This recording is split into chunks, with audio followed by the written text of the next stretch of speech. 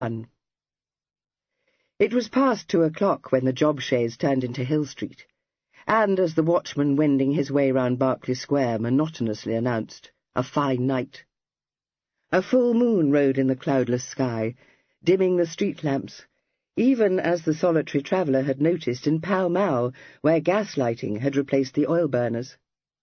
Linkmen, carriages, and lights streaming from an open door on the east side of Berkeley Square indicated that not all the members of the ton had left London.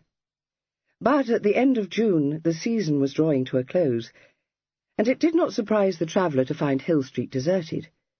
It would not have surprised him if the knocker had been removed from the door of a certain house on the north side of the street. But when the chaise drew up, a swift scrutiny reassured him. The Earl of Denville's town residence had not yet been abandoned for the summer months.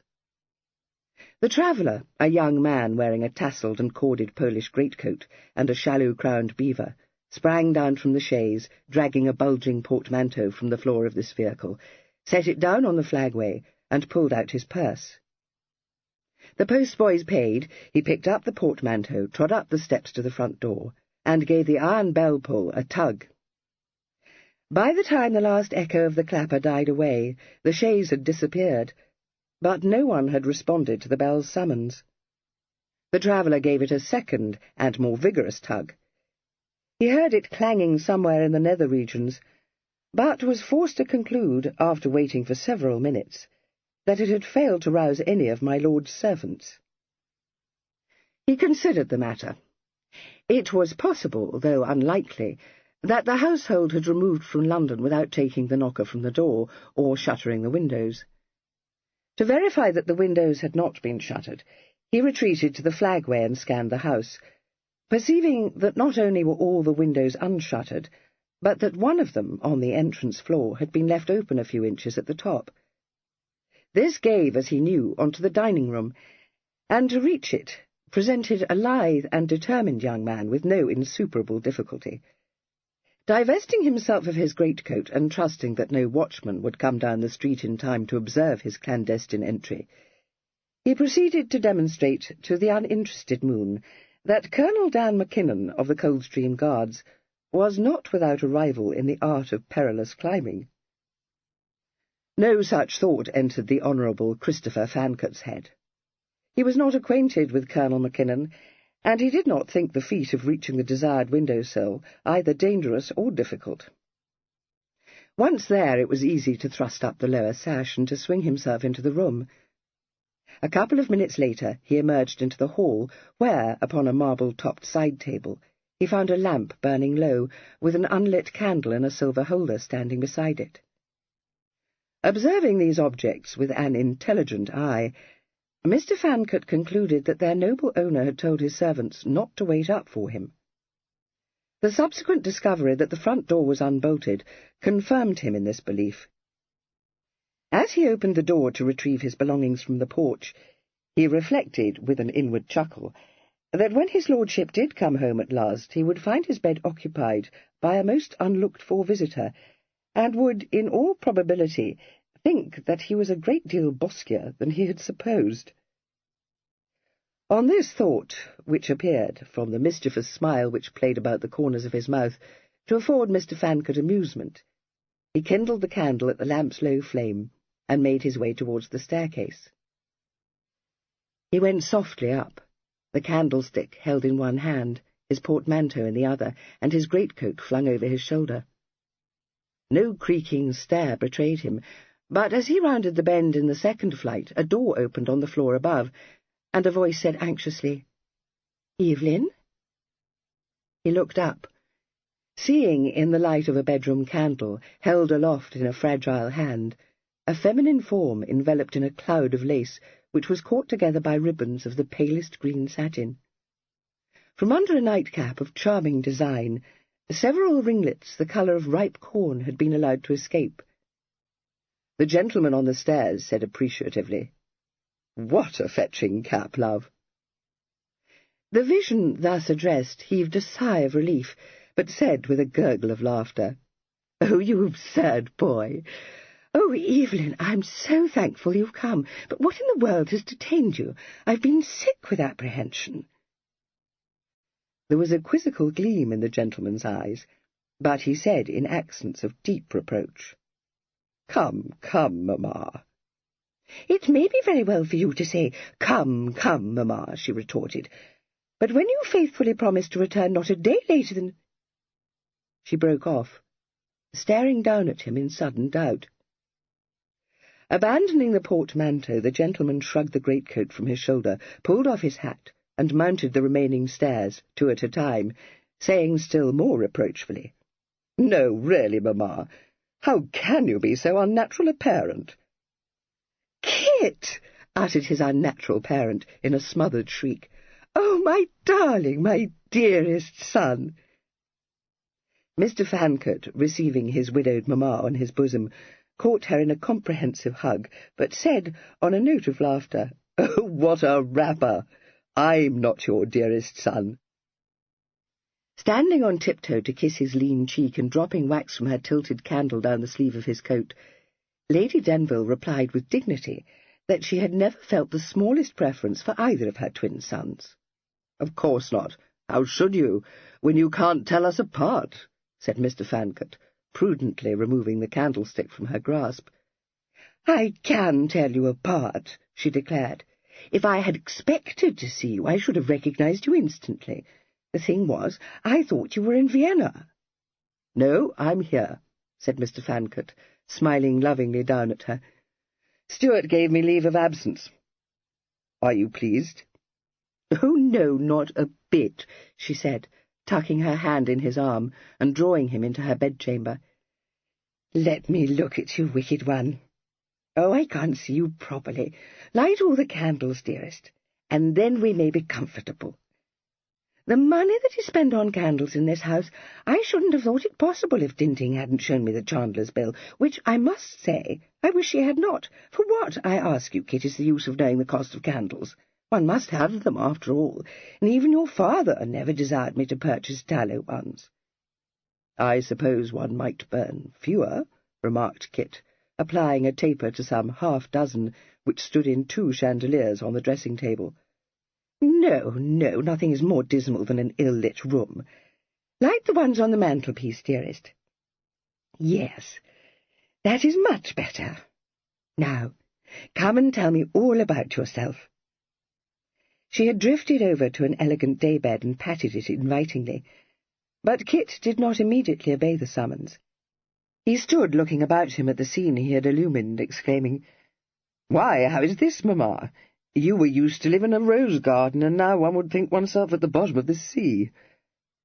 As this was the impression she had hoped to create when at stupendous cost she had had the room redecorated in varying shades of green, she was pleased, and said approvingly, "Exactly so. I can't think how I endured those commonplace roses for so long, particularly when poor Mr. Brummel told me years ago that I was one of the few females whom green becomes better than any other colour." "It does," he agreed. His eyes alighted on the bed and crinkled at the corners as he saw that the billowing curtains were of gauze. "Very dashing. Improper, too." An enchanting ripple of laughter broke from her. "Fudge! Do you think the room pretty?" He came to sit beside her, raising her hand to his lips and planting a kiss in its palm. "Yes, like yourself. Pretty and absurd." "And like you," she retorted. He dropped her hand, not unnaturally revolted. "Good God! No, mamma." "Well, absurd at all events," she amended, thinking, however, that it would have been impossible to have found 2 more handsome men than her twin sons. The polite world to which they belonged would have said, more temperately, that the Fancot twins were a good-looking pair, but by no means as handsome as had been their father. Neither had inherited the classical regularity of his features. They favoured their mother, and although she was an accredited beauty, dispassionate persons were agreed that her loveliness lay not so much in any perfection of countenance as in her vivacious charm. This, asserted her more elderly admirers, was comparable to the charm of the 5th Duke of Devonshire's first wife. There were other points of resemblance between her and the Duchess. She adored her children, and she was recklessly extravagant. As for Kit Fancot, At 24, he was a well-built young man, slightly above the average height, with good shoulders and an excellent leg for the prevailing fashion of skin-tight pantaloons. He was darker than his mother, his glossy locks showing more chestnut than gold, and there was a firmness about his mouth which hers lacked. But his eyes were very like hers, lively, their colour between blue and grey, and laughter rarely from them. He had her endearing smile as well, and this, with his easy, unaffected manners, made him a general favourite. He was as like his brother as fourpence to a groat, only those most intimately acquainted with them being able to tell them apart. What difference there was did not lie perceptibly in feature or in stature, unless they were stood side by side, when it could be seen that Kit was a shade taller than Evelyn, and that Evelyn's hair showed a trifle more burnished gold than Kit's. Only the very discerning could detect the real difference between them, for it was subtle, and one of expression. Kit's eyes were the kinder, Evelyn's the more brilliant. Each was more ready to laugh than to frown, but Kit could look grave for no reason that Evelyn could discover, and Evelyn could plummet from gaiety to despair in a manner foreign to one of Kit's more even temper. As children they had squabbled amicably, and turned as one to annihilate any intruder into their factions. During boyhood it had been Evelyn who inaugurated their more outrageous exploits, and Kit who extricated them from the consequences. When they grew to manhood, circumstances separated them for long stretches of time, but neither physical separation nor mental divergence weakened the link between them. They were not in the least unhappy when apart, for each had his own interests, but when they met after many months, it was as though they had been parted for no more than a week. Since they had come down from Oxford, they had seen little of one another. It was the custom of their house for a younger son to embrace a political career, and Kit entered the diplomatic service under the patronage of his uncle, Henry Fancot, who had just been rewarded for his labours in the ambassadorial field with a barony.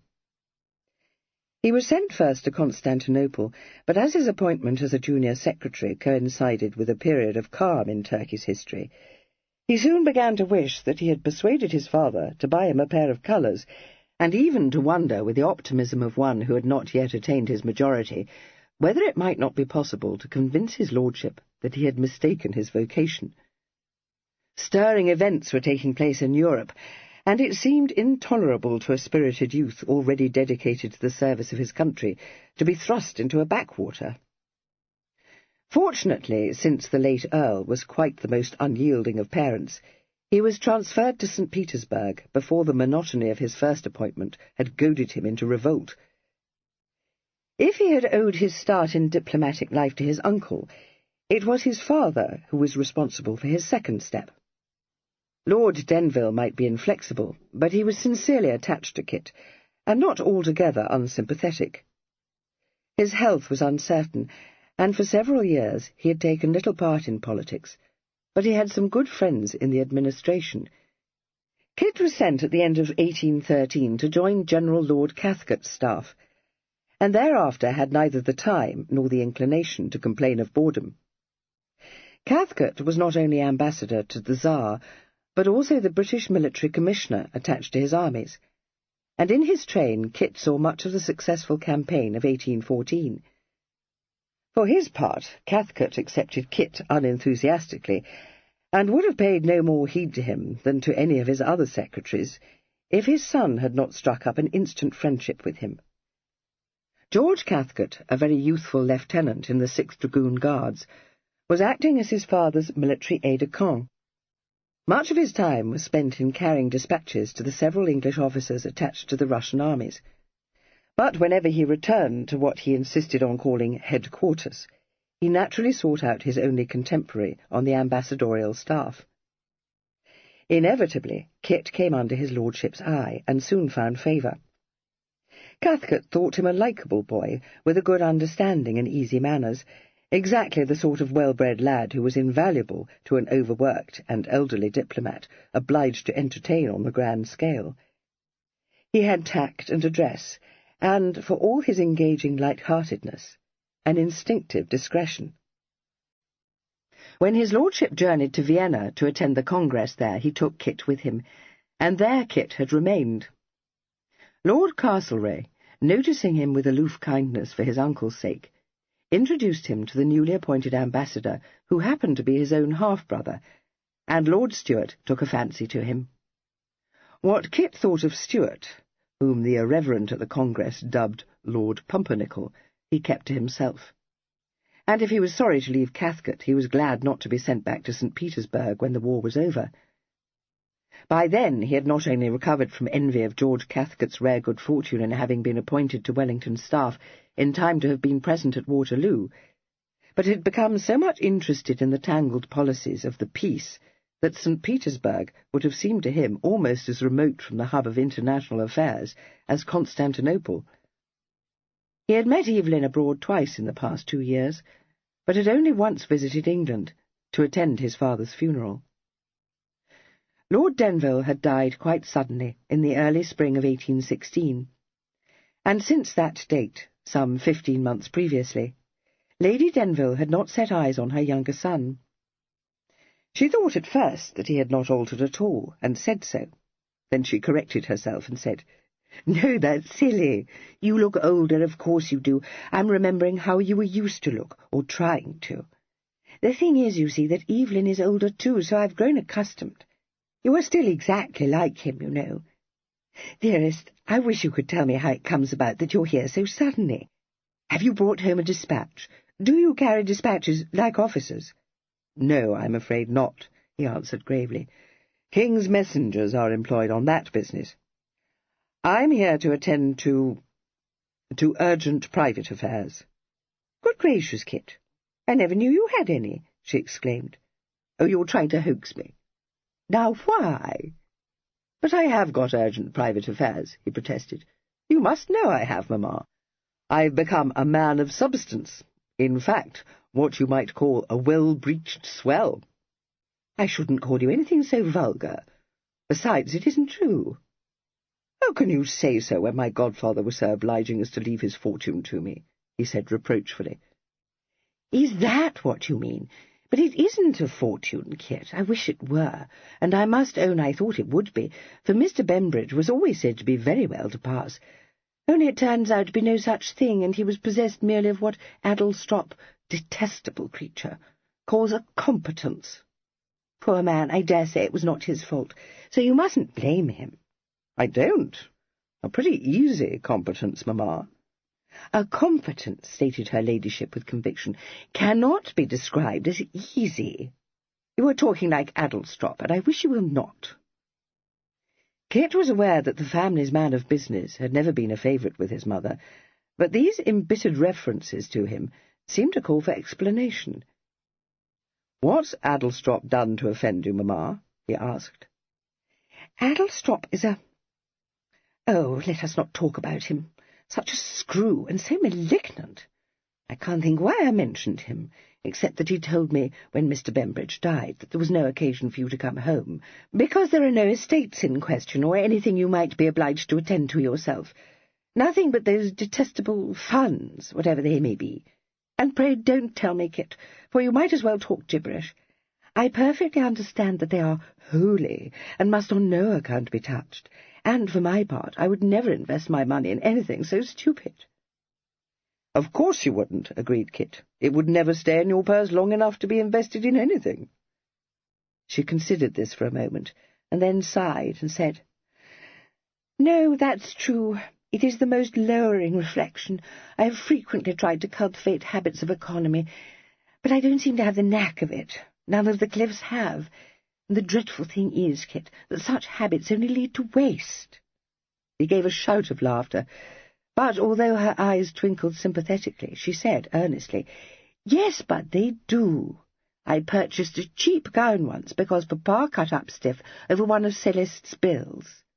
But it was so horrid that I was obliged to give it to Rimpton, without once wearing it, and when I gave orders for an economical dinner, Papa got up from the table and went straight off to the Clarendon, which is quite the most expensive hotel in London. Yes, you may laugh, but you have no experience of such matters. I assure you, the instant you begin to practice economy, you will find yourself spending far more than ever you did before you embarked on such a ruinous course. No, shall I? Perhaps I'd better sell out the funds immediately and start wasting the ready. Nonsense. I know very well you haven't come home to do that. So what has brought you home, dearest? I'm persuaded it wasn't to look after these prodigious affairs of yours, so don't try to bamboozle me. Well, not entirely, he admitted. He hesitated, colouring a little, and then said, meeting her look of inquiry, "To own the truth, I took a notion into my head, stupid, I dare say, but I couldn't be rid of it, that Evelyn is in some sort of trouble, or just botheration, perhaps, and might need me. So I made my prodigious affairs serve as a reason for wanting leave of absence. Now tell me I'm an air-dreamer. I wish you may." She said instead in a marvelling tone, "Do you still get these feelings, both of you? As though one's own troubles were not enough to bear." "I see. I am not an air-dreamer. What's amiss, mamma?" "Oh, nothing, Kit. That is to say, well, nothing you can cure, and nothing at all if Evelyn returns tomorrow." "Returns? Where is he?" "I don't know," disclosed her ladyship. "No one knows." He looked startled and at the same time incredulous. Then he remembered that when she had first seen him and had mistaken him for Evelyn, she had sounded disproportionately relieved. She was not an anxious parent. Even when he and Evelyn were children, their truancies had never ruffled her serenity, and when they grew up and failed to return to the parental home at night, she had always been more likely to suppose that she had forgotten they had told her not to look for them for a day or two than to wonder what accident could have befallen them. He said in a rallying tone, "Gone off on the sly, has he? Why should that cast you into high fidgets, mamma? You know what Evelyn is." "Yes, I dare say I shouldn't even have noticed that he wasn't here at any other moment, but he assured me when he left London that he would return within a se'nnight, and he has been away now for 10 days. So, you don't understand, Kit. Everything hangs upon his return. He is to dine in Mount Street tomorrow, to be presented to old Lady Staveley, and she has come up from Berkshire particularly to make his acquaintance. Only think how dreadful if he were to fail. We shall be at a fiddlestick's end, for she is odiously starched up, you know, and I collect from something Staveley said to me that already she doesn't like it above half." "Doesn't like what above half?" interrupted Kit, quite bewildered. "Who is she, and why the deuce does she want to make Evelyn's acquaintance?" "Oh, dear, hasn't Evelyn told you?" "No, I dare say there's been no time for a letter to reach you. The thing is that he has offered for Miss Staveley, and although Staveley was very well pleased, and Cressy herself not in the least unwilling, all depends upon old Lady Staveley. You must know that Staveley stands in the most absurd awe of her, and would turn short about if she only frowned upon the match. He is afraid for his life that she may leave her fortune to his brother if he offends her. I must say, Kit, it almost makes me thankful I have no fortune. How could I bear it if my beloved sons were thrown into quakes by the very thought of me?" He smiled a little at that. "I don't think we should be. But this engagement, how comes it about that Evelyn never so much as hinted at it? I can't recall that he mentioned Miss Staveley in any of his letters. You didn't either, mamma. It must have been very sudden, surely. I'll swear Evelyn wasn't thinking of marriage when last I heard from him, and that's no more than a month ago. Is Miss Staveley very beautiful? Did he fall in love with her at first sight?" No, I mean he has been acquainted with her for, a long time, 3 years at least." "And has only now popped the question? That's not like him. I never knew him to tumble into love, but what he did so after no more than one look. You don't mean to tell me that he's been trying for 3 years to fix his interest with the girl? It won't fadge, my dear. I know him too well." "No, of course not. You don't understand, Kit. This is not one of his flirtations." She saw laughter spring into his eyes, tried to keep a solemn look in her own, and failed lamentably. They danced with wicked mirth, but she said, with a fair assumption of severity, "Or anything of that nature. He has outgrown such follies." "Has he, indeed?" said Mr. Fancot politely. "Yes. Well, at all events, he means to reform his way of life, and now that he is head of the family, there is the succession to be considered, you know." "So there is," said Mr. Fancot, much struck. "What a gudgeon I am! Why, if any fatal accident were to befall him, I should succeed to his room. He would naturally exert himself to the utmost to cut me out. I wonder why that should never before have occurred to me." "Oh, Kit, must you be so odious? You know very well—" "Just so, mamma," he said, as she faltered and stopped. "How would it be if you told me the truth?" Chapter 2. There was a short silence. She met his look and heaved a despairing sigh. "It is your Uncle Henry's fault," she disclosed, "and your father's." She paused and then said sorrowfully, "And mine. Try as I will, I cannot deny that, Kit. To be sure, I thought that when your papa died, I should be able to discharge some of my debts and be perfectly comfortable, but that was before I understood about jointures. Dearest, did you know that they are nothing but a take-in? No, how should you? But so it is. And what is more," she added impressively, "one's creditors do know it, which makes one wonder why they should take it into their heads to dun me now that I am a widow, in a much more disagreeable way than ever they did when papa was alive. It seems quite idiotish to me, besides being so unfeeling." He had spent few of his adult years at home, but this disclosure came as no surprise to him. For as long as he could remember, poor mamma's financial difficulties had been the cause of discomfort in his home. There had been painful interludes which had left Lady Denville in great distress. These had led to coldness and estrangement, and to a desperate policy of concealment. The Earl had been a man of upright principles, but he was not a warm-hearted man, and his mind was neither lively nor elastic. He was 15 years older than his wife, and he belonged as much by temperament as by age to a generation of rigid etiquette. He had only once allowed his feelings to overcome his judgment, when he had succumbed to the charm of the lovely Lady Amabel Cliff, lately enlarged from the schoolroom to become the rage of the ton, and had offered for her hand in marriage. Her father, the Earl of Baverstock, was the possessor of impoverished estates and a numerous progeny, and he had accepted the offer thankfully. But the very qualities which had fascinated Denville in the girl offended him in the wife, and he set himself to the task of eradicating them. His efforts were unsuccessful, and resulted merely in imbuing her with a dread of incurring his displeasure. She remained the same loving, irresponsible creature with whom he had become infatuated, but she lavished her love on her twin sons, and did her best to conceal from her husband the results of her imprudence. The twins adored her. Unable to detect beneath their father's unbending formality his real, if temperate, affection, they became at an early age their mamma's champions. She played with them, laughed with them, sorrowed with them, forgave them their sins, and sympathized with them in their dilemmas. They could perceive no fault in her, and directed their energies as they grew up to the task of protecting her from the censure of their formidable father. Mr. Fancot, therefore, was neither surprised nor shocked to discover that his mother was encumbered by debt. He merely said, "Scorched, love. Just how does the land lie?"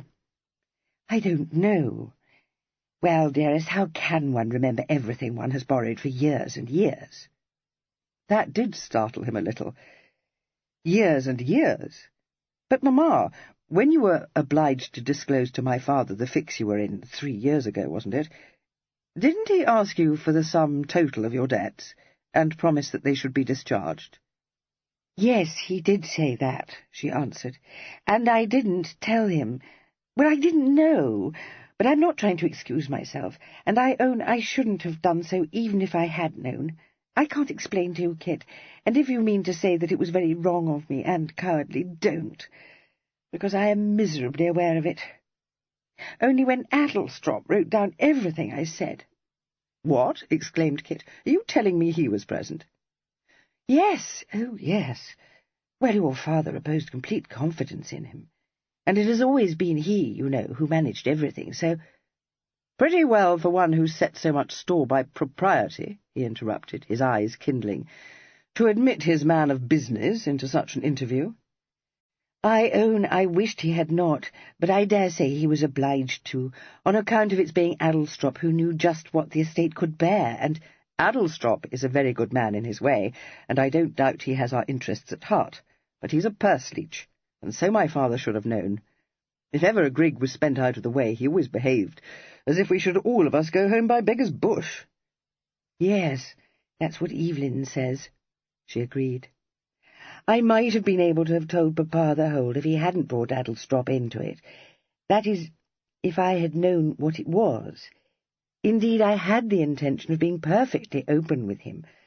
But whatever my faults, I am not a moorworm, Kit, so I shan't attempt to deceive you. I don't think I could have been open with Papa. Well, you know how it was, whenever he was displeased with one, don't you? But if I had known that my wretched affairs would fall upon Evelyn, I must have plucked up my courage to the sticking point and disclosed the whole to him." "If you had known what the whole was," he interpolated irrepressibly. "Yes, or if I could have brought myself to place my affairs in Addlestrop's hands." "Good God, no. It should have been a matter between you and my father. But there's no occasion for you to be blue-devilled because your affairs have fallen on Evelyn. He must always have been concerned in them, you know, and it makes no difference to him whether my father discharged your debts or left it to him to do so." "But you are quite wrong," she objected. "It makes a great deal of difference. Evelyn cannot discharge them." "Stuff," he said. "He has no more notion of economy than you have, but don't try to tell me that he has contrived in little more than a year to dissipate his inheritance. That's coming it too strong." "Certainly not. It isn't in his power to do so. Not that I mean to say he would wish to, for however volatile your father believed him to be, he has no such intention. And I must say, Kit, I consider it was most unjust of Papa to have left everything in that uncomfortable way, telling your Uncle Henry that he had done so because Evelyn was as volatile as I am. For he never knew about the two worst scrapes Evelyn was in, because you brought him off from his entanglement with that dreadful harpy who got her claws into him when you both came down from Oxford. And how you did it, Kit, I have long wanted to know. And it was I who paid his gaming debts when he was drawn into some Pall Mall hell, when he was by far too green to know what he was doing. I sold my diamond necklace, and your Papa knew nothing whatsoever about it. So why he should have told your uncle that—" "You did what?" Kit interrupted, shaken for the first time during this session with his adored parent. She smiled brilliantly upon him. "I had it copied, of course. I'm not such a goose that I didn't think of that. It looks just as well. And what should I care for diamonds when one of my sons was on the rocks?" "But it was an heirloom." "I have no opinion of heirlooms," said her ladyship flatly. "If you mean to say that it belonged to Evelyn, I know it did. But pray, what use was it to him, when what he needed, quite desperately, poor love, was the money to pay his gaming debts? I told him about it afterwards, and I assure you he made not the least objection." "I dare say. And what of his son?" demanded Kit. "Dearest, you are too absurd. How should he raise an objection when he won't know anything about it?" Have you disposed of any more heirlooms?" he asked, regarding her with awe and some reluctant amusement. "No, I don't think so. But you know what a wretched memory I have. In any event, it doesn't signify, because what's done is done, and I have more important things to think of than a lot of hideous family jewels. Dearest, do pray stop being frivolous." "I didn't mean to be frivolous," he said meekly. "Well, don't ask me stupid questions about heirlooms, or talk nonsense about its being as easy for Evelyn to pay my debts as it would have been for your Papa. You must have read that hateful will." Poor Evelyn has no more command over Papa's fortune than you have. Everything was left to your uncle's discretion." He frowned a little. "I remember that my father created some kind of trust, but not that it extended to the income from the estate. My uncle has neither the power to withhold that, nor to question Evelyn's expenditure. As I recall, Evelyn was prohibited from disposing of any part of his principal, except with my uncle's consent, until he reaches the age of 30, unless at some time before that date my uncle should judge him to have outgrown his volatility. Don't eat me, Mamma. When the trust might be brought to an end, and Evelyn put in the undisputed possession of his inheritance. I know I thought my father need not have fixed on 30 as the proper age. 25 would have been a great deal more reasonable, and in no way remarkable. Evelyn was vexed, of course. Who wouldn't have been? But it made very little difference to him after all. You've said yourself that he has no intention of wasting his principal. You know, Mamma, the income is pretty considerable. What's more, my uncle told him at the time that he was prepared to consent to the sale of certain stocks to defray whatever large debts Evelyn had incurred, particularly any post-obit bonds, since he thought it not right that the income should perhaps be reduced to a monkey's allowance until they had all been paid. Yes, she agreed. He did say that, and it quite astonished me, for in general he's as close as wax, Kit. No, merely he doesn't live up to the door, and certainly not beyond it. But the thing is, Mamma, that he didn't wish Evelyn to succeed my father under a load of debt, and if you had but told him of the fix you were in, I'm persuaded he would have settled your debts along with the rest.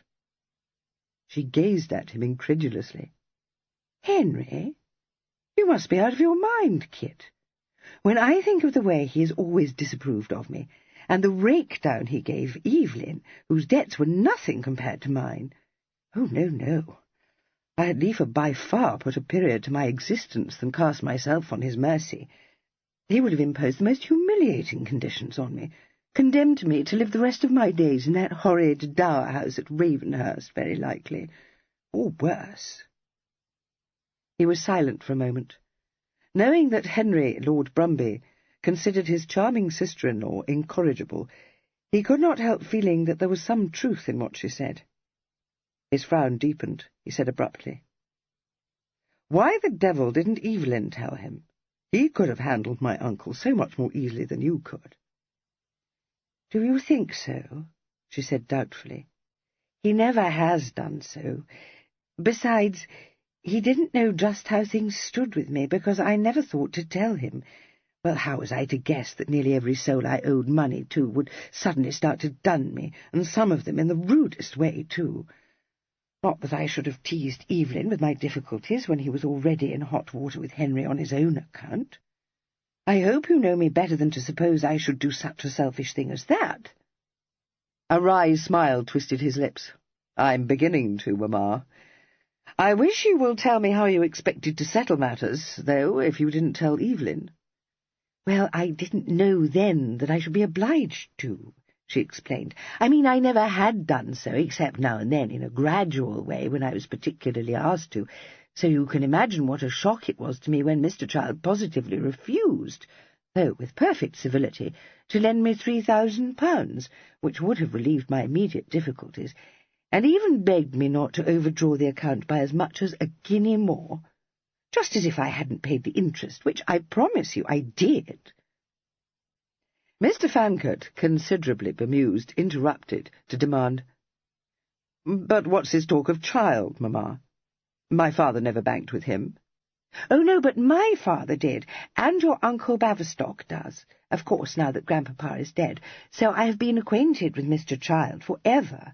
A most superior man, Kit, who has always been so very kind to me, and that is how I come to have an account with him." Mr. Fancot, his hair lifting gently on his scalp, ventured to inquire more particularly into the nature of his mamma's account with Child's bank. As far as he could ascertain from her explanation, it had its sole origin in a substantial loan made to her by the clearly besotted Mr. Child. Something in his expression, as he listened in gathering dismay, caused her to break off, laying a hand on his arm and saying imploringly, "Surely you must know how it is when one finds oneself— what does Evelyn call it? Oh, in the basket. I collect that has something to do with cockfighting, so disgusting and vulgar. Kit, haven't you got debts?" He shook his head, a rueful gleam in his eyes. "No, I'm afraid I haven't." "None?" she exclaimed. "Well, none that I can't discharge. I may owe a trifle here and there, but—" "Oh, don't look at me like that. I promise you I'm not a changeling, love." "How can you be so absurd? Only it does seem so extraordinary. But I expect you haven't had the opportunity to run into debt, living abroad as you do," she said excusingly. He gave a gasp, managed to utter, "Just so, mamma," and went into a fit of uncontrollable laughter, dropping his head in his hands and clutching his chestnut locks. She was not in the least offended, but chuckled responsively and said, "Now you sound like yourself again. Do you know, for a moment, only for a moment, you looked like your father. You can't conceive the feel it gave me." He lifted his head, wiping his streaming eyes. "Oh, no, did I? Was it very bad? I'll try not to do so again. But tell me, when child would give you no credit, didn't you then tell Evelyn?" "No, though I did think I might be obliged to, till it darted into my mind in the middle of the night to apply to Edgbaston for a loan. Isn't it odd, dearest, how often the answer to a problem will flash upon one in the night?" "Apply to Lord Edgbaston?" he ejaculated. "Yes, and he agreed to lend me £5,000, at interest, of course. And so then I was in funds again. Oh, Kit, don't frown like that. Are you thinking that I should rather have applied to Bonamy Ripple? I couldn't, you see, because he had gone off to Paris, and the matter was a little urgent." For as long as Kit could remember, this elderly and extremely wealthy dandy had run tame about his home, regarded by himself and Evelyn as a fit subject for ridicule, and by their father with indifference. He had been one of Lady Denville's many suitors, and when she had married Lord Denville, he had become her most faithful cicisbeo. He was generally supposed to have remained a bachelor for her sake. But since his figure resembled nothing so much as an overripe pear, and his countenance was distinguished only by an expression of vacuous amiability and the snuff-stains on his fat cheeks, not even the more determined brewers of scandal broth could detect anything in his devotion but food for mockery. The twins, inured to his frequent appearances in Hill Street, accepted him with much the same contemptuous tolerance as they would have felt for an overfed lapdog which their mamma chose to encourage. But although Kit would have hooted with ribald laughter at the suggestion that any impropriety attached to Sir Bonamy's fidelity, he was far from thinking it desirable that his mother should apply to him for help in her financial difficulties, and he said so. "Good gracious, Kit! As though I hadn't often done so," she exclaimed. "It is by far the most comfortable arrangement, because he is so rich that he doesn't care how many of my bonds he holds, and never does he demand the interest on the loans he makes me. As for dunning me to repay him, I'm persuaded such a notion never entered his head. He may be absurd and growing fatter every day, but I've been used to depend on him for years in all manner of ways. It was he who sold my jewels for me, and had them copied, for instance. Besides—" She stopped abruptly. "Oh, I wish I had never mentioned him. It has brought it all back to me. That was what made Evelyn go away." "Ripple?" he asked, wholly at sea. "No, Lord Silverdale," she replied. "For the Lord's sake, mamma," he expostulated, "what are you talking about? What the deuce has Silverdale to say to anything?" "He has a brooch of mine," she said, sunk suddenly into gloom. "I staked it, when he wouldn't accept my vows and continued playing. Something told me the luck was about to turn, and so it might have, if Silverdale would but have played on. Not that I cared for losing the brooch, for I never liked it above half, and I can't conceive why I should have purchased it. I expect it must have taken my fancy, but I don't recall why." "Has Evelyn gone off to redeem it?" he interrupted. "Where is Silverdale?" At Brighton, Evelyn said there was no time to be lost in buying the brooch back, so off he posted. At least he drove himself in his phaeton with his new team of greys, and he said that he meant to go first to Ravenhurst, which indeed he did. "Just a moment, Mamma," Kit intervened, a frown returning to his brow. "Why did Evelyn feel it necessary to go to Brighton? Of course he was obliged to redeem your brooch. Silverdale must have expected him to do so. But I should have supposed that a letter to Silverdale with a draft on his bank for whatever sum the brooch represented would have answered the purpose." Lady Denville raised large, stricken eyes to his face. "Yes, but you don't perfectly understand how it was, dearest. I can't think how I came to be so addle-brained, but when I staked it, I had quite forgotten that it was one of the pieces I had had copied. For my part, I consider Silverdale was very well served for having been so quizzy and disobliging about accepting my vows. But Evelyn said that it was of the first importance to recover the wretched thing before Silverdale discovered that it was only a copy." Mr. Fancot drew an audible breath. "I should rather think he might say so." "But, Kit," said her ladyship earnestly, "that is much more improvident than anything I should dream of doing. I set its value at £500, which was the value of the real brooch, but the copy isn't worth a tithe of that. It seems to be quite wickedly extravagant of Evelyn to be squandering such a sum on mere trumpery."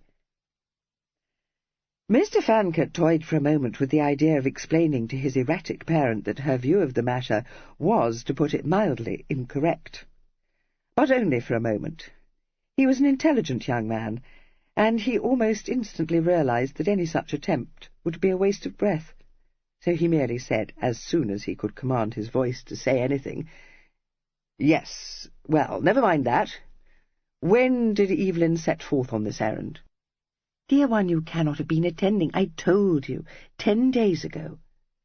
"Well, it wouldn't have taken him 10 days to accomplish it if Silverdale was in Brighton, so it seems that he can't have been there. Evelyn must have discovered where he was gone to and decided to follow him." She brightened. "Oh, do you think that is what happened? I have been a prey to the most hideous forebodings, but if Silverdale has gone to that place of his in Yorkshire, it is very understandable that Evelyn shouldn't have returned yet." She paused, considering the matter, and then shook her head. "No, Evelyn didn't go to Yorkshire. He spent one night at Ravenhurst, just as he told me he would, and then he drove to Brighton. That I do know, for his groom accompanied him. But whether he found Silverdale there or not I cannot tell, because naturally Challow doesn't know. But he returned to Ravenhurst the same day and stayed the night there. I thought he would do that. In fact, I thought he must have stayed for several days, for he told me that he had matters to attend to at home, and might be absent from London for perhaps as much as a se'nnight. But he left Ravenhurst the very next morning, and under the most peculiar circumstances." "In what way peculiar, Mamma?" "He took only his night-bag with him, and he sent Challow back to London with the rest of his gear, saying that he had no need of him." "Oh," said Kit. His tone was thoughtful, but not astonished. "Did he tell Challow where he was going?" "No, and that is another circumstance which makes me very uneasy." "It need not," he said, amusement flickering in his eyes. "Did he send his valet back to London too? I take it that Fimber is still with him." "Yes, and that is another thing that cuts up my peace. He wouldn't take Fimber to Sussex. He said there was no room for him in the phaeton, which is true, of course, though it set up all Fimber's bristles. I must own that I wished he might have found room for him, because I know Fimber will never let him come to harm. Challow is very good too, but not as firm. It is the greatest comfort to know that they are both with Evelyn when he goes off on one of his starts." "I'm sure it is, Mamma," he said gravely. "But that's just it," she pointed out. "Neither is with him. Kit, it's no laughing matter. I'm persuaded that some accident has befallen him, or that he's in some dreadful scrape. How can you laugh?" "I couldn't, if I thought it was true. Now, come out of the dismals, Mamma. I never knew you to be such a goose. What do you imagine could have happened to Evelyn?" You don't think that he did see Silverdale and quarrelled with him, and went off alone that day to meet him?" Taking his night-bag with him in place of a second? Good God, no. You have put yourself in the hips, love. If I know Evelyn, he's gone off on a private affair which he didn't want you to know anything about. You would if he had taken Fimber or Challow with him, and he's well aware of that. They may be a comfort to you, my dear, but they're often a cursed embarrassment to him. As for accidents, fudge, you'd have been apprised of anything of that nature, depend upon it. He didn't set out to visit Silverdale without his card-case. No, very true, she agreed. I never thought of that. Her spirits revived momentarily, only to sink again. Her beautiful eyes clouded. She said, "But at such a moment, Kit, when so much hinges upon his presenting himself in Mount Street tomorrow. Oh, no, he could not have gone off on one of his adventures." "Couldn't he?" said Kit. "I wonder. I wish you will tell me a little more about this engagement of his, mamma." "You've said that there has been no time for him to tell me about it himself, but that's doing it very much too brown, my dear. There might have been no time for a letter to have reached me, telling me that he had come to the point of offering for this girl, but he never mentioned her name to me in the last letter I had from him, far less the possibility that he would shortly be married, and that, you know, is so unlike him that if anyone but you had broken this news to me, I should have thought it a Banbury story. Now, I know of only one reason which would make Evelyn withhold his confidence from me." He paused, his eyelids puckering, as though he were trying to bring some remote object into focus. "If he were in some fix, from which I couldn't help him to escape, if he were forced into doing something repugnant to him—" "Oh, no, no, no!" cried Lady Denville distressfully. "It is not repugnant to him, and he was not forced into it. He discussed it with me in the most reasonable manner, saying that, while he was resolved on matrimony, he believed it would suit him best to enter upon a contract in the old-fashioned way, without violence of feeling on either side. And I must say, Kit, that I think he is very right, for the females he falls in love with are never eligible, in fact, excessively ineligible. Moreover, he is so very prone to fall in love, poor boy, that it is of the first importance to arrange a match for him with a sensible, well-bred girl who won't break her heart or come to points with him every time she discovers that he has a cher amie." "Of the first importance!" he exclaimed. "For Evelyn, of all men. I collect that if she is sufficiently indifferent and well-bred, nothing else is of consequence. She may be bran-faced or swivel-eyed or—" "On the contrary, it goes without saying that there must be nothing in her appearance to give Evelyn a disgust of her, and also that each of them should be ready to like the other." He sprang up, ejaculating, "Oh, good God!" He glanced down at her, his eyes very bright, but not with laughter. "You made such a marriage, mamma. Is that what you wish Evelyn to do? Is it?" She did not answer for a moment, and when she did speak, it was with a little constriction. "I didn't make such a marriage, Kit. Your father fell in love with me. The Fancot said he was besotted, but nothing would turn him from his determination to marry me. And I was just 17, and he was so handsome, so exactly like the hero schoolgirls dream of. But the Fancots were right. We were very ill-suited." He said in an altered tone, "I didn't know. I beg your pardon, mamma. I shouldn't have spoken to you so. But you haven't told me the truth. All this talk of Evelyn's being resolved on matrimony, as though he were 34 rather than 24. Flummery." "I have told you the truth," she declared indignantly. She read disbelief in his face and amended this statement. "Well, some of it, anyway." He could not help smiling at this. "Tell me all the truth. A little while ago you said it was my uncle's fault, also your fault. But in what conceivable way could either of you make it necessary for Evelyn to contract a marriage of convenience? Evelyn doesn't depend on my uncle for his livelihood, nor is he answerable to him for anything he may choose to do. The only power my uncle has is to refuse to permit him to spend any part of his principal, if he should wish to do so." "But that is just what he does wish to do," she replied. At least I can't suppose that he wishes to do it precisely, except that it would be a great relief to him to be rid of all the worry and bother of my debts. Your debts? But is Miss Staveley an heiress? And is Evelyn crazy enough to imagine that he will be able to dispose of her fortune as he pleases? It isn't possible. No, and he wouldn't dream of doing such a thing, if it were. He means to settle my debts out of his own fortune. He says, and you did too, Kit, that Papa should have done so, and that is just the same as if he had. And also he says that he is determined your uncle shall know nothing about it. So he went to see him, to try if he couldn't prevail upon him to end the trust, putting it on the score of his age and how much he dislikes being treated as though he were a schoolboy. Which is true, Kit. Yes, I know it is. What had my uncle to say to that? Well, he didn't say very much to Evelyn, only that he would be glad to be rid of the trust, and would willingly end it the instant Evelyn had finished sowing his wild oats. But afterwards he came to see me, and although he was very stiff, I do him the justice to acknowledge that he discussed the matter with far less of that reserve of his, which I find so daunting. He spoke very kindly of Evelyn, saying that he had many excellent qualities, and that in spite of being far too heedless and rackety, he doesn't commit horrid excesses, or frequent low company, which, Henry says, has become the fashion amongst a certain set of young men.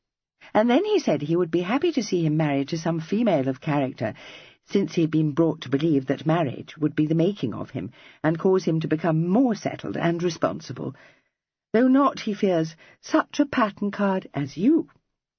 Much obliged to him. What can have possessed him to say anything so foolhardy? Did you give him snuff? She laughed. No, I was more inclined to embrace him for holding you in esteem. Besides, I know it to be true. Oh, I don't mean that you are a pattern card of virtue. So you needn't look so dog-sick, suggested her ungrateful offspring. Oh, dear creature, all I meant to say, and your uncle too, was that you are more dependable than Evelyn. You always were. I wish you will stop funning. This is a serious matter. She looked up at him, smiling ruefully. I know I'm light-minded, Kit, but not when it is a question of my son's welfare, I promise you. I would make any sacrifice. Indeed, I have been wondering whether I ought not to change this room again and make it all blue or pink or straw-coloured, no matter how commonplace it would be. They say that green is an unlucky colour, you know, and there's no denying that my luck has been quite out for months, which is not the least helpful to poor Evelyn. I thought that if only I could win a fortune, all his troubles would be over. Well, they would have been, but the luck hardly ever runs my way. Yes, and that puts me in mind of something that has been a puzzle. One is forever hearing of persons who have lost their fortunes at gaming, but one never hears of anyone who has won a fortune. It seems very odd to me. Where do all the lost fortunes go to? Never into your pocket, love, that's all I know. So don't, I implore you, change this room. I dare say that would cost a fortune. Yes, but I shouldn't grudge a penny of it, she said earnestly. She added with a touch of asperity, and I am quite at a loss to understand why you should go into whoops. Never mind, Mamma, he said unsteadily. Only don't make sacrifices for Evelyn. I'm persuaded he won't appreciate them as he ought. I don't care for that. But it's of no consequence. I wasn't thinking of fortunes and debts when I told you it was a serious matter. Indeed, I can't imagine how we came to be talking of such trivial things. Kit, I would not say so to your uncle, but from you I need conceal nothing. You think it is mercenary of me to arrange an eligible marriage for Evelyn, but it isn't. It can't be mercenary to wish him to be comfortable, which he will be, because Henry says the trust shall be wound up as soon as he is safely married. He disclosed to me that he had never thought it right of Denville to create it, but considered himself bound in honour to abide by his expressed wish. Well, it would be nonsensical to deny that it is of the greatest importance for Evelyn to be free to do as he chooses with his inheritance. But that wouldn't have weighed with me if I hadn't felt the force of Henry's words. Indeed, I wasn't even thinking about it. She hesitated, a crease between her arched brows. No one understands Evelyn as well as you, Kit. But you have been abroad for so long that I fancy you don't know. are not quite aware. Oh dear, it is so very difficult to explain it to you." All trace of laughter had vanished from his eyes. They became suddenly intent, searching her face. He sat down again beside her and took one of her hands in a reassuring clasp. "I know. I find myself unable to explain to you the feeling I've had, for a long time now, that something is amiss. But what it may be I've never discovered, which has made me think it could be nothing of a serious nature." "Oh, no," she said quickly, "but he's so restless, Kit, and so wild. No, that's not the word. He calls it being always ripe for a spree.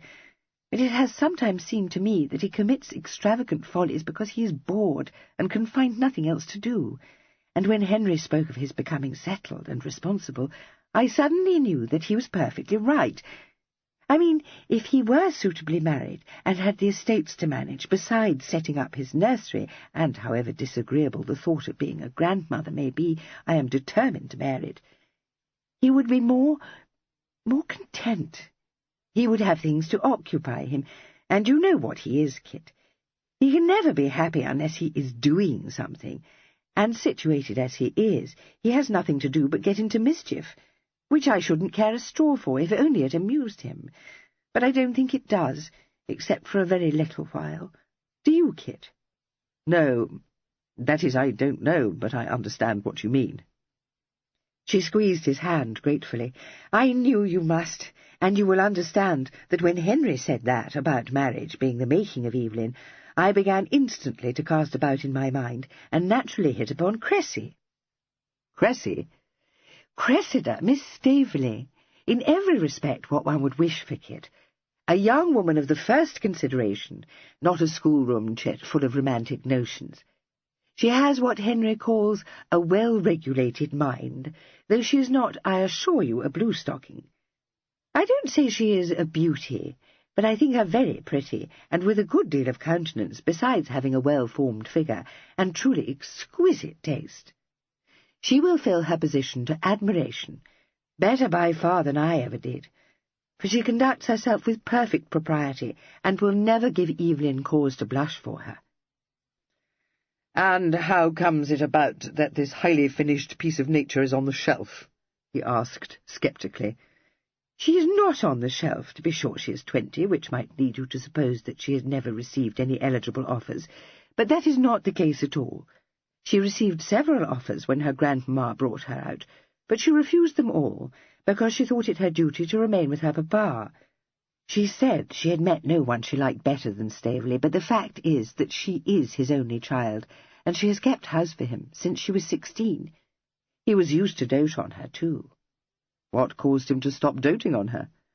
"Oh, I dare say he still does, but he would be afraid for his life to betray it. What must he do when one would have supposed him to be past the age of such folly, but form an attachment for a female not very much older than Cressy, and marry her? Well, I never had a very high idea of his understanding. He formed a passion for me, you know, when I was first out, and behaved like a perfect moonling. But I thought he had grown to be quite rational. But to have allowed himself to be caught by Albinia Gillyfoot, he must be about in his head. She keeps him dancing attendance on her, which will very soon make him regret his imprudence. And she's as jealous as a cat, particularly of poor Cressy." "Oh, so that's why poor Cressy is willing to accept Evelyn, is it?" "Of course it is. Really, nothing could have been more providential." "I hope she thinks so." "No, but I do, and so does your uncle. When I mentioned Cressy to him, he almost approved of me." Her eyes danced. "He said he had never looked for so much good sense in me. Unexceptionable, he called her, and one with strength of character." "And what does Evelyn call her?" inquired Kit, in a voice of polite interest. "Evelyn told me that he believed she might be the very thing he had in mind. You mustn't think I urged him in any way, Kit. Indeed, I begged him not to make her an offer if he felt he could not like her, but he assured me that he does like her. He is not very well acquainted with her, for although she has frequently visited me, and I have chaperoned her to balls now and then, because I am her godmother, her mamma having been a particular friend of mine, he has never paid her any extraordinary attention. Not his style, eh? If you mean she is not in the style of the girls he tumbles in and out of love with, no, and a very good thing too. He believes they may deal very comfortably together, and so do I.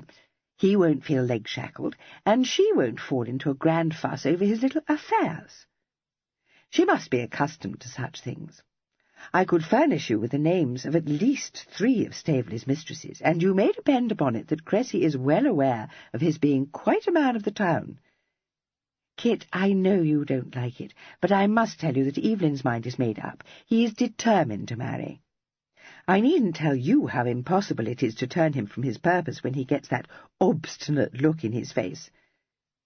I don't know what passed between him and Cressy when he popped the question, but he told me afterwards he thought himself very fortunate. Nothing was farther from his intention than to cry off. Why, he even said that he meant to return from Ravenhurst in good time to adonize himself for the encounter with old Lady Staveley. And if he doesn't return tomorrow, his tale will be told, for Lady Staveley is bound to take a pet, and small blame to her. Only think how brass-faced it would look of him.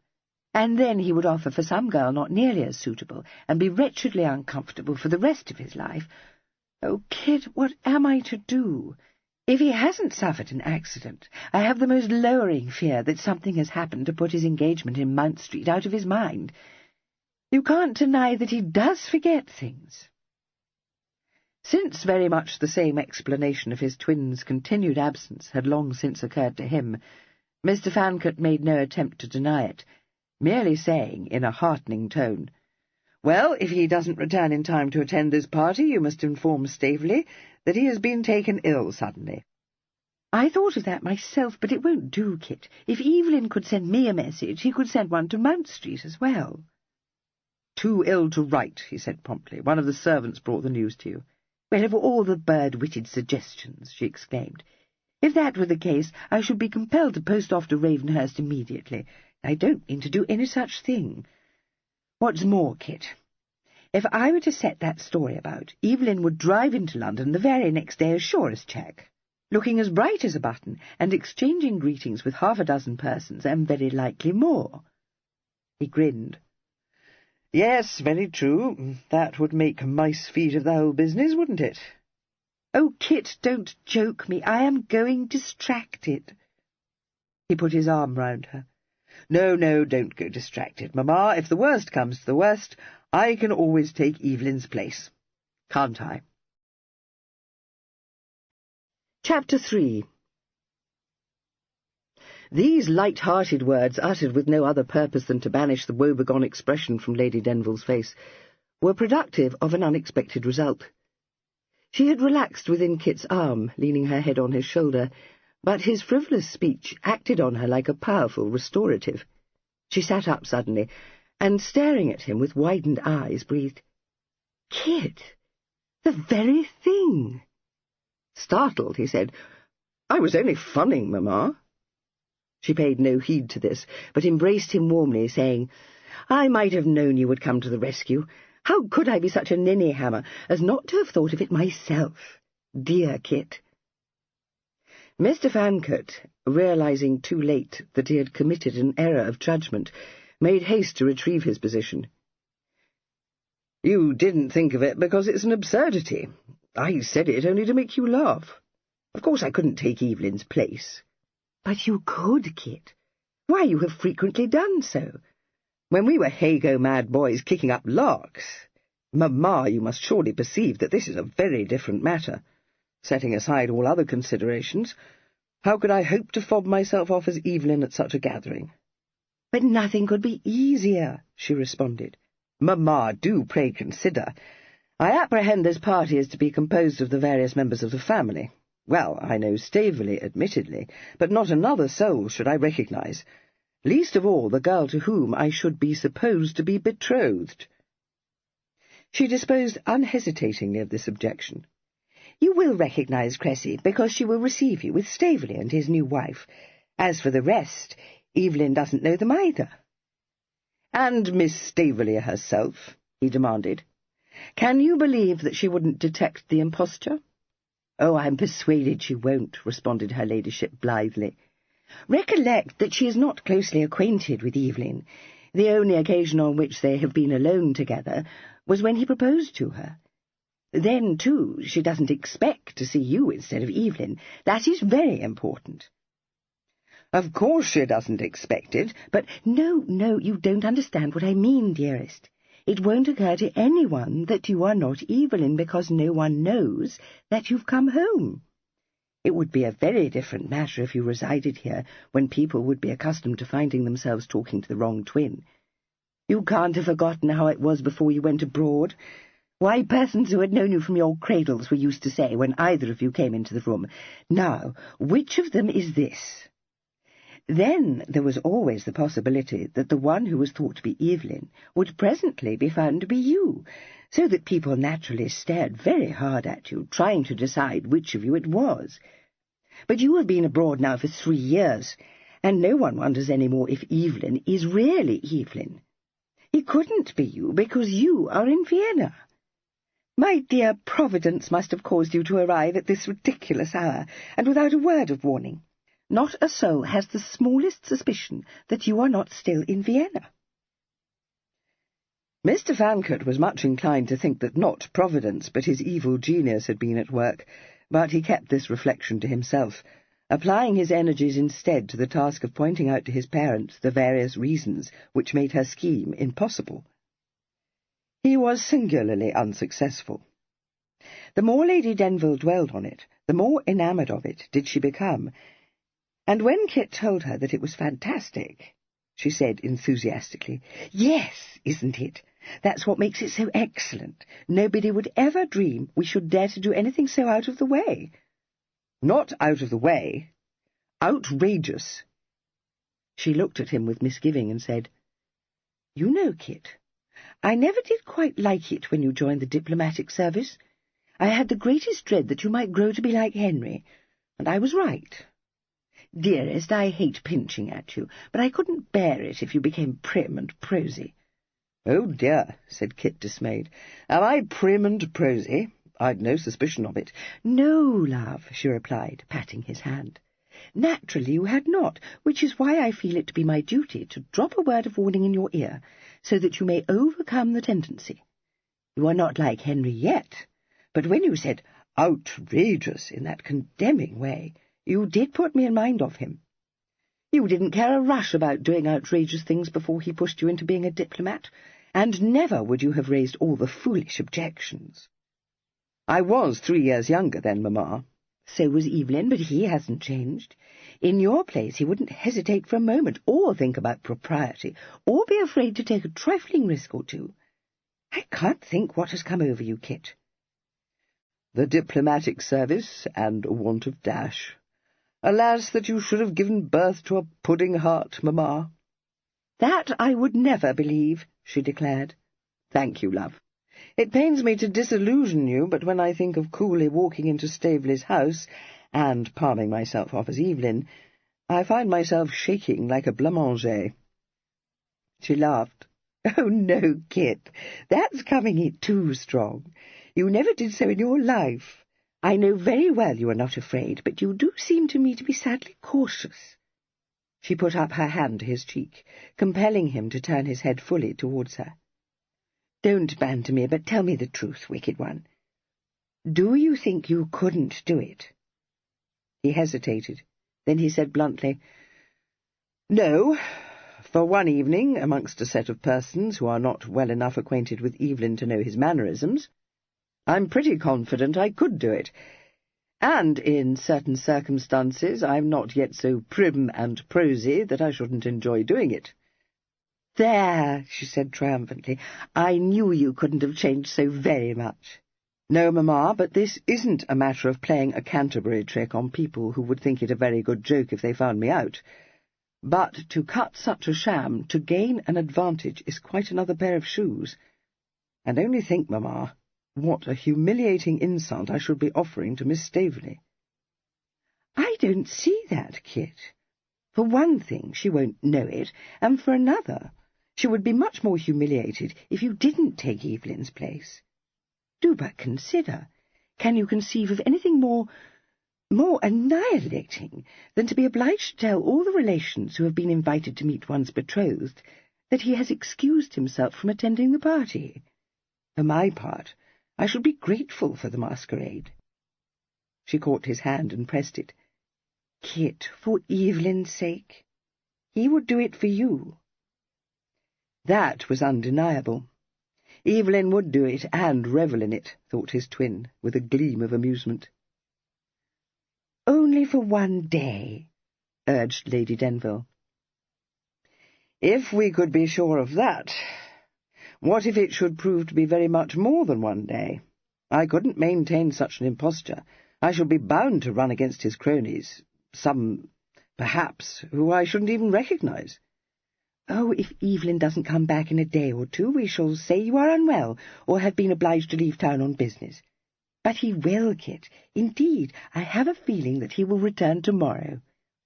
"I hope to God he does," said Kit fervently. "Yes, but we must be provident, dearest, and be ready to meet any mischance. And, do you know, I have suddenly thought that it might be a good thing if you should be obliged to go to the party in his stead.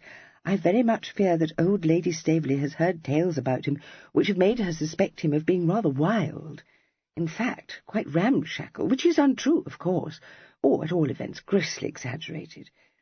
And although he means to behave with the greatest propriety, I can't help thinking that you would deal with her much better, through being a diplomat, and knowing how to look grave and sober at formal parties, which Evelyn hasn't the least idea of. I won't conceal from you, Kit, that if Cressy's aunts and uncles and cousins are a set of dead bores, which is extremely likely, only consider one's own relations. I have the liveliest fear that Evelyn will say something outrageous, or excuse himself far too early in the evening, which would be fatal." "If Evelyn does not return tomorrow," said Kit, with feeling, "I'll wring his neck the instant I set eyes on him, and if he does return, neither he nor you, my very dear mamma, will persuade me to take his place at this party. Nothing short of the direst necessity would induce me to do so." "No, dear, and we must hope that there won't be any necessity," she agreed cheerfully. "But just in case there should be, you won't object to pretending you are Evelyn for a little while, will you? I mean, until he arrives, which I dare say he will, for even he couldn't be quite so forgetful, do you think? But if he doesn't, it would be most unwise to let the servants know the truth." "Good God, mamma, you don't imagine they won't recognize me?" "Well, the maid-servants won't, and the footman won't, and Brake won't either, because he's getting so short-sighted and deaf. We ought to engage a younger butler, but when Evelyn only hinted to him that he should retire on a very handsome pension, he was thrown into such gloom that Evelyn felt obliged to let the matter drop." "And what of Mrs. Dinting?" interposed Kit. "Why should she suspect anything? If you were to encounter her, you only have to greet her, as Evelyn would, quite carelessly, you know. Depend upon it, she won't even wonder if you're Kit, because she would never believe you would come home after all these months and not pay a visit to the housekeeper's room to have a chat with her. Then, too, she will have been told that Evelyn is home, and why should she call it into question?" "Who is going to tell her this, Whisker? You?"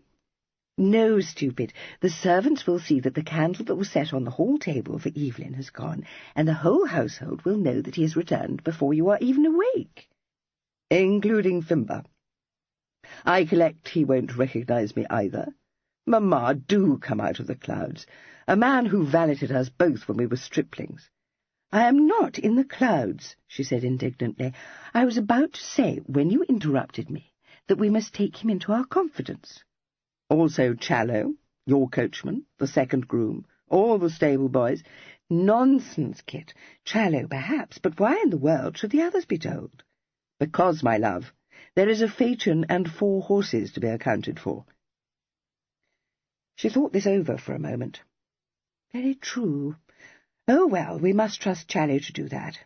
You can't think he won't be able to. Recollect what convincing lies he was used to tell when Papa tried to discover from him what you had been doing whenever you had slipped away without telling anyone where you were going." "Mamma," said Kit, "I am going to bed. I haven't given back, don't think it. But if I argue with you any more tonight, I shall end with windmills in my head." "Oh, poor boy, of course you must be fagged to death," she said, with ready sympathy. "Nothing is so fatiguing as a long journey. That accounts for your perceiving so many difficulties in the way. It is always so when one is very weary. Go to bed, dear one. You will feel much more yourself when you wake up." "Full of spunk, not to say effrontery, eh?" he said, laughing. He kissed her and got up. "It's midsummer moon with you, you know, but don't think I don't love you." She smiled serenely upon him, and he went to retrieve his belongings from the half-landing and to carry them into Evelyn's bedroom. He was so tired that instead of applying his mind to the problems confronting him, as he had meant to do, he fell asleep within 5 minutes of blowing out his candle. He was awakened some hours later by the sound of the blinds being drawn back from the windows. He raised himself on his elbow, wondering for a moment where he could be.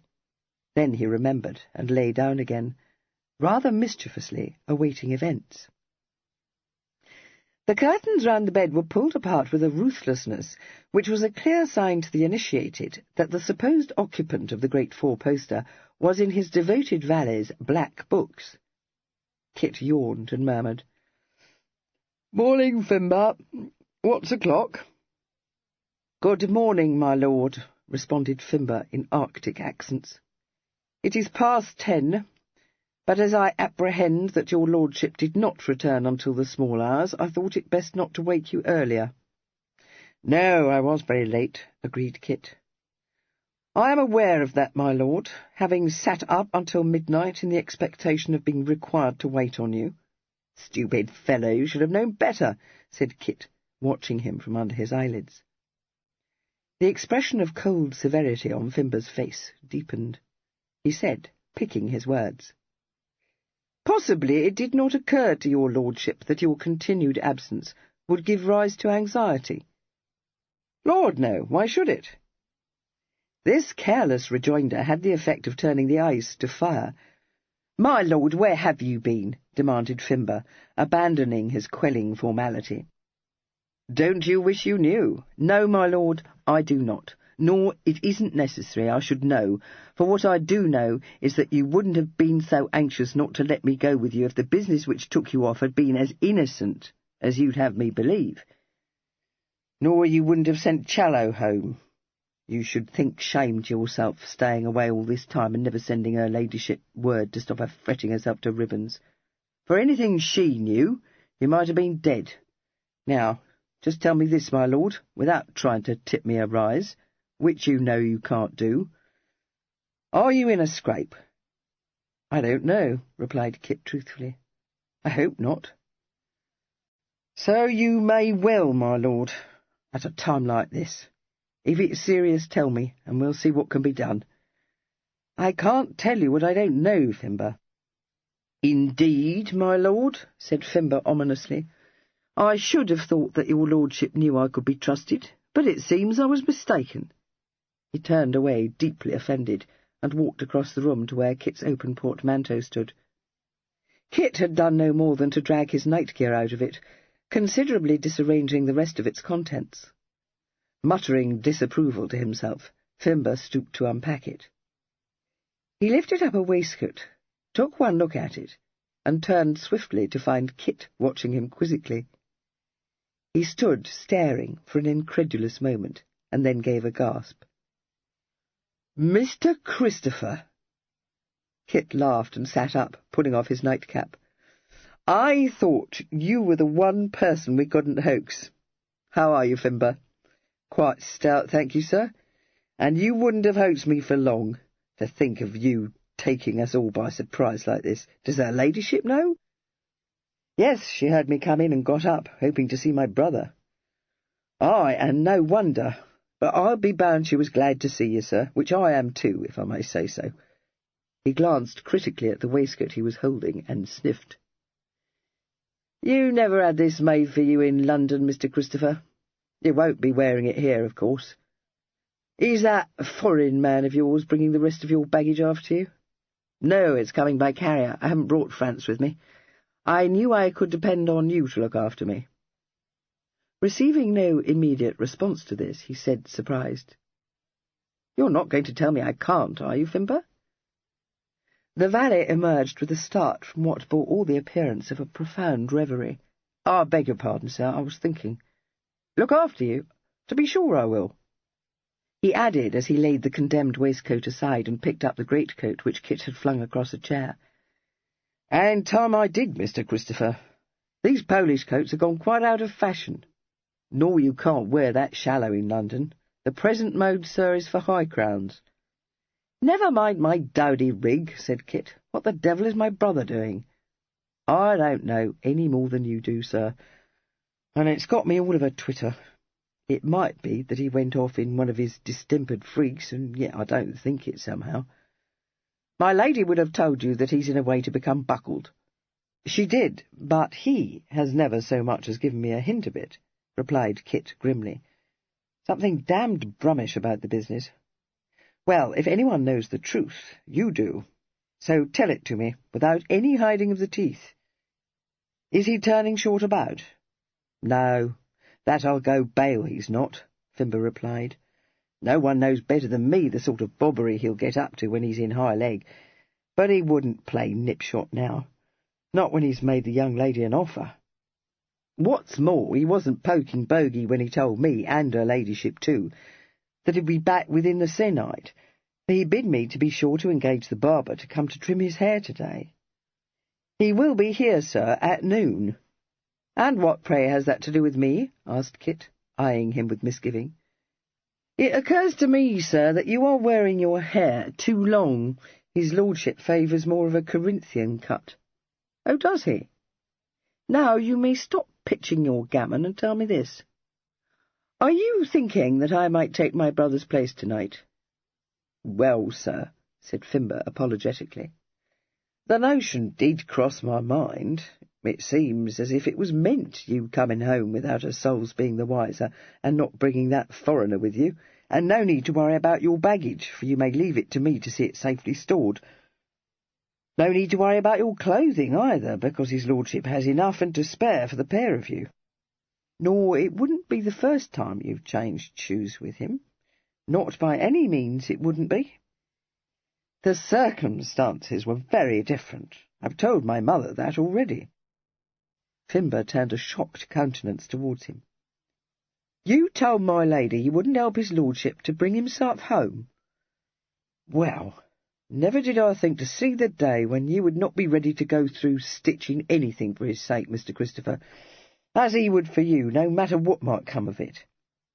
"I know that, nor would I hang back an instant, however much against the pluck it might be, if I were convinced it was what he wished me to do. But that's where the water sticks, Fimber. I've a strong feeling that there's nothing he wishes less than to marry Miss Staveley. If that's so, I should be better employed trying my possible to bring him safe off." "You can't do that, sir. Why, he's offered for her." "You wouldn't have him play the jack, putting such a slight on the poor young lady. No, and he wouldn't do it. I don't say he hasn't often set people in a bustle with his starts, but I've never known him behave ungentlemanly, not in all the years I've served you both. I was wondering rather if I couldn't contrive to get Miss Staveley to cry off. I wish you will be open with me. Don't try to persuade me that he isn't blue-devilled. I know he is." "Well, sir, since you ask me, in my opinion he wasn't near as blue-devilled when I saw him last as what he has been ever since." Fimber broke off in embarrassment. "Ever since when? Go on, man," said Kit impatiently. Fimber began with finicking care to fold the despised waistcoat. His reply was evasive. "It is not my place, Mr. Christopher, to speak of the circumstances which might have caused his lordship to offer for Miss Staveley, but he didn't make up his mind to do it in the twinkling of a bedpost, as you might say. So don't you get to thinking that he did it on the spur of the moment and was sorry for it after, because that's not so. I'm not saying it was what he'd have chosen to do, for often and often he's told me that he's got no fancy to become a tenant for life, never having met any female he didn't think a dead bore after a month or two. Well, I didn't pay much heed to that, not at first, thinking he'd get to be more sober when he was older, like you have, sir." He paused, looking undecidedly at Kit, Then he said, as though impelled, "Mr. Christopher, there's not a soul I'd say this to but yourself, but the truth is I've been regularly worried about him, let alone that he's been going the pace more than he should. He's more rackety than ever he was, when it was to be expected that he should always be prime for a lark, and he's beginning to take to the muslin company, which is what has me in a worse fret than all the rest." Kit nodded, but said frowningly, "It sounds to me as if he were bored or out of spirits. That always made him resty. But why?" "I couldn't say, sir, not to be sure, unless it might be that he's lonely." "Lonely? Good God, he has a host of friends." "In a manner of speaking, sir. But I wouldn't call them intimate friends, not such as he'd tell his mind to, the way he would to you. He's never been quite the same since he went away, though it's hard to explain what I mean, and no one that didn't know him as well as I do would notice it. I dare say it comes of being a twin. You was always so close, the pair of you, that you never wanted any other cronies. His lordship never took anyone into his confidence but you, and it's my belief he won't, except maybe his wife. It may be otherwise with you, but—" "No," it said slowly. "I hadn't considered it, but it isn't otherwise. But I have a good deal to occupy me, and he hasn't." "Exactly so, Mr. Christopher, and that's where the mischief lies, as I don't doubt her ladyship would tell you." "She has told me, but whether the remedy lies in marrying him to a girl he don't care a rap for, I strongly doubt." "Well, sir, it isn't what one would have chosen, but the way he's carrying on now, he never will be married. What's more, if my Lord Brumby was to discover the sort of company he keeps, he wouldn't end that trust a day before he was obliged to. If you'll pardon my saying so, sir, your father may have meant it for the best, but he served his lordship the worst turn he could when he put that slight on him. Took it very much to heart, didn't he? That was the only time he ever buttoned up against me. He barely spoke about it. I was afraid it would rankle." "Yes, sir, and so it has. It wasn't a bit of use trying to persuade him that the thing to do was to prove to my Lord Brumby that he was very well able to manage his affairs. Well, you know what he is when he's put into a real flame, Mr. Christopher. Not a bit of interest will he take in his estates. It's seldom he even visits them, which isn't surprising. He's got no power to do a mortal thing without he has his uncle's leave, and I know well he feels downright humiliated." "As bad as that, is it? Damnation! I wish I'd been at home. I might have been able to bring him and my uncle together. They never liked one another, but my uncle would have been willing to have given Denville a pretty free hand in the management of the estates, had he wished for it." "That wouldn't have done for his lordship, sir. He's all or nothing with him." Kit was silent for a minute or two. "So, to put him in possession of his estates, we help him into this loveless marriage, do we?"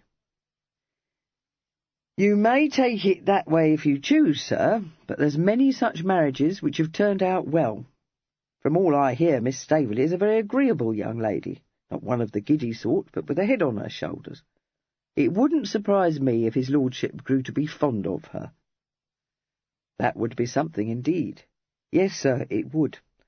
I'll fetch your breakfast up now, for we don't want to run any risks, and it might occasion remark if he was to be seen downstairs before Mr. Clint has given your hair a different cut. One comfort is that we shan't have to get his lordship's coats altered to fit you, which would have presented us with a difficulty, being so pressed for time as we are." "Well, that would no doubt be a comfort to my brother," retorted Kit, "but it's none at all to me." Chapter 4. Shortly before 8 o'clock that evening, my Lord Denville's town carriage, an impressive vehicle which bore its noble owner's arms emblazoned on the door-panels, drew up in Mount Street to set down its solitary and extremely reluctant occupant. No one observing this gentleman's composure could have guessed that it had taken the united efforts of his mother and his brother's valet to coax and coerce him into lending himself to what he persisted in calling an outrageous masquerade. Fimber and Mr. Clent had done their work well, Mr. Clent, a dedicated artist, had given Mr. Fancot a modish Corinthian cut, accepting without question the explanation offered him that the length of his supposed lordship's glowing locks was due to his prolonged absence from London, and Fimber had spent a full hour teaching him how to tie his neckcloth in the intricate style favoured by his lordship. He told him that it was known as the trône d'amour, a piece of information which drew from the exasperated Mr. Fancot the acid rejoinder that it was a singularly inappropriate style for the occasion. Mr. Fancot also took exception to the really very moderate, though highly starched, points of his collar, saying that it seemed to him that his brother had become a damned dandy. But Fimber, treating him firmly but with great patience, described in such horrifying detail the height and rigidity of the very latest mode in collar points that he subsided, thankful that at least he was not obliged to wear these uncomfortable winkers. He added that if he had known that he would be expected to rig himself in raiment more suited to a ball than to a family dinner-party, nothing would have induced him to yield to his mamma's persuasions. Lady Denville, striving to impress upon him the need to treat with the greatest formality an old lady who could be depended upon to take an instant dislike to any gentleman arriving at an evening party in pantaloons, did nothing to reconcile him to the ordeal awaiting him. But Fimber, deeming it to be time to put an end to such contrariness, speedily reduced him to schoolboy status by telling him severely that that was quite enough nonsense, and that he would do as he was bid. He added as a clincher that Mr. Christopher need not try to gammon him into believing that he wasn't in the habit of wearing full evening dress 5 days out of 7. Furthermore, neither he nor her ladyship wished to listen to any further gibble-gabble about walking to Mount Street. Mr. Christopher would go in the carriage as befitted his station. So Kit, driven in state to Mount Street, entered Lord Staveley's house looking complete to a shade.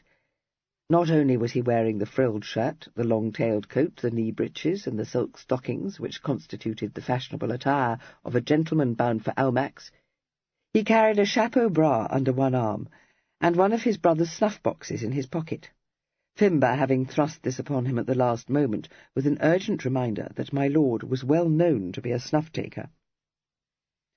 Having relinquished the chapeau bras into the tender care of a footman, Mr. Fancot trod up the stairs in the wake of the butler, and entered the drawing-room on that portly individual's sonorous announcement. At first glance he received the impression that he was being scrutinized by upwards of 50 pairs of eyes. He discovered later that this was an exaggeration. His host, who was the only person whom he recognized, was chatting to a small group of people. He moved forward a step to greet the guest, and so also did 2 ladies. Fancot realized that he had been imperfectly coached. He had no idea which of them was the lady to whom he was supposed to have offered his hand. For one agonized moment he thought himself lost.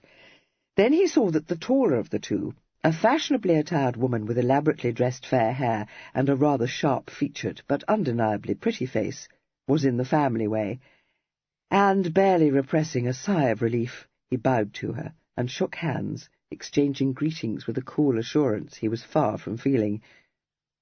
He then turned towards her companion, smiling at her, and carrying the hand she extended to him to his lips. He thought that that was probably what Evelyn, a practised flirt, would do, but even as he lightly kissed the hand, he was assailed by a fresh problem.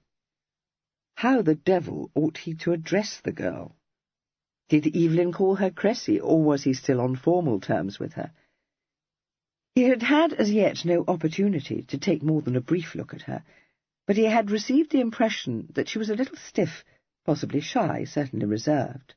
Not a beauty, but a good-looking girl, grey-eyed and brown-haired, and with a shapely figure. Well enough, but quite unremarkable, and not at all the sort of female likely to appeal to Evelyn.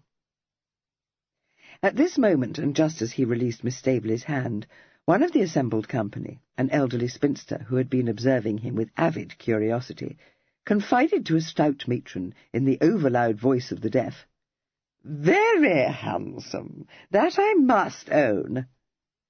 Startled, and far from gratified, Kit looked up, involuntarily meeting Miss Staveley's eyes. They held a look of twinkling appreciation, and he thought suddenly that she was more taking than he had at first supposed. He smiled, but before he could speak Lord Staveley interposed, saying, "Come, Denville, my mother is anxious to make your acquaintance." He led the way across the room to where the Dowager Lady Staveley was seated in a large armchair, grimly watching their approach. Listening to his mamma's daunting description of the Dowager, Kit had insensibly formed the impression of a massive lady with a hook nose and a commanding bosom. He realized that his imagination had misled him. The Dowager was small and spare, with a straight nose and a flat bosom. She had a deceptive air of fragility, and her thin fingers were twisted by gout. Her expression was not that of one anxious to make Lord Denville's acquaintance. When her son rather obsequiously presented Kit, she said, in a disparaging tone, and looked him over critically from head to foot before holding out her hand. That tickled his ready sense of humour, and brought a dancing smile into his eyes. He said demurely, "I am honoured, ma'am," and bowed politely over her hand. "Fiddle!" she snapped. "So, you are William Denville's son, are you? You're not as good-looking as your father." Lord Staveley cleared his throat deprecatingly. A faded lady of uncertain age and a harassed demeanour, who was standing beside the Dowager's chair, looked imploringly at Kit, and uttered a faint, twittering sound. He was aware of tension amongst the assembled members of the family, and began to be very much amused. He replied, "Oh, no, but then my father was exceptionally good-looking, wasn't he, ma'am?" She glared at him, and, in another attempt to put him out of countenance, said, "And by what I hear, you're not as well behaved either." "He was exceptionally well behaved, too," countered Kit. Someone behind him gave a smothered guffaw. The faded lady, blenching, said in a voice of one expectant of a blistering set-down, "Oh, pray, mamma, pray what?" demanded the Dowager sharply. Lord Staveley, jerked out of paralysis by a nudge from his wife's elbow, hurried into the breach, saying, "I must make you known to my sister Clara, Denville. I believe you have not previously met, though you are acquainted, I fancy, with my eldest sister, Lady Ebchester." Kit, casting a swift glance round the room, saw that one of the middle-aged ladies present was favouring him with a slight smile and an inclination of her turbaned head, and said promptly, "Yes, indeed, but," drawing a bow at what he believed to be a fairly safe venture, "I have not hitherto had the pleasure of making Miss Clara Staveley's acquaintance. Your servant, ma'am." "And my brother," said Staveley, edging Kit away from the Dowager's vicinity. "You must let me present Mr. Charles Staveley to you, Denville." "Overdoing it, George," said Mr. Staveley in a caustic undervoice. "I've been acquainted with Denville since he's come out." He nodded to Kit and gave him 2 fingers, observing that he hadn't seen him in the club lately. Kit, realizing that he had placed rather too much reliance on his mother's airy assurance that Evelyn was not acquainted with any other of his betrothed relations than her father, now knew that it behove him to tread with even greater wariness than he had foreseen. He responded that he had lately been out of town and passed on to be presented to 2 ladies, one of whom said that they had met before, though no doubt he had forgotten the occasion. Since any gentleman, accustomed as Kit was to a succession of routs, balls, and official receptions, was familiar with this gambit, he dealt with it easily enough. He was then spared any further introductions by the intervention of Lady Ebchester, who shook hands with him in a very robust way, adjuring her brother in a pungent aside to stop trying to addle the poor boy's brains by presenting him to every member of the family. "They all know who he is," she said trenchantly, "and if he doesn't know who we are, so much the better for him. If I had guessed you meant to invite the whole family, stock and block, I wouldn't have come here tonight, nor, I dare say, would he. Anyone but a chucklehead would have known it would only serve to make mamma as cross as crabs." She waved him aside and addressed herself to Kit, saying, "No need to take fright. I don't know what maggot my brother got into his head, but very likely you'll never set eyes on most of these old quizzes again. How does your mother do?" Very well, ma'am, and desired me to convey her compliments to you. It is civil of her. Or of you, she replied. We've never been on better than bowing terms. So, you're going to marry my niece. I wish you happy. It won't be her fault if you're not. Then we shall be, ma'am, for I am determined it shan't be mine. Oh, what a pretty speeches, she said, putting him forcibly in mind of the dowager. I see young Lupton wants to edge in a word. Heaven knows what he's doing here, for he's the merest connection. However, I dare say you're glad to see a face you do know. She nodded dismissal, and he turned away to confront a young gentleman of dandified appearance, who was hovering close at hand, and who greeted him with a broad grin, and drew him a little apart, saying, I warned you, Dan. Devilish, ain't it? Dashed nearly sherried off to Brighton this morning. Can't think why I didn't. A want of nerve?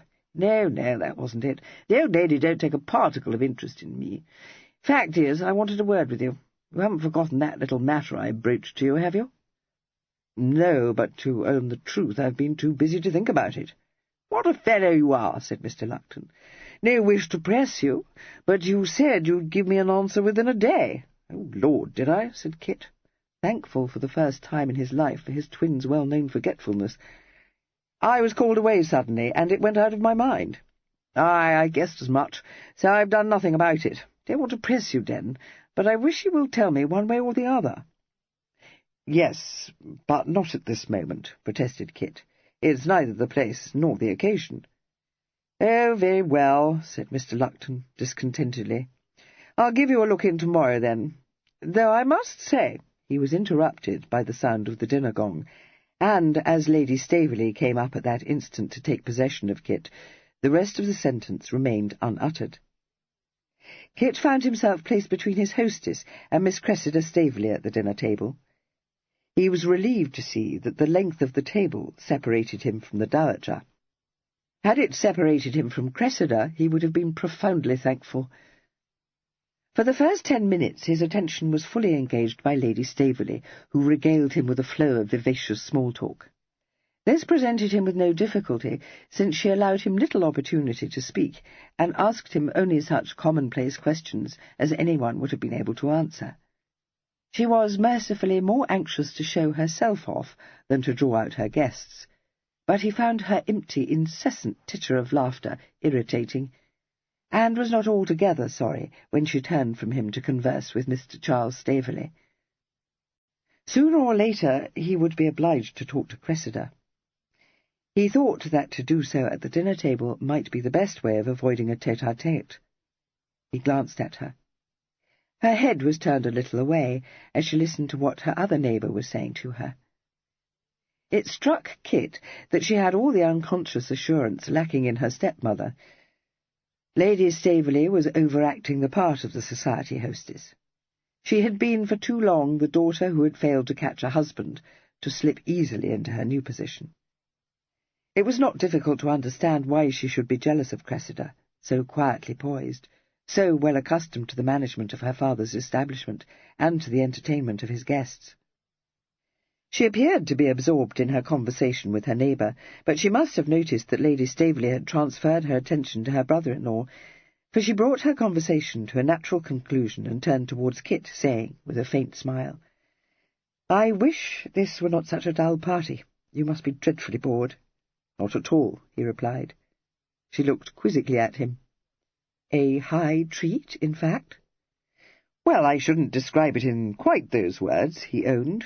"But the truly boring parties, you know, are the formal squeezes where one is obliged to do the polite to all the people one would least wish to talk to."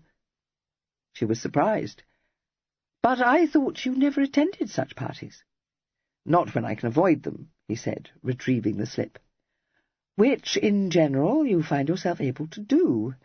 And when you are not so able," she added thoughtfully, "you take care not to become bored by arriving late and leaving early, don't you?"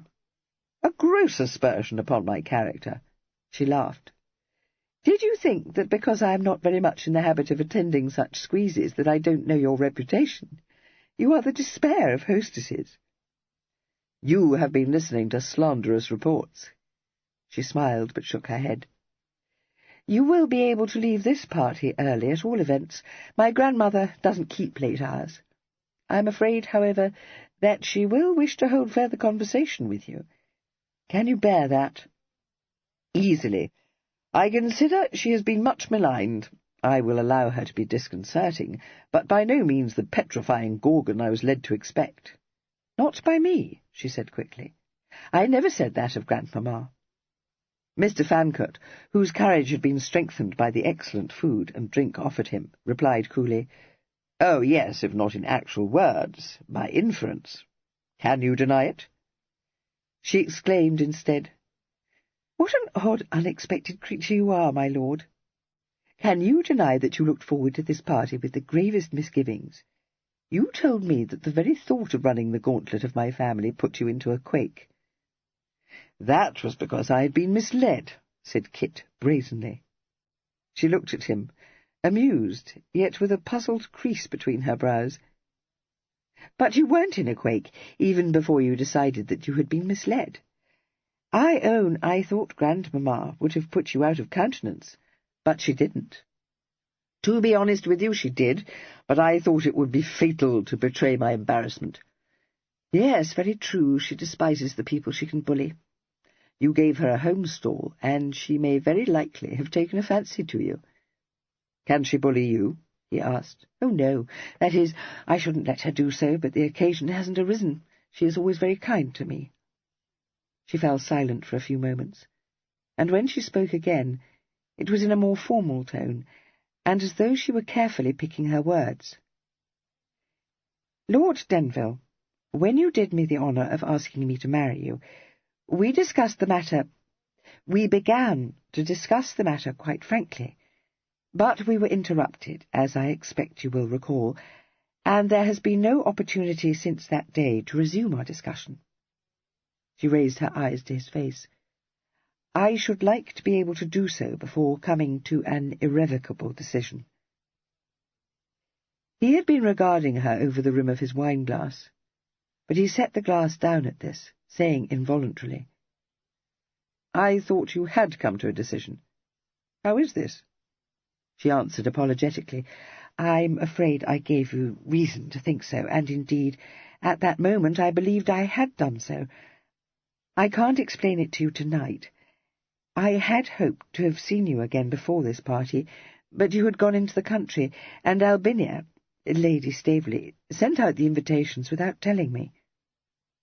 He cast a swift glance towards his hostess to assure himself that her attention was still being claimed by her brother-in-law, before asking bluntly, "Do you wish to cry off, Miss Staveley?" She considered the question, frowning. "You will think me a perfect wet goose, Denville, but the truth is that I don't know. If Albinia had not come into the room when she did—" "Unfortunate," he agreed. "Yes, and so stupid. If she but knew it, poor thing. To be sure, there was some awkwardness attached to our discussion, but we were on the way to an understanding, or so I believed. I have felt ever since that a great deal was left unsaid. You too, I dare say. When Albinia came in, you had just said that there was one stipulation you must make, but you weren't granted the opportunity to tell me what that may be." "Good God! Did I really say anything so uncivil?" he asked, startled. No, you were not uncivil. Remember that I begged you to be plain with me, not to stand on points." "I seem to have taken the fullest advantage of that request, if I did indeed talk about stipulations." "I thought that was the word you used, but I might have been mistaken. Perhaps. Yet "I fancy you must have been, for I haven't the smallest recollection of it." "But you can't have forgotten that you said something of that nature," she objected, considerably surprised. He laughed. "But I have forgotten, which proves that it can't have been a matter of much consequence. If only we had not suffered that untimely interruption." "Exactly so. You must feel as I do that it left us uncomfortably situated. Would it be possible for you to visit me tomorrow, a little after 11 o'clock? We may be secure against another such interruption, for Albinia means to go shopping with her mother directly after breakfast, and my grandmother never leaves her room until noon." She thought he hesitated, and added, colouring slightly, I ought not to suggest it, perhaps, but my situation is a trifle difficult. Surely it can't be thought improper in me, at my age, and in such circumstances, to receive you alone." "Improper? Of course not," he said immediately. "I shall present myself at 11:15, unless I find a carriage waiting at the door to take up Lady Staveley, when I shall conceal myself behind a lamp-post until I see her drive away." "Thus investing a morning call with the trappings of an intrigue," she said, laughing. Her attention was then claimed by the cousin who sat on her other hand, and in a very few moments Kit was once more engaged by his hostess. When the ladies withdrew and the cloth was removed from the table, Lord Staveley came to sit beside Kit, unconsciously rescuing him from Mr. Luckton, who had formed the same intention. Conversation became general, and as Luckton was too shy to raise his voice amongst so many seniors, and Mr. Charles Staveley, in his late 40s, had only a casual acquaintance with young Lord Denville, no pitfalls awaited Kit. He would have been happy to have remained in the dining-room for the next hour, but Lord Staveley was under orders not to allow the gentlemen to linger over their wine, and he very soon declared it to be time to join the ladies. In the drawing-room the supposed Lord Denville had inevitably been the subject of animated discussion. Opinions were varied, one party led by Lady Staveley extolling his air and address, another warning Cressy that she would be very unwise to marry a man so notoriously volatile, and a third, headed by Lady Ebchester, stating that it was a very good match, and that Cressy, at the age of 20, with a dowry of only £25,000, would be a fool to draw back from it. This brought Lady Ebchester under the dowager's fire. Sitting forward in her chair and leaning on her ebony cane, the old lady looked like the popular conception of a witch. She fixed her daughter with a gleaming eye and snapped, "Besides what I may leave her?" Lady Ebchester was rather taken aback by this, but she said, "Oh, well, mamma, that is a matter for you, of course. But you will hardly leave any great sum to Cressy when you have sons who have nearer claims on you, not to speak of your daughters, though for my part I expect nothing, and nor, I dare say, does Eliza. As for Caroline, however, and poor Clara—" "Oh, pray don't, Augusta," begged Miss Clara Staveley, tears starting to her eyes. "So very improper, so disagreeable for dear Cressy." "Don't cry, aunt," said Cressy cheerfully. "If grandmamma leaves her fortune to me, I'll engage to give it back to the family immediately." The dowager uttered a cackle of mirth. "Do you want to start a civil war, gal?" "Not in the least, ma'am, and if Aunt Augusta doesn't know that there won't be any occasion for me to do so, I do," retorted Cressy, twinkling at her. At this point the deaf cousin, who had formed a very imperfect impression of what had been said, nodded at Cressy, and stated in the voice of one prepared to go to the stake in defence of her beliefs, "Well, dear, I said it before, and I'll say it again. He's very handsome." As this declaration coincided with the arrival of the gentleman, Kit, ushered first into the room by his host, was once more privileged to hear this tribute.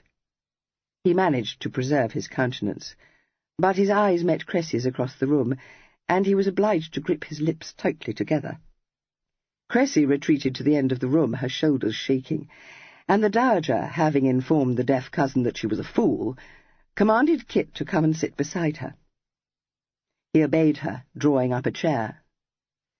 The dowager tartly adjured Clara not to hang about her, and told the rest of the company that they were at liberty to indulge in their usual bibble-babble, correctly interpreting this as a prohibition on any attempt to intrude into her conversation with the principal guest. Her relations meekly drifted away, to form small groups in various parts of the room. "Gabble-mongers, all of them," said the dowager, sardonically observing their efforts to maintain a flow of small talk. She brought her piercing gaze to bear on Kit's face and said, "Well, young man, what have you to say for yourself?" "I don't think I have anything to say for myself, ma'am, and I stand in too much dread of being thought a gabble-monger to say it if I had," he replied. "Balderdash," she said. "You've a mighty ready tongue in your head, sir." He smiled at her. "Well, what do you wish me to say, ma'am? You can't expect me to recite a catalogue of my vices, and as for my virtues, would you really think better of me if I puffed them off to you?" "Have you any?" she demanded. "Yes, a few, and quite a number of good intentions," he replied. "So your Uncle Brumby seems to have told my son. But I have a very good memory, and I recall that he once told me that your brother was worth a dozen of you." This speech, had it been shot at him before dinner, would have shaken him badly, but he was now sufficiently fortified to be able to answer with smiling ease. "Yes, my uncle has a great kindness for my brother. Kit is his protégé, you know, ma'am." She seemed to be satisfied with this response, for she abandoned the subject, and said, after considering him for a few moments, "Well, it's my way to open my budget, so I'll tell you to your head that I'm not mad after this marriage. Mind, I don't dislike you. In fact, you're better than I looked for. But whether you're the man for my granddaughter is another pair of shoes." Knowing Evelyn as he did, he found himself in agreement with her, and might have added that Miss Staveley was not at all the sort of girl to attract Evelyn's roving fancy. He said, "I can only hope, ma'am, that I may be able to prove you wrong. It will be my endeavour, I promise you." "I'll say this for you," she remarked dryly. "You have excellent address. That's in your favour. Or it is to persons of my generation. I detest the scrambling manners some of you younger men affect. Brumby tells my son you have no faults that won't be cured by a suitable marriage. But from all I hear, Denville, you are a here and therein. I put it no more strongly than that, though, to use words with no bark on 'em, there are those who don't scruple to say you've libertine propensities." "Are there?" Kit said, his brows drawing together. "I didn't know it, ma'am, and it is untrue." "No need to fire up," she replied. "I set no store by reports of that nature. How old are you? 24? Lord, what's the world coming to if sprigs of your age ain't to be allowed a few petticoat affairs without a parcel of windsuckers setting it about that they're loose screws? I've no patience with such prudery." He laughed. "Why, thank you, ma'am." She directed another of her piercing glances at him. "All very well, young man, but if you marry my granddaughter, you'll put a period to your philandering. She's a rational girl, and a well-bred girl, and I don't doubt she'd take it with composure. But she wouldn't like it, and I don't mean to have her made uncomfortable. That you may depend on." "Nor do I, ma'am. And that you may depend on," he retorted, a little stir of anger in his heart. His twin might have been going the pace rather too rapidly. He might be careless, even light-minded. He was certainly forgetful. But he was not insensitive. And Kit was ready to swear that if he married Miss Staveley, he would never use her unkindly, or wound her pride, by blatantly pursuing some other female. Whether he would remain faithful to her was another and more doubtful matter. But he would conduct his affairs with discretion. Presumably Miss Staveley, no schoolroom miss, but a rational woman, entering openly into a marriage of convenience, was prepared for some divagations, and would demand no more of Evelyn than the appearance of fidelity. The dowager saw the flash in Kit's eyes, and was pleased. All she said, however, was, "Easy to say, Denville." She relapsed into silence, staring grimly ahead. After a long pause, she said abruptly, "When I was young, our marriages were arranged for us by our parents. I could name you a dozen females who were barely acquainted with their bridegrooms. I don't know that it was a good thing." She brought her gaze back to Kit's face. "If you're expecting me to give you my blessing because you've a glib tongue and engaging manners, you're out in your reckoning. I want to know you better before I do that, and I want Cressy to know you better too. I'm tired now. Tell my daughter Clara I'm ready to go to bed. And you may tell your mother to come and visit me one morning. Good night." Chapter 5. Mr. Fancot returned to Hill Street on foot shortly before midnight, and just in time to witness the arrival of his parent, borne down the street in her own sedan chair, and attended by 3 middle-aged gallants and 1 very much younger gentleman, who walked as close to the chair as possible, and bore all the appearance of one who was equally a prey to adoration and jealousy. Mr. Fancot, awaiting the cortege in the open doorway, was deeply appreciative of the scene, which was certainly impressive. My lady was carried by 2 stalwarts dressed in neat livery, and her chair, when it came into the lamplight, was seen to be of particularly elegant design, and to be lined throughout with pale green velvet. The gallants were plainly men of mode, and when the chair was set down, one opened the door, the second tenderly helped her to alight, and the third stood waiting to offer his arm for her support up the few shallow steps to her front door. Her young worshipper, quietly elbowed out of the way when he had tried to be the first to reach the door, was left disconsolate, gazing hungrily after the goddess. But she paused before she reached the steps and looked back, exclaiming in her soft voice, "Oh, my fan! I must have dropped it in the chair. Mr. Horning, will you be so very obliging as to see if it is there?" Mr. Horning's drooping spirits revived magically. He dived into the chair, found the fan, and presented it to her ladyship with a low bow, and a smile which Kit thought perfectly fatuous. She thanked him prettily, gave him her hand to kiss, and said, "Now you must all go home, for here is Denville waiting for me, and we have a great deal to discuss. You know he has been out of town lately." Kit had by this time recognized 2 of the elderly beaux, and exchanged greetings with them, and Lady Denville put him in possession of the third's name by saying, "Here is Lord Chaseley, wanting to know why you weren't at Ascot. Wicked one, you were to have joined his party." Kit clapped a hand to his brow. "Good God, I forgot to write to explaining why I was obliged to fail. I beg your pardon, sir." "Humbug, you young rascal! You forgot the engagement altogether." "No, no," Kit protested. "But Chaseley, did you think he wouldn't?" asked one of the other gentlemen. At this, the third gentleman added his mite to the badinage. It was evident that no suspicion that they were roasting Kit and not Evelyn crossed their minds, a circumstance which made Lady Denville say, when the door was shut upon them, "You see, Kit, I told you how it would be. I dare say that Newlyn and Sir John Streatley have been acquainted with you since you were in short coats, and if they never guessed the truth, you may be easy." "I am not at all easy," he retorted. "But as for you, love, I wonder how you dare address me as wicked one. Mamma, you are incorrigible. Who the devil is that moon-calf you've enslaved?" Her infectious ripple of laughter broke from her. "Isn't he ridiculous? Poor boy! But one must be kind to him. You see, he is a poet." "Ah, that, of course, explains everything," said Kit cordially.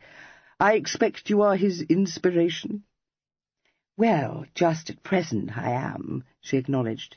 "It won't last. In fact, I think that at any moment now he will fall desperately in love with some chit, probably quite ineligible, and forget that I ever existed, which I must own will be in one way a great relief, because it is dreadfully tedious to be obliged to listen to poetry, even when it has been composed in one's honour. But in another— Oh, Kit, you won't understand. But to be 43 and still able to attach foolish boys is such a comfort." "Mamma, you must never make such an admission again. No one would believe you to be a day older than 33, if as much." This was true, but Lady Denville, after considering the matter, said, "No, but one must be reasonable, Kit, and everyone must know I can't be a day younger than 43, when all the world knows that you and Evelyn are 24. It is the most lowering reflection. But never mind that. What happened tonight in Mount Street? I was in such a fret of anxiety all the evening I left my party early." "Oh, was that the reason? I must tell you that I was knocked a cock when I perceived that the sumptuous chair being carried down the street before midnight was yours." Yes, I don't think I've ever left a party so early before, particularly when I was winning, she said naively. No, were you? But I was very much shocked, Mamma. What has become of your most handsome Cavaliere Servente? How comes it about that he permitted another 4 others to squire you home tonight? Don't tell me his passion has waned. She went into another ripple of laughter. Oh, poor Bonamy! How can you be so unfeeling as even to think of his walking all the way from Albemarle Street? He must have dropped dead of an apoplexy, had he made the attempt. As for his passion, I have a melancholy suspicion that I share it with his cook. He was boring on for ever tonight about a way of serving teal with poivrade sauce. Now stop funning, and tell me what happened at your party. Oh, a very handsome dinner, and the company, the pink of gentility. Not quite in my style, perhaps, but certainly of the very first respectability. Were they excessively fusty? She said sympathetically. I did warn you that they would be. You did, but you did not warn me, dear Mamma, that 2 of the number are acquainted with Evelyn. No. Who, Kit? Mr. Charles Staveley, who appears to be— Oh, him, she interrupted. Very likely he may be, but so slightly that it is not of the least consequence. Very true, but if Evelyn doesn't return in time to save me from Lupton, I shall be totally undone. Is he one of Evelyn's bosom beaux? Young Lupton? Good gracious, no. You don't mean to say that he was invited to the party? That is precisely what I do mean to say, Mamma. Furthermore, I apprehend that Evelyn has entered into some sort of an undertaking with him. What it may be, I haven't the least guess. And something seems to tell me that you haven't either. She shook her head. No, indeed. How excessively awkward for you. Yes, isn't it? He agreed. Particularly when one considers that he is coming to visit me tomorrow to learn what is my decision. That's what I call having a wolf by the ears. Most vexatious, she said sunnily, but there's no need to be in a worry, dearest. Perhaps Evelyn will have returned. Or Fimber may know what it is that stupid creature wants, and if he doesn't know, Brigg will say that you are not at home. I see no difficulty in evading Lupton. No, love, I've no doubt of that, but not even my abominable twin could agree to receive a man on a matter of business and then say that he was not at home. But, Kit, how foolish of you, she said reproachfully. You should have fobbed him off. So I might have, if it had not been made very plain to me that he thinks himself pretty ill-used at having been fobbed off for over 10 days already. Oh, well, I dare say I shall be able to brace it through. What has me in a far worse worry is that Miss Staveley has asked me to visit her tomorrow morning, to resume an interrupted discussion she had with Evelyn on the day that he proposed to her. Now, that is tiresome, she exclaimed, dismayed. Very much more than tiresome, Mamma. It's one thing to masquerade as Evelyn at a party, but quite another to receive Miss Staveley's confidence under false pretences. I see what you mean, she agreed, wrinkling her brow. But very likely you're making a piece of work about nothing.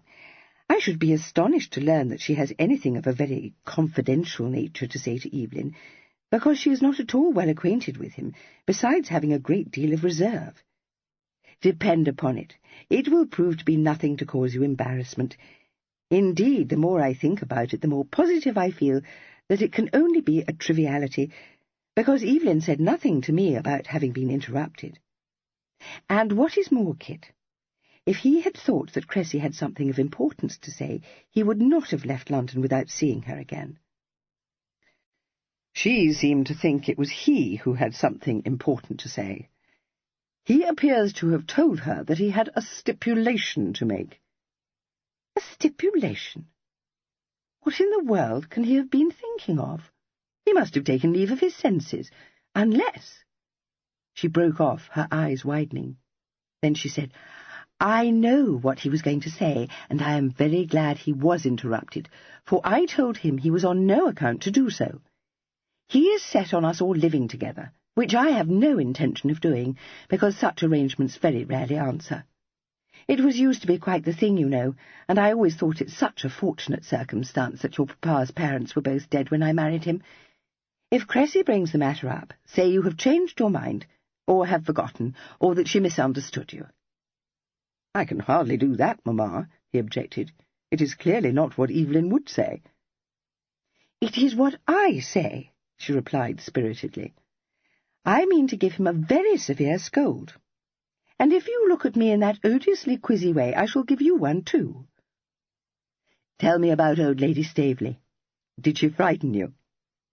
"She wanted to, but I tried the effect of giving her a civil set-off, which answered very well." Lady Denville was awed. "Kit, how brave of you!" "Yes, wasn't it? But there, Mamma, you know me, a pluck to the backbone." She laughed. "Well, I should never have dared to do such a thing." "You must make the attempt. She'll bullock you if you don't." "Oh, I mean to keep out of her way. She came to London to make your acquaintance, and now that she has done so, I dare say she will return to Berkshire within a day or two," returned her ladyship blithely. "You're out, love," said Kit, grinning wickedly at her. "She remains in London until next month, when she means, according to what Lady Ebchester told me, to go to Worthing for the summer, taking Cressy with her. She charged me with a message for you. You are to visit her one morning." "No!"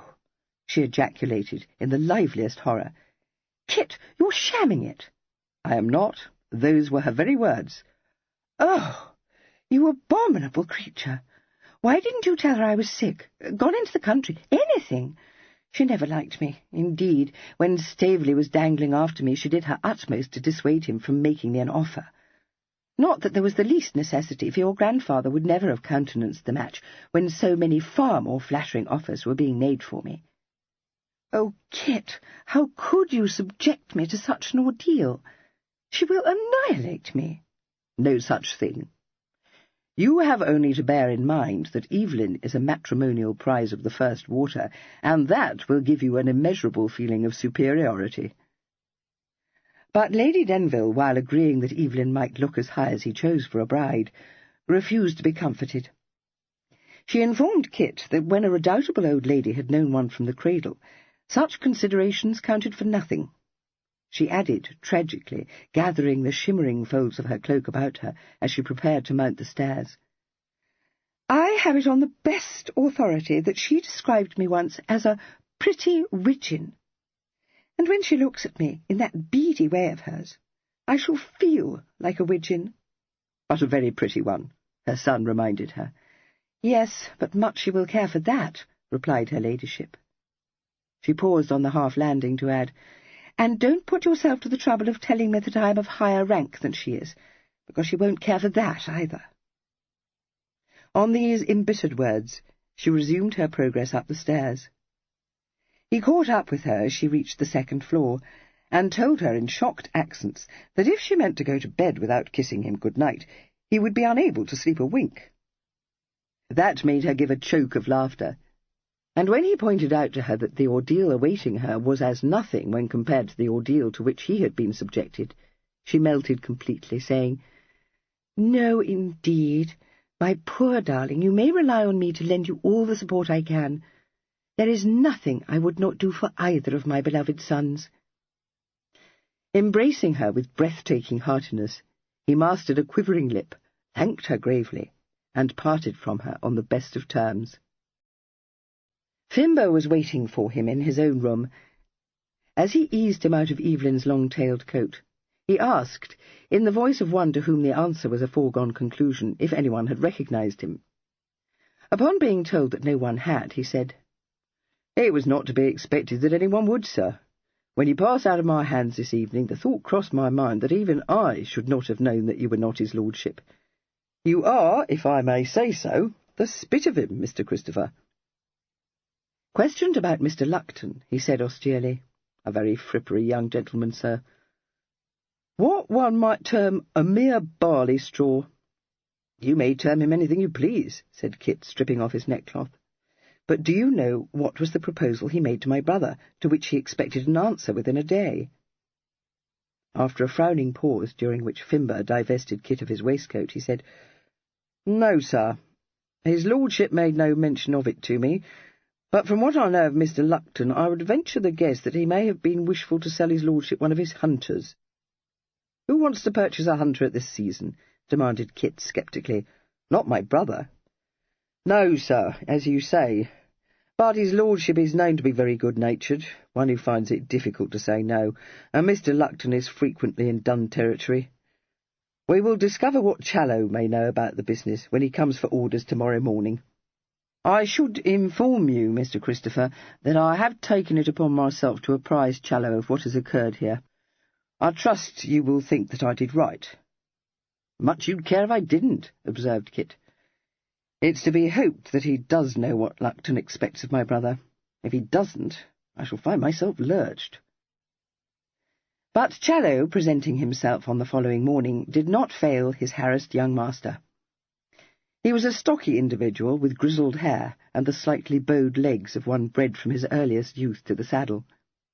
He had taught the twins to ride their first ponies, had rescued them from innumerable scrapes, besides putting his foot down on some of their more dangerous exploits.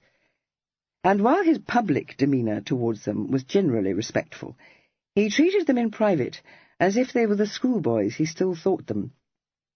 He greeted Kit with a broad grin, responded to an invitation to Tippermorley by grasping the hand held out to him and saying, "Now that's enough, Master Kit. How often have I told you to mind your tongue? A nice thing it would be if her ladyship was to hear you using such vulgar language. And who'd bear the blame? Tell me that? You would. At least so you always told us, though I don't think either my mother or my father ever did blame you for the things we said. Challow, I'm in the devil of a hank." "That's all right, sir. You'll never be bum-squabbled," replied Challow cheerfully. "Not but what things are in a rare hubble-bubble, which I don't deny. But don't you fall into the hips. I'll lay my life you'll get there with both feet. Well, there's no reason why you shouldn't, let alone you always was a sure card. If Fimber hadn't have told me, I wouldn't have known you wasn't his lordship. Well, not right off, I wouldn't. I wish to God I knew what had become of my brother. You don't wish it no more than I do, Master Kit. There's times when I've worried myself sick, fancying all kinds of things. But then I get to thinking that his lordship is like a cat. Fling him any way you choose, he'll land on his feet. And now I've seen you in tolerable spirits, I'll take my affidavy safe and sound." He cocked an intelligent eye at Kit and gave a chuckle. "Lord, sir, what kind of a clodpole do you take me for? Me that knew you when you wasn't out of leading strings? If his lordship was in trouble, or worse, which has crossed my mind, you'd know it. Ain't that so?" Kit nodded. "Yes, I think. I haven't said so to my mother, but I could have sworn about a week ago that he had met with some accident. That's what brought me home so suddenly. I'd meant to come, for I haven't been easy. Well, never mind that.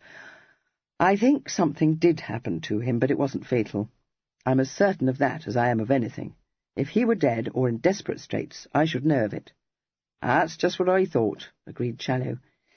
"He ain't dead. In mischief, more like. I never ought to have let him go off like he did. But he properly bamboozled me, Master Kit. Nor I didn't think he'd go off on one of his starts when he's in a way to being buckled. Oh, well, we'll just have to bear a hand until he comes back, sir, and that's all there is to it. Now, if you wish to ride today, there's a neatish bay hack would suit you pretty well.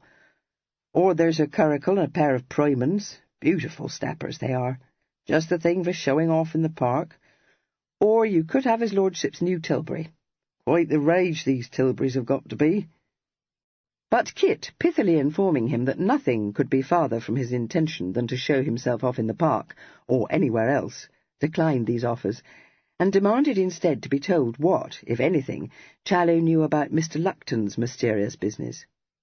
Challow said scornfully, "trying to sell his lordship a horse, which we don't want, not in our stables, we don't." "If his lordship doesn't want the animal, why didn't he tell Mr. Lupton so?" "You know what his lordship is, sir. Too easy by half. Not but what Mr. Lupton ain't one to take no for an answer. A proper jaw, me dead he is. He waved to us in the park, so his lordship pulled up, and then he started in to puff off a flat-sided chestnut he'd hunted last season, trying to slum-guzzle my lord into believing it was the very thing for him. Let alone no one would want a horse Mr. Lupton had hunted. That chestnut ain't worth half the price he'd set on it. A perfect fencer, he tells my lord. Jumps off his hocks, he says. Yes, I thought to myself, I wish I may see it. So I give his lordship a nudge, and he tells Mr. Lupton he'll think it over, and let him know next day, meaning, as he told me, to write him a civil note.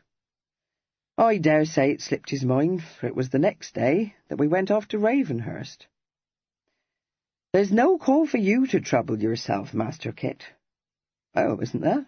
Mr. Lupton is coming here today to get my answer. I shall have to buy the creature, I suppose.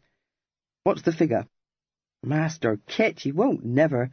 £160 is what he told his lordship, and dear at £80 is what I say. I'll offer him £100, and if he refuses, so much the better. I can't say I don't want the horse when the man's been kept waiting for a fortnight. I'll give him a draft on my bank. Oh, the devil, I can't do that, can I? Well, you must go to the bank for me, Challow, and draw the money in bills. I'll give you a cheque. I'd better make it out for £200, for I shall be needing some pitch and pay for myself. Don't get robbed. It's you that's going to be robbed, sir, said Challow, deeply disapproving. Not I. I'm buying this horse on my brother's behalf, and serve him right, said Kit. He set forth a little later to walk to Mount Street, nattily attired in the correct town dress of a gentleman of fashion. His coat of dark blue superfine was the very latest made for Evelyn by Weston, and never yet worn by its owner. His stockinette pantaloons were knitted in the newest and most delicate dove colour. His cambric shirt was modishly austere, with no ruffle, but 3 plain buttons. His waistcoat combined opulence with discretion, and his hat, set at an angle on his glowing locks, had a tall and tapering crown, smoothly brushed, and very different from the low, shaggy beaver to which Fimber had taken such instant exception. Only his Hessian boots were his own. Within 10 minutes of forcing his feet into Evelyn's shoes, Kit had straightly commanded Fimber to retrieve from his baggage his own footwear. Fimber, obstinately prejudiced against Kit's Viennese valet, had eyed his Hessians with contempt. But there was really no fault to be found either in their cut or in their unsullied brilliance. Starched shirt-points of moderate height, a mathematical tie, dogskin gloves, an elegant fob, and a Malacca cane completed Mr. Fancot's attire, and caused his mamma to declare that he was precise to a pin. Thus fortified, he set forth with tolerable composure to keep his appointment with Miss Staveley. Halfway up John Street, this composure was shaken by an encounter with a total stranger, who demanded indignantly what he meant by giving him the cut direct. He extricated himself from this situation by pleading a brown study, but as he had no clue to the stranger's identity, nor any knowledge of the latest endies to which this pink of the ton made oblique references, the ensuing conversation severely taxed his ingenuity.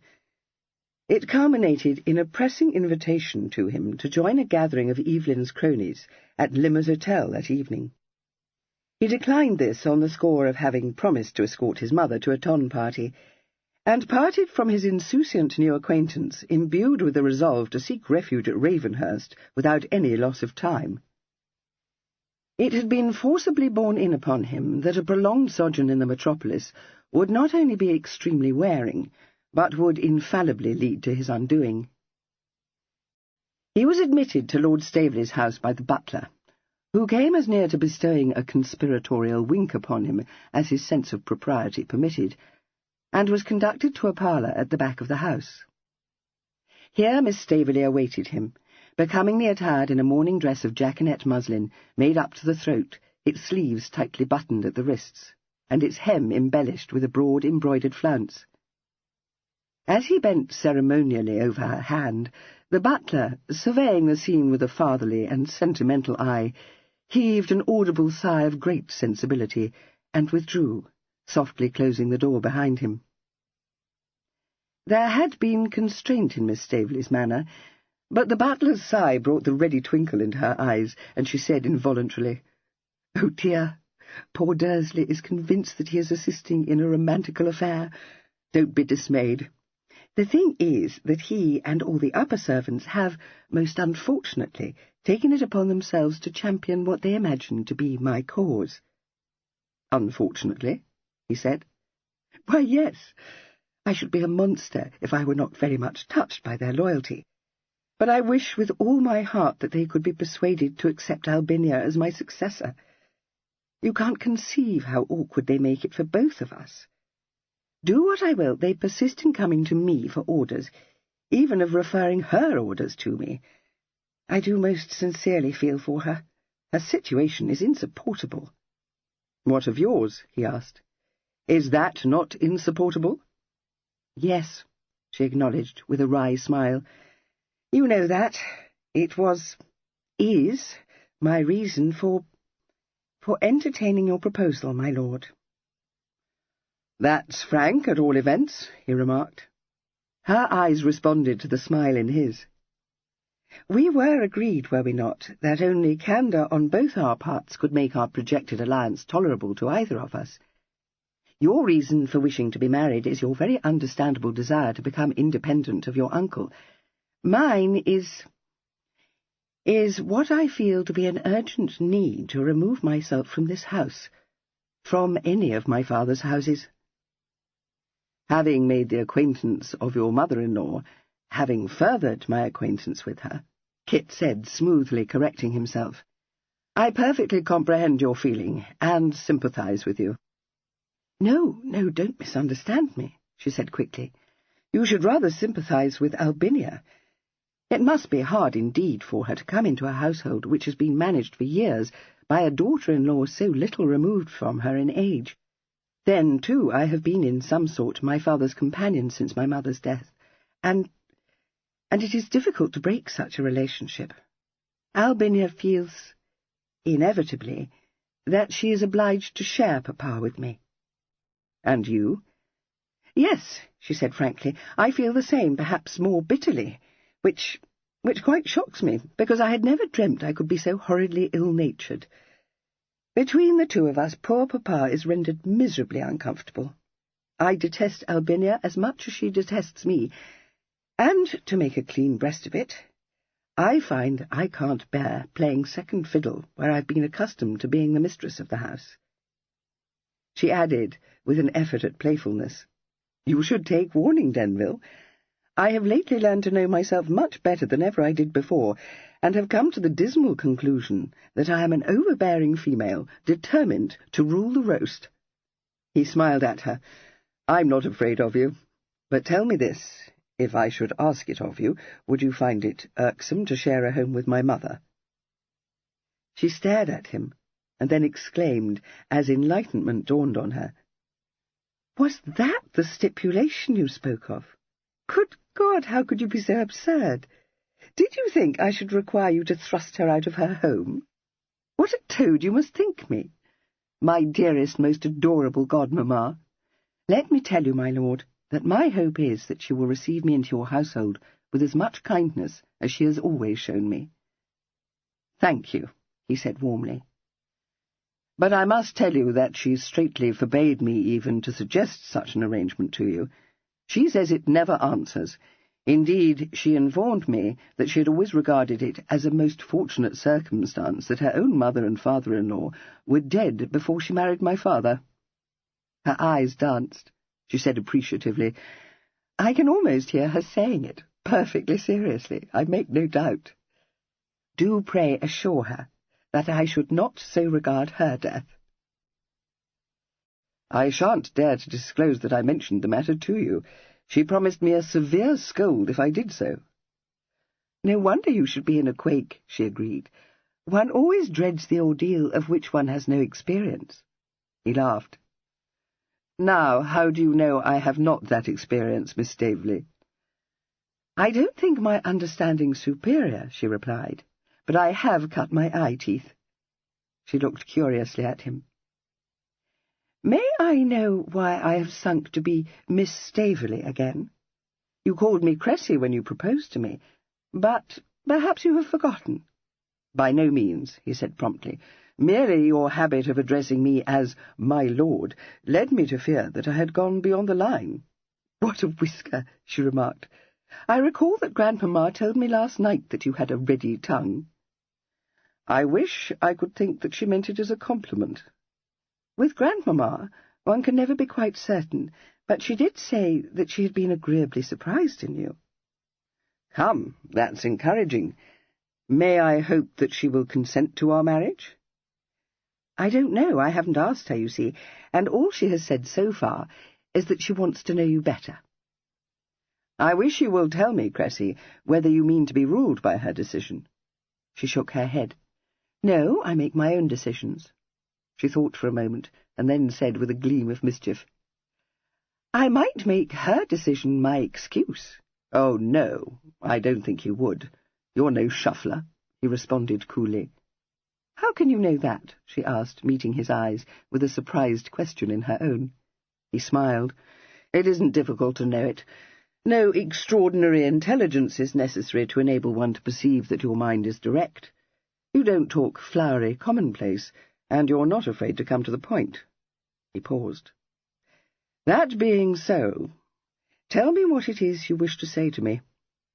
I fancy you didn't invite me to visit you only to discover what my stipulation was." "No," she acknowledged.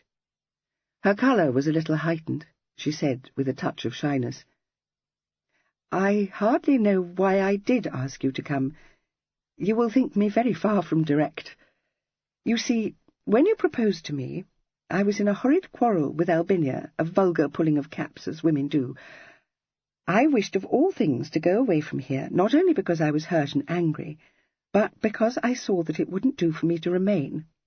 Albinia is anxious to be rid of me, and I can't blame her, for I find I am becoming one of those detestable people who are forever picking out grievances or coming to cuffs over trifles.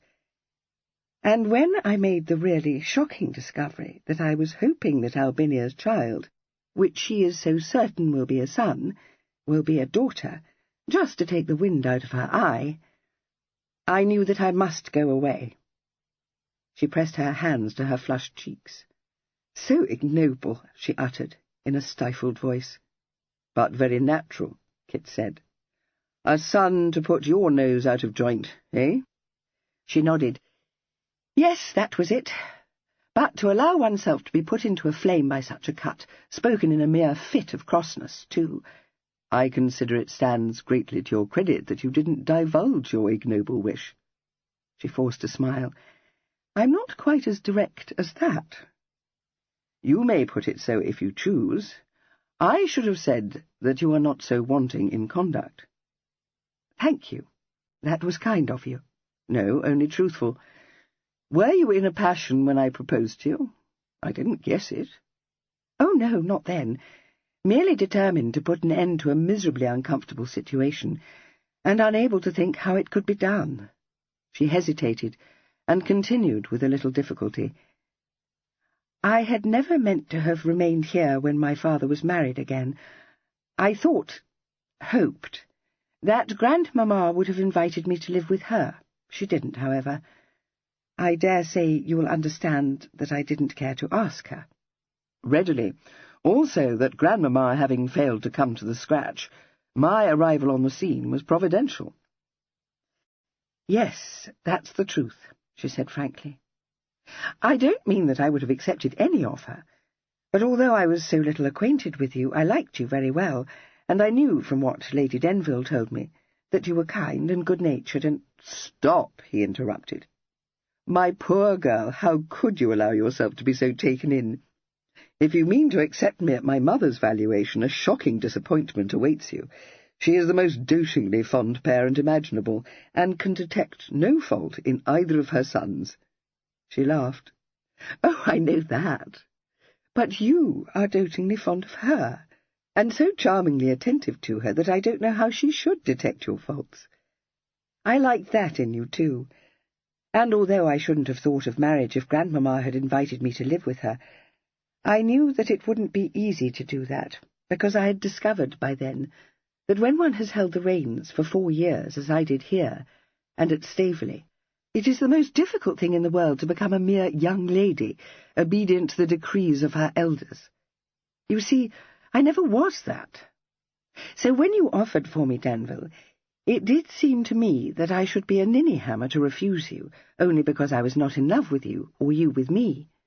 You were not disagreeable to me. I dearly love your mamma, and you offered me not only your hand, but the position to which I am accustomed. She paused, and after thinking for a moment said, "And to be honest with you, having endured several taunts on my age, and being at my last prayers, I was strongly attracted by the notion of catching one of the biggest prizes on the marriage mart." He shook his head. "Very ignoble." "Yes, wasn't it?" she agreed, answering the laughter in his eyes with one of her merriest twinkles. "But understandable, don't you think?" "Well, never having regarded myself in that flattering light—" "Oh, what flummery!" she interjected. "You must be well aware of it. But it's all nonsense, of course. When you had left me that day, and I had leisure to reflect, I knew it." She scanned his face, her brow puckered. "I don't know how it is, but when you came here last night, I had almost decided to tell you it would not do. Thinking about it, not seeing you again after that interrupted talk, which was attended by a good deal of awkwardness, was it not, and having had leisure to reflect more calmly, I had misgivings, began to think that we should not suit, that I had accepted your offer in a distempered freak. Then last night I met you again, and—" She stopped, her frown deepening. He waited, speechless, and she said with one of her open looks, "I liked you much better than ever before." He still said nothing, for there was nothing he could think of to say. Various thoughts chased one another through his head: that Evelyn was more fortunate than he knew, that the part he himself was playing was even more odious than he had foreseen, that he must remove himself from her vicinity immediately, that when she saw Evelyn again she must surely be conscious of his superior qualities. "And now I don't know," she confessed. "I was never in such a bumble broth in my life, and how I come to be so stupid as to not know my own mind I can't imagine. Such a thing has never happened to me before, for in general, I should warn you, I do know it." "I can believe that," he said. "You have a great look of decision. I conjecture that once your mind is made up, there can be no turning you from it." "Yes, I fear that's true," she replied seriously. "I hope I may not be arrogant, one of those over-mighty women who grow to be like poor grandmamma." "I don't think there can be any fear of that," he said, amused. "I trust you may be right. I've certainly given you no cause to think me anything but a woolly crown. But I must hold you accountable for that," she said in a rallying tone. "I fancy you must have odd humours, perhaps. You make me feel one day that I have a pretty just notion of your character, and the next that I know nothing about you, which is very disconcerting, let me tell you." "I beg your pardon. And so?" "And so I feel that grandmamma is right when she says I ought to know you better before I make up this skimble-scamble mind of mine."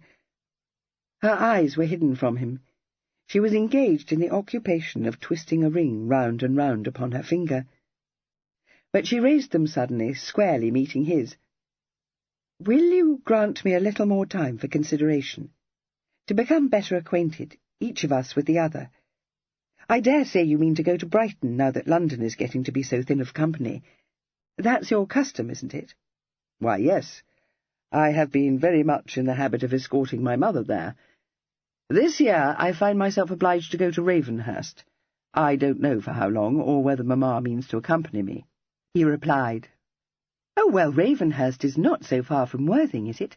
The thing is, Denville, that I am going to Worthing with grandmamma next week to spend the summer there, and I thought that perhaps you would drive over to visit us now and then." "So that we may learn to know one another." "You may be sure I shall do so. I must hope that you will find it such a dead bore at Worthing, amongst all the dowagers, that it will weigh the scales down in my favour." "It might well do so," she acknowledged, with a grimace. "But I must warn you that I am inured to that particular boredom. I go there every year." "I can safely promise that if you marry me you will never set foot in the place again," he said, laughter springing to his eyes, as he tried to picture his twin in that respectable resort. Chapter 6. Mr. Fancot arrived on his own doorstep just as his mother's youthful adorer was being ushered out of the house by Brigg. Mr. Horning, who was dressed with a studied negligence which included a handkerchief carelessly knotted round his neck, and unstarched shirt-points, checked and uttered dramatically, "My lord." "How do you do?" said Kit politely. His appreciative gaze took in every detail of the poet's attire. He saw, too, with unholy amusement, that Mr. Horning was looking slightly belligerent, and concluded that Evelyn had not encouraged the dazzled youth's infatuation. So he said, with immense affability, "Did you come to visit me? Do tell me how I may serve you." Somewhat taken aback, Mr. Horning said, with a challenging look, "I have been visiting Lady Denville, my lord." "No, have you?" said Kit. "But how kind of you." "Kind?" repeated Mr. Horning blankly. "As long as she didn't find your visit rather too much for her. At her age, you know, and troubled as she is with the gout." "I collect, my lord, that you have some objection to my visits," interrupted Mr. Horning, glaring at him. "Not the least in the world," said Kit cordially. "You have been reading to her, I dare say, and keeping her quietly entertained, which is an excellent thing. It is a hard matter to induce her to rest, but at her age, you know—" "Lord Denville, I regard her ladyship as an angel," said Mr. Horning reverently. "Oh, no, no, you take too melancholy a view of her case," Kit assured him. "We trust she may, with care, enjoy several more years of life, and tolerably good health." With these optimistic words he smiled sweetly at the stunned poet and passed into the house. Bent on regaling his mamma with this passage, he looked into the drawing-room on his way upstairs, and was gratified to find her there, charmingly attired in a half-dress of fawn-figured silk, a treble pleating of lace falling off round the neck, and a cap of French lace, adorned with a cluster of flowers set on her shining gold hair. She looked elegant, graceful, and absurdly youthful. Circumstances which made Kit chuckle as he said, "I've just encountered your moon-calf, mamma. Next time he comes to visit you, he won't bring you a poem, but a gum-plaster." "Bring me a gum-plaster?" she said, astonished. "Yes, love, for your gout," he said mischievously. "I told him that we hoped you would survive for a few years yet, however. That was when he called you an angel. And a more inappropriate description I never heard." She burst out laughing. "Oh, what an abominable creature you are! But come in, Evelyn. Barnaby and I were this instant talking about you." Having advanced a step into the room and closed the door behind him, he had already seen that his mamma was not alone. The enormous bulk of Sir Barnaby Ripple occupied almost the whole of a sofa placed opposite her chair. Kit shot a startled, questioning look at his mother, for although he did not rate Sir Barnaby's intelligence high, he could hardly believe that one who had known him and Evelyn from their cradles would detect no difference between them. But Lady Denville appeared to feel no misgiving. She smiled seraphically at Kit. "Dearest Barnaby tells me that proposed connection with Cressida Staveley is one of the on-dits of London." "What, are the quizzes busy already?" Kit said, shaking hands with the visitor. "Bound to be," said Sir Barnaby in a rich voice that accorded well with his massive person. "How d'ye do? Been out of town, I hear. Didn't see you at Ascot races." He scanned Kit's face and added, "You're looking better than when I saw you last. Told you it was time you went on a repairing lease. And now you're in a way to become riveted, are you? I wish you were happy, my boy." "Thank you, sir. But you are a trifle previous. The matter is not yet decided, you know. Who set the rumour afoot, I wonder?" "Lady Staveley, of course," said his mother. trying to force you both into it, meddlesome ninny-hammer that she is. Owing to the height and rigidity of his collar points and the depth of his oriental tie, Sir Bonamy could neither shake his head nor nod it. When he wished to signify assent, he was obliged to incline the upper part of his body in a stately manner, which frequently exercised an unnerving effect upon strangers, already awed by his size and magnificence. He did so now, but as the Fancots were well accustomed to his ways, neither Kit nor his mamma were dismayed.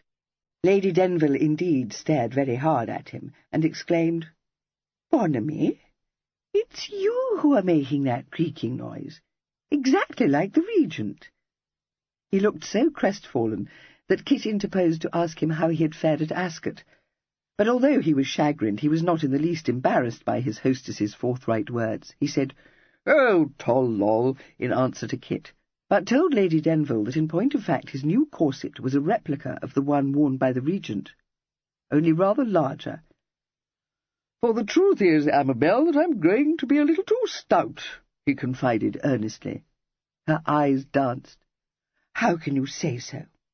I'll tell you what you must do. You must subsist wholly on biscuits and soda-water, as they say Lord Byron was used to do." He blenched perceptibly, but responded with great gallantry, "Ah, my pretty, if I could hope to win you at last, I would even do that." "If this is a proposal of marriage, I think I ought to go away," said Kit. "She won't have me," said Sir Bonamy mournfully. He shifted his position ponderously, so that he could look at Kit, who had sat down out of the direct line of his vision. "But I'll tell you this, Evelyn, you'll be a lucky fellow if you get yourself leg-shackled to Staveley's girl. They tell me she's a very amiable, pretty young woman.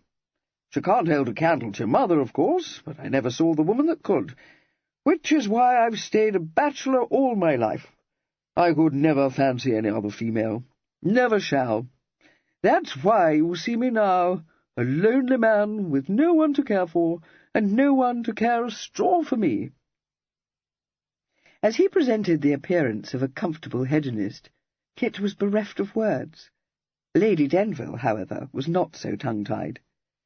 With what her undutiful son subsequently informed her was an entire absence of propriety, she exclaimed, "Well, of all the plumpers! As though I didn't know about the birds of paradise you've taken under your protection any time these 25 years, and several of them, as I recall, were dashers of the first water, far more beautiful than I ever was." "No one was ever more beautiful than you, my lovely," said Sir Bonamy simply.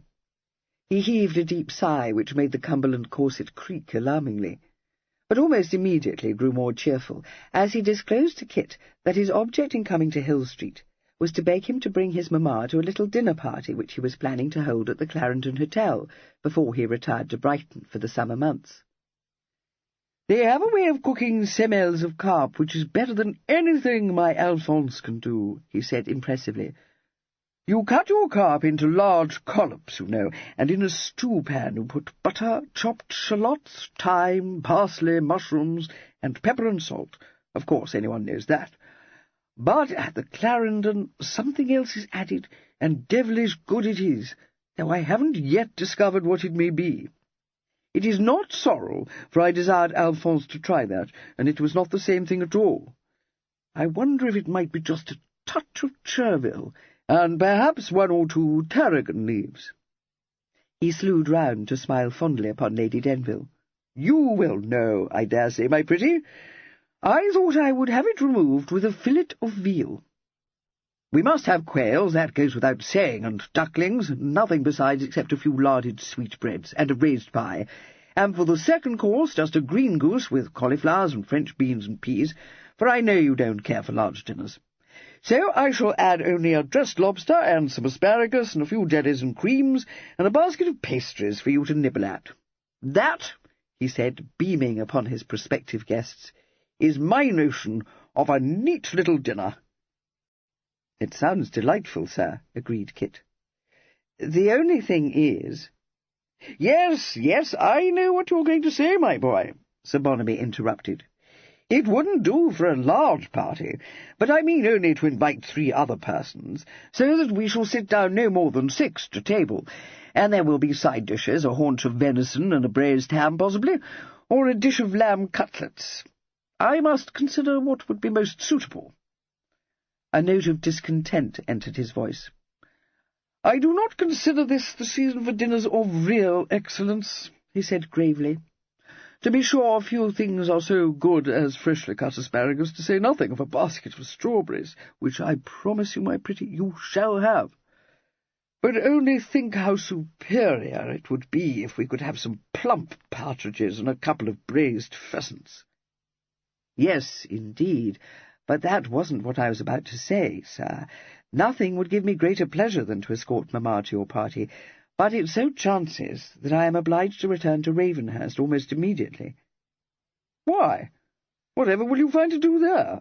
asked Sir Bonamy, opening his small round eyes to their widest extent.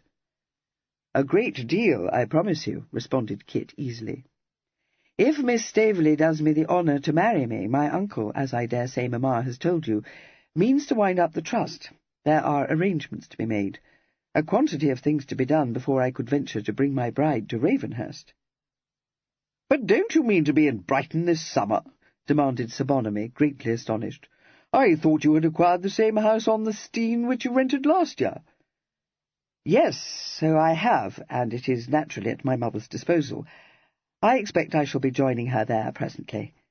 I don't know what her plans may be, but I can't think that she needs my escort to your party, sir. Her poet will be delighted to take my place."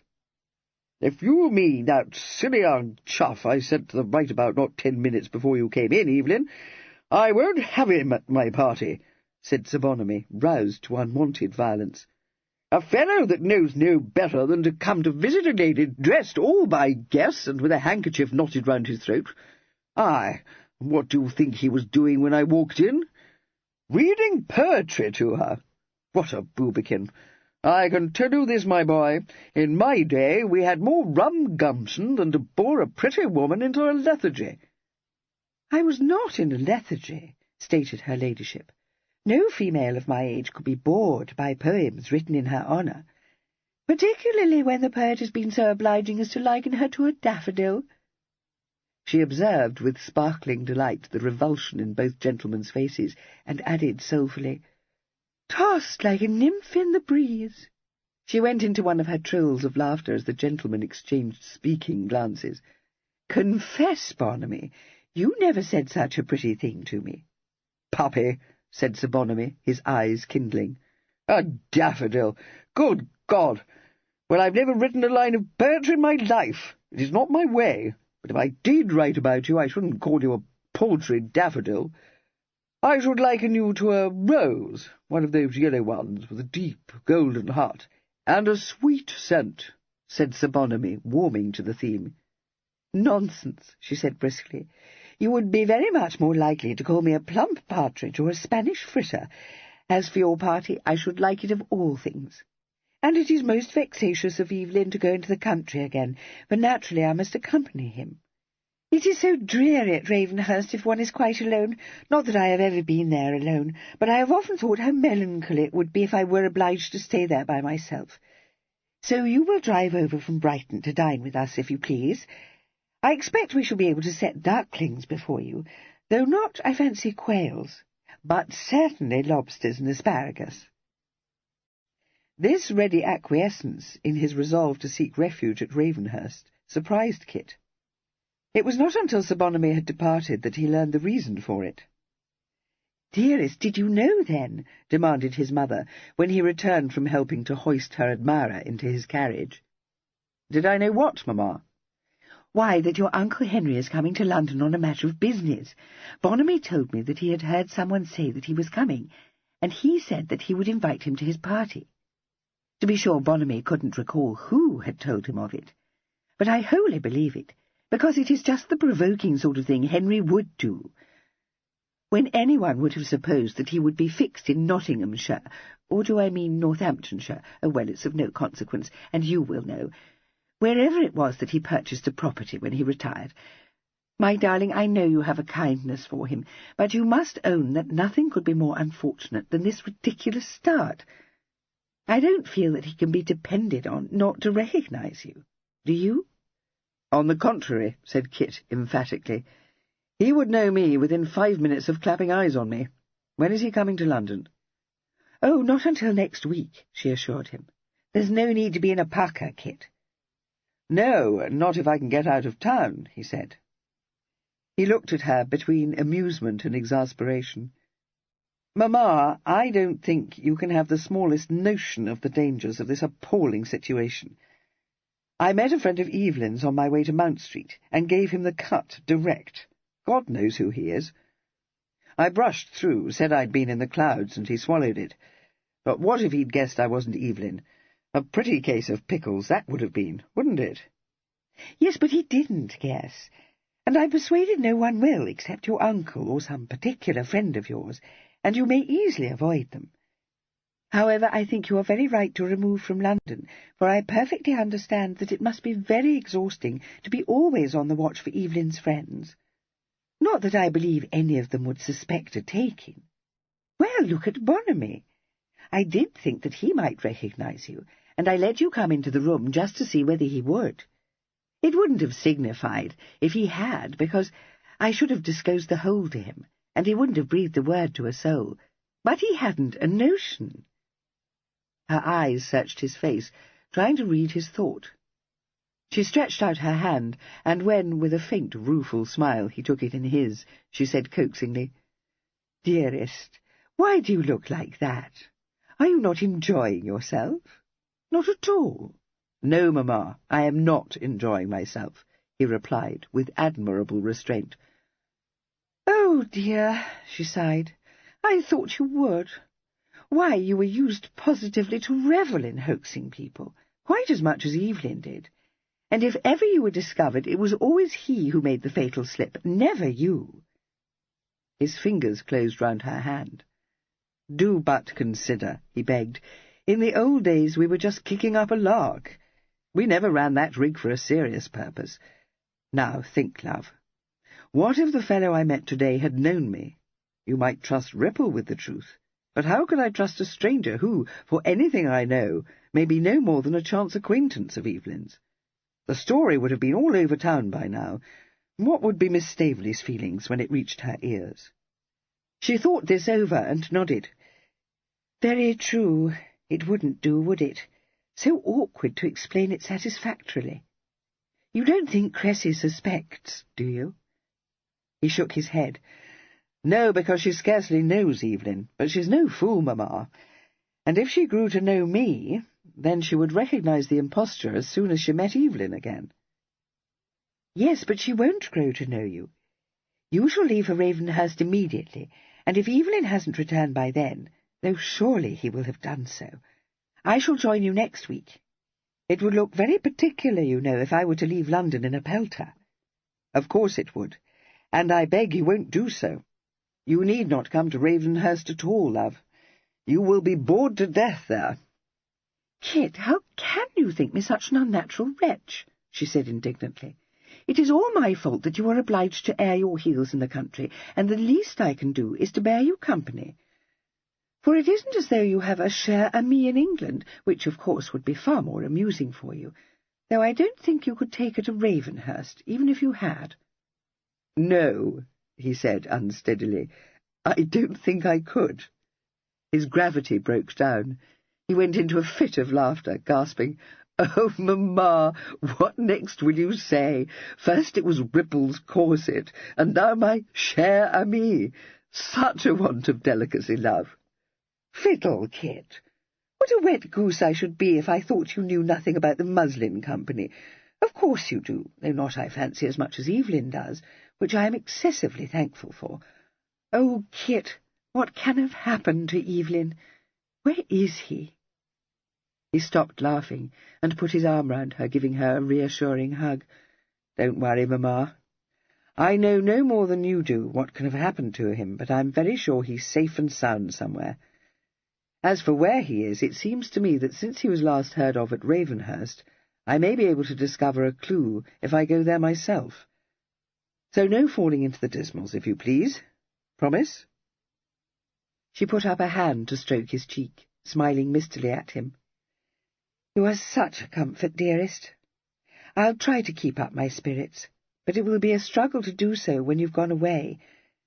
And when I recall that I shall have to visit old Lady Staveley, I feel ready to sink." Chapter 7. Leaving Fimber to follow him with such articles of his brother's wardrobe as Fimber considered indispensable, Kit drove himself down to Sussex in Evelyn's curricle, taking Challow with him. This individual lost no time in quashing the several plans he had formed for discovering Evelyn's whereabouts. He described these, with the freedom of an old and trusted servant, as caper-witted, adding with some severity that, saving only his lordship, he had never known anyone with more maggots in his head than Mr. Kit. "Being as you've set yourself up as his lordship, sir, there ain't nothing you can do to find him. A capital go it would be if you was to go round the countryside asking after him." Accustomed to the faithful henchman's strictures, Kit said mildly, "I'm not really as bacon-brained as you think. Not that that's praising myself to the skies. As far as inquiring after my brother goes, I know very well I'm hamstrung, but—" "Yes, sir, you are. And if you've taken a notion into your nouse-box that I can do it for you, you're beside the bridge. In course, no one would think there was any havey-cavey business going on if I was to start asking after my lord when he's known to be at Ravenhurst. Oh, no. Not if I didn't ask any but whoop-straws, they wouldn't. And don't you humbug yourself into thinking everyone won't know it, Mr. Kit, because there ain't anything that happens at Ravenhurst but what it's talked of all over. You'll have to show yourself abroad now and now, too. But you don't want it to look as if you were hiding yourself. That'd make you look brummish straight off." "Yes, I know all that," Kit said. "I was thinking of the toll-gates and the pikes." "Well, sir, I don't deny I've thought of 'em myself," confessed Challow. "It's my belief it won't fadge to go asking questions there any more than it will anywhere else. Now, just you think. I do know that his lordship drove off through the main gates, but which way he took when he reached the lane I don't know. And even if I was to discover that, cunning-like, from Tugby at the lodge, it's my belief it wouldn't do us a bit of good. If he turned left-handed, it looks like he was making for the London road, but I don't think he did, because I took that road myself only a couple of hours after his lordship drove off, and the pike-keeper, where you come out on the post-road, knows both him and me, and not a word did he say about having seen my lord when he opened the pike to let me through. Seems to me it's more likely he turned right-handed when he got to the lane, but that don't do us a bit of good neither. You know as well as I do, Mr. Kit, that it's not more than 5 miles till you get to the end of the lane that way, and only a step from the village. If I was to start inquiring after his lordship at that pike, we'd have the busy head that keeps it flashing the gab in an ant's foot, which would send my lord into the bows when he got to hear about it." "There are other pikes and toll-gates on the road," Kit said shortly. "To be sure there are, sir, and a very busy road it is," agreed Challow. "Was you thinking of sending me to ask at all the gates and pikes up and down it, which ain't near enough to Ravenhurst for the keeper to recognise his lordship, because it wouldn't fit, Master Kit, who's going to remember one phaeton more or less a fortnight back? Aye, and even if I did get wind of his lordship, how would I know whether he didn't perhaps turn off the post-road somewheres? I tell you, sir, it ain't no manner of use. He could be anywhere." "I'm well aware of that," Kit replied, keeping his eyes on the road ahead. "I don't know where to look for him, even if I weren't masquerading, because I don't know his habits or the company he's been keeping. But don't you know, Challow?" The groom did not answer, and after a moment Kit glanced at him and saw that he was frowning. "Come, man, unbutton," he commanded. "You surely can't suppose that my brother would want you to keep anything a secret from me?" "It ain't that, Master Kit," Challow said, shaking his head. "The mischief is I don't know, not by a long chalk. That ain't to say I haven't had my suspicions, the same as Swinburne has. But whenever his lordship goes off on one of his revel routes, he don't take either of us with him, nor he don't say where he's off to. It queers me why he should tip us the double like he does, because there's nothing we could do to stop him going the pace." Kit let this pass. He found nothing remarkable in Evelyn's desire to shake off his fond but censorious guardians when he was bent on adventures of which they would strongly and vociferously disapprove. But as no useful purpose would be served by entering into discussion of this, he merely said, "He may not tell you where he's off to, but I'll swear it's a guinea to a gooseberry that you know." "Not properly, I don't, sir. I've got my reasons for thinking there's a ladybird in Brighton he used to have dealings with, and another one at Tunbridge Wells. It did cross my mind, when he went off alone from Ravenhurst, that that's where he was bound for. Well, I don't mind owning to you, sir, that when he didn't come home to London when he was looked for, what with her ladyship getting into a twitter, and him being engaged to dine at my Lord Staveley's, I took it upon myself to hop onto the stage and see if I couldn't get news of him at the Wells. I didn't say anything about it to her ladyship, nor to you neither, Mr. Kit, because I take my oath my lord ain't there, nor hasn't been. They hadn't seen him at the Sussex, nor the Kentish, nor even the New Inn. That's certain sure. I got into talk with the ostlers, for if my lord had stabled his greys at any of the inns, they wouldn't have been forgotten, even if he was. You ain't seen 'em yet, but I give you my word they're complete to a shade. Perfect in all their paces. 4 of the tidiest ones you've ever clapped eyes on, sir." "What about the livery stables?" interrupted Kit. "No, sir. Not at any which my lord would have trusted with that team. Naturally I thought of that, when I got to wondering if perhaps he'd set his peculiar up private, and wasn't putting up at an inn at all." He coughed discreetly, adding on a note of apology, "If I'm not speaking too free, Master Kit." Kit paid no heed to this, but said, frowning ahead of him, "My brother wouldn't have remained with one of his peculiars at such a time as this."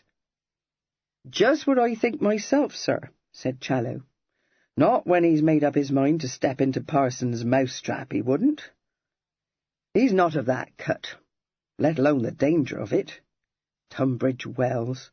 Lord, I saw with my own eyes upwards of 6 people there that his lordship knew well." Kit nodded and relapsed into silence. The problem of his erratic twin's whereabouts seemed insoluble, for the only explanation that occurred to him was that Evelyn, who had certainly gone off to redeem Lady Denville's brooch, must have found that Lord Silverdale had left Brighton and had decided to follow him to his Yorkshire estates. But no sooner had he admitted this thought into his mind than he was struck by its improbability. If Evelyn, pressed for time, as he must have known he was, had undertaken such a journey, he would not have set forth in his phaeton. Nor could there have been any reason to account for his having taken such care to rid himself of his valet. It was equally likely that he would not have failed to apprise Lady Denville of his intention. He might well have driven himself to London, but why leave Challow behind, and gone on from there by post-chaise? But that he had not done so was proved by the absence of his greys from their stable. Kit was recalled from these ruminations by Challow, who presented him with a fresh problem. "Begging your pardon, Mr. Kit," said that worthy, "but what was you meaning to do at Ravenhurst?" "Do?" repeated Kit, whose only thought so far had been to escape from a locality so fraught with peril as London. "I don't know. What should I do? Fish? Shoot a few wood-pigeons and rabbits?" "Ah," said Challow, in the voice of one who had foreseen this answer, "I'm sure I wouldn't want to throw a rub in your way, sir, but if you want to gammon everyone into believing you're his lordship, you won't go fishing. That ain't by any means his lordship's notion of sport." Kit, who had momentarily forgotten Evelyn's dislike of fishing, felt very much inclined to damn his lordship. He quelled the impulse, but said, with a touch of exasperation, "You've only to add that as I'm nothing like as good a shot as my brother, and must therefore not take a gun out, to tip me a final settler. Don't put yourself to the trouble of doing it, but tell me instead what the devil I am going to do." "No, no," responded Challow, indulgently chiding. "There is no call for you to take a pet, Master Kit. All I'm saying is that if you do take a gun out, you don't want anyone to go with you. No Loader, nor Mr. Willie, which is my lord's new gamekeeper. You ain't seen him yet, nor he won't know you from my lord, if he don't see you shooting." "Thank you," said Kit, a reluctant grin banishing his frown. "Stop depressing my pretensions, and tell me who is likely to recognise me at Ravenhurst." "I've been thinking of that, sir, and it don't seem to me that anyone will, barring Mrs. Pinner, and seeing as how she lives in the cottage by the west gates now, I dare say you could keep out of her way." He sounded doubtful, but Kit had no doubt at all that there was no possibility of keeping out of his own nurse's way. He exclaimed, "Keep out of Pinny's way? I don't mean to try. If I can't trust her, there's no one, not even my mother, whom I can trust." "That's true enough," agreed Challow. "What's more, sir, if anyone was to get a suspicion you wasn't his lordship, not that I think anyone will, for the new butler, which my lord engaged a year ago when it got to be beyond old Mr. Brigg to be jauntering up and down from London, ain't never laid eyes on you, and he don't know his lordship very well neither, for, barring the couple of nights we spent at Ravenhurst a fortnight back, my lord hasn't been next or nigh the place since he was here in November with a party for the shooting. However, if he did happen to be more of a downy one than I take him for, he won't think no more about it when me and Fimber and Mrs. Pinner carry on as though everything was natural and above board. Well, why should he, Master Kit? No one that didn't know you like we do would ever think of you taking into your head to run a rig like this." Kit opened his mouth to refute the suggestion that he had ever taken any such idea into his head, but shut it again, as he remembered that it had been his own light-hearted words which had put it into his mamma's head. Perceiving that the unwonted frown had deepened on his young master's brow, Challow said encouragingly, "Now, you don't need to get into the hip, sir, only because I've dropped a warning in your ear. You carry it with a high hand, and you'll do." It seemed when they reached Ravenhurst that he was right. Since his arrival was unexpected, he found the great gates shut. Tugby, whom he had known all his life, came out of the lodge, looking startled when Challow blew a sharp summons on the yard of tin, but as soon as he saw Kit, he hurried forward to open the gates, ejaculating, "My lord! Well, I never did." "Didn't expect to see me again so soon, did you?" said Kit cheerfully. "No, that I didn't, my lord, but I'm mighty glad you've come back. We don't see enough of you these days." He set wide one half of the gate, and returned to pull back the other, looking up at Kit and saying, "And have you had word from Mr. Christopher, my lord? I hope he's well." "Yes, he's in prime twig, and he sends his remembrances to all his old friends here." "Ah, we want him home, don't we, my lord?" said Tugby. "It don't seem right to see you here without him." Driving through the park, along the well-kept avenue, very much the same thought was in Kit's mind. Ravenhurst was the home of his boyhood, and he loved it, but all his memories of it were so inseparably linked with his twin that the place seemed empty without him, and even a little strange. Half ashamed to find himself sentimentalizing, he tried to shake off his depression, and to take pleasure instead in seeing that although it had seldom been visited since his father's death, everything was in excellent order. But when he entered the house, the feeling of emptiness was oppressive, and made him regret that he had come back to it alone. It had little to do with Evelyn, as he realized. When the family was in residence, upwards of 20 indoor servants were employed, and he could scarcely remember a time when no guests had been entertained there. And since the household had always known when to expect my lord and my lady, he had never before found the saloons and the drawing-rooms shrouded in holland covers. He thought it was enough to cast the most cheerful person into gloom, and wondered for how long he would be obliged to remain there. He also wondered, and with a flicker of amusement, for how long his mother would bear it. She frankly disliked country life, and the only things that made her sojourns at Ravenhurst tolerable were a succession of visitors and its proximity to Brighton. His arrival threw the reduced staff into some disorder, but neither the new butler nor his wife showed the smallest disposition to question his identity. He said, quite in Evelyn's careless manner, that he supposed he must have forgotten to tell them that he meant to return within a few days, and added, by the way, that her ladyship would be joining him the following week. These tidings appeared to stun the butler.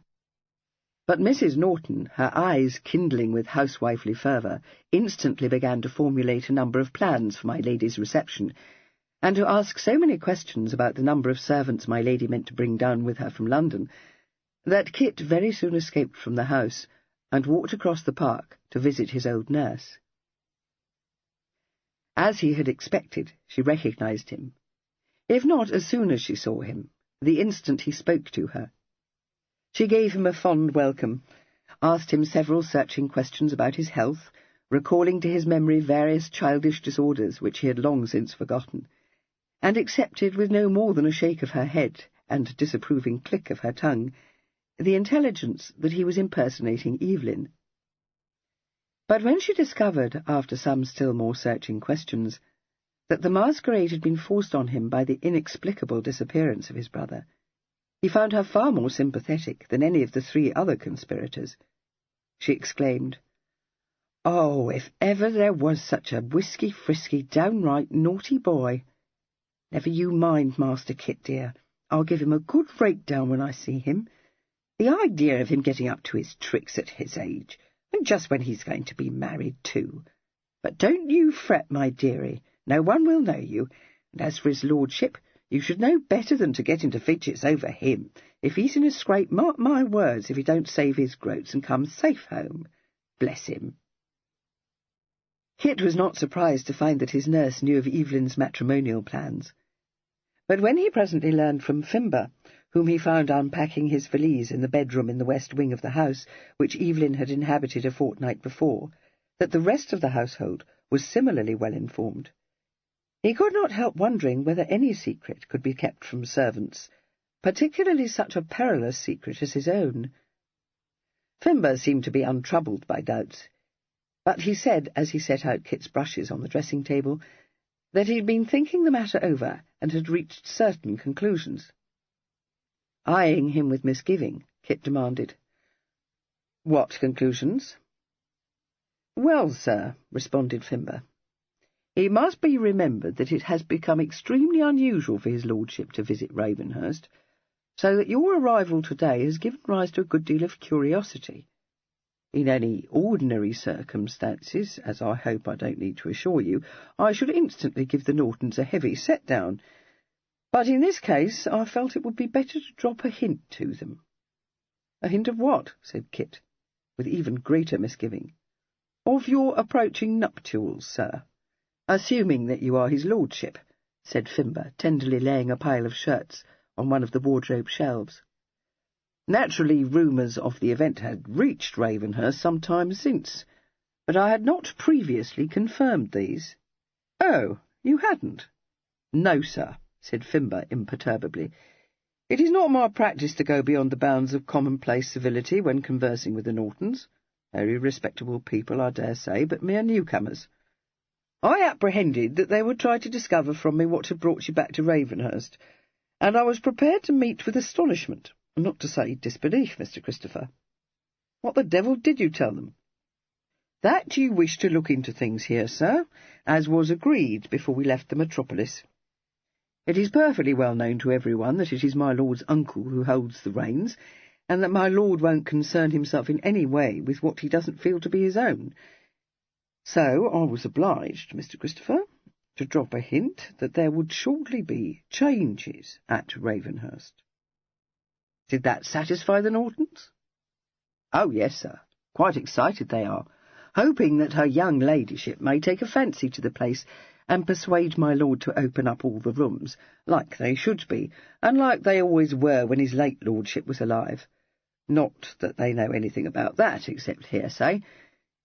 If I might make a suggestion, you should tell Mrs. Norton to have her ladyship's apartments got ready for you to inspect, as if you was planning to refurnish them, sir. Kit raised no objection to this, but he looked suspiciously at Fimber, well aware that the precision of his speech and the wooden manner he had assumed boded a further, and certainly less palatable suggestion. He said, "I can do that easily enough.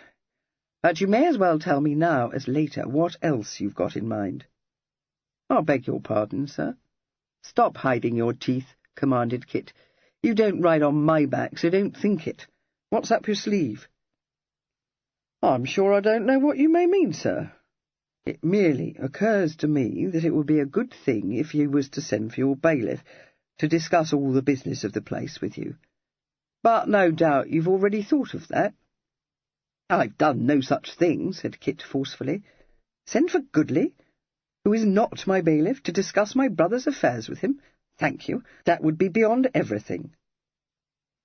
"Then you'd as well turn tail at once, Mr. Christopher, for nobody's going to believe you've come down to look into things if you don't look into them," retorted Fimber, reverting to his usual manner.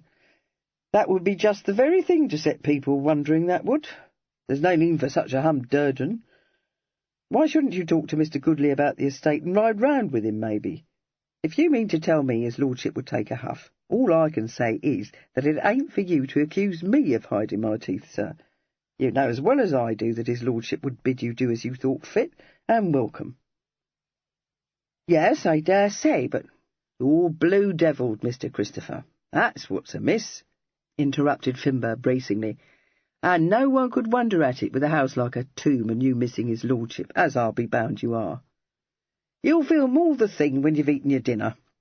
It seems his lordship didn't use any of the rooms but those in this wing when he was here, so I told Norton you'd do likewise. The library's been made ready for you, and dinner will be served you in the green parlour. So you go down, sir, and be comfortable." A short but excellent dinner certainly relieved Kit's depression, but it did nothing to lessen his reluctance to obtain access to the bailiff's records by what could only be regarded as a cheat. He would have found it hard to explain the repugnance he felt, for he had nothing to gain, and he knew even better than Fimber that, so far from objecting to his conduct, Evelyn would be very much more likely to demand to know what the devil he meant by imagining that he could object to it. The feeling of distaste lingered, however, and if his hand had not been forced, he would have evaded an encounter with the bailiff. But this worthy presented himself at the house before Kit had finished his breakfast on the following morning, and when his supposed employer joined him perforce in the library, he greeted him with a warm smile and an apology for failing to wait upon him when he visited Ravenhurst a fortnight earlier. He disclosed that when he had laid the quarterly accounts before Lord Brumby, my lord had informed him, with gratifying condescension, that he had every expectation of being able, shortly, to resign his trusteeship, and had charged him to do all that lay within his power to put my Lord Denville in possession of every relevant detail that concerned the management of his Sussex estate. He added, beaming upon Kit, that if he had had warning of his previous visit, he would not have failed to have waited upon him. "For, if I may be permitted to say so, my lord, I, and I believe all who are employed at Ravenhurst, have been eagerly awaiting the day when you would assume control of your inheritance. Not that I, or anyone, would utter a word in disparagement of my Lord Brumby. No one could have been more punctilious in the execution of his duties than Mr. Henry, Lord Brumby, I should say. But it is not the same thing, sir, not to those of us who watched you and Mr. Kit grow up from your cradles. And how is Mr. Kit, my lord?" Mr. Kit, resigning himself to the inevitable, said that he was very well, accepted graceful felicitations on his twins' approaching marriage, and expressed his willingness to spend the rest of the golden summer's morning amongst the several forbidding tomes which Goodley had brought up to the house for his inspection. Fortunately, it did not occur to Goodley that his noble master was much more interested in the property bequeathed by the late Earl to his younger son than in his own vast inheritance. During the next 2 days, Kit's boredom was enlivened by instructive rides round the estate with Goodley, and by a ceremonial visit from the vicar of the parish.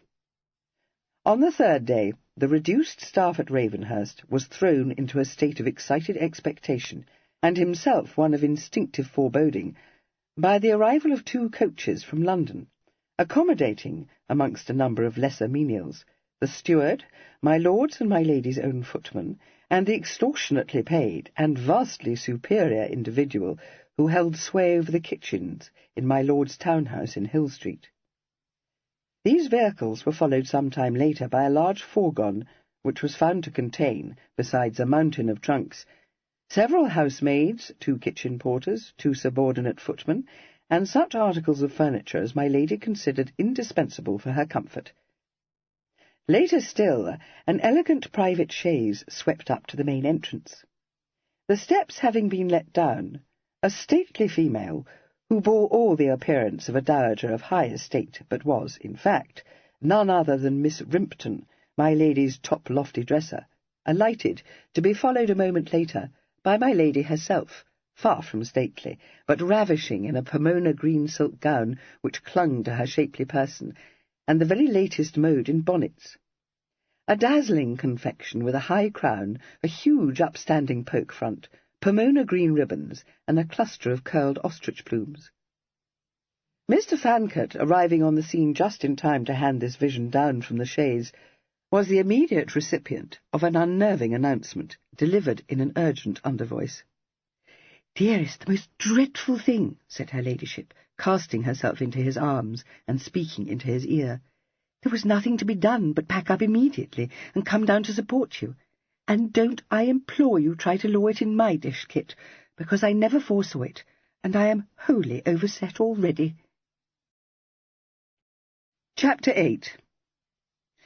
It was some time before Kit was able to detach his mamma from the various senior members of the household, who were either demanding or receiving instructions from her. But he managed to do it at last, and to withdraw with her to the library.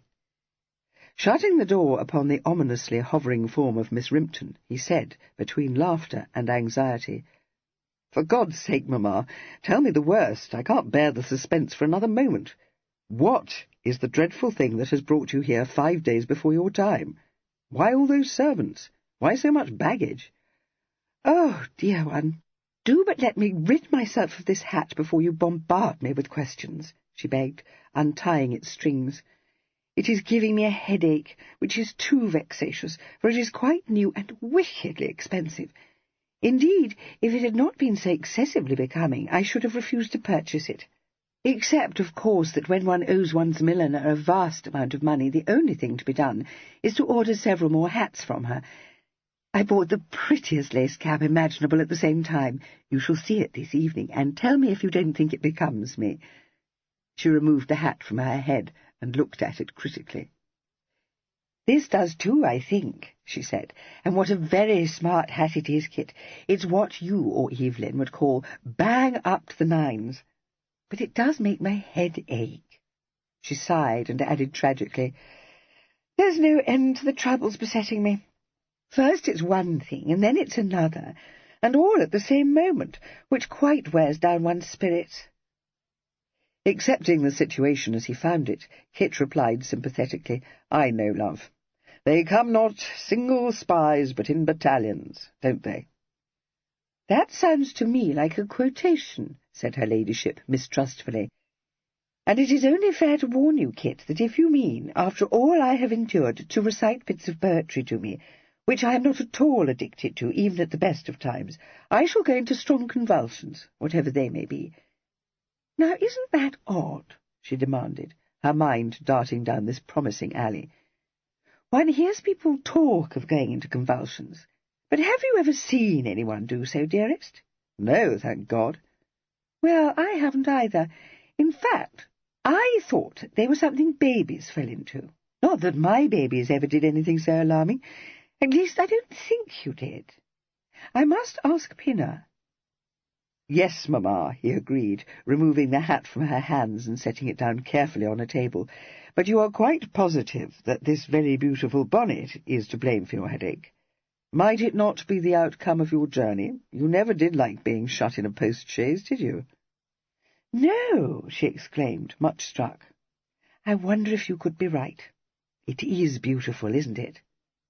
quite captivating," he assured her. "Did you purchase it to console yourself for all the troubles which have descended on you? What, by the way, was the particular trouble which brought you here in such a bang?" "Kit," uttered her ladyship, "that terrible old woman is coming to visit us here next week, and she is bringing Cressy with her." She waited for him to speak, but as he appeared to have been struck dumb and merely stood staring at her, she sank into a chair, saying, "I knew how it would be if I were obliged to visit her. Well, I knew that no good would come of it, though I didn't foresee such an ordeal as this. If I had had the smallest notion of it, I would have said I was going to stay at Baverstock, and, what's more, I would have done so, much as I detest your aunt. But I had already told her I was coming here, and so the mischief was done. How could I say I wasn't coming here after all? You must perceive how impossible—" "Mamma," interrupted Kit, finding his voice, "do you mean that Lady Staveley is going to give us a look-in on her way to Worthing?" "No, no. What would there be in that to dash one down? She and Cressy are coming to spend a week or two here." "A week or two? But they can't. They mustn't be allowed to. Good God! What can have induced you to consent to such a scheme? You surely didn't invite them?" "Of course I didn't," she said. "Lady Staveley invited herself." "But, mamma, how could she have done so?" "Good gracious, Kit! I should have thought that 5 minutes in her company would have been enough to show you that there's nothing she's not very well able to do. Besides, she led me into a trap. She is the most odious old witch in the world, and she always overpowers me, ever since I was a child and positively dreaded her. Oh, she is too abominable. Would you believe it? The instant she clapped eyes on me, she said that she saw I had taken to dyeing my hair. I was never more shocked, for it is quite untrue. It is not dyeing one's hair merely to restore its colour when it begins to fade a little. I denied it, of course, but all she did was give the horridest laugh, which made me feel ready to sink, as you may suppose." "I don't suppose anything of the kind," said Kit, roused to unwonted callousness. "Why should you care a straw for anything Lady Staveley chose to say? It is too absurd." His mamma's magnificent eyes flashed. "Is it indeed?" she said tartly. "I marvel that you should have the effrontery to say such an unfeeling thing, when you know very well that never did your great-aunt Augusta visit us, but what she put you and Evelyn out of countenance within 2 minutes of seeing you." His formidable and happily defunct relative having been thus ruthlessly recalled to his mind, Mr. Fancot had the grace to retract his unkind stricture. "Less," he acknowledged. "I beg pardon, love. So then what happened?" Bestowing a forgiving and perfectly enchanting smile upon him, Lady Denville said, "Well, then, having made me feel as if I were a gawky girl, which, I do assure you, Kit, I never was, she became suddenly quite affable, and talked to me about you with amazing kindness, which shows you how cunning she is. For even if she did make me feel as if I were a silly chit, I don't doubt she knew that if she uttered one word in disparagement of either of my sons, I should have slain her, and walked straight out of the room." On the broad grin, Mr. Fancot interpolated, "Bravo!" Lady Denville received this applause with becoming modesty. "Well, dearest, I should have been roused to fury, because nothing enrages me more than injustice. I may be a frivolous widgeon, but I am not so bird-witted that I don't know that no one ever possessed 2 such sons as mine. However, Lady Staveley said nothing about you to which I could take exception. Then she told me that although she perfectly acknowledged that Evelyn is a catch of the first water, she had come to perceive that marriages between persons who are not thoroughly acquainted with each other don't always lead to happiness. She said, not in the least exceptionably, but with true kindness, that she was persuaded I must agree with her, which I do, Kit. Then she confided to me that although she had wished very much to invite Cressy to live with her when Staveley married Albinia Gillyfoot— oh, Kit, she dislikes Albinia even more than I do. We had the most delightful cause about her. She had not done so because she is too old to take her to parties, and so what would become of Cressy when she dies? She said she would be obliged to live with Clara Staveley and dwindle into an old maid, which is why she wishes to see her suitably married. Then she said that she believed that, with all my faults, I was truly devoted to my children, and she was persuaded I must feel as she does, that before coming to a decision, Evelyn and Cressy ought to know one another better. Well, dearest, what could I do but agree with her? Especially when she told me that I must be the last person to wish to see my son make an unhappy marriage, for that was what I did myself. I must own, Kit, that I was very much touched. His pleasant grey eyes looked steadily down into hers, the suggestion of a smile in them. "Tell me, Mamma, were you so unhappy?" "Often," she declared. "I have frequently fallen into fits of the most dreadful dejection, and if I were inclined to lowness of spirit, I dare say I should have sunk under the trials that beset me. Only I can never stay for long in the dismals, for something always seems to happen which makes me laugh. You may say that I am volatile if you choose, but I do think you should be glad of it, because there is nothing so dreary as ticklish women behaving like watering pots at the least provocation, and being for ever in the hips. And in any event, my sensibilities have nothing to do with the case. The thing is that as soon as I agreed that it would be desirable for Evelyn and Cressy to become better acquainted, Lady Staveley floored me by saying that since I had the intention of joining you here, she thought it would be an excellent scheme if she were to bring Cressy on a visit. I hope I didn't look nohow, but I fear I must have, for she asked, in that sharp way of hers, if I had any objection. Dearest, what could I say but that I thought it a delightful scheme, and only wondered that it hadn't occurred to me. I may be volatile, but I am not rag-mannered." "Couldn't you have made some excuse? Surely you must have been able to think of something, Mamma." "I thought of several things, but they would none of them do. Indeed, I had almost said that one of the servants here had begun in the smallpox, when it very fortunately struck me that if that had been so, you wouldn't have come to the house. And though I did think of saying that it was you who had the smallpox, I couldn't but feel it would be a shocking bore for you to be obliged to remain cooped up here for weeks and weeks. And we must remember, Kit, that Evelyn may come back at any moment. Well, you know what he is. We should never be able to persuade him to take your place in the smallpox." "Mamma, why in heaven's name smallpox? Scarlet fever in the village would have been much better, if you had to make illness the excuse." "Yes, but I couldn't think of any other illness except the measles, and depend upon it, Lady Staveley and Cressy have probably had them already." He began to pace up and down the floor, frowning heavily.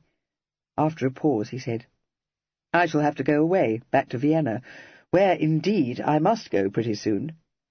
"Go away?" she cried in the liveliest dismay. "You cannot do so, when the Staveleys are coming purposely to see you. It would be beyond anything." "It could be accounted for. I could be taken ill in Vienna, or suffer a serious accident, something very bad. No one would think it odd of Evelyn to go to me immediately." "Well, of all the harebrained notions! Next you will be saying that no one would think it odd of me to remain in England under such circumstances." "Come with me," he invited, pure mischief in his face. It was reflected in hers. "Oh, how amusing it would be," she said involuntarily. Then she shook her head. "No, we couldn't do it, Kit. Only think what a hobble we should all be in when Evelyn came back. He wouldn't know what had become of me, and he would be bound to search for me all over. That would fling the cat amongst the pigeons. Dearest, there is nothing for it but to make the best of it.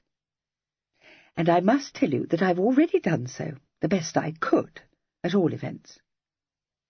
"It won't do, Mamma.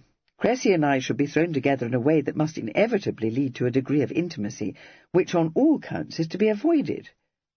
Good God, that's why I left London, so that she should not become better acquainted with me."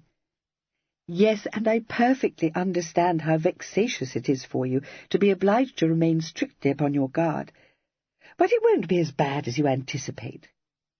By the most amazing stroke of fortune, I found Cosmo waiting for me in Hill Street when I returned from visiting Lady Staveley." "Cosmo?" he repeated blankly. "Yes, Kit, Cosmo. replied her ladyship in a tone of determined patience. "My brother, Cosmo, your uncle, Cosmo." "Dearest, must you stand like a stock? You cannot have forgotten him." "No, of course I haven't forgotten him. But why you should think it a stroke of fortune to have found him in Hill Street is a matter quite beyond my comprehension."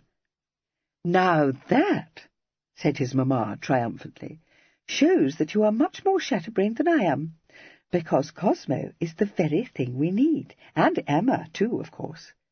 My dear, he must have been sent by Providence, which is a thing that frequently happens, I find, when one is in flat despair, like my recalling in the very nick of time, when I thought myself wholly ruined, that I might very well apply to Edgbaston for a loan. Naturally, when I was being driven home from Mount Street, I was racking my brain to think how, at this season, to assemble a party here, which I perceived was most necessary on your account, Kit, to save you from being thrown entirely into Cressy's company. Because even if there had been more time at my disposal, and one can't invite people all in a quack, you know, unless they are relations or very close friends, no one wants to be in the country during the summer, unless one is the sort of person who wishes to go on a tour to observe mountains and gorges and the beauties of nature, which is the most exhausting and uncomfortable thing imaginable, I do assure you, Kit. I cannot describe to you the miseries I endured when your father made me accompany him to Scotland once. I dare say it was all very fine, but when one has been jolted over abominable roads and forced to put up at the most primitive inns, besides having to walk for miles and miles, one is in no case to admire scenery." "Do I understand, mamma," said Kit in a failing voice, "that you have invited Cosmo and my aunt to come and stay at Ravenhurst?" "To be sure I have," she replied with a brilliant smile. "And it was exactly what he hoped I should do. At least, I fancy he meant to wheedle me into inviting him to visit us in Brighton. But you know what a nip-cheese he is, Kit. If he can but contrive to live at rack and manger somewhere, he is content. In general, he goes to Baverstock in the summer, but it seems he cannot do so this year, because your Aunt Baverstock won't have him.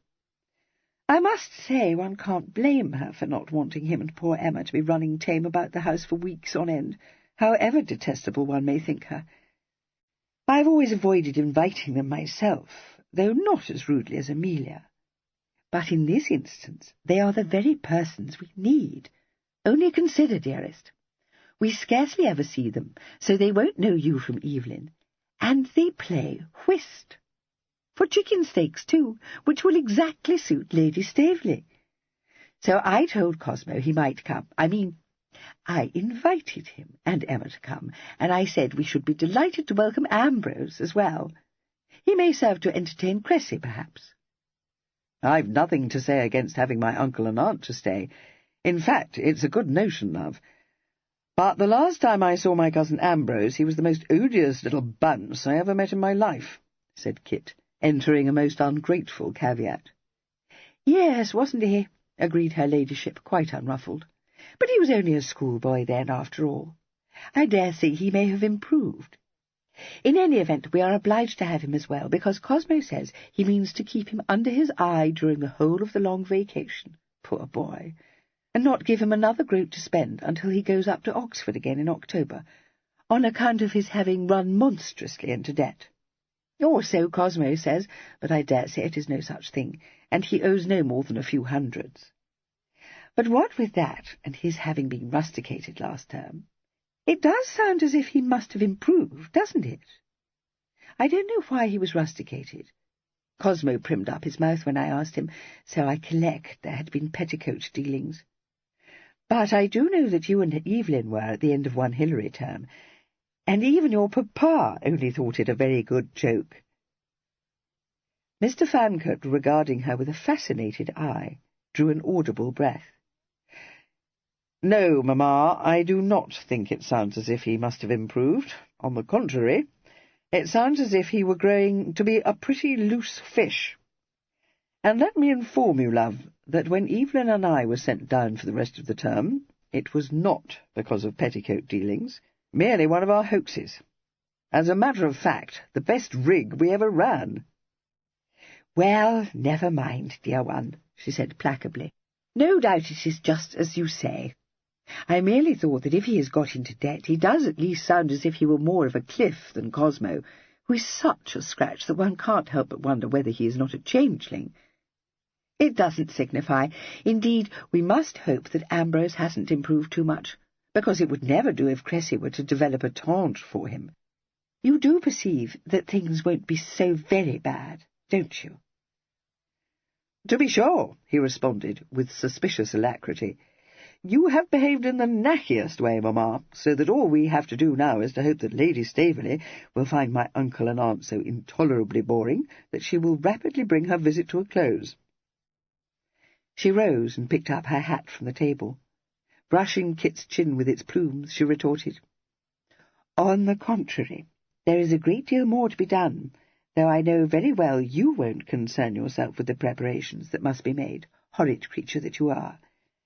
And though I dare say Lady Staveley will think Cosmo and Emma dead bores, she will be pleased to see Bonamy, don't you agree?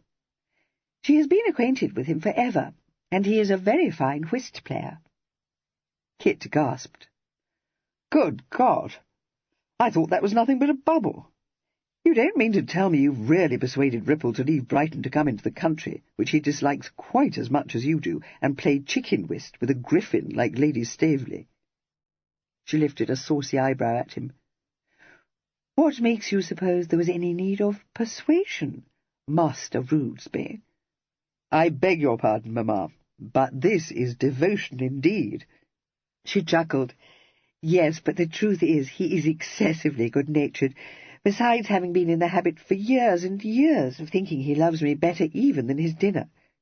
He doesn't, of course, but I never let him suspect that I know it. Which reminds me that I must take care to see that his favourite dishes are set before him. Yes, and to speak to the cook about sending to Brighton every day to procure fresh fish. Then, since we are at Ravenhurst, I think we must hold a public day, which we didn't last year because of being in mourning for Papa. Oh dear, what a vast quantity of things must be attended to. I shouldn't wonder at it if I were prostrate by the time our guests arrive. For the following few days the household was certainly plunged into a vortex of activity, but my lady's part in all the preparations was confined to issuing a great many contradictory orders, forming and abandoning several ineligible plans for the entertainment of her guests, and sending the under-servants on errands which were afterwards discovered to have been unnecessary. Tempers became frayed, but no one bore my lady the least ill will, so charmingly did she give her orders, and so prettily did she thank anyone who performed a service for her. Instead, and until Kit put his foot down, sternly informing the senior members of the staff that he wished to hear no more complaints from any of them, the London servants and the resident servants blamed each other for every mistake or hitch that occurred, and a state of guerrilla warfare raged in the room and in the hall. The only two people to remain unaffected were Miss Rimpton, who held herself loftily aloof from any matter which did not immediately concern the care of my lady's wardrobe and her exquisite person, and the cook, who listened with the greatest civility to his mistress's orders and reminders, and continued to rule his kingdom exactly as he thought fit. During this mercifully brief period of stress, Kit was afforded a closer view of his parents' extravagance than had ever before been granted him. Before her arrival, he had been surprised to discover that the smart new barouche which he encountered in the avenue was one of her latest acquisitions. It was drawn by a pair of good-looking bays, and the coachman, drawing up and touching his hat, told him that he was just bringing them in after their daily exercise. Kit, mentally assessing the turnout at £300 or more, was startled, for not only did he know that Lady Denville owned another and even smarter barouche in which she was driven about London, but also that there were several carriages in the coach-house at Ravenhurst, one of which was a comfortable landaulette. It was later explained to him by Challow that since landaulettes were now considered to be dowdy, it was not to be expected that my lady would ride in one, even when staying in the country. Upon Kit's venturing to suggest to his mamma that it was really a trifle wasteful to have purchased a second expensive carriage and pair merely for her use during her short and infrequent visits to Ravenhurst, She assured him that he was quite mistaken, and proved to her own satisfaction, if not to his, that it was by far more economical to keep a second barouche and pair, with her own second coachman, at Ravenhurst, than to go to the trouble and expense of bringing her town equipage down to Sussex.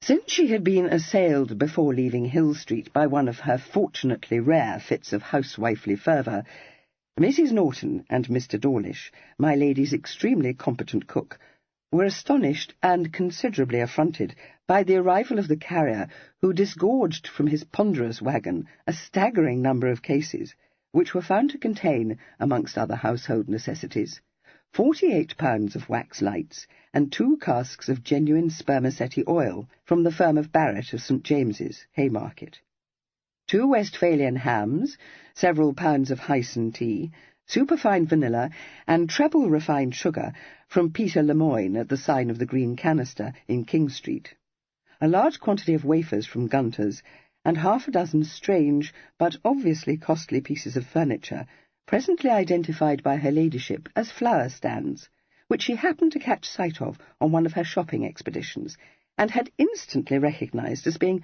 just the thing for Ravenhurst. She explained the purchase of the candles and the groceries to Kit on very reasonable grounds.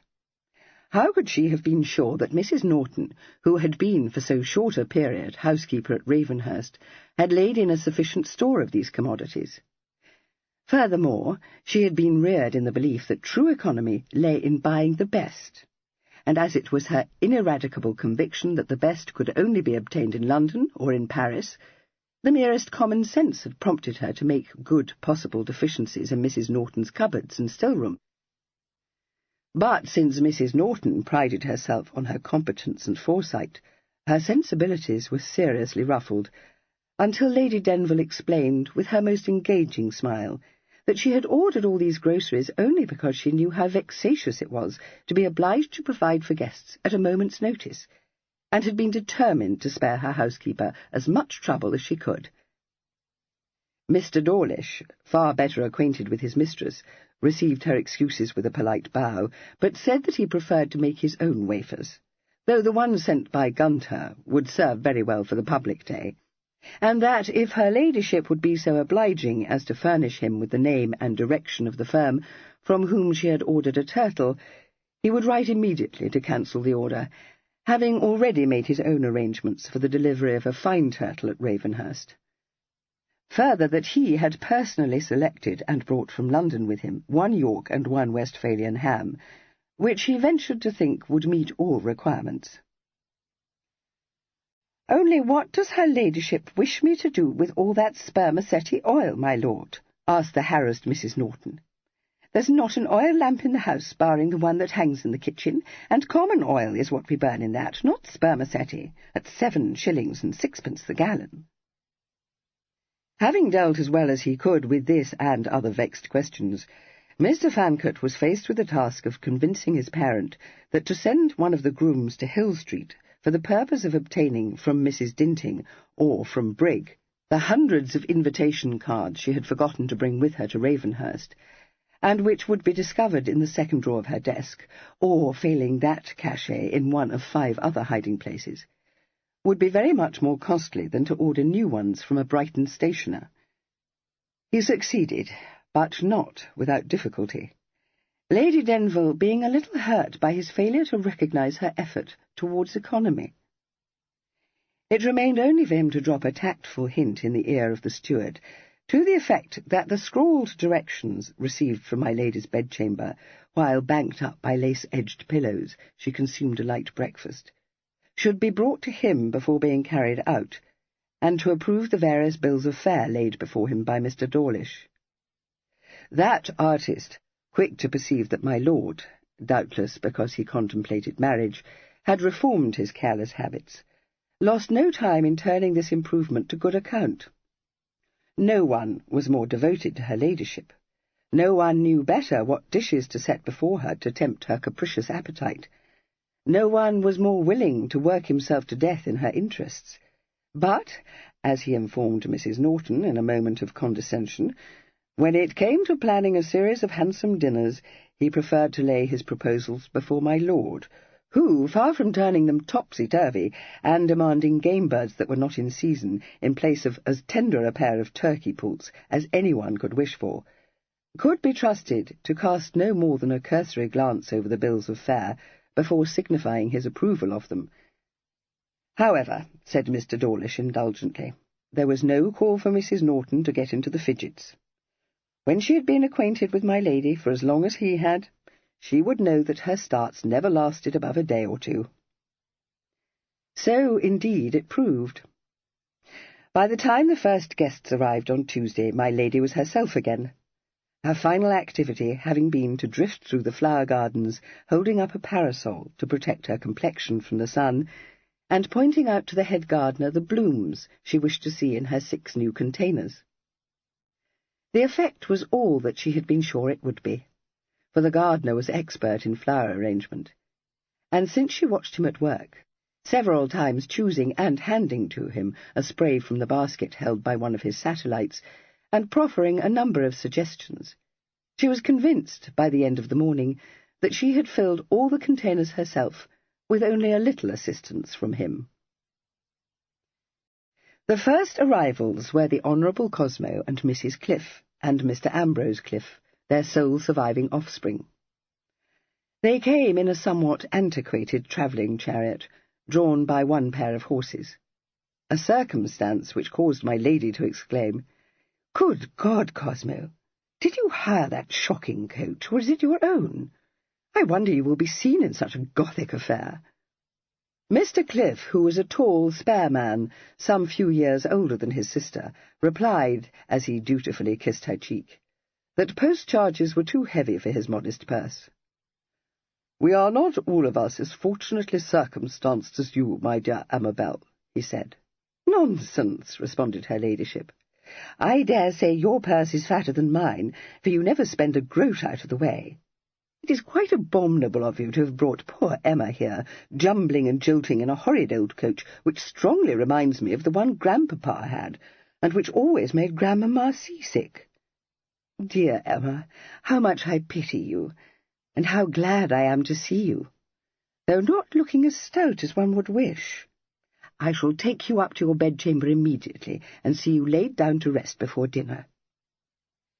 Mrs. Cliff, a flaccid woman with weak blue eyes and a sickly complexion, responded with an indeterminate smile, and in a curiously flat voice, that she was pretty well except for a slight headache. "I shouldn't wonder at it if every inch of you ached," said her ladyship, shepherding her into the house. "Oh, no, indeed, if only Ambrose may not have caught a cold." "My dear Emma, how could he possibly have done so on a day such as this? His constitution is so delicate," sighed Mrs. Cliff. "He was sitting forward, too, and I am persuaded there was a draught. Perhaps if he were allowed a few drops of camphor, I have some in my dressing-case."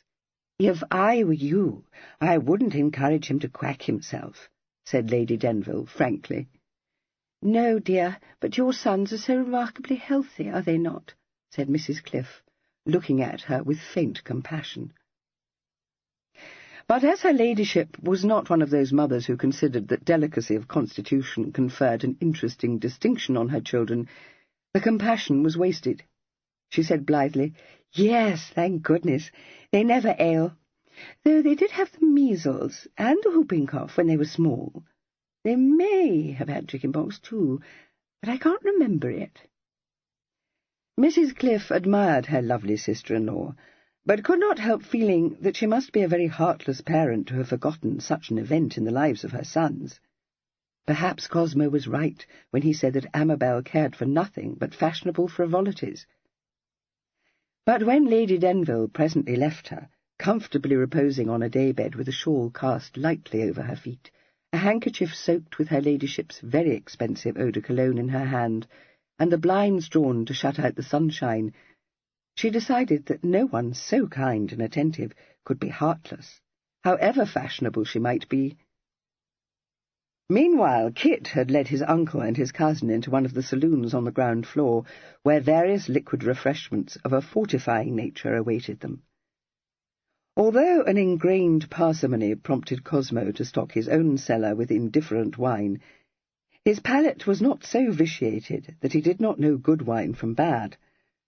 After a sniff and an appreciative sip, his expression became almost benign, and he said, with a nod at Kit, "Ah."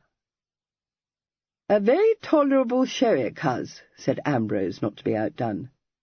"Much you know about it," said his father scornfully. "Sherry, indeed. This is some of the mountain Malaga your uncle laid down. Let me see. Aye, it must be 13 or 14 years ago. It wants another year or two yet, Denville, to be at its prime, for the longer the Spanish mountain wines are allowed to mature, the better they become. But it is very possible. Alas, what is now being sold as Malaga is a travesty of the mountain wines I drank in my youth." He took another sip, and favoured his nephew with a smile. "I collect, my dear boy, that I shall shortly be called upon to offer you my felicitations. Very right, very proper. I live out of the world nowadays, but I understand that Miss Staveley is an unexceptionable female. I look forward to making her acquaintance. Your dear mother tells me that the match has Brumby's approval, so I must suppose that Miss Staveley's portion is handsome. I regret, sir, that I can give you no information on that point, since I have no ideas what her portion may be," said Kit, regarding him with disfavour. Cosmo looked shocked, but said, after a moment's reflection, "But it is not to be supposed that your uncle Brumby would favour the match if it were not so.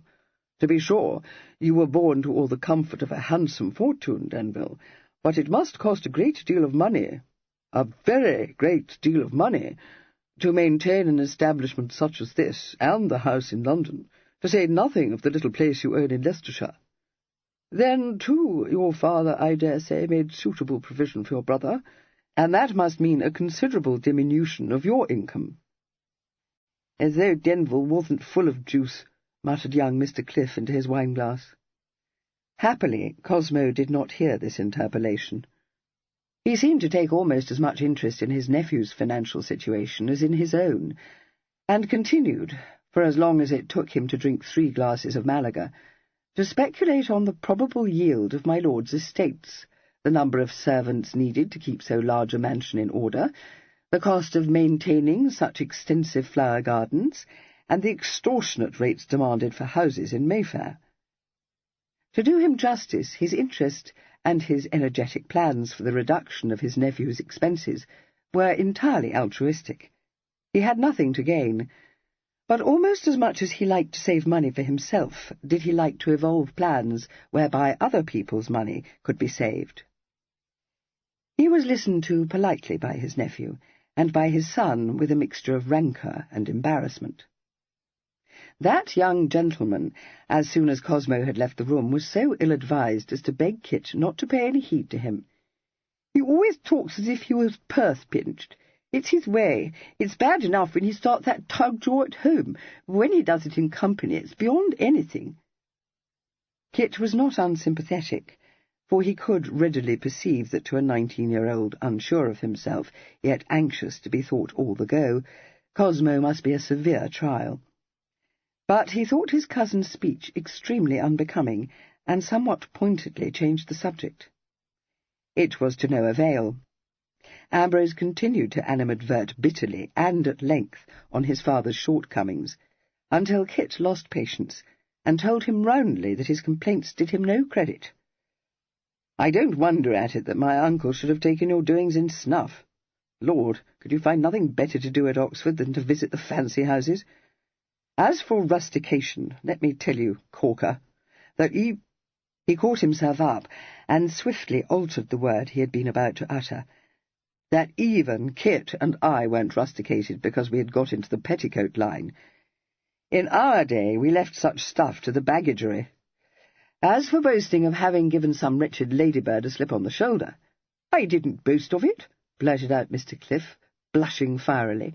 "I only said—" "Oh, yes, you did," said Kit grimly, "and if I were you I'd keep mum for that, halfling."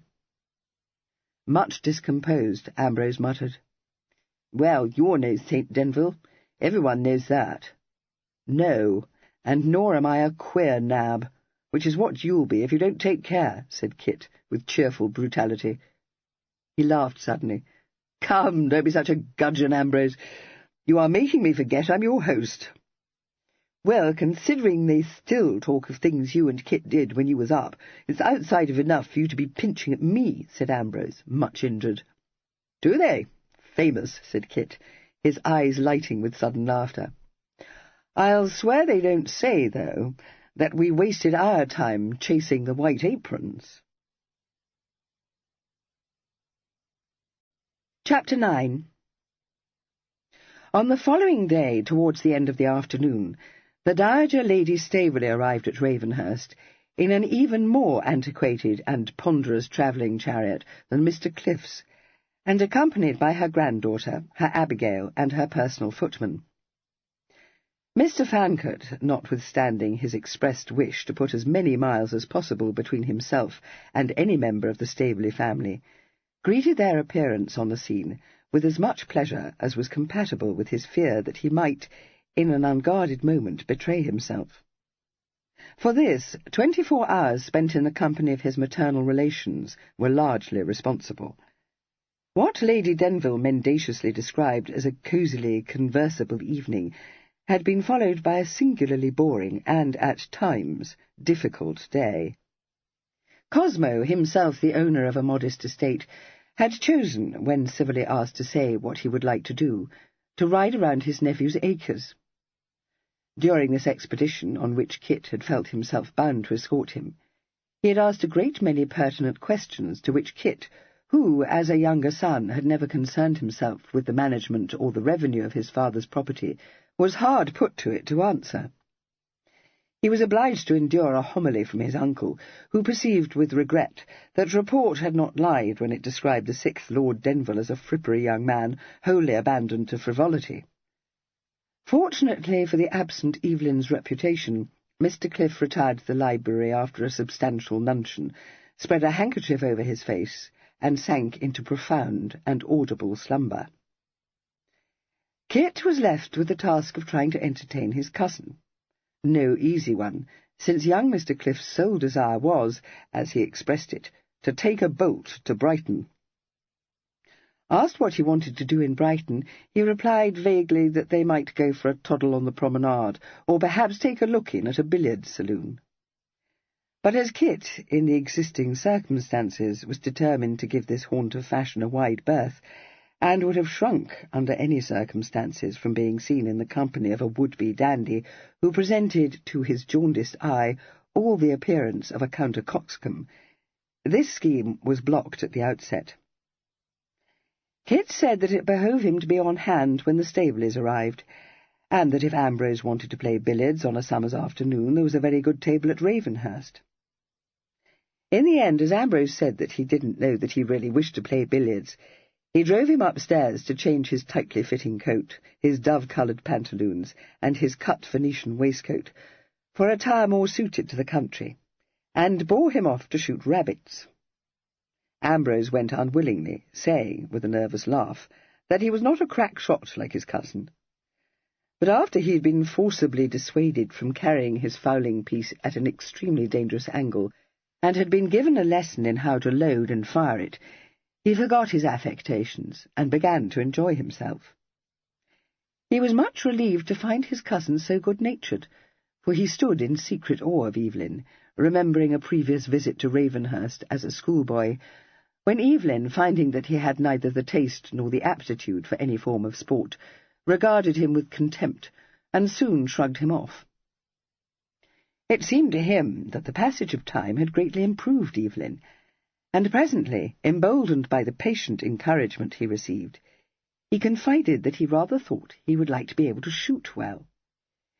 "Only thing is, you see, that I've never had the opportunity to learn because my father ain't a sporting cove." Realizing for the first time that Ambrose had grown up under disadvantages he had never himself experienced, Kit was inspired to suggest that while he was at Ravenhurst he should place himself in the hands of the head gamekeeper, who would be delighted to have a pupil to school. The idea took well, and as the proposal was shortly followed by a shot which accounted for one of a gathering of unwary rabbits, Ambrose trod back to the house immensely set up in his own conceit, as convinced that he had aimed at that particular rabbit, as he was that in less than no time he would be acknowledged by all to be a famous shot. Half an hour after they'd reached the house again, and just as Kit came downstairs, having changed his rough coat, his breeches, and his long gaiters for more formal attire, the Dowager Lady Staveley's impressive chariot was at the door, and Norton, aided by my lady's footman, and with 2 of his own satellites in support, was tenderly handing her down from it. Kit arrived on the scene in time to hear the blistering reproof she addressed to her helpers. He gathered that her mood was unamiable, and was not surprised to be greeted with a pungent criticism of the state of the lane which led from the Pike Road to the main gates. "However," she conceded magnanimously, "you have a very tolerable place here, very tolerable indeed. I was never here before, so I'm glad to have seen it." Her sharp eyes scanned the variegated facade. Yes, I do not call it splendid, but a very respectable seat. You should root up all those rhododendrons beside the avenue. Nasty, gloomy things. I can't abide 'em." "But think how beautiful they are when they are in bloom, ma'am," said Cressy, who had just alighted from the carriage. "All but the shabby genteels are in London, then, so much good do they do one," said Lady Staveley sweepingly. She saw that her hostess was coming down the wide, shallow stone steps, and nodded to her. "How-de-do? I've been telling Denville he should root up those rhododendrons on the avenue. They make it too dark." "Yes, don't they?" agreed Lady Denville. "Like descending into hell. Only then, of course, one comes out into open ground, which is such an agreeable surprise. Let me take you into the house, ma'am. The sun is quite scorching." The Dowager uttered a cackle of amusement. "Thinking of your complexion, are you? When you get to be my age, you won't care a rush for it. We used to lay crushed strawberries on our faces to clear the sunburn, slices of raw veal, too, against wrinkles. Not that I ever did so. Messy, I call it. I dare say you use all manner of new-fangled lotions, but they don't do you any more good than the old-fashioned remedies did us." Lady Denville, who nightly applied distilled water of green pineapples to her exquisite countenance, and protected it during the day with Olympian dew, replied without a blink that was very true, and guided her guest towards the steps, offering the support of her arm. This was refused, the Dowager stating that she preferred the services of her footman. She also stated, when it was suggested to her that she might like to be conducted immediately to her bedchamber, that she was an old woman, and in no state to drag herself up any more stairs until she had recovered her breath and what little energy remained to her. "Then you shall come into the Blue Saloon, which is delightfully cool, ma'am," responded Lady Denville, with unabated good humour. "I'll tell them to make tea, and that will revive you." "Well, it won't, for I shan't drink it," said the Dowager. "I'll take a cup of tea after dinner, but I won't maudle my inside with it at this time of day. What I could fancy, but it's of no consequence if you have none, is a glass of negus." "To be sure, how stupid of me!" exclaimed Lady Denville, directing a look of agonized inquiry at her butler. "Immediately, my lady," he said, rising magnificently to the occasion. Cressy, still standing at the foot of the steps, raised ruefully smiling eyes to Kit's face, and said softly, "She is tired, you know, and that always makes her naggy. I'm so sorry. But she will be better presently." An answering smile was in his eyes as he said, "I've a strong notion that somewhere, in one of the lumber rooms, I fancy, there is a carrying chair that was used by my grandfather when he became crippled with the gout. Do you think—" "I do not," she replied on a choke of laughter. "The chances are that she would take it as an insult. It will be best to leave her to your mother's management. Depend upon it, she will charm her out of the mops. I think she would charm the most ill-natured person imaginable, don't you? And Grandmamma is not that. Truly." "Certainly not. A most redoubtable old lady, who instantly won my respect. Now, what would you like to do? Shall I hand you over to Mrs. Norton to be escorted to your bedchamber, or will you take a turn on the terrace with me?" "Thank you. I should like to do that. I caught glimpses on the avenue of what I think must be a lake, and longed to get a better view of it. "That may be had from the terrace," he said, offering his arm. "I wish you might have seen it when the rhododendrons were in full bloom, however. Even your grandmamma would own that their reflection in the water on a sunny day makes up for their gloominess now." "You wrong her, Denville. Nothing would prevail upon her to do so." She turned her head, looking at him a little shyly, yet openly. "I wish you will tell me if this visit of ours is quite what you wanted." He replied immediately. How could it have been otherwise? "Oh, easily. It was a stupid question to ask you, for you were obliged to give me a civil answer. The thing is that I have a lowering suspicion that Grandmamma forced Lady Denville to invite us." "I believe it was she who hit upon the notion, but I can assure you that Mamma was delighted with it. Can you doubt that I, too, am delighted?" "Well, yes," she replied unexpectedly. "The thought has teased my mind that although I told you that I had not perfectly made up my mind, I didn't ask you to tell me whether you, perhaps, had misgivings too. When you left London, it occurred to me. I could not help wondering if— oh, dear, my tongue is tying itself into knots. You see, I do understand how very awkward it must be for you if you are wishing you had never offered for me.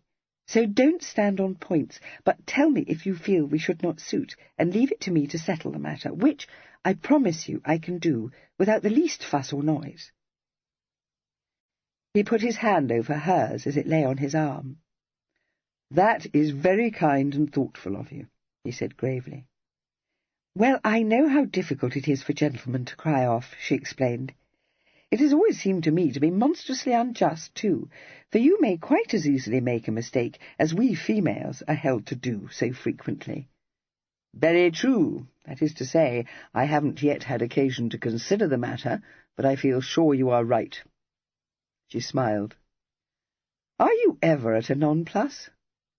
"That was charmingly said, but let us have no flummery, if you please, and don't be afraid that you will offend me. Tell me the truth."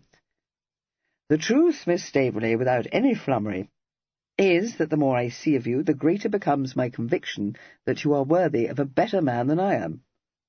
She wrinkled her brow. "Is that a civil way of telling me that you would like to cry off?"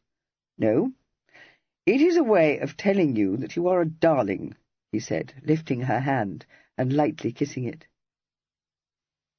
The words were spoken before he could check them, and with a sincerity which brought a wave of colour into Cressy's cheeks. He released her hand, thinking, "I must take care, and I have never known a girl like this one." Aloud he said, "Are you afraid to walk on the grass in those thin sandals, or will you let me show you the rose garden? It is quite at its best, and I have just caught sight of my young cousin. He will almost certainly join us if we remain here, and I wouldn't for the world expose you to that trial until you have recovered from the fatigue of your journey." Her quick flush had faded. She laughed, falling into step beside him. "Yes, indeed. I dare say we must have come quite 30 miles. Is your cousin so very dreadful?" "Yes, half flash and half foolish," he said, handing her down the unevenly flagged steps onto the shaven turf. "We were used, my brother and I, to think him an irreclaimable Jack Straw, and accorded him the roughest treatment on the rare occasions when we met him. It seems to me that you still do so." "Not at all. I took him out to shoot rabbits this afternoon, my life in my hands. That's quite enough for one day. Seriously, he's a tiresome youth. What I should describe if I were talking to one of my own sex, but not, of course, to you, as a shag-bag," she said appreciatively. "No, of course not. And how would you describe him to me?" "As a quiz, and bumptious at that. But I'm beginning to think that the fault doesn't lie altogether at his own door. Are you acquainted with his father, my Uncle Cosmo?" She shook her head. "Ah, then that is another treat in store for you. He is one of my mother's brothers, but she seems to suspect that he may be a changeling. Don't be surprised if he asks you what you paid for your gown, and then tells you where you could have had it made up more cheaply." She was in a little ripple of amusement. "I won't. You can't think what a relief it is to me to know that you too have relations who put you to the blush. I'm covered with confusion every time I recall that shocking party in Mount Street, with poor dear cousin Maria putting you out of countenance by saying in a voice to be heard all over London that you were very handsome, and that odious creature, Austin Luckton, trying to buttonhole you. My father was vexed to death when he heard that you did buy his horse. Is it a horrid commoner? Papa says that Austin can never judge a horse. Oh, not a commoner, he answered. Just a trifle short of bone. You may see him for yourself. I had him brought down here, and have been hacking him. Not thinking him fit to go in Leicestershire, she said. What can have possessed you to buy him? I fear your reputation will be sadly damaged. He chuckled softly. No, will it? That's famous. He read a surprised question in her eyes and added, No, I don't mean that. The truth is that I was obliged to purchase the animal, having kept your cousin waiting such an unconscionable time for my decision. Do you hunt, Cressy? She shook her head. No, I'm afraid I don't. I've been out once or twice with Papa, but not in the shires. You, I know, are what Papa calls one of the tally-ho sort. I hope you won't require me to try to emulate you, for I am very sure I couldn't do so. I like to ride, but I am not an accomplished fencer. To own the truth, I find it very hard to throw my heart over a bullfinch, and I hate drop fences. Capital, he said cheerfully. For my part, I hate hard-riding females. Of late years, I have had little opportunity— He caught himself up and continued smoothly, of observing the prowess of ladies on the hunting field. He stood aside to allow her to pass through a rustic arch overhung with trailing crimson ramblers. Here, ma'am, we enter into our celebrated rose garden. Do you like it? Oh, it is beautiful! Exquisite! She exclaimed, standing at gaze for a minute, before moving forward swiftly to inspect more closely a new specimen just bursting into full flower. Tell Newbegin so, he's our head gardener, and you will have made a slave for life. I should warn you, however, that my dear mamma is firmly convinced that she, and she alone, made this garden. And it is perfectly true that it was she who conceived the notion. She was immersed in plans when I left for Constantinople, but— When you left for Constantinople? She repeated, looking quickly up at him. To visit my brother, he said glibly. Did you do that? How much I envy you. Are you fond of foreign travel? I have never done any, only in books, she said. It was used to be my greatest ambition, to see the world a little, but Papa dislikes foreigners, and I never could persuade him to go even as far as to Paris. You visited your brother in Vienna, too, didn't you? I wish you will tell me about it. There was no difficulty about this, and as they strolled companionably down the paths that separated the rose-beds, Kit soon found that her reading had taught Cressy a great deal. She listened eagerly, interpolating an occasional question, and from time to time Kit paused to break off a particularly fine bloom to give her. When they made their way back to the house, she held quite a bouquet, and said, conscience-stricken, "If we should meet your gardener now, he will become my enemy, not my slave." Tell me, Denville, did your father make the grand tour when he was young? Don't you wish you had grown up then, before the war, when it was thought to be part of a young man's education to travel abroad, learning to speak foreign languages, seeing how people live in other countries? Except that if my father's grand tour is anything to judge by, they went at too early an age and were hedged about by tutors.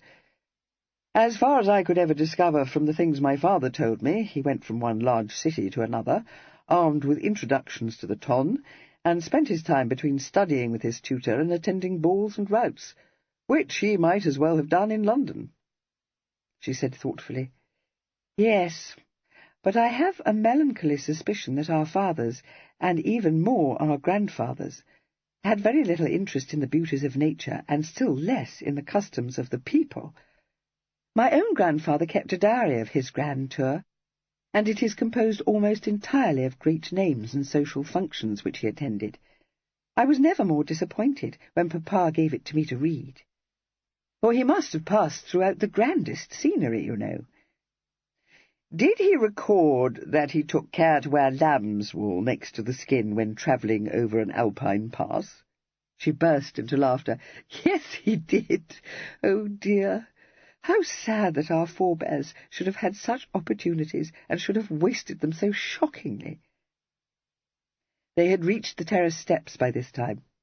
As they mounted them, Kit said, "Have you taken Miss Clara Staveley's place in attendance on your grandmamma, Cressy? My mother wasn't perfectly sure if she would be accompanying you or not." "Oh, I'm sorry. I should have told her. Yes, I always go with Grandmamma to Worthing at the end of the season, so that Clara may enjoy what is known in the family as her holiday. In fact, she has gone to fetch and carry for my Aunt Caroline, and will very likely be required to take charge of the children as well, if I know my Aunt Caroline." She smiled. "Don't look so shocked. Let me tell you that my Aunt Elizabeth, who is the kindest creature imaginable, was used to think it as abominable as I can see you do, that Clara should become a mere drudge. She invited her once to spend the summer in Hertfordshire, determined that she should enjoy a holiday of ease and comfort. Clara had nothing to do but be cosseted and amused, and had almost moped herself into a decline, as she later confided to me, when Aunt Eliza summoned her to come instantly to her aid, one of her children having thrown out a rash, her eldest son, my cousin Henry, having taken a toss and broken his arm, and her housekeeper having been obliged to leave at a moment's notice to succour her ailing mother, who had been laid low with a palsy stroke. Aunt Eliza told me that Clara packed her trunks in the twinkling of a bedpost, and was on her way to Lincoln, while she and her very attentive children were still trying to prevail upon her to remain at Stoborough Hall. I collect that there was all to do in Lincoln, and I know how exacting is my Aunt Caroline, but I promise you that when Clara resumed her post beside Grandmamma, she was wonderfully refreshed." He was obliged to laugh at this lively history, but he said, cocking an eyebrow at her, "Yes, I too have an aunt who, according to what my mother tells me, derives immense satisfaction from immolating herself on the altar of family duty. But I hope you don't mean to try to bamboozle me into believing that you are of this cut?" "Not in the least," she replied. "Nor do I immolate myself. The worst I have to suffer when I go to Worthing with Grandmamma is a certain tedium, and even that is alleviated by Grandmamma's tongue." He had opened a door that gave access to the terrace from the house, and she said, pausing before she stepped across the threshold, "Thank you for my roses. Do you keep country hours at Ravenhurst? Will you desire one of the servants to take me to my room, if you please? It must be time I made myself ready for dinner." "We'll find my mother," he replied. "She will certainly wish to take you up herself." Lady Denville was not far to seek, for she was coming down the stairs as Kit conducted Cressy into the main hall. She was looking a trifle harassed, but when she saw Cressy, her face brightened, and she came quickly down the remaining stairs to fold the girl in a scented embrace. "Dearest child, I was wondering where you were, for I haven't exchanged above 2 words with you." "I beg your pardon, ma'am. Denville took me to see your rose garden, and was so kind as to pluck these for me. Aren't they beautiful? The garden, too, so charmingly laid out. We have nothing like it at Staveley." "It is pretty, isn't it?" agreed her ladyship. "Such a labour as it was to make, but I never regretted it. Cressy, I must warn you that this is the dreariest party. It positively overpowers me to think that I should have invited you to it, poor child. What with my brother prosing and moralizing in the most boring manner, and Emma growing drabber under one's very eyes, and speaking like a mouse in a cheese, not to mention Ambrose, whom anyone would take for a mere April squire." "You didn't invite me, godmother," Cressy interrupted, laughing. "I know very well I've been foisted on you, and I defy any party of which you are a member to be dreary." "Yes, but I am already feeling excessively low and depressed," said her ladyship, "and I was obliged to tell Norton to set dinner forward, because your grandmamma particularly desired me not to expect her to keep late hours. So we shall dine at 6, my dear. Though why one should dine in daylight merely because one is in the country, I have never understood. However, It won't be so very bad, because I have ordered supper at 11, when I do hope Lady Staveley will have retired." "You can't say I didn't warn you that I, too, have relations who put me to the blush, Cressy," interpolated Kit. "Oh, dear!" exclaimed Lady Denville, stricken. "Well, doesn't it show you how disordered my senses are? Besides, Cressy knows that her grandmamma always puts me in a quake." "Of course I do," averred Cressy, her eyes alight with amusement. "Was she very twitty, ma'am? Are you at outs with me for having left her to your management? I do beg your pardon, but I thought you would contrive to smooth down her bristles much more easily if I were not present. I expect you did, too." "Well, I don't know that I did that precisely," said Lady Denville, considering the matter. "But I must own that when I took her to her room a few minutes ago she was not so out of reason cross. I don't mean to say that she was in high good humour, but she very fortunately detected that the colour had faded a little from the brocade I chose for the curtains in the blue saloon, which I never thought to be thankful for, Evelyn, because I had it sent from Lyon, and the cost put your father all on end. Indeed, I was quite provoked myself when I saw how sadly it had faded. But one never knows when what seems to have been a mistake will turn to good account. It put Lady Staveley in a much better humour when she was able to tell me what a pea-goose I had been. Dearest Cressy, I think I should take you to your room immediately, for it won't do to keep your grandmamma waiting for her dinner. They tell me you haven't brought your maid, so I will send Rimpton to you. And don't, my love, allow her to put on airs to be interesting. I wonder sometimes why I bear with her, but she is a wonderful dresser." Miss Staveley, though in no doubt of Miss Rimpton's skill, declined her condescending offices, saying that Grandmamma's Jane would do all for her that was necessary. This was not of a nature to tax the skill of an Abigail who was more a nurse than a dresser, for it consisted merely of hooking up a very becoming gown of light orange crepe. This was done in the Dowager's room and under her eye. She accorded the gown a certain measure of approval, but said that the skirt was too narrow, adding the time-honoured observation that she didn't know what the world was coming to when females tried to make themselves look like hop-poles.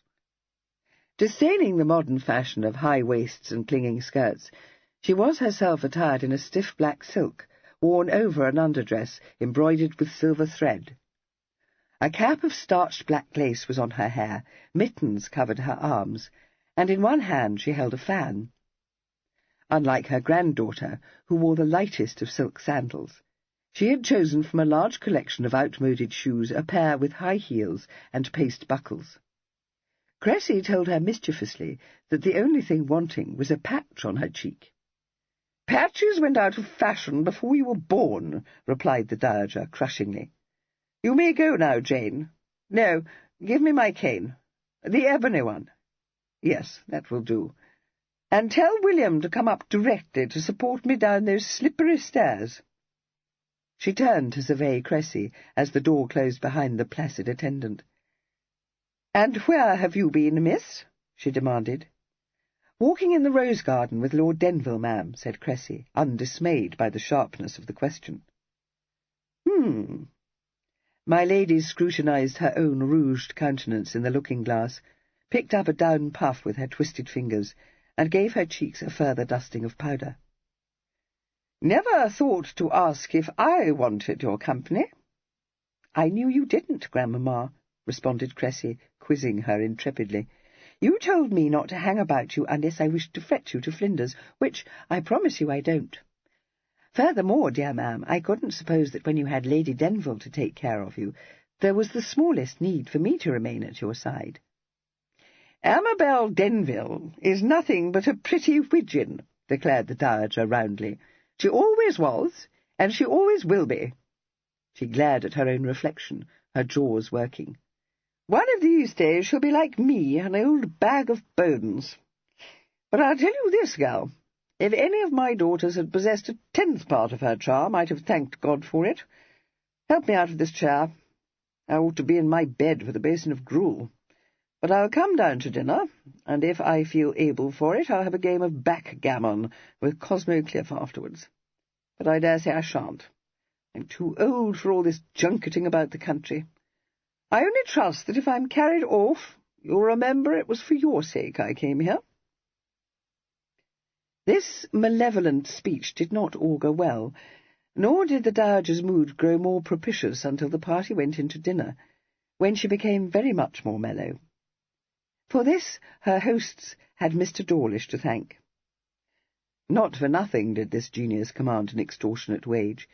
He knew quite as well what to offer a very old lady as how to serve up a grand dinner of 2 full courses consisting of half a dozen removes and upwards of 30 side dishes. The dowager, revived by a soup made with fresh peas, allowed herself to be persuaded to try a morsel of turbot, followed this up with several morsels of a delicate fawn, roasted whole, and served with chèvre sauce, and ended her repast with a dish of asparagus cut and delivered by the kitchen gardener a bare 10 minutes before Mr. Dawlish was ready to cook it. This was so succulent that she was moved to compliment Kit on his cook. She informed him in her forthright fashion that she had eaten too much and would probably be unable to close her eyes all night. But it was noticeable that when she left the dining-room she did so without assistance, and with a remarkable diminution of her previous decrepitude. Although Kit had been willing enough to concede that Cosmo might entertain the dowager by playing card-games with her, he had been quite unable to picture her enduring with even the appearance of complaisance his aunt's flat platitudes. Great was his astonishment, therefore, when, following his uncle and cousin into the drawing-room some time later, he found these 2 ladies seated side by side on the sofa and engaged in interested conversation. Since Lady Denville had had a card-table set up at the far end of the long-room, and lost no time in sweeping the 3 younger members of the party to it to play, under her aegis, such frivolous games as suggested themselves to her, it was not until he paid his mamma a good-night visit that Kit learned the reason for this sudden and extraordinary friendship. Nothing, declared her ladyship, had ever been more fortunate. Poor Emma, during the course of a very boring anecdote, had let fall a name, which had instantly made Lady Staveley prick up her ears. After exhaustive discussion, which had appeared to Lady Denville to range over most of the noble houses in the country and a fair proportion of the landed gentry, it had been established, to both ladies' satisfaction, that they were in some way related. "But pray don't ask me how, dearest," begged Lady Denville. "I can't tell you how many cousins and marriages and mere connections were dragged in. You cannot conceive how tedious. But it has led to that terrible old woman's taking a fancy to Emma, and I have every hope that we shall be able to fob her off onto your aunt." Chapter 10. Lady Denville's hope was to some extent realized, either because of the remote relationship between herself and Mrs. Cliff, or because the dowager perceived in that biddable lady an excellent substitute for her daughter Clara. She chose to honour her with her approval, and lost no time in inducting her into the duties of companion-in-chief. Somewhat to Lady Denville's surprise, poor Emma was perfectly willing to assume these. They were not, in fact, as arduous as might have been supposed, since the dowager never left her bedchamber till noon, and admitted no one into it except her Abigail, retired to it 2 hours before dinner, and spent the evening playing whist or piquet or backgammon with such members of the party as she considered to be worthy opponents or partners. Mrs. Cliff was not numbered among these, and until the arrival of Sir Bonamy Ripple, 3 days after the rest of the guests had assembled, it was Kit who occupied the 4th place at the whist-table. He was a sound, if not a brilliant player, and once he had grasped the difference between long whist, which the dowager preferred, and short, to which, as a member of the younger generation, he was accustomed, she had no serious fault to find with him. But as Lady Denville's play was divided between flashes of brilliance and strange lapses, due, as she unacceptably explained to the dowager, to her having been thinking of something else just at that moment, it was soon tacitly decided that she and her son should be perpetual partners against the dowager and Cosmo Cliff. Emma's new duties, therefore, consisted merely of bearing the Dowager company during her unoccupied moments, and going with her every fine afternoon for a sedate drive round the neighbouring countryside, and as this regimen exactly suited her disposition, no one felt her to be an object for compassion. Ambrose, still fired with the hope of becoming a notable shot, spent every morning with the head gamekeeper, a long-suffering individual who confided to Kit that if he succeeded in teaching Mr. Ambrose to hit a barn door at a range of 12 yards, it would be more than he bargained for. This, since Cosmo spent the better part of the day either perusing the London papers in the library, or prowling about the estate asking shrewd questions of bailiffs and farmers, and reporting detected extravagance to Kit, left Kit with the charge of entertaining Miss Staveley. On sunny days they rode together or played at battledore and shuttlecock. When it rained they played billiards, or sat in comfortable talk. Once, at her request, he took her to the long picture gallery, regaling her with an irreverent history of his ancestors, many of whose portraits lined the walls. She entered into the spirit of this, and capped with aplomb his top-lofty boast of a recusant priest in the collateral, with an account of the Staveley who had blotted the escutcheon by having journeyed so far into Dun territory that he had seen nothing for it but to take to the High Toby. Kit, acknowledging the superior distinction of this anecdote, wished to know if this enterprising scion had succeeded in making his fortune, but Miss Staveley informed him, with what he told her was odious pretension, that it was generally believed that her interesting forebear had perished on the scaffold under the cognomen of Gentleman Dick. "That's good," he admitted, "but take a look at old Ginger Hackle here, one of my great-great-uncles, and said to have murdered his first wife. Here she is, beside him." "Well," said Cressy, subjecting the portrait of a languishing female to a thoughtful scrutiny, "I shouldn't wonder at it if he did. Anyone can see that she was one of these complaining women for ever having the vapours or dissolving into floods of tears, and I have little doubt that that red head of his denotes an uncertain temper. But the picture which held Miss Staveley's interest longest was the Hoppner portrait of the Fancot twins, executed when they were schoolboys. "How very alike you are," she remarked, studying more closely than Kit appreciated what was held to have been one of Hoppner's best likenesses. "There is a difference when one looks more particularly into it. Your hair is brighter, and your brother is a trifle taller than you are. Something in the expressions, too." "Do you think so? The seeming difference in height is merely the way in which we were posed, I fancy. As for the expression, the picture was never thought to be one of Hoppner's happier works," said Kit, ruthlessly sacrificing the deceased artist's reputation. "Come and look at Lawrence's portrait of my mother." She allowed herself to be drawn onward, but she cast another glance at the Hoppner before she left the gallery, and one surreptitious but searching one at Kit's profile. She said nothing, however, either then or rather later, when the Dowager delivered herself of the opinion that Lord Brumby had wronged his elder nephew. The Dowager was inclined to be indignant with his lordship. "Depend upon it, Cressy, he's getting to be spiteful. It's often so with old bachelors. He dotes on the other boy and is jealous of young Denville in consequence." "He said nothing to papa about Denville that was in the least spiteful, ma'am," Cressy ventured to interpolate. "Indeed, he told papa that although Denville had been a little wild, he believed that nothing more than a suitable marriage was wanting to make him—" "Stuff and nonsense!" exclaimed the Dowager, her eyes snapping. "Henry Brumby's an old woman, and so I shall tell him. There's nothing of the profligate about the boy, and never was. I dare say he's had his adventures. Why not? But I cut my wisdoms long before Brumby cut his, and if he thinks I don't know the signs of a loose screw, he very much mistakes the matter. There ain't one to be seen in Denville, and that you may believe, gal. I like him. Do you?" This sudden question slightly discomposed Cressy, but upon being adjured to answer it, she said, blushing a little, "Yes, I do. Much better than I did at the outset. But—" "But what?" demanded the Dowager, as Cressy hesitated. Cressy shook her head. "Nothing, ma'am. That is... no, nothing." The Dowager looked narrowly at her, but said, after a moment, "Early days yet.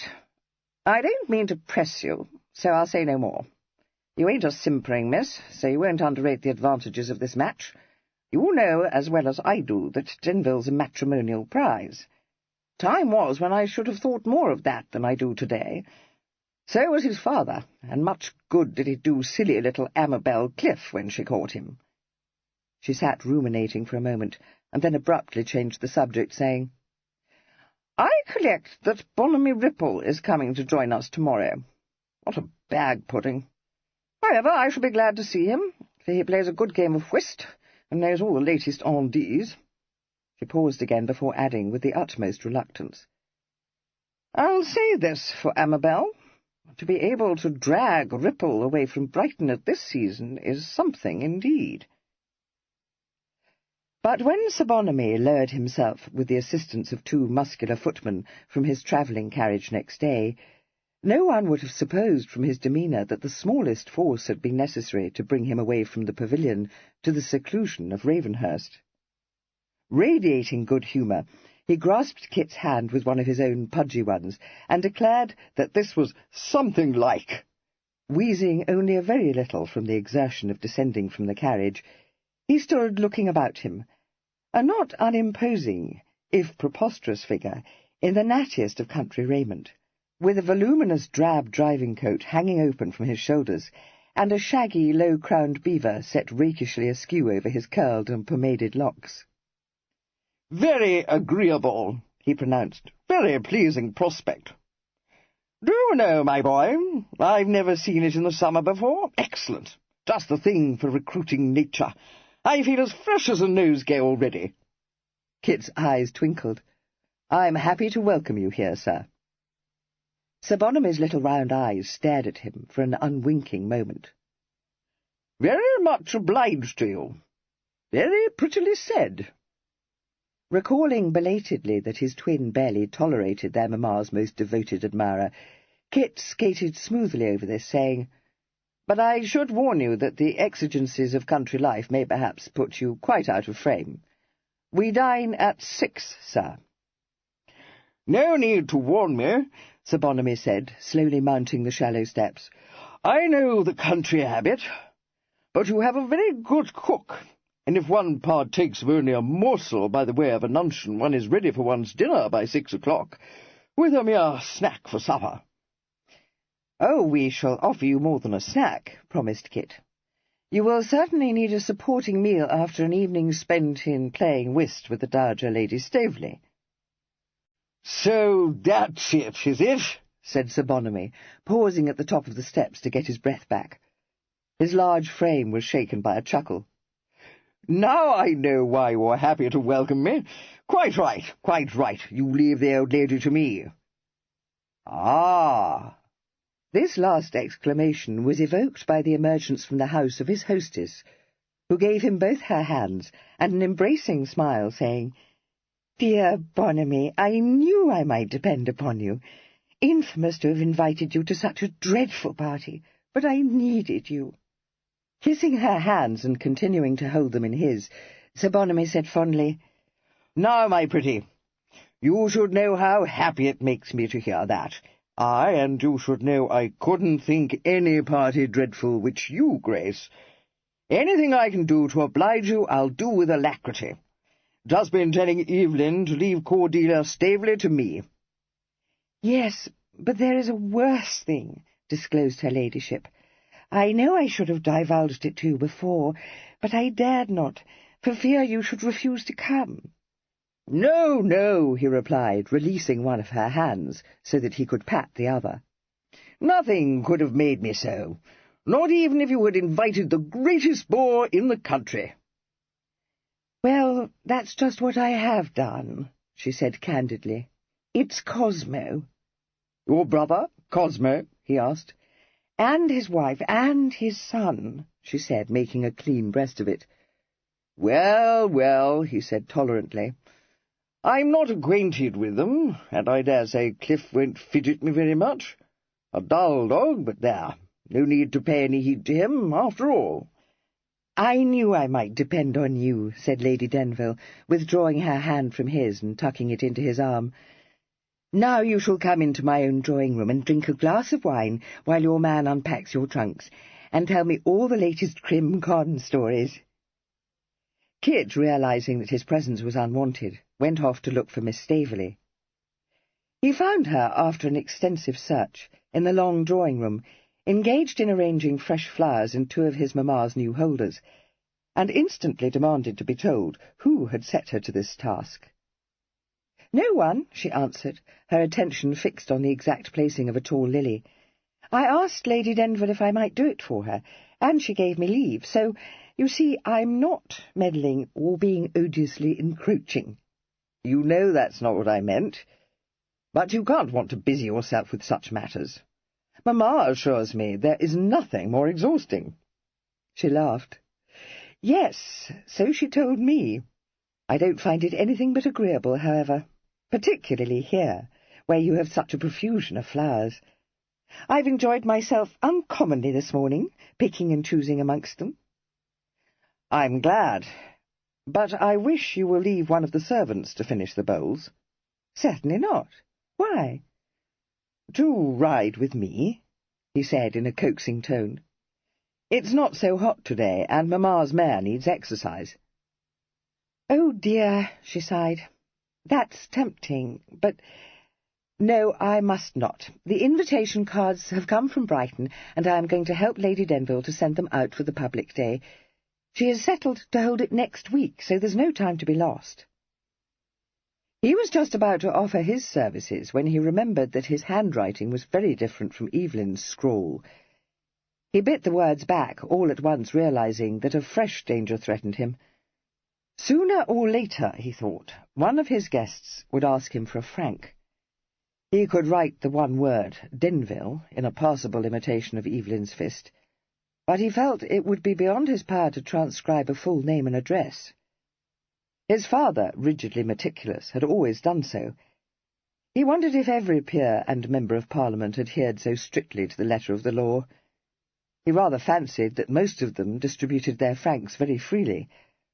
On the other hand, he had an uneasy recollection of having read in some newspaper that francs were being subjected to close scrutiny by the post office in an attempt to check the abuse of this privilege.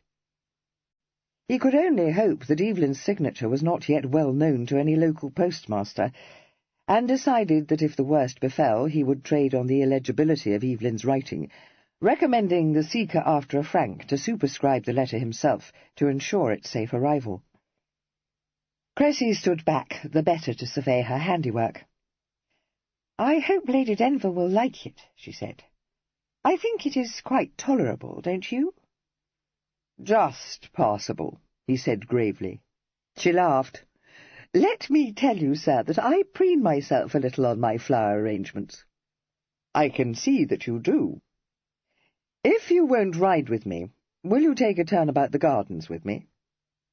She glanced at the clock on the mantelpiece and picked up her simple straw bergère hat. "Yes, that would be very agreeable. For half an hour?" He nodded. They went out together and passed down the terrace steps onto the lawn, and across it to a succession of shallow terraces backed by wide flower borders on one side and low stone parapets on the other. Cressy sighed.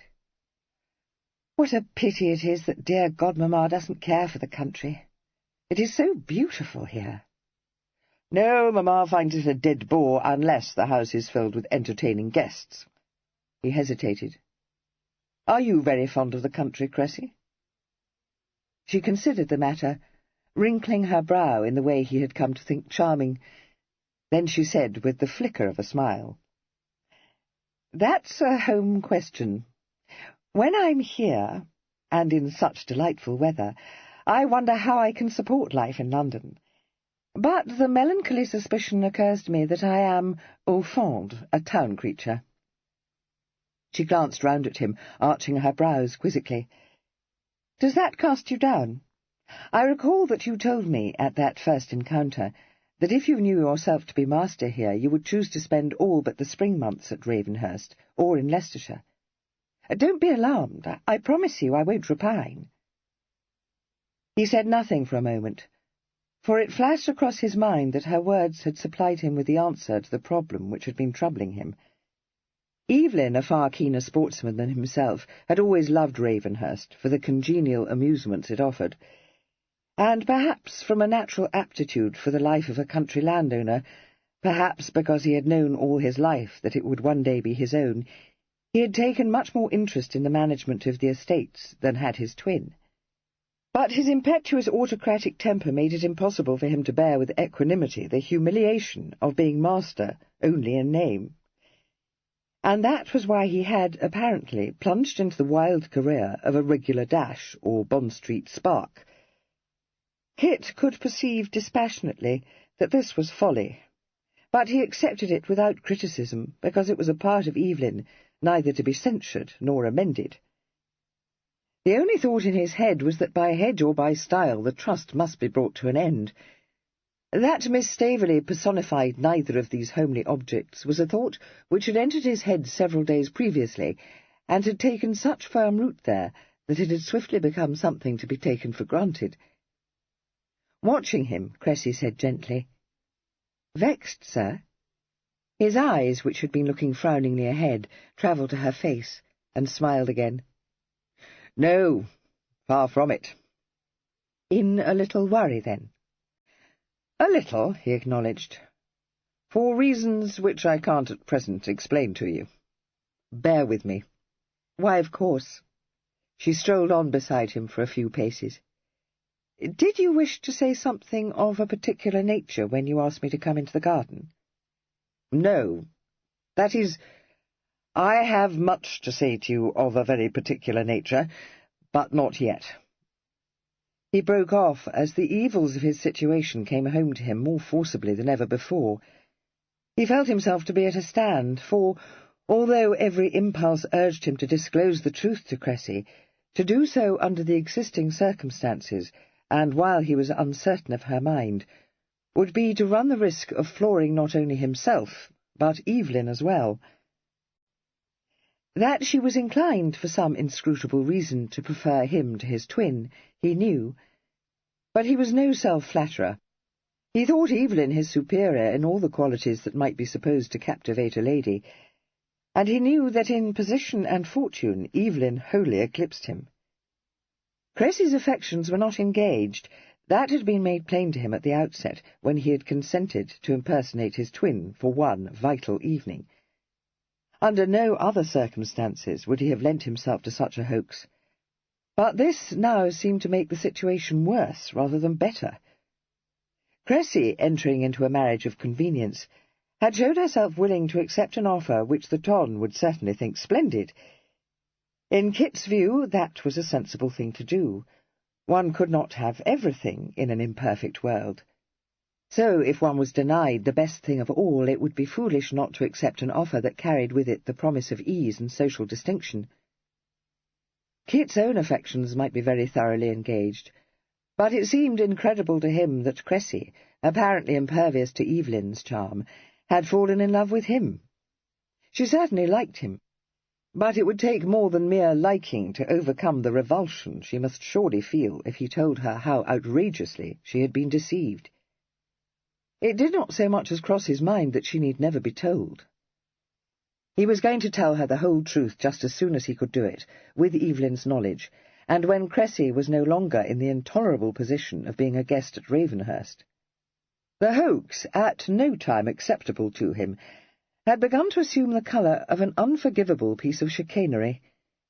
He would not have thought it surprising if Cressy, learning the truth, shook the dust of Ravenhurst from her feet with no more delay than would serve to put her grandmother in possession of the facts. Setting aside his own prospects, he thought there was scarcely a worse turn he could serve Evelyn. Such a break-up to the party would inevitably set tongues wagging and wits to work, and though the Staveleys would be unlikely to repeat the story, there was no dependence to be placed on the reticence of the servants. If only one amongst the score at Ravenhurst guessed the truth, the scandal, probably garbled out of recognition, would spread with the rapidity of a forest fire.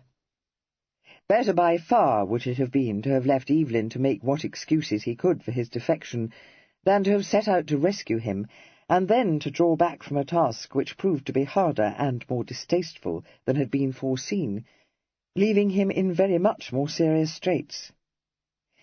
There was no intention of furthering his pretensions to Cressy's hand in Kit's head. Loyalty to his twin might be strong, but it stopped short of helping Evelyn to marry, for expediency's sake, the girl he himself loved. Evelyn would never expect that of him, but Evelyn would expect, only that was the wrong word to use for what each of them knew to be a certainty, that in all other predicaments his twin would stand buff. Cressy's voice intruded upon these reflections, telling him that the arrival that morning of the post, with the previous day's London papers, had ruffled the temper of one of his guests. She said this very gravely, but he was not deceived, and replied promptly, "You terrify me. Tell me the worst." Her mouth quivered. "It is very bad, I warn you. Your uncle has seen that the Gazette and the Morning Post have received the information that your mamma has left London for Ravenhurst Park, and he is very much put out." He knew that Lady Denville had sent this notice to the two journals Evelyn was most likely to read, but what concern it was of Cosmo's he had no idea. Cressy, meeting the surprised question in his eyes with a decided twinkle in her own, said reproachfully, "One would have supposed that dear godmamma would have thought it proper to have mentioned that she was entertaining visitors to Ravenhurst, amongst whom are the Honourable Cosmo and Mrs. Cliff, and Ambrose Cliff, all of whom their host wishes otherwhere." "I don't think that was precisely how he feels the notice should have been phrased," she said in a considering tone. He laughed. "I'm very sure it's not. Feels he has been slighted, does he? What the deuce does it matter to him? You'd think he must be some trumped-up April squire, wouldn't you?" "I dare say it may come of his being a younger son." "No, that it does not," he exclaimed, revolted. She glanced speculatively at him. "A younger son jealous of his elder brother's position, and one who has made no mark in the world," she amended. He had by this time recollected himself, and merely said, "No, it comes from having a maggoty disposition and a vast quantity of self-importance." She told him that he was too severe, and passed easily to an indifferent subject.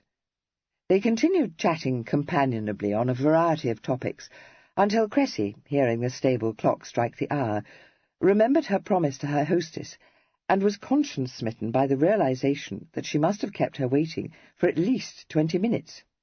This, she exclaimed, was the height of bad manners, and despite all Kit's amused assurances that his mother was more likely to have forgotten that she had planned to send out her invitation cards that morning than to complain of her young guest's want of conduct, she insisted on hastening back to the house.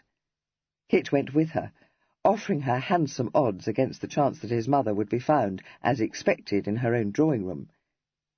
But she was found there, though with no thought of directing invitations in her head. She was standing in front of the gilded mirror hanging above the fireplace, surveying, with every sign of disapprobation, her own delightful reflection. A litter of crumpled wrapping paper on the floor, an open box on the table, with a necklace composed of fine topazes set in filigree lying beside it, indicated that she had received a valuable package from London, sent, possibly, and at moderate charge, through the medium of the New Haven mail coach, and deposited with the post at the receiving office in Nutley, and more probably, as Kit knew, by a special messenger at large cost. It was difficult to perceive why Lady Denville was dissatisfied with her appearance, for she was attired in an underdress of deep gold, which matched her hair, veiled by a tunic of pale muslin, and the effect was at once dashing and extremely becoming, but she speedily explained the matter. "Was there anything ever more provoking?" she demanded. "I purchased these horrid beads because it struck me that they were just the thing to wear with this dress, and I even had them restrung to the exact length I required, and now I don't like them at all. In fact, I think them hideous." "Oh, no, no," exclaimed Cressy. "The most beautiful clear amber. How can you call them hideous, ma'am? You look charmingly."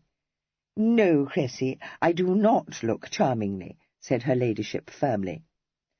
"I don't know how it is, but no matter how dear they may be, there is something about beads which makes one look shabby genteel. If I were to wear these, even Emma would think I bought made-up clothes in Cranbourne Alley." This seemed an unlikely contingency, but neither Kit nor Cressy ventured to say so. Kit, picking up the topaz necklace, asked, with a sinking heart, if she had bought it at the same time. "Oh, no, dearest, I bought that long before," she replied, elevating his spirits for a brief moment. "Weeks ago, when I chose the silk for this underdress. But you may see for yourself that the stones are made to look insipid, worn with this particular shade of yellow. I was afraid they would, but it is such a pretty necklace that I don't regret having purchased it. If I had some earrings made to match it, I could wear it with a pale yellow evening gown, couldn't I? But those amber beads I will not wear." "No, don't," said Kit. "Send them back to the jeweller." She considered this suggestion, but decided against it. "No, I have a better notion. I shall give them to your cousin Kate. I don't suppose you remember her, but she is Baverstock's second daughter, and never has anything pretty to wear, because your odious Aunt Amelia won't spend a groat more than she need on her until she has snabbled a husband for Maria, which I shouldn't think she will ever do, for she's a plain girl, and has been out for 3 seasons already."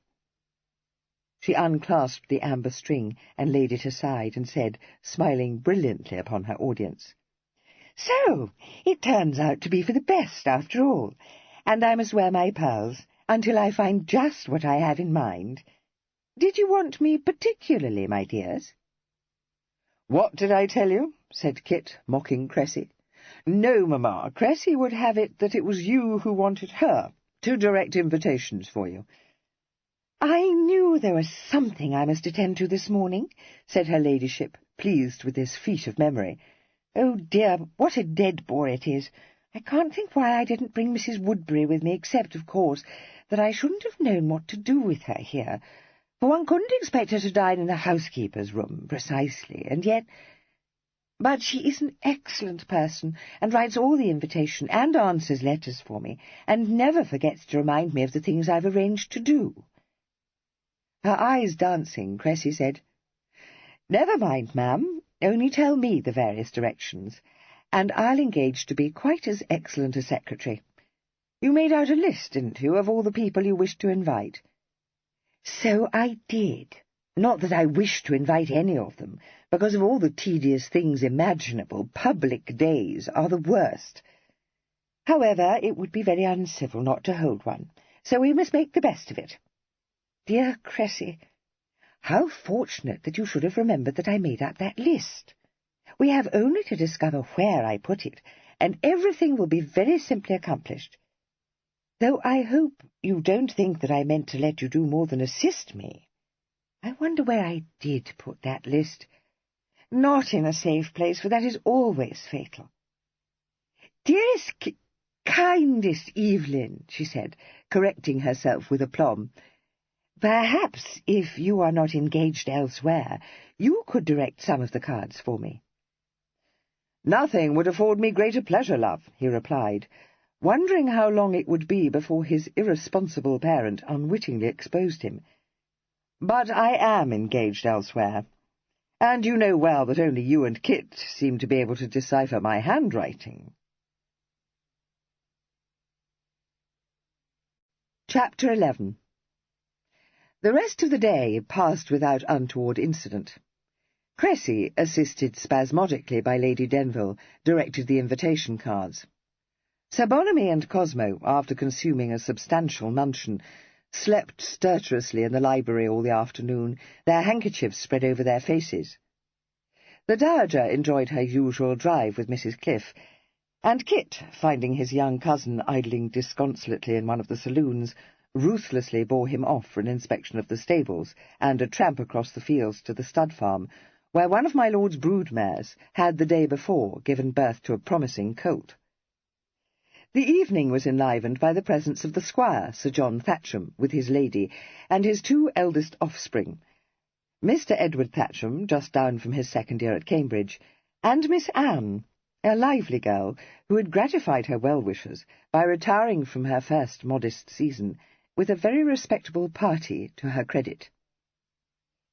It might have been supposed that a party which included such ill-assorted persons as the Dowager, Sir John and Lady Thatcham, and Sir Bonamy Ripple was foredoomed to failure, for the Dowager, who arrogated to herself an old lady's privilege of being as uncivil as she chose to anyone whom she considered to be a bore, could almost certainly be depended on to snub the Thatchams, and Sir Bonamy was too much the idle man of fashion to meet with Sir John's approval.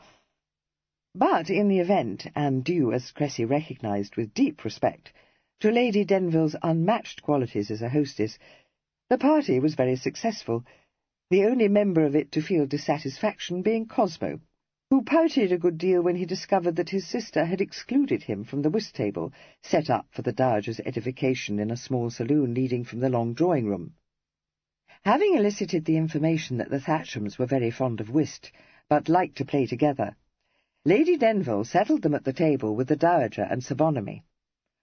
No one could have guessed from Sir Bonamy's good-humoured demeanour that he was in the habit of playing whist in the Duke of York's company for £5 points, with a pony on the rubber to make it worth while. The rest of the party, with the single exception of Cosmo, who said that he was too old for such pastimes, gathered round a large table in the long drawing-room to play a number of games which the 3 youngest members of the party would, in their own homes, have condemned as being fit only for the schoolroom.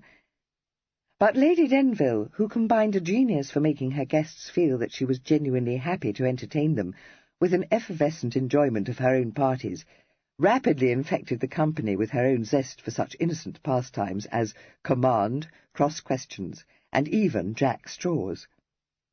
It was all very merry and informal, and when it culminated in a game of speculation, Ambrose surprised everyone by displaying an unexpected aptitude for the game, making some very shrewd bids, and quite forgetting the languid air he thought it proper for a young man of mode to assume, and Cosmo, unable to bear the sight of his wife's improvident play, drew up his chair to the table so that he could advise and instruct her.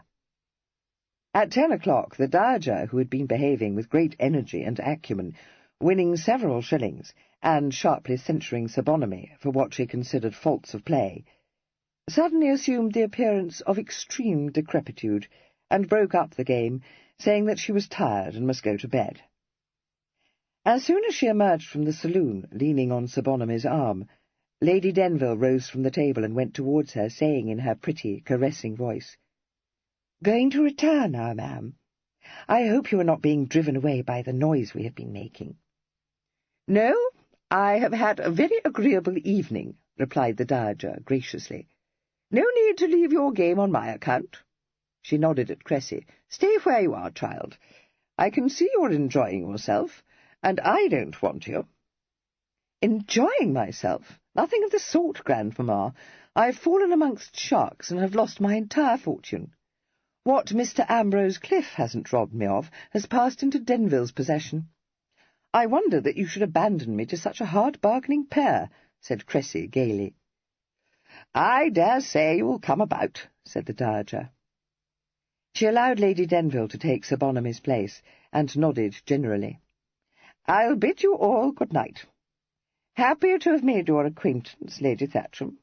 You play your cards very tolerably indeed."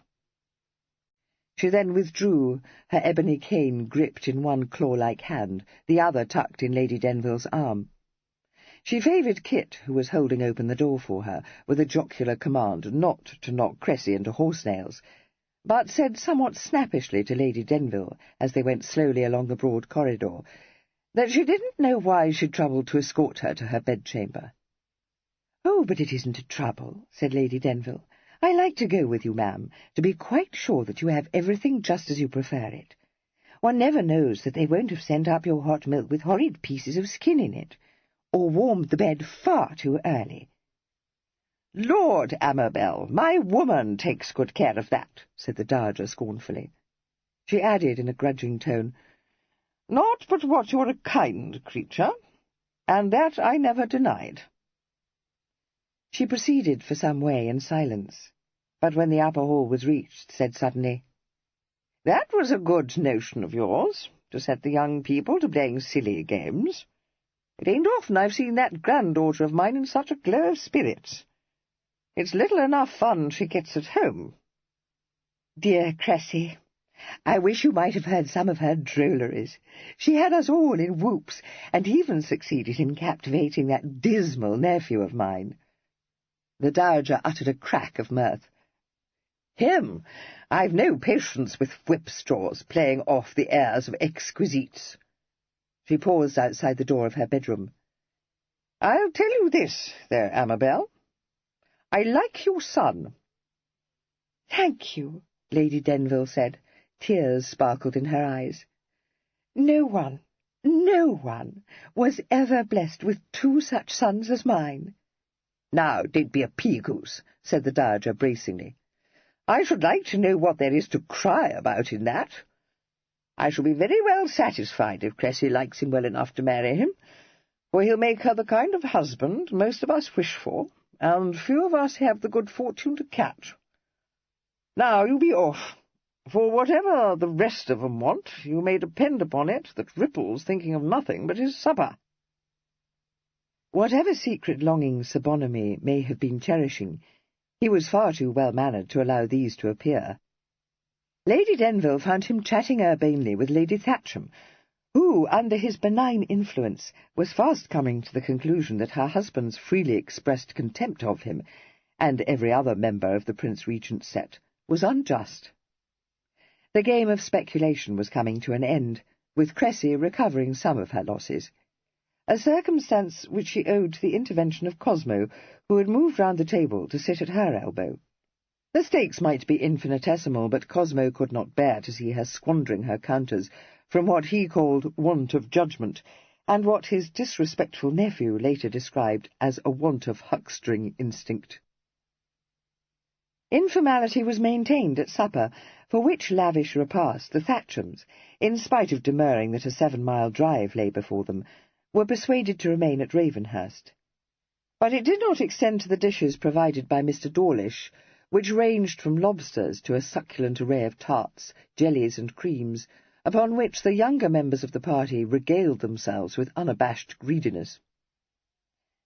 The Thatchams took their leave, Mr. Edward Thatcham gazing with youthful admiration at his hostess, informing her that he had spent the jolliest evening, and reverently kissing her hand. Lady Denville took her sister-in-law and Cressy up to bed, and Kit returned to the supper-room, where the 3 remaining gentlemen were sitting amongst the broken meats, Ambrose in the sulks because his father had reproved him for allowing Kit to give him a glass of fine old cognac, Cosmo delivering himself of a monologue addressed to Sir Bonamy, and Sir Bonamy savouring the bouquet of his brandy, and nodding occasionally from an amiable wish to lead Cosmo into believing that he was attending to him. He turned his little round eyes towards Kit, and said, "Excellent supper. Very agreeable evening." "Thank you, sir, but the credit goes to my mother," said Kit. "Very true, very true. Wonderful woman. Never anyone like her, my boy," said Sir Bonamy, gustily sighing. He heaved himself round in his chair, groping in his pocket for his snuff-box. "In such high beauty, too. Doesn't look a day older than when I first clapped eyes on her. Before your time, that was."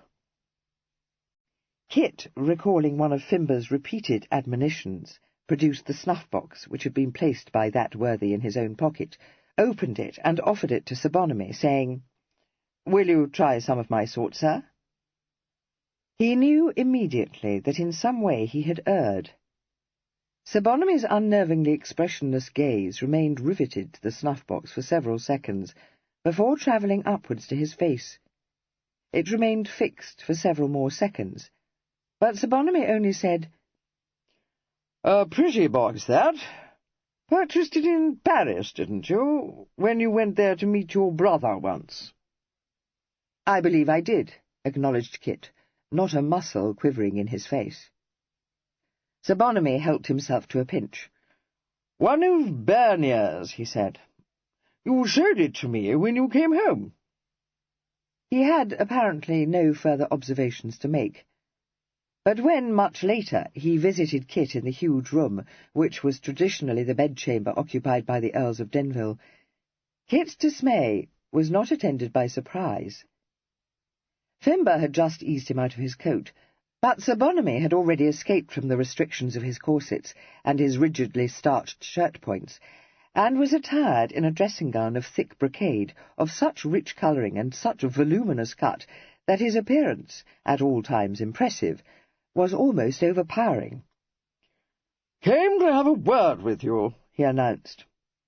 Fimber, his face wooden, withdrew into the dressing-room, and Kit, feeling that his sheet-anchor had vanished, said, "Why, certainly, sir. Is something amiss?" "That snuff of yours is dry," said Sir Bonamy, staring very hard at him. "Good God, sir, is it? I do most humbly beg your pardon." "I'll drop a word of warning in your ear, my boy," said Sir Bonamy, ignoring this interpolation. "I don't know what sort of wheedle you're trying to cut, and I don't ask you to tell me, because it's no affair of mine, and if you want to bamboozle people into thinking you're young Denville, don't offer 'em dry snuff, and don't use 2 hands to open your box." "So that was it," said Kit. "I was afraid I had betrayed myself, but I didn't know how." "Damn me, Kit. Evelyn set himself to copy Brummell's way of handling a snuff-box. 1 hand only, and no more than a flick of the thumbnail to open it. You remember that?" "I will, sir," Kit promised. "Thank you. You must feel that I owe you an explanation." Sir Bonamy checked him with an upraised hand. "No, I don't," he said hastily. "I've already told you it's no affair of mine. I'd as lief it wasn't, too, because it looks to me like a damned havey-cavey business." "It isn't quite as havey-cavey as it must seem," Kit told him. "If it's half as havey-cavey as it seems, I don't want to have anything to do with it," replied Sir Bonamy, not mincing matters. "And from what I know of you and Evelyn, not that I came here to pull crow with you, for I didn't. What's more, you won't goad me into it, my boy, so don't think it. If Evelyn hasn't been able to wind me up in all these years he's been trying to do it, it stands to reason you can't." "But I don't wish to, sir," expostulated Kit mildly. "Now I come to think of it," conceded Sir Bonamy, "you never did take so much pepper in your nose at the sight of me as that whisky-frisky brother of yours, so I dare say that's true. As a matter of fact, that's what made me suspicious. You shouldn't have looked as if you was glad to see me. Ought to have known better. Civil enough, young Denville, but pokers up a trifle." "Does he? I'll comb his hair for it," said Kit. He smiled. "In any event, I shouldn't have done so. I'm by far too grateful to you for coming to support us. I knew, too, that I'd nothing to fear, even if you did recognize me." "No, nothing at all," Sir Bonamy assured him. "But I'm not as young as I was, Kit, and it's no use thinking, if you've got hold of a wolf by one ear, that I'm going to grasp the other, because I won't do it. So don't you tell me anything. If your mother wishes me to know the whole, she'll tell me fast enough. Bless her."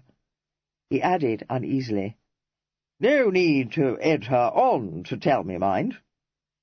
Kit reassured him on this head, and he went off, feeling that he had done as much for his young friend as could have been expected of any man of his years and elevated position.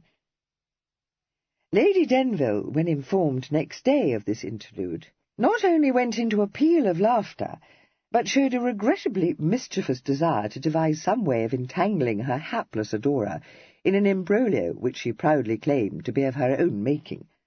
"No, mamma," said Kit firmly, "you'll do no such thing. We're devilish obliged to the old court-card, and I won't have him roasted. No one could blame him for wanting to steer clear of this affair. If we save our groats without kicking up the very deuce of a scandal, it's more than I'd bargained for." "I won't do anything you don't like, dearest," she promised. "But you mustn't be so downhearted." "Not downhearted, hen-hearted." "Oh, no, Kit," she protested, dismayed to hear him make such an admission. "Never that.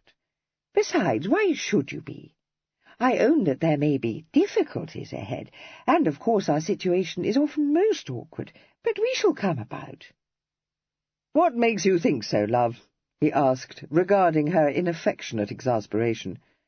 "One always does, and particularly when one thinks one is quite knocked up. Only consider how many times I have been in the briars. I have always contrived to bring myself home, even when my case appeared to be desperate. Now, why are you laughing, wicked one? It's perfectly true. The thing is that it's no use for us to fret ourselves over what can't be helped. Depend upon it, something will happen, or I shall have a notion suddenly which will bring us off prosperously. I very often do, you know. Really knacky ones." "I know you do," he said. "All I beg of you is that you won't have one without telling me." "Dearest, how can you be so foolish? I shall be obliged to tell you, because if I do think of a clever scheme, you will have to bear your part in it." "That's exactly what I'm afraid of," he said frankly. "You're hipped, and I know why," she said. "It was the lobster. I felt a trifle queasy myself in the middle of the night, but I have some excellent powders which Dr. Ainsley gave me, so I swallowed one and was right again in a trice. Come up to my dressing-room, poor boy, and I'll mix one for you." "No, mamma, it was not the lobster." "Very well, dearest, I won't tease you, though I assure you the powders aren't in the least nasty. Don't be in a worry, will you? When Evelyn comes home, everything will be tidy again, remember?" "You know, mamma, we have been saying that since the start of this masquerade, and God knows I wish he would come home. But does it ever occur to you that when he does, we shall find ourselves in a worse hobble than ever?" "It must have been the lobster," exclaimed her ladyship. He laughed, but said, "No, do pray consider, love. If Evelyn were to walk in today, what are we to do? I could disappear, but not even Ambrose would be deceived for more than half an hour, far less Lady Staveley. It's one thing to hoax people for an evening, quite another to do so in such circumstances as these. At the outset, none of them knew me very well, and Lady Staveley not at all. But they know me now. They couldn't meet me at breakfast and Evelyn at dinner and not detect the difference between us." "No, very true," she said, much struck. "That is very awkward. I wonder why it should not have occurred to me. We must lose no time in trying to hit upon a— Oh, but I see just how to overcome the difficulty. Evelyn must pretend to be you, of course." Mr. Fancot, declaring that he had now received a settler, went off, dutifully trying to think of some way of entertaining his male guests. Like the Dowager, Sir Bonamy, except under the press of extraordinary circumstances, never left his bedroom until noon.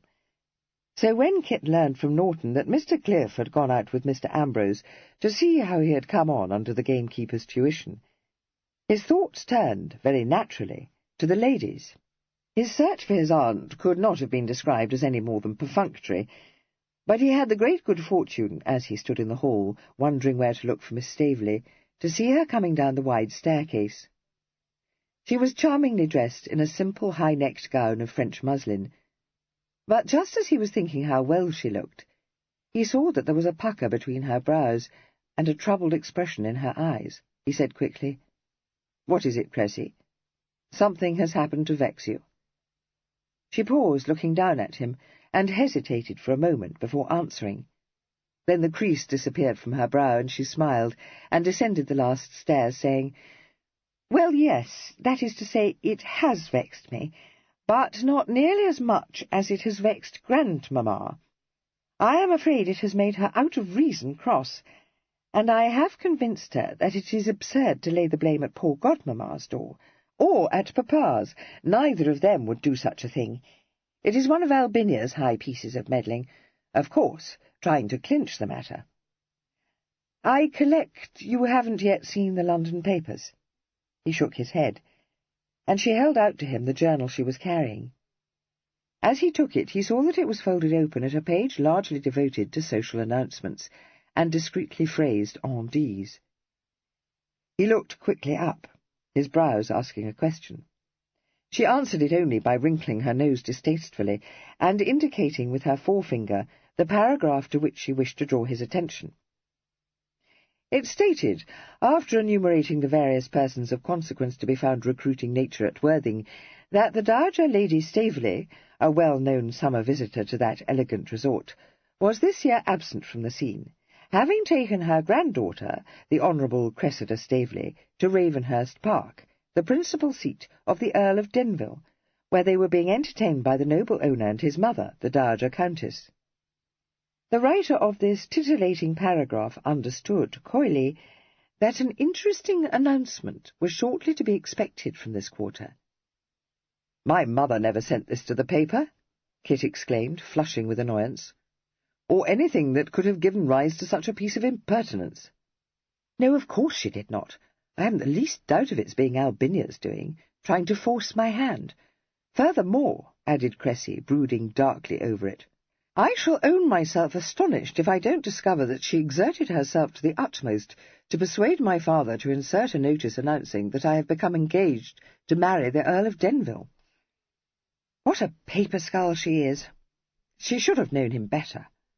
You may imagine how much it has set up Grandmamma's bristles." She began to laugh. "I don't know which has enraged her most, the detestably sly hint, or Albinia's impudence in having presumed to take it upon herself to give the post information about her movements." Kit's eyes were kindling. "And she thought that Mamma would stoop to—" She interrupted him, laying a hand on his arm and saying quickly, "Oh, pray, don't you rip up Denville." She gave a tiny choke of laughter.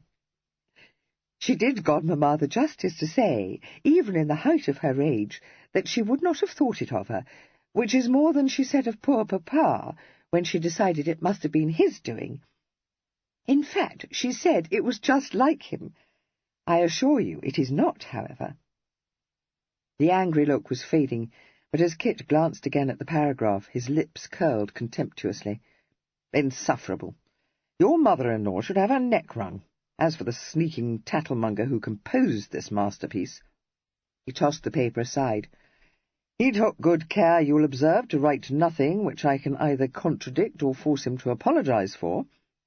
His face softened as he turned towards her again. "I don't know why I should fly up into the bows, when it is you who are the victim, except for that reason. My poor girl, I am well aware of the embarrassment it must cause you to feel. Don't let it cut up your peace, or influence your decision." An odd little smile flickered for a moment in her eyes. "No, I shan't do that. As for Albinia, I left Grandmamma writing to her. You may depend upon it that it will be a thundering letter. I dare say she had liefer have her neck wrung than receive it. Indeed, I could almost pity her, for my father will be vexed to death, and although he is in general easy-going to a fault, he flies into a worse passion than Grandmamma if one succeeds in putting him out of temper.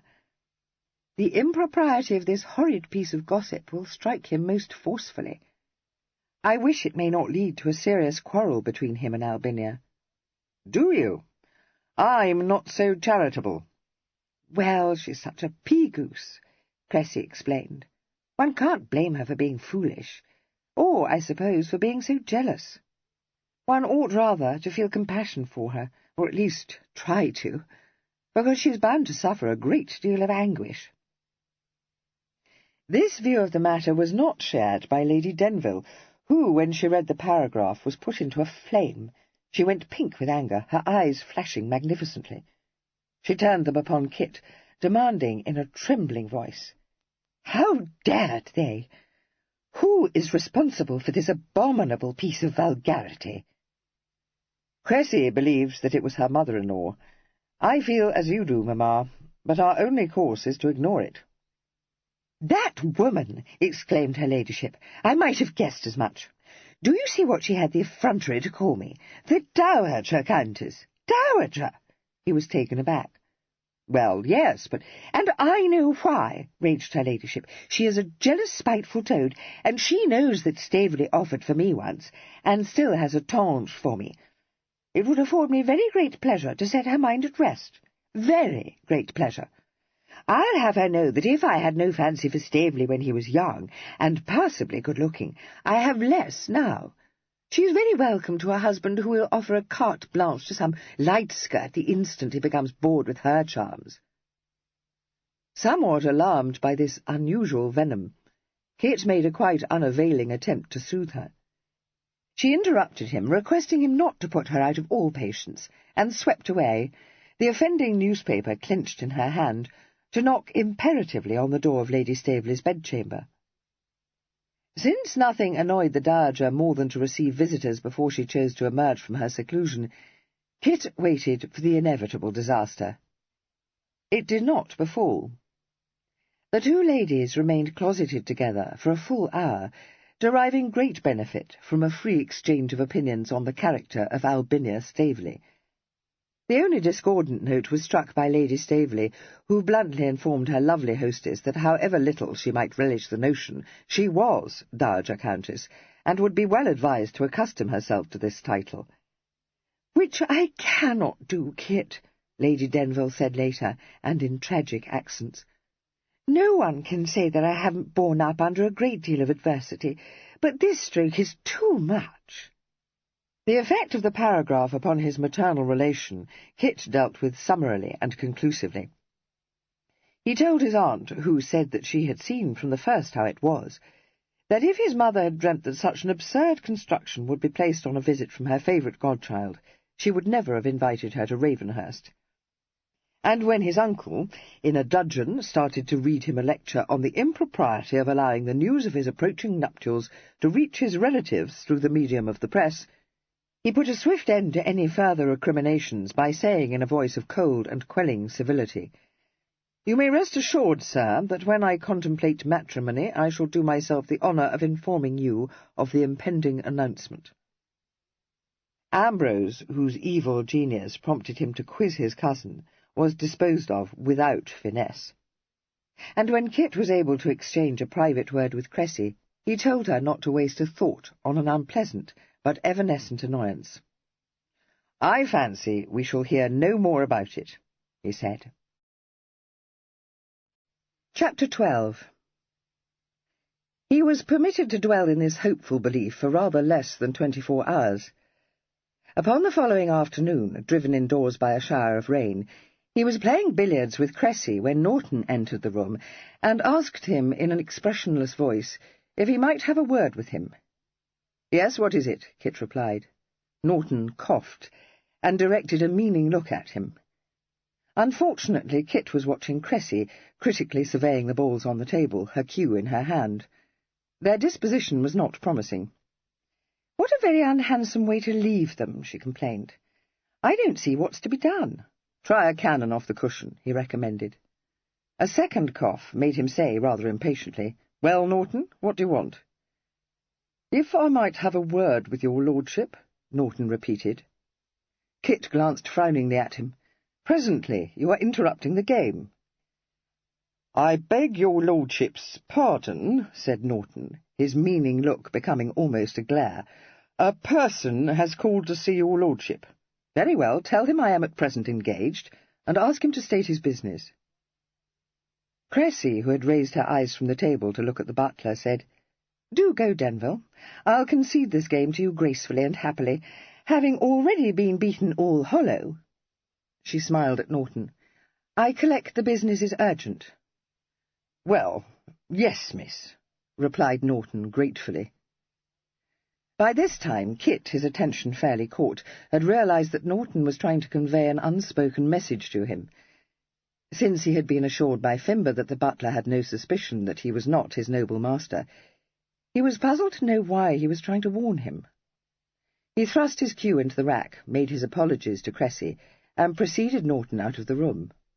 "Well, who is it?" he asked, as soon as the butler had shut the door behind him. "What's his business with me?" "As to that, my lord, I shouldn't care to say.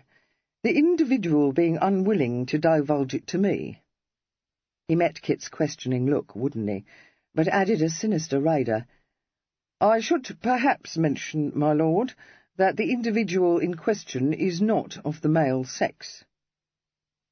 Not by so much as the flicker of an eyelid did Kit betray his feelings. He asked curtly, "Her name?" "She calls herself Alperton, my lord," responded Norton, at once disclaiming responsibility and revealing to the initiated the social status of the visitor. "Mrs. Alperton, not a young female, my lord." His gaze became fixed on some object over Kit's shoulder as he made his next tactfully worded disclosure. "I thought it best to show her into the Blue Saloon, my lord. Sir Bonamy and Mr. Cliff being in the library, as is their custom at this hour, and her not being willing to accept my assurance that you were not at home to visitors, but declaring to me her intention of remaining here until it should be convenient to you to receive her." It was now apparent to Kit that when he entered the Blue Saloon he would be facing guns of unknown but almost certainly heavy calibre.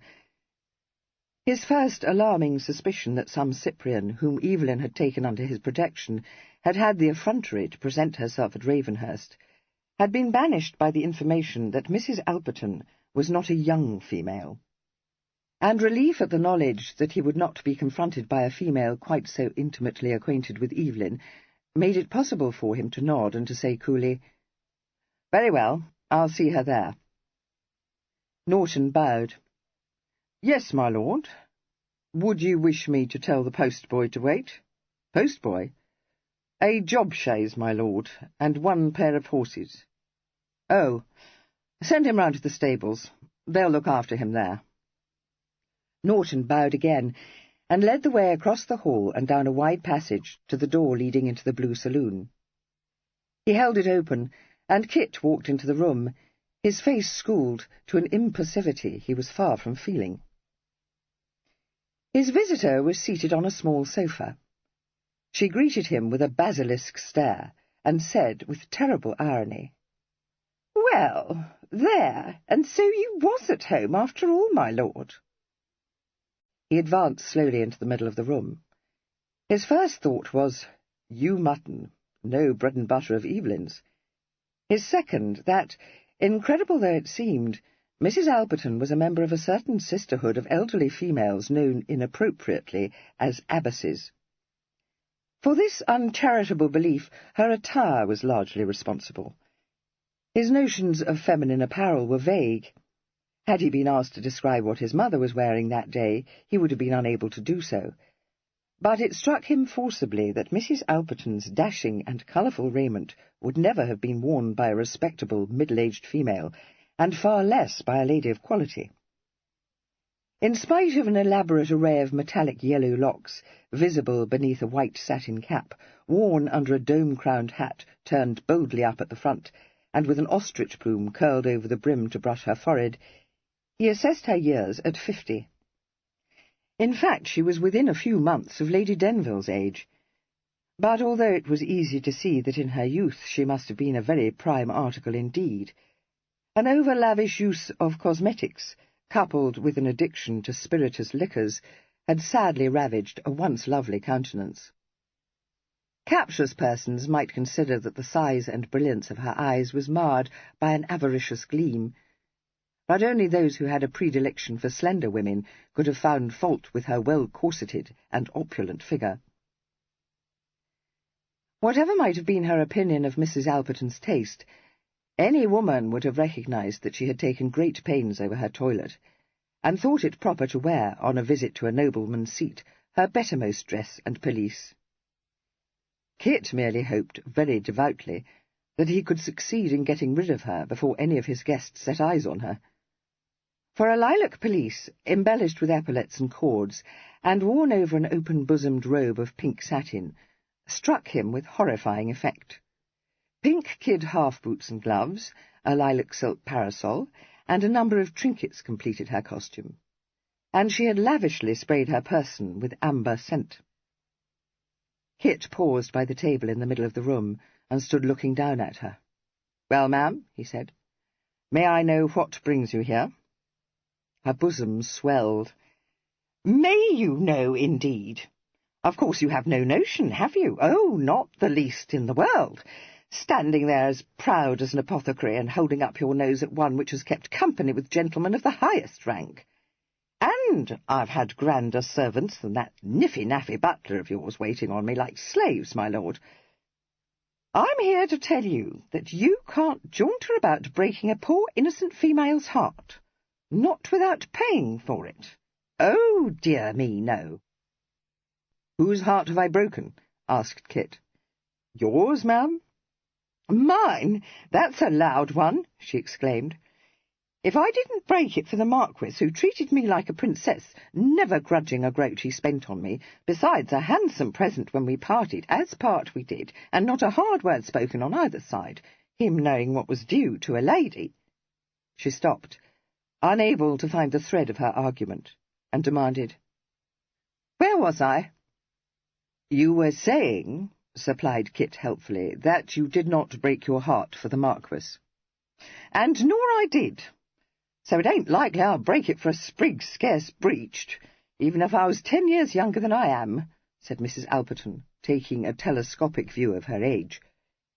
"It's not my heart you've broken, but Clara's, though that's not to say mine don't bleed for her wrongs, which is why I'm here today, my lord, and small pleasure to me, being jumbled and jolted in a yellow bouncer that's been used to travel in my own chaise, lined with velvet and 4 horses and outriders besides, let alone the violence done to my feelings to think of being obliged to demean myself, which only a mother's devotion could have prevailed upon me to do." These last words effectually banished from Kit's mind an irresistible desire to discover the identity of the Marquis who had supported Mrs. Alperton in such magnificent style. He had begun to think that the affair, whatever it was, might not be very serious, but he now realized that he had been indulging optimism too far. When Mrs. Alperton, after groping in the pocket of her pelisse, brandished before his eyes a scrap cut from a newspaper, he had no need to read it to know what it must be. For an awful moment, the thought that Evelyn, in a besotted state of mind, had made the unknown Clara an offer of marriage flashed through his brain, and the vision of an action for breach of promise assailed him. It was strengthened by Mrs. Alperton's next utterance. "You are a serpent," she told him, "a knavish, deceiving man of the town that seduced that poor innocent with false promises." "Nonsense," said Kit, maintaining his calm. "Oh, so it's nonsense, is it? And I suppose you'll say next that you didn't give her a slip on the shoulder?" He had no hesitation in answering this, for whatever folly Evelyn had committed, it was impossible to believe that he had seduced an innocent damsel, or, indeed, that a daughter of Mrs. Alperton's answered to that description. "Most certainly I shall," he said. "When you took my Clara under your protection, my lord, you promised you'd care for her." "Well?" The colour rose in her cheeks, causing them to assume a hue that nearly matched her pelisse, but which was at peculiar variance with the rouge she favoured. Her eyes narrowed, and she said menacingly, "Trying to come some crab over me, are you? Well, you won't do it, my fine sir, and so I tell you. You was able to put the change on that sweet, pretty lamb, but I'll have you know I'm more than 7, and I'm up to all the rigs."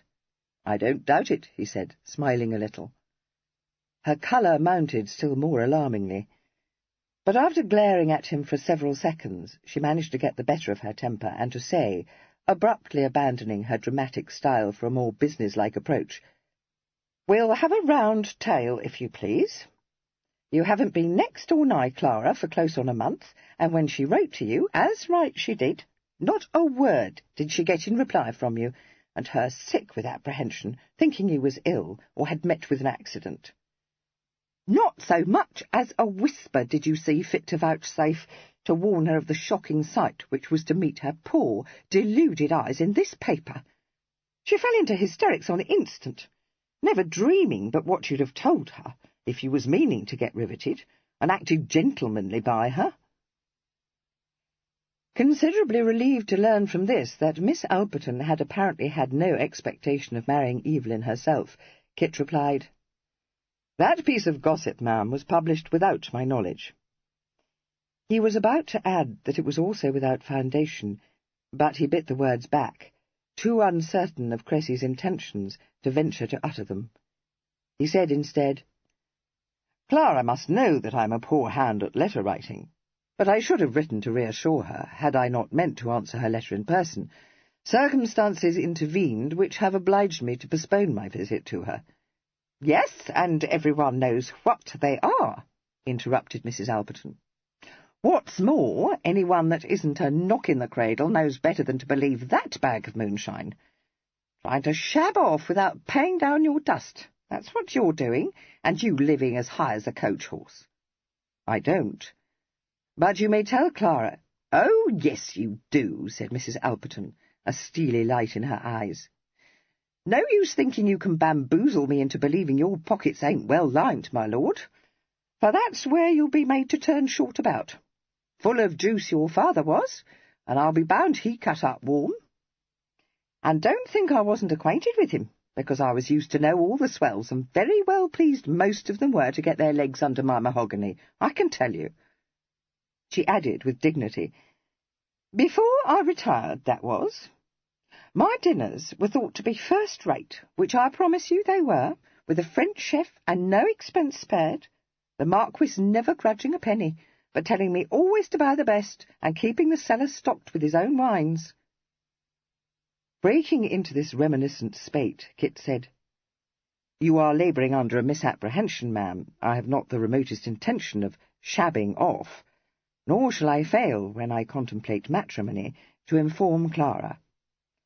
"Why, that's just what you have done," she exclaimed indignantly, "leaving her to read it in the newspaper, which only a heart of stone would have done." "I've told you already that what she read was mere gossip, and—" "Yes, and I'll thank you not to waste your breath telling me again," said Mrs. Alperton fiercely, "nor to tell me that it's mere gossip that you've got Miss Staveley staying here with you at this very moment." "Miss Staveley, ma'am, is my mother's goddaughter, and is staying here as her guest, not mine." "Fancy that, now! Not that I thought other, for it's not to be supposed she'd have come if your mamma hadn't invited her. And mighty fortunate she must think herself, for she must be 20 if she's a day, and if Staveley means to come down handsomely, it's more than I'd bargained for. I never knew him to be beforehand with the world, but whether she'd think herself so fortunate if she was to know the way you've treated my Clara is another pair of shoes, my lord." Kit stiffened imperceptibly, realizing from the gloating smile on Mrs. Alperton's lips that this was not mere recrimination. Her object in coming to Ravenhurst was blackmail. This placed him in a position of extreme peril, for although a denunciation of his supposed perfidy would destroy the end she had in view, he had seen enough of her to know that her hold over her temper was not strong, and he had little doubt that if he refused to comply with whatever demand she was about to make, she would not hesitate to carry her threat into execution. Probably, since her voice became strident under the influence of emotion, Cressy would be by no means the only person at Ravenhurst to hear her disclosures. How to get rid of her without affording her the opportunity to kick up such a scene as he shuddered even to contemplate was a problem to which he could discover no certain answer. With the best will in the world to do it, he was powerless to silence her by presenting her with any such sum as she was likely to consider adequate. He could neither give her a draft on Evelyn's account, nor upon his own. The will, moreover, was entirely lacking. He had no means of discovering the extent of Evelyn's obligation, or whether Mrs. Alperton was acting at her daughter's instigation. He suspected that no money given into her hand would ever reach Clara, and he was pretty sure that she had played no part in whatever bargain Evelyn might have struck with Clara. Not only would it be very unlike Evelyn to enter into sordid negotiations with his Aspasia's parent, it had been noticeable that throughout her discourse Mrs. Alperton had refrained from making any such claim. Kit was determined to make no rash promises on his twin's behalf. Something of this must have shown itself in his face, for Mrs. Alperton, who had been closely watching him, said, on a rising note, "And know it she shall, and so I warn you, my lord." "Tell me, Mrs. Alperton," said Kit, on a gentle note of mockery, "am I expected to believe that you are Clara's mouthpiece? It seems strangely unlike her." It was a bow drawn at a venture, since, for anything he knew, Clara had inherited her mother's temper, but he saw from Mrs. Alperton's face that he had hit the target. She looked angrily at him, but hardly hesitated before replying, "Oh, dear me, no. Well, do you know that the sweet creature, loving you so truly as she does, would allow herself to be trampled to death rather than throw the least rub in the way of anything you wanted to do, even if it killed her, which I am afraid for my life it will do, for never have I seen her so low and disordered, scarcely able to raise her head from the pillow, and done up with weeping. I shouldn't wonder at it if she was to dwindle into a decline." Kit shook his head. "You shock me, ma'am. Do you know, I had no notion she suffered from such a profound sensibility." He felt himself to be on safe ground, for his imagination boggled at the vision of Evelyn developing the smallest tendre for so lachrymose a female. Apparently he had again hit the target, for Mrs. Alperton informed him, in a voice of suppressed fury, that he little knew how much Clara sank under agitating reflections, or how hard it was for her to wear a smiling face whenever he chose to visit her. "If that's so, I should suppose her to be thankful to be rid of me," he remarked, unable to repress an involuntary chuckle. He saw that Mrs. Alperton was about to burst into further recriminations, and flung up a hand. "No, no, enough, ma'am. You've performed your errand. I am excessively sorry to hear of Clara's distressing state, and I beg you will return to her bedside with all possible speed. Convey my deepest regrets to her that I have been the unwitting cause of her disorder, and assure her that as soon as it may be possible for me to do so, I shall hasten to visit her." The issue seemed for a few moments to hang in the balance, but Mrs. Alperton was made of resilient stuff. Abandoning all semblance of concern for her daughter's broken heart, she said roughly, "Not till you come down with the Darbys. I know your sort, a regular bounce, that's what you are. But you won't nurse my girl out of her due, not while I'm alive to protect her." "Mrs. Alperton," said Kit coldly, "you are making a mistake. I don't run thin, but I am not a pigeon for your plucking. Clara will not find me ungenerous, but whatever may be the arrangement agreed upon, it will be between her and me and no one else." "Oh, will it indeed?" she ejaculated. "Will it? If that's your tone, my lord Brassface, I don't leave this house until I've opened my budget to Miss Staveley. Try to have me put out if you dare. And don't tell me she's gone out and won't be back till nightfall, because if I believed you, which I don't, I'd wait till midnight and longer." At this point, an entirely unexpected voice made itself heard. "What a fortunate circumstance that I haven't gone out," said Miss Staveley. "Did you wish to see me, ma'am?" Since Kit had been standing with his back to the door, his person obscuring Mrs. Alperton's view of it, neither of them had seen it open a little way, and Cressy slipped softly into the room. Mrs. Alperton started, and let her parasol fall to the floor, but Kit spun round, the nonchalance wiped suddenly from his face, to be succeeded by a look of consternation. Smiling brightly upon him, Cressy advanced into the room. Involuntarily he put out a hand to check her, but she ignored it, and went to sit in a chair facing Mrs. Alperton across the empty hearth. "Pray forgive me for interrupting you," she said gracefully, "but you were speaking rather loudly, you know, ma'am, and I could not help but hear a little of what you were saying. I collect you have something you wish to tell me." "No," said Kit.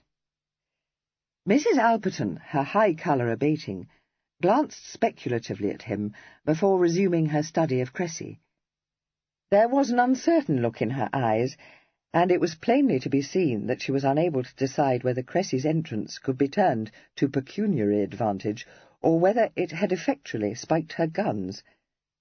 she said slowly and to gain time.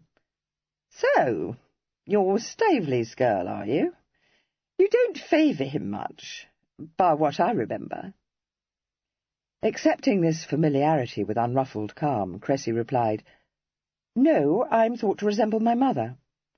Now, what is it that you wish to say to me, if you please?"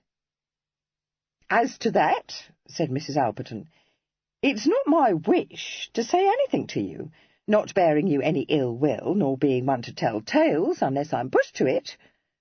She transferred her gaze to Kit's face and said, "Maybe you'd prefer I kept mum, my lord." "But I shouldn't," intervened Cressy. Mrs. Alperton paid no heed to this, but continued to watch Kit maliciously. He met her eyes, and his own hardened. "I should infinitely prefer it," he said, "but I have warned you already that I am not a pigeon for your plucking. Take care what you're about, Mrs. Alperton. The glue won't hold. You'll bowl yourself out." "Not before I've bowled you out," she declared venomously, "which I'll be glad to do, for I'm a mother myself, and it would go to my heart to see an innocent girl deceived like my poor Clara has been. Ah, my dear, you little know what a cozening rascal has been casting out his wicked lures to you." Kit leaned his shoulders against the wall, folded his arms across his chest, and resigned himself. "No, indeed," agreed Cressy. "Is Clara your daughter, ma'am?" "My daughter," said Mrs. Alperton in a throbbing voice, "seduced by that villain, and left to starve without so much as a leave-taking." "How very dreadful," said Cressy. "I must say I am astonished. I should never have thought he would have behaved so shabbily." Mrs. Alperton was considerably taken aback. So, too, was Kit. He had hoped that Cressy would discredit the greater part of the story, but none of it was fit for the ears of a gently nurtured girl, and he had not dared to hope that she would not suffer a severe shock, attended by painful embarrassment. But neither he nor Mrs. Alperton had taken into account the peculiar circumstances of her girlhood, or the undisguised gallantries of her father. "Very improper indeed," pursued Cressy. "I do most sincerely pity her, and you too, ma'am, for nothing, I dare say, could be more disagreeable than to feel yourself compelled to remind Lord Denville of his obligations." "No," said Mrs. Alperton, a little dazed. "No, indeed." "But perhaps there is a misunderstanding," suggested Cressy hopefully. "The thing is that he is abominably forgetful, you know. You did very right to put him in mind of the matter, for I am persuaded he will do just as he ought, now that he has remembered it. Won't you, sir?" "Just as I ought," corroborated Kit. "Well, upon my word," gasped Mrs. Alperton, "I never did, not in all my life. I'm telling you he's a rake, miss." "Yes, but do you think you should, ma'am?" asked Cressy diffidently. "I perfectly understand your telling him so, but it doesn't seem to be quite the thing to tell me, for it is not in the least my affair, though I am naturally very sorry for your daughter." "I might have known it," said Mrs. Alperton terribly. "It wouldn't make a bit of difference to you if he was a murderer, I dare say. Oh, the sinful hollowness of the world!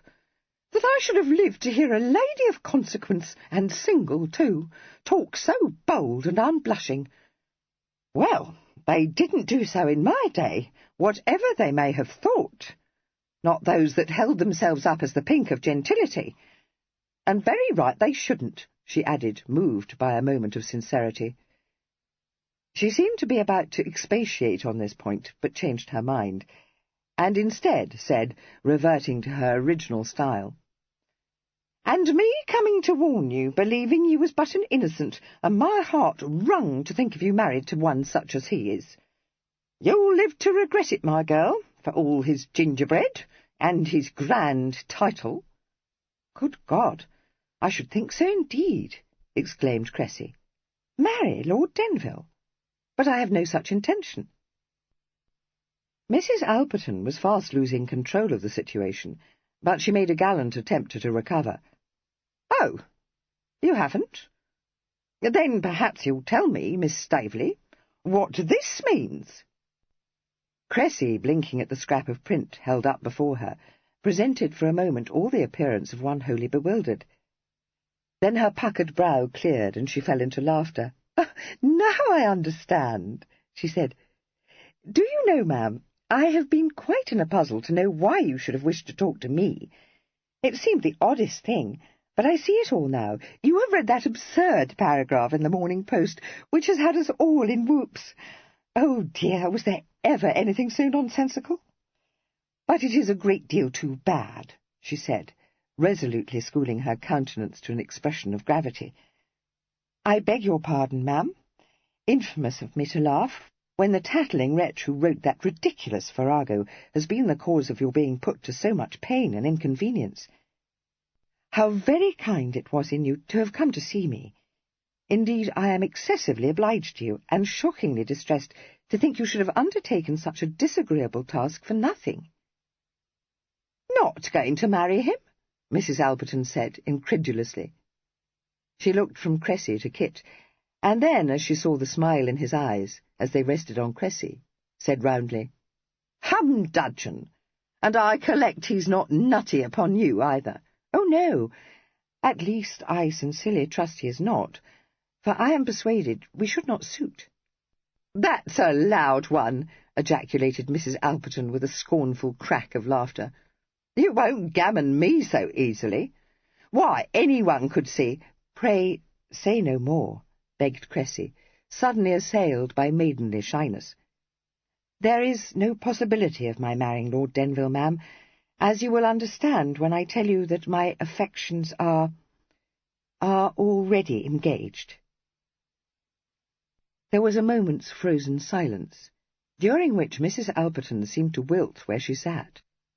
Kit, withdrawing his intent gaze from Cressy's face, quietly left the room, feeling that she stood in no need of support, and that no time should be lost in summoning Mrs. Alberton's chaise to the door.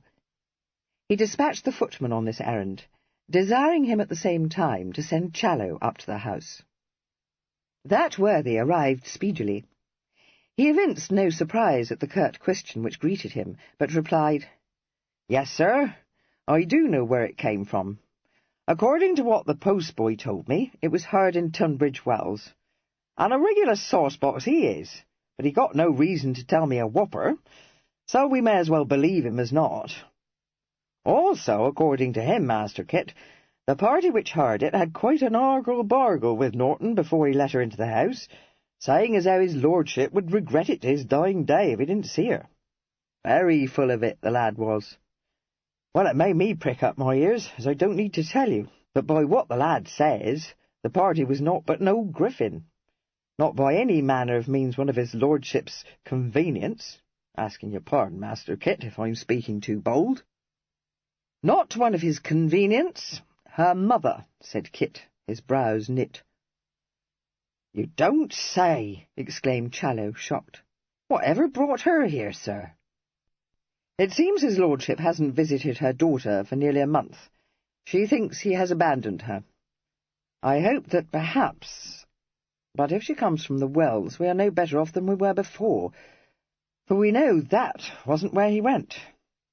"I'll take my affidavy it wasn't," asserted Challow. "And a very good thing, too, if he has abandoned that one. All the same, Master Kit, it looks like you're in a case of pickles, if her ma's half the archwife the postboy says she is. Seems to me you'll have to hang up your axe." Kit's frown disappeared, and the ready laughter sprang to his eyes. "Yes, it looked like a case of pickles to me, too," he admitted. "In fact, I thought it was all a holiday with me, but I was rescued in the very nick of time, and the archwife is about to depart, beaten at all points." Chapter 13. When he re-entered the Blue Saloon, Kit gathered from what he heard that Mrs. Alberton had been regaling Cressy with nostalgic reminiscences of her past glory.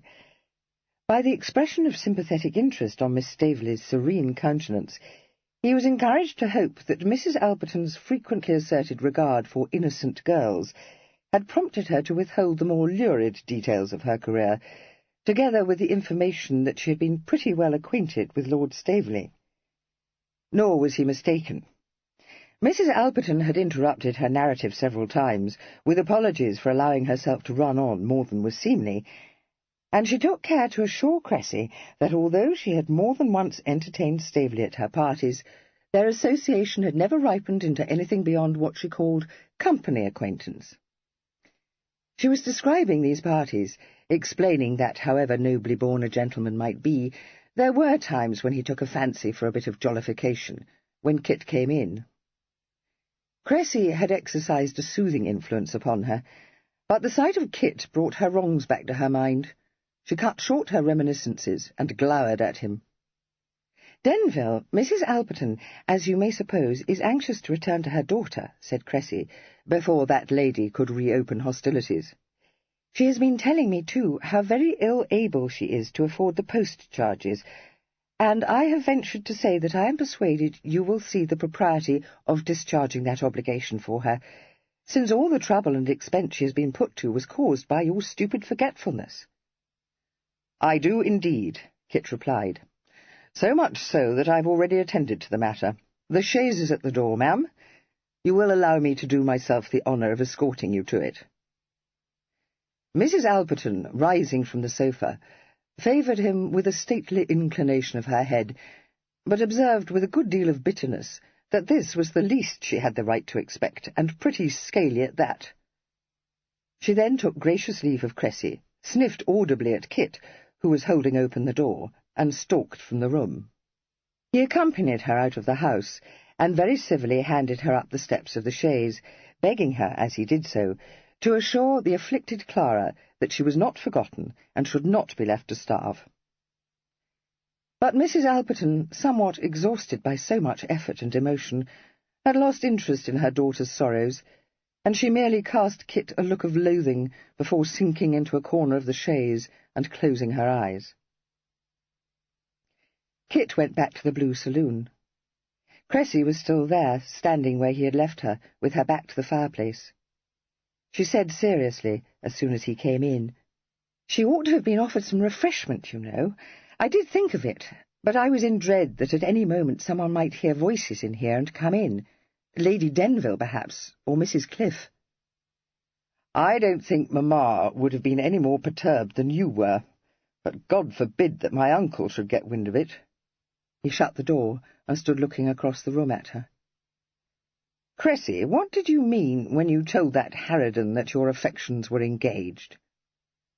The colour deepened a little in her cheeks, but she replied lightly, "Well, she talked so much like someone in a bad play that I became carried away myself. Besides, I had to say something to convince her. I could see she didn't quite believe me when I said I wasn't going to marry your brother." He let his breath go in a long sigh and walked forward, setting his hands on her shoulders and saying, "You don't know how much I've wanted to tell you the truth. Cressy, my dear one, forgive me. I've treated you abominably, and I love you so much." Miss Staveley, who had developed an interest in the top button of his coat, looked shyly up at this. "Do you, Kit?" she asked. "Truly?" Mr. Fancot, preferring actions to words, said nothing whatsoever in answer to this, but took her in his arms and kissed her. Miss Staveley, who had previously thought him unfailingly gentle and courteous, perceived in the light of this novel experience that she had been mistaken. There was nothing gentle about Mr. Fancot's crushing embrace, and his behaviour in paying no heed at all to her faint protest could only be described as extremely uncivil. She was wholly unused to such treatment, and she had a strong suspicion that her grandmother would condemn her conduct in submitting to it. But as Mr. Fancot seemed to be dead to all sense of propriety, it was clearly useless to argue with him.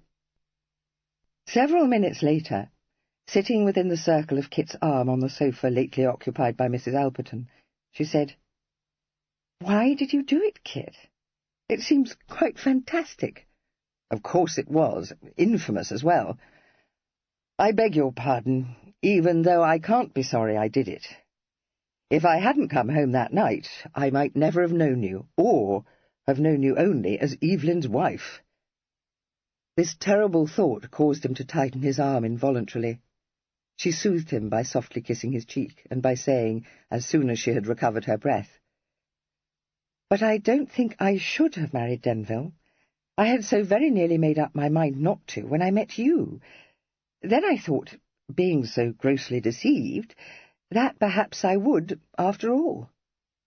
But why was I deceived?" "I did it to get Evelyn out of a scrape," he confessed. "No one but Mamma and Fimber and Challow knew I wasn't in Vienna, and in the old days, when we were prime for any lark, we often did exchange identities, and only those who knew us very well ever found us out. So I was pretty certain I could carry it off. But when I took Evelyn's place at that first dinner party, it was in the belief that it would be for one occasion only. If I had known that I should be obliged to maintain the hoax, nothing would have prevailed upon me to have yielded to Mamma's persuasions." Her eyes danced. "I knew it. She did persuade you." "Yes, but I must own," said Kit scrupulously, "that I put the notion into her head, not in the least meaning to do so, but by saying in a funning way that if Evelyn didn't come back in time to attend the party, I should be obliged to take his place, only to make her laugh. You see, I found her in the deuce of a pucker, because Evelyn was still absent, although he had been expected to return to London days earlier. I thought then that he had been delayed by some trifling hitch, so I consented to run that rig, though it went very much against the pluck with me. Can you understand, Cressy? The circumstances, the intolerable slight offered you if Evelyn failed to appear at the gathering assembled to make his acquaintance." "Indeed I can," she responded instantly. "I don't blame you at all. I am even grateful to you for having spared me such a daunting humiliation. What did delay Evelyn?" "I don't know." She had been leaning against his shoulder, but she sat up at this. "You don't know? But where is Evelyn?" "I don't know that either. That's the devil of it," he said frankly. "At the outset I thought merely, not that he had forgotten his engagement in Mount Street, but that he had confused the date of it." "Very likely," she agreed. "He does forget, you know. People joke him about his shocking memory, and I am acquainted with one hostess who makes it a rule to send him a reminder on the day of her party." The rueful smile lit his eyes. "Yes, but that's not it. He has been absent for too long. I think some accident befell him. That's why I came home in such a bang. I can't explain that to you, but we do know, each of us, when the other has suffered an injury. He knew it a year ago when I broke my leg, not the nature of the accident, but that I had sustained some hurt. And the express I sent him arrived only just in time to stop him posting off to Dover to board the next packet." "I remember," she said. "Godmamma said it was the uncomfortable part of being a twin. And you felt that?" He frowned slightly. "Yes, I did. For several days But it left me, that feeling, so completely that I wondered if my imagination had been playing me false. Something must have happened to him. But it wasn't a fatal accident, and I don't think he is any longer troubled in mind." "As he was when he steeled himself to make me an offer," said Cressy, unable to resist temptation. "Ah, well, I have been for too long at my last prayers to feel the least surprise at that." "Yes, love, indeed," agreed Mr. Fancot, unhandsomely refusing the gambit. "So old cattish as you are." "Odious wretch!" Her brows drew together. "Yes, but I still don't understand. Having so steeled himself, why did he go away at just that moment?" "As far as we know," replied Kit carefully, "he went to redeem from Lord Silverdale, who was said to be in Brighton, a brooch which my mamma had lost to him at play."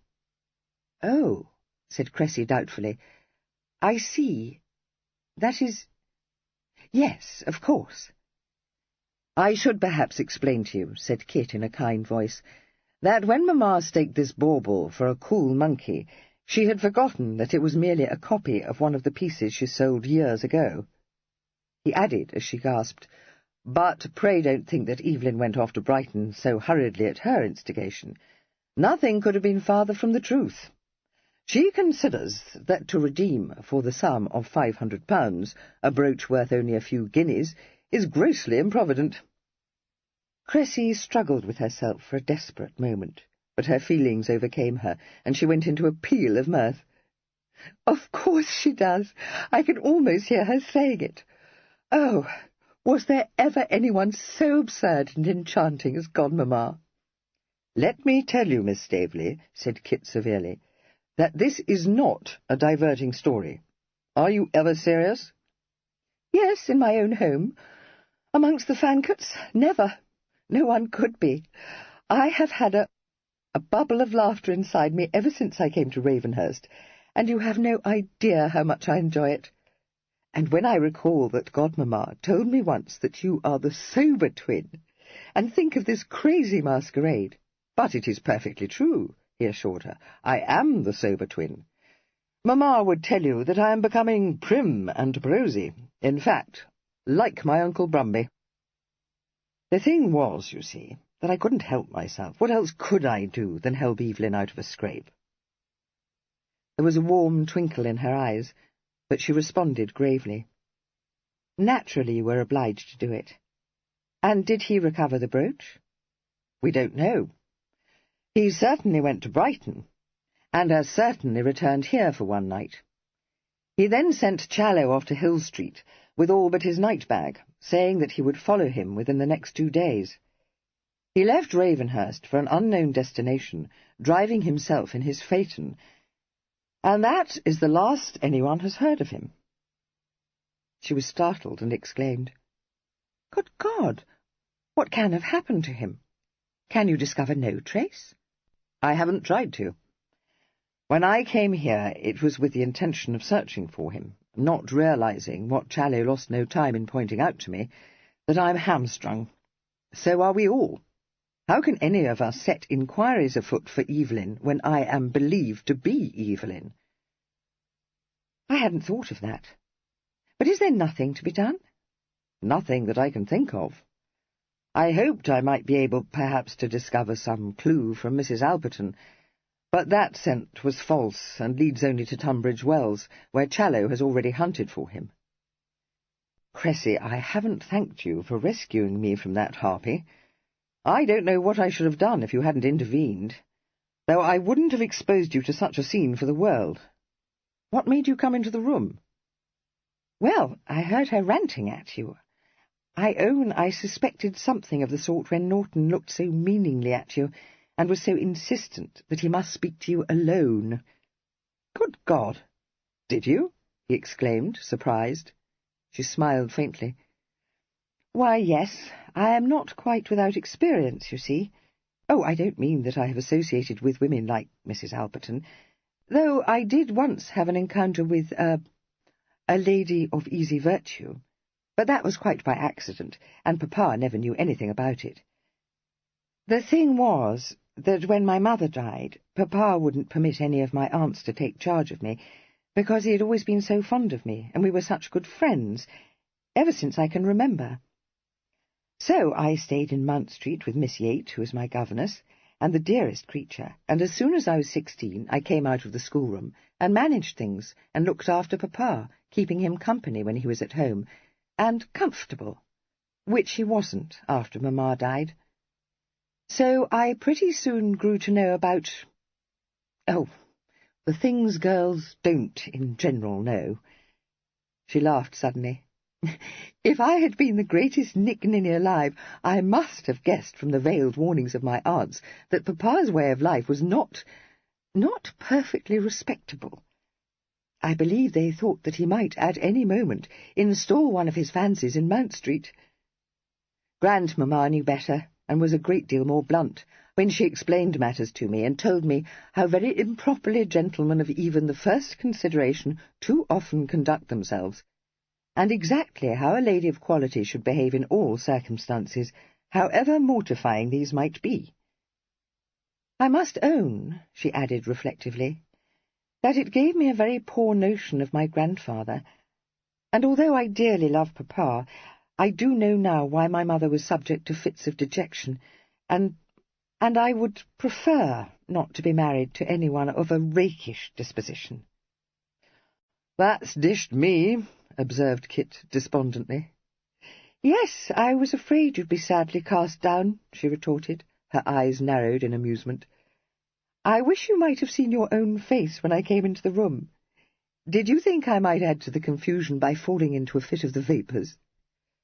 "Not quite that," he answered, smiling, "but I did think you must be very much shocked." "Oh, no. I knew that Denville had been a trifle in what Papa calls the petticoat line. What I did feel was that since you were not Denville, that you might very easily have found yourself in a fix." "Which I most certainly did," he interjected. She smiled at him, and said, quoting his own words, "So what could I do but help you out of a scrape?"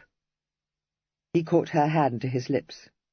"Oh, Cressy, you are such a darling," he told her. "Don't think badly of my twin.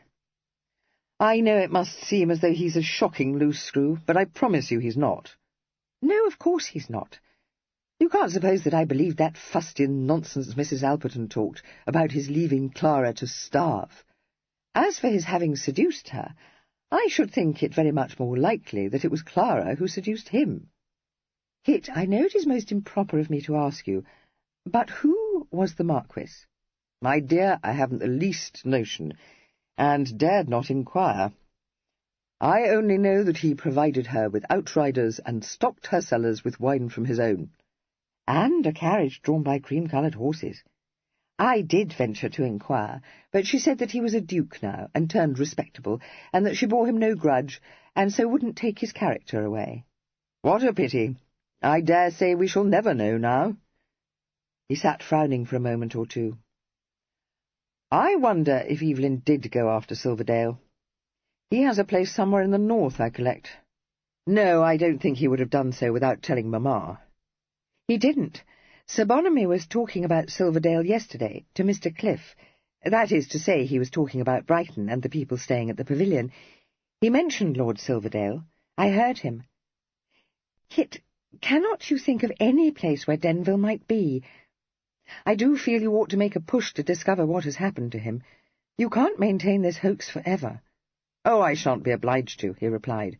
"He'll come back.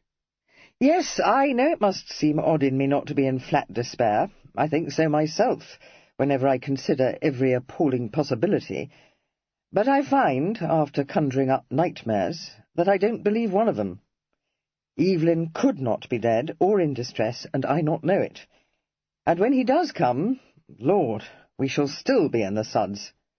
This is the very devil of a hobble, Cressy." "But why? Of course it is bound to be a little awkward, but must it be so very bad? No announcement of my engagement to Denville has been made, and that horrid piece of printed gossip might just as well refer to you as Denville. Surely we must be able to contrive so that only our families need ever know that Denville made me an offer. Or, if not that, I was forgetting that unfortunate dinner party, at least my aunts and uncles need never know that you played that hoax on us all. We can tell the truth, that I met you and found I liked you better." He smiled a little, but shook his head. "That's not it. We are deeper in the suds than I think you know, love. Even assuming that your father would give his consent—" "He will. Albinia will take good care of that." "I daren't assume so much. He must think me a poor exchange for Evelyn. I have neither his title nor his possessions, remember. His fortune is handsome. Mine is merely genteel." "Well, Papa can scarcely take exception to that, for my fortune is merely genteel too. Of course he may be disappointed when he learns that I am not going to be a countess after all. So let us immediately decide what title you mean to adopt when you are raised to the peerage, like your uncle. That should reconcile him, don't you think?" "To be honest with you," he said apologetically, "no, I don't. I can't help feeling that he might even doubt my ability to achieve such a distinction." "Papa is not very clever, but he is not such a goose as that. You may not be as wealthy as Denville, but I haven't the shadow of a doubt that you will make a much greater mark in the world than he will. Perhaps I ought to tell you that in preferring your suit to his, I am governed by ambition. You, in course of time, will become the Secretary for Foreign Affairs." "In a year or two," interpolated Mr. Fancot affably. Her lips quivered, but she continued smoothly, "And I shall go down in history as a great political hostess." "That's much easier to picture. Do you think you could be serious for a few moments, little love?" She folded her hands demurely in her lap. "I'll try, sir." Then she saw that although he smiled, there was trouble behind the smile, and she became grave at once, unfolding her hands to tuck one into his, warmly clasping it. "Tell me." His long fingers closed over her hand, but he did not immediately answer her. When he did speak, it was to ask her an abrupt question. "What did Evelyn tell you, Cressy? You said that he had been very frank with you. How frank?" "Perfectly, I believe. I liked him for it, for not pretending that he had fallen in love with me, which I knew he had not. He did it charmingly, too. Well, you know his engaging way. He explained to me how uncomfortably he was circumstanced, and that Lord Brumby would wind up the trust if he entered into a suitable marriage. I thought it very understandable that his present situation should chafe him beyond bearing." "That was all he told you?" "Why, yes. Was there some other reason?" "Not precisely. His object was certainly to wind up that confounded trust, which has irked him more than I guessed. But I know him, Cressy, as I know myself, and I am very certain that he would never have proposed such a cold-blooded marriage merely to rid himself of shackles which fretted him. As I understand the matter, he was forced into this by the urgent need to get possession of his principal." "Do you mean that he is in debt?" she asked, considerably surprised. "Surely you must be mistaken.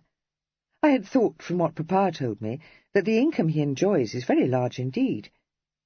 Could he have run so deep in debt that he must broach his principal?" He shook his head. "No, not Evelyn. Mamma." She gave a gasp, but said quickly, "Oh, poor Lady Denville. Yes, I see, of course I see. I should have known. That is, pardon me, but I have heard gossip. I discounted the better part of it. You must be as well acquainted with tattle-boxes as I am, detestable creatures. I was aware, too, that Godmamma was a little afraid of Lord Denville, and of course I know that she is amazingly expensive. She told me herself that she was so monstrously in the wind that her case was desperate, but in such a droll way that I thought she was funning. And when your father died, I supposed, I don't know why, that her affairs had been settled." "They were not. In justice to my father, I believe he didn't know in what case they stood. She never told him the whole, dared not. The blame for that must lie at his door." "Indeed it must," she said warmly. "Pray tell me the whole. You may trust me, I promise you. I love her too, remember. Is it very bad?" "Do you think I would have breathed one word of this to you if I didn't trust you? I do, most implicitly. But I can't tell you how bad it may be until I've seen Evelyn.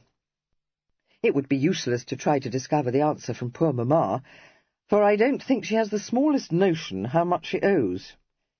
It's plain enough it must be a larger sum than any of us suspected." She said diffidently, "Would not Lord Brumby see the propriety of discharging her debts?" "Yes, I think he would. But—" He paused, frowning. "That was the thought that occurred to me. Not that she should have applied to my uncle, but that Evelyn might do so. But something she said to me, my uncle does not like her, you know, made me realize why Evelyn would not do that, or I, either. It would be a betrayal."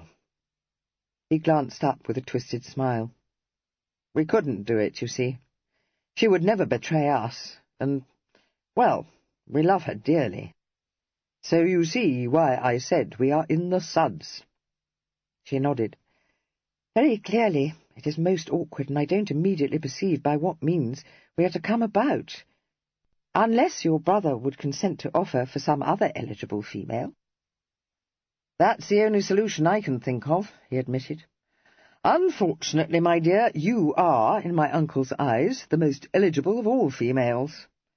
He certainly knew that Evelyn meant to offer for you, and it may well be that Evelyn or Mamma told him that he had done so, and had been accepted, subject to your grandmother's approval. Whatever his opinion of Evelyn may be, he is very full of starch, you know, and would find it impossible to believe that she would not approve of a marriage with the head of his house. He would be far more likely to think Evelyn incurably volatile, and by no means to be trusted with the control of his fortune. And even if he could be won over, no, I'll have no hand in thrusting my twin into a marriage of convenience. I wouldn't have furthered his engagement to you if I hadn't known he was committed already. So, there we are, my darling, at point non plus. She nodded, and sat thinking, quite as troubled as he was. After a pause, she turned her eyes towards him and said, "You can do nothing till Evelyn comes back, can you? I understand that. And then? Between us, we must be able to come about. If I knew just how badly scorched Mamma is, but even if I did, I couldn't turn tail at this stage. Only think what a dust there would be if I was suddenly to announce that all this time I'd been hoaxing everyone. I can readily imagine your grandmother's delight at receiving such tidings. I should be ruining myself as well as Evelyn." "You might," she conceded. "One never knows with Grandmamma. She likes you, so that it's possible she would think it a very good joke. She will have to know the truth in the end, after all." "Yes, but not until Evelyn is here to explain why he was compelled, as I know he must have been, to behave so abominably." She thought this over. "No, I was wondering if we might not make up some tale. But we should very likely be bowled out if we did, and I can't help feeling that it would be very much better if the Cliffs never do know that they were hoaxed." "Very much better. And how they are to be got rid of presents us with another problem. I have an uneasy suspicion that they mean to spend the rest of the summer at Ravenhurst." She laughed. "Yes, but I am very sure Godmamma won't allow them to do so." "Kit, how many persons know the truth?" "Besides those I've mentioned, only my old nurse, and Ripple." "What made you find me out? Did I betray myself?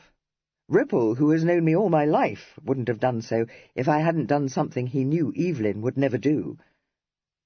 "Oh, no, you didn't betray yourself in any way you could help.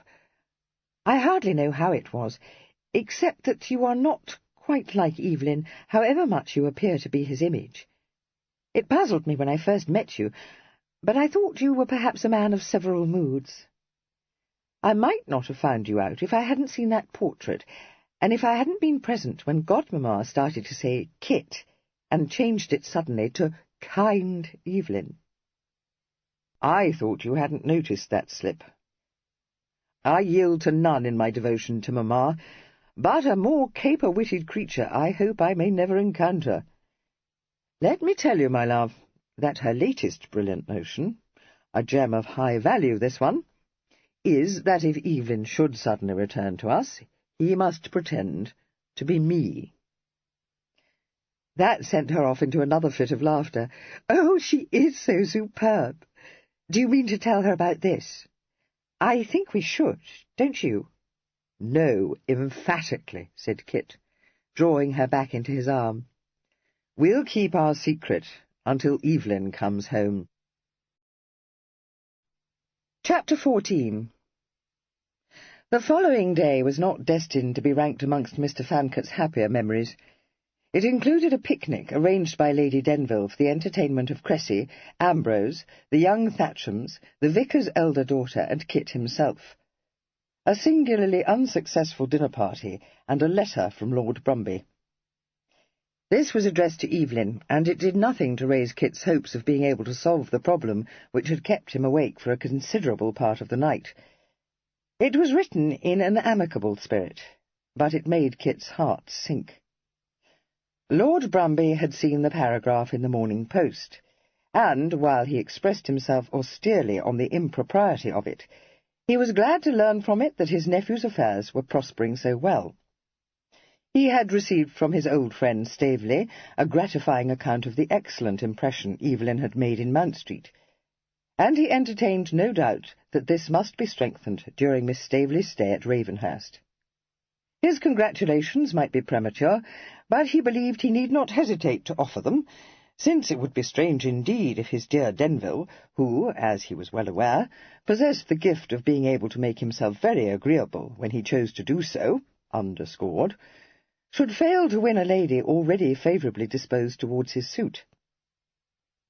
That made Kit grin appreciatively. But the next sheet, however acceptable it might have been had it been addressed to himself, lowered his spirits still more. It was devoted to the praise of Miss Staveley. No one, in Lord Brumby's opinion, could be a more eligible bride. Her fortune was not large, but it was respectable. Her lineage was impeccable, and from all he had seen and heard of her, she was eminently fitted for the position offered her. His lordship ventured to predict for his nephew a future of domestic bliss, unattended by such youthful volatility as he had been obliged in the past to deprecate. He ended this missive with a brief paragraph which, under other circumstances, might well have encouraged optimism in Mr. Fancot's breast. I must not conclude, my dear Denville, without informing you that I have received a very comfortable account of your brother from Stuart, who writes of him in such terms as must, I know well, afford you as much gratification as they afford me. Mr. Fancot, reading these lines in unabated gloom, put up his uncle's letter, and went off to superintend the final preparations for an expedition of pleasure to Ashdown Forest. This, being attended by all the ills, including a shower of rain, which commonly beset al fresco entertainments, was spoilt for Kit from the outset by the inability of the vicar's daughter to ride. She was driven to the rendezvous in the landaulet, which also carried the picnic hampers, and Miss Staveley, the doyenne of the party, bore her company. A graceful act of self-abnegation, which would have confirmed Lord Brumby in his high opinion of her excellence, but which won no encomiums whatsoever from Mr. Fancot. The dinner-party, which followed hard upon his return from this expedition, sent him to bed in a state of exhaustion. Lady Denville, in her praiseworthy desire to make the Dowager Lady Staveley's visit to Ravenhurst agreeable, had been inspired to beg the pleasure of Lord and Lady Dersingham's company to dinner, and this couple, whom she described to Kit as antiquated fogies who belonged to the Dowager's set, had felt themselves obliged to accept her invitation. In the event, her inspiration was proved to be far from happy, as Sir Bonamy, when he learned of the high treat in store, correctly prognosticated. "Maria Dersingham!" exclaimed that amiable hedonist, his eyes starting from their sockets. "No, no, my pretty, you can't be serious. Why, she and the old Tartar here have been at outs these dozen years and more." The truth of these daunting words were confirmed within 5 minutes of the Dersinghams' arrival. Nothing could have been more honeyed than the civilities exchanged between two elderly and redoubtable ladies of quality, and nothing could have struck more terror into the bosoms of the rest of the company than the smiling remarks each subsequently addressed to the other. The only person to remain unaffected was Mrs. Cliff, whose unshakable conviction that her sole offspring would shortly succumb to an inflammation of the lungs, contracted in Ashdown Forest during a shower of rain, occupied her mind to the exclusion of all other considerations. And the only two persons who derived enjoyment from the party were the contestants themselves, who showed signs of alarming revivification at every hit scored. It was in a state of prostration, as he informed Cressy when he contrived to snatch a brief moment or two alone with her, that Kit retired to bed shortly after 11 o'clock.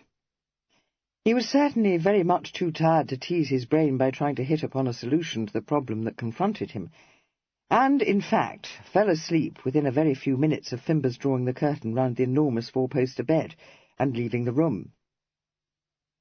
He was dragged up an hour later from fathoms deep by a hand grasping his shoulder and shaking it, and a voice saying, "Oh, do wake up, Kester! Kester!" Only one person had ever called him that. Still half asleep, he responded automatically, murmuring, "Eve?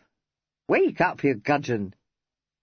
He opened his eyes and blinked into the laughing face of his twin, illuminated by candlelight. For a moment he stared. Then a slow smile crept into his eyes, and he said, a little thickly, and stretching out his hand, "I knew you couldn't have stuck your spoon in the wall." His hand was taken by his twin's left one, and strongly grasped. "I thought you would," Evelyn said. "What brought you home? Did you know I'd damn nearly done so?" "Yes, and that you were in some kind of a hank." The grasp tightened on his hand. "I hoped you wouldn't guess that." "Oh, but, Kester, it's good to see you again." "Yes," agreed Kit, deep, if drowsy, affection in his smile. "Damn you," he added. "I'm sorry. I'd have sent you word if I hadn't been knocked senseless," said Evelyn penitently. Emerging from the last clinging remnants of sleep, Kit became aware of some awkwardness in the clasp on his hand. He then saw that it was being held by Evelyn's left one, and that his right lay in a sling. "So you did suffer an accident," he remarked. "Broken your arm?" "No, my shoulder, and a couple of ribs. That's nothing." "How did you do it?" "Took a corner too fast and overturned the phaeton." "Corker," said Kit, sitting up. He released Evelyn's hand, yawned, stretched, cast off his nightcap, vigorously rubbed his head, and then, apparently refreshed by these activities, said, "That's better," and swung his legs out of bed. Evelyn, lighting all the candles with which Lady Denville lavishly provided every bedroom in the house, said, "You must have had a pretty batch of it tonight. It took me 5 minutes to waken you." "If you knew what sort of an evening I have been spending, or just half the things I've been yearning to do to you, you skirter, you'd take damn good care not to set up my bristles," said Kit, shrugging himself into an elegant dressing-gown. "When I think of the bumble bath I've been pitched into, and what I've endured, all for the sake of a crazy rope-right—" "Well, if that's not the outside of enough," exclaimed his twin indignantly. "I didn't pitch you into a bumble bath. What's more, I'll have you know that's my new dressing-gown you're wearing, you thieving dog." "Don't let such a trifle as that put you in a tweak," retorted Kit. "The only thing of yours which I am not wearing are your boots." These amenities having been exchanged, the dressing-gown securely fastened, and his feet thrust into a pair of Morocco slippers, Kit advanced to grasp his brother's left shoulder and turn him towards the light thrown by a branch of candles on the dressing-table. "Let me look at you," he said roughly. His eyes keenly scanned Evelyn's face. He said, "You've been in pretty queer stirrups, haven't you? Still out of frame? And not because of a few broken bones. Eve, why didn't you tell me the worry you were in?" Eve put up his hand to pull Kit's from his shoulder. He said, wryly smiling, "It's no bread and butter of yours, Kester. Did Mamma tell you?" "Yes, of course. As for its being no bread and butter of mine—" "How is she?" interrupted Evelyn. "Very much herself. Bless her. At least I knew she wouldn't get into a stew." "She isn't in a stew because I told her I knew you weren't dead. But she was in the deuce of a twitter when I reached London," said Kit, with some severity. Evelyn cocked a quizzical eyebrow at him. "No, was she? Well, that's a new come-out. Her spirit's worn down by anxiety, I collect. Doing it much too brown, Kester. I've never known Mamma to be in a worry for more than 10 minutes at a time." "No," Kit admitted, "but this was something out of the way. Why the devil didn't you send her a message?" "I couldn't. I was out of my senses for days, and when I did come to myself I wasn't in any case to be thinking of sending messages. If you'd ever suffered a deep concussion, you'd know what I felt like." "So that was it. Here, sit down. What we need is some brandy. I'll go and fetch up the decanter." "I brought it up with me, and a couple of glasses," said Evelyn, nodding towards a chest against the wall. "All right and tight with you, old fellow?" "Yes, except for this damn hobble we're in," Kit replied, pouring out 2 generous measures of fine old cognac. He handed one of the glasses to Evelyn and sat down on the daybed, confronting the chair in which Evelyn had disposed himself. "Where have you sprung from?" he asked, "and how the devil did you get into the house?" "Oh, Pinny still has her key to the nursery wing. She gave it to me, and I walked from her cottage as soon as I thought it would be safe. I'm putting up there for the night. I was driven over after dark. No one saw me." "Driven over from where?" demanded Kit. Evelyn had tilted his glass and was watching the glint of the candlelight on the brandy. "A place called Woodland House. You wouldn't know it. It's a few miles south of Crowborough. Belongs to a Mr. and Mrs. Askham." "Crowborough!" Kit ejaculated. "Do you mean to tell me you've been within 10 miles of Ravenhurst all this time?" Evelyn nodded, shooting him a sidelong look which held as much mischief as guilt. "Yes, but I told you I had concussion." "I heard you," said Kit grimly. "You came round this morning, jumped out of bed, and posted home as bobbish as ever. Since when have you run sly with me, Eve?" No, I'm not running sly. It's just that it's a long story, and I was wondering where to begin." "Well, begin by telling me what took you to Crowborough, of all unlikely places."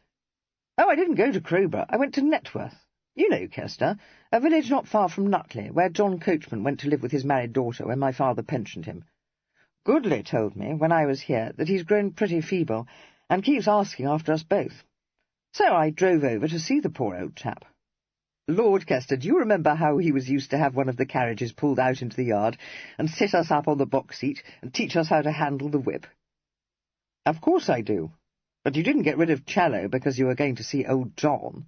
"Oh, no, that was by the way, or not so very much out of it.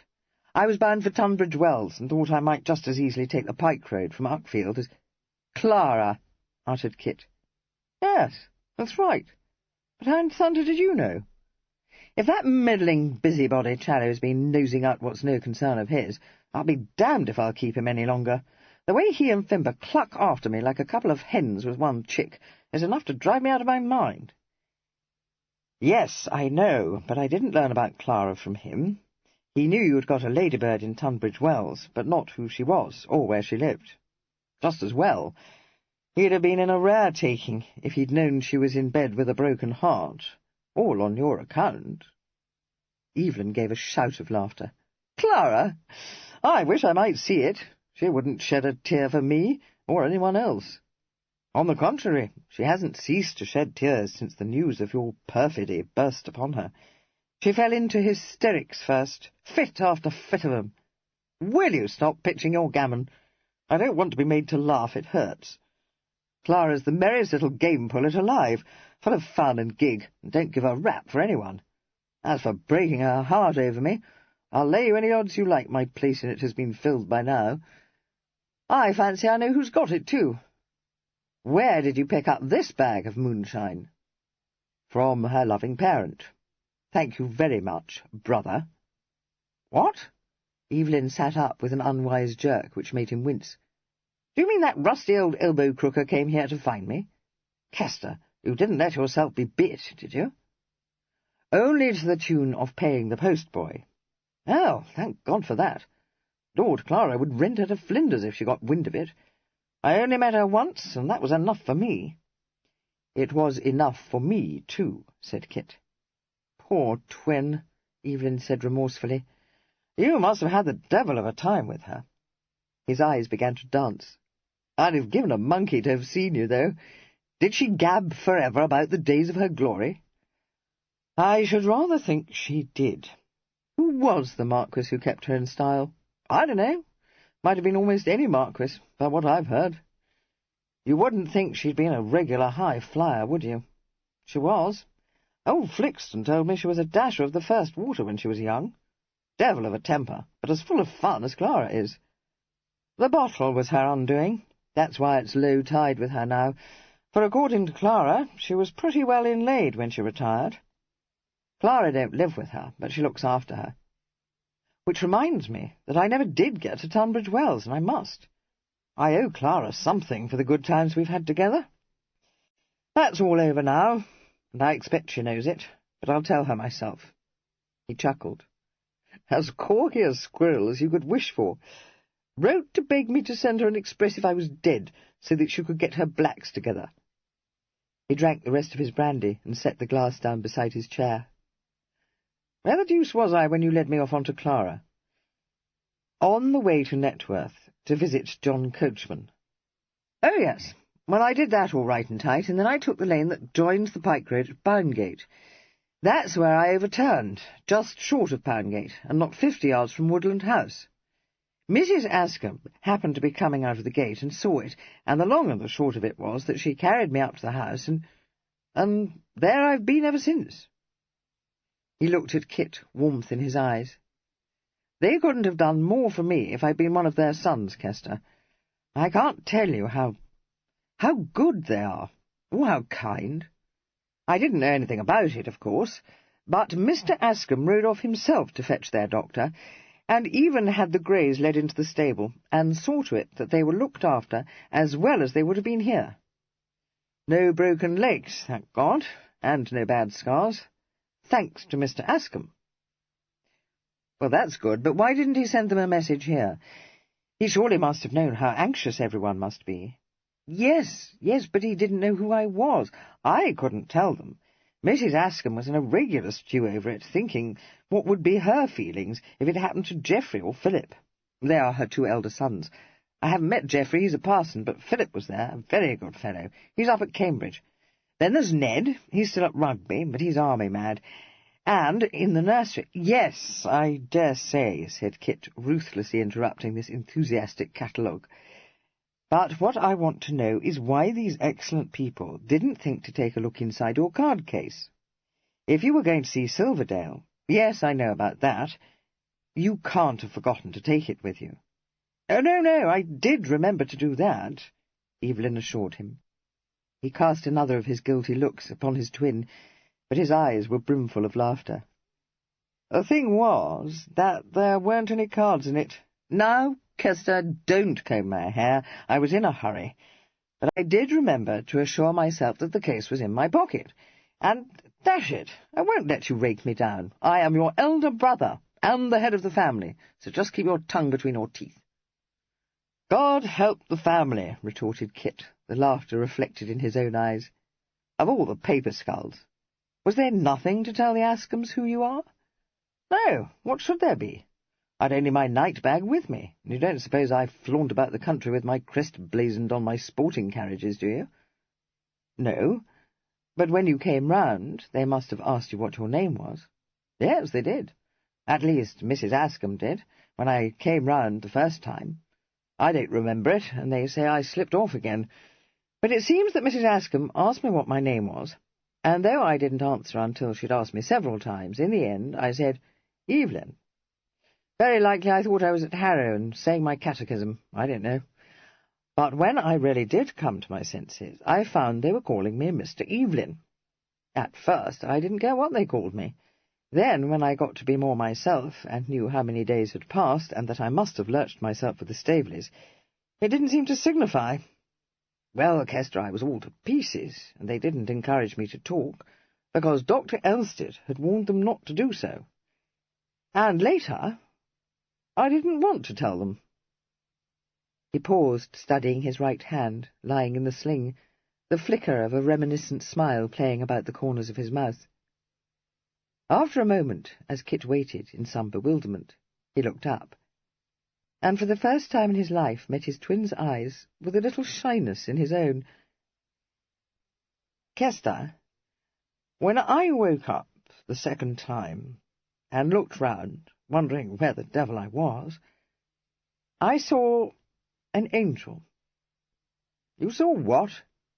Sitting in a chair and watching me, said Evelyn in a rapt voice, with eyes of such clear blue, oh, like the sky, and shining. I can't describe them to you. And the sweetest, tenderest mouth, and pale gold hair like a halo. I almost thought myself dead and in heaven. And then she rose up out of the chair and said in her soft, pretty voice, Oh, you are better, with such a smile as only an angel could have. Oh, did she? Said Kit, no longer bewildered. As though we weren't in a bad enough tangle already. And what else did she say? Nothing, replied Evelyn simply. She vanished.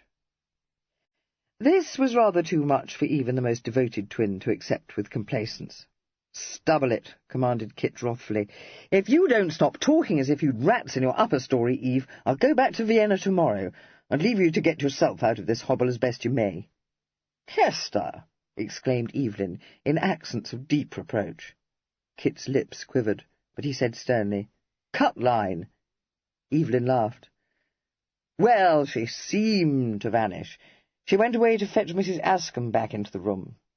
She had been set to watch me, you see. They never left me alone until I came to myself, and Nurse had gone off to her dinner, and Mrs. Ascombe had been called away, which was why Patience was there. After that I only saw her when she brought up a glass of milk for me, or some such thing, and then only for a moment, and never alone, of course, for Mrs. Ascombe guards her strictly, until that cursed Sawbones— no, I don't mean that, he was a famous fellow— until I was allowed to leave my bed.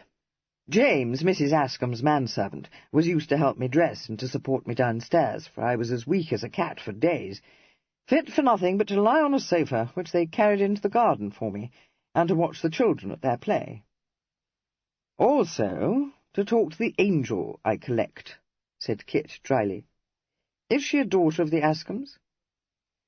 The eldest daughter. Yes, then I was able to talk to her, but always with Mrs. Ascombe there, or Nurse, or the children. It didn't signify. They were right to guard her. And though I knew the instant I clapped eyes on her that it was bellows to mend with me, she is so divinely innocent, Kester, I couldn't suppose that she felt the same. They might have left us alone for hours. I wouldn't have said a word to her that might have startled her. She's such a shy little bird. No, not shy, perhaps. So open and confiding, so unaffected, so— Innocent? Supplied Kit, as his besotted twin hesitated for a word. Yes, agreed Evelyn. Did you ever meet a girl, Kester, who made you feel that the only thing you wanted to do in life was protect her, shield her from so much as a draught? No, replied Kit. He added tactfully, Not yet. I hope you may, Evelyn said in all sincerity. The next instant he frowned and shook his head. No, I don't. Not in your style. It doesn't sound to me as if she was quite in yours, Kit ventured to suggest. A brilliant smile answered him. I didn't know until I saw Patience what was my style. How could I? I never met a girl that even faintly resembled her. There did not seem to be anything to be said in reply to this. Kit merely asked, Are the Ascombes still labouring under the impression that you are Mr. Evelyn? No, before I came away I made a clean breast of it to Mr. Ascombe. I told him about that damned trust, and how I had meant to bring it to an end. Oh, not why, of course, and— well, all of it, except what concerned Mamma. I dare say it may seem odd to you that I should do so, but you won't think it when you've met him, Kester. He is a man of strong principle and considerable pride, but he wants neither sense nor feeling, and one can talk to him as if he were— I was about to say, one's father. But the Lord knows we could never talk anything but commonplace to Papa, could we?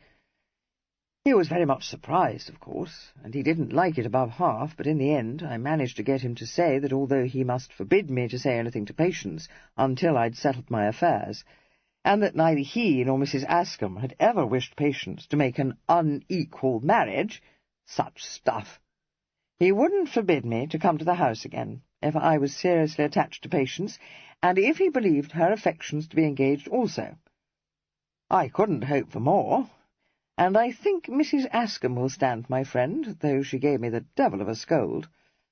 I would have left Woodland House then, thinking it was what I ought to do, besides knowing I must see you as soon as possible, but Mrs. Ascombe wouldn't hear of it, because the doctor came to see me that day, and told her to keep me quiet for another day or two.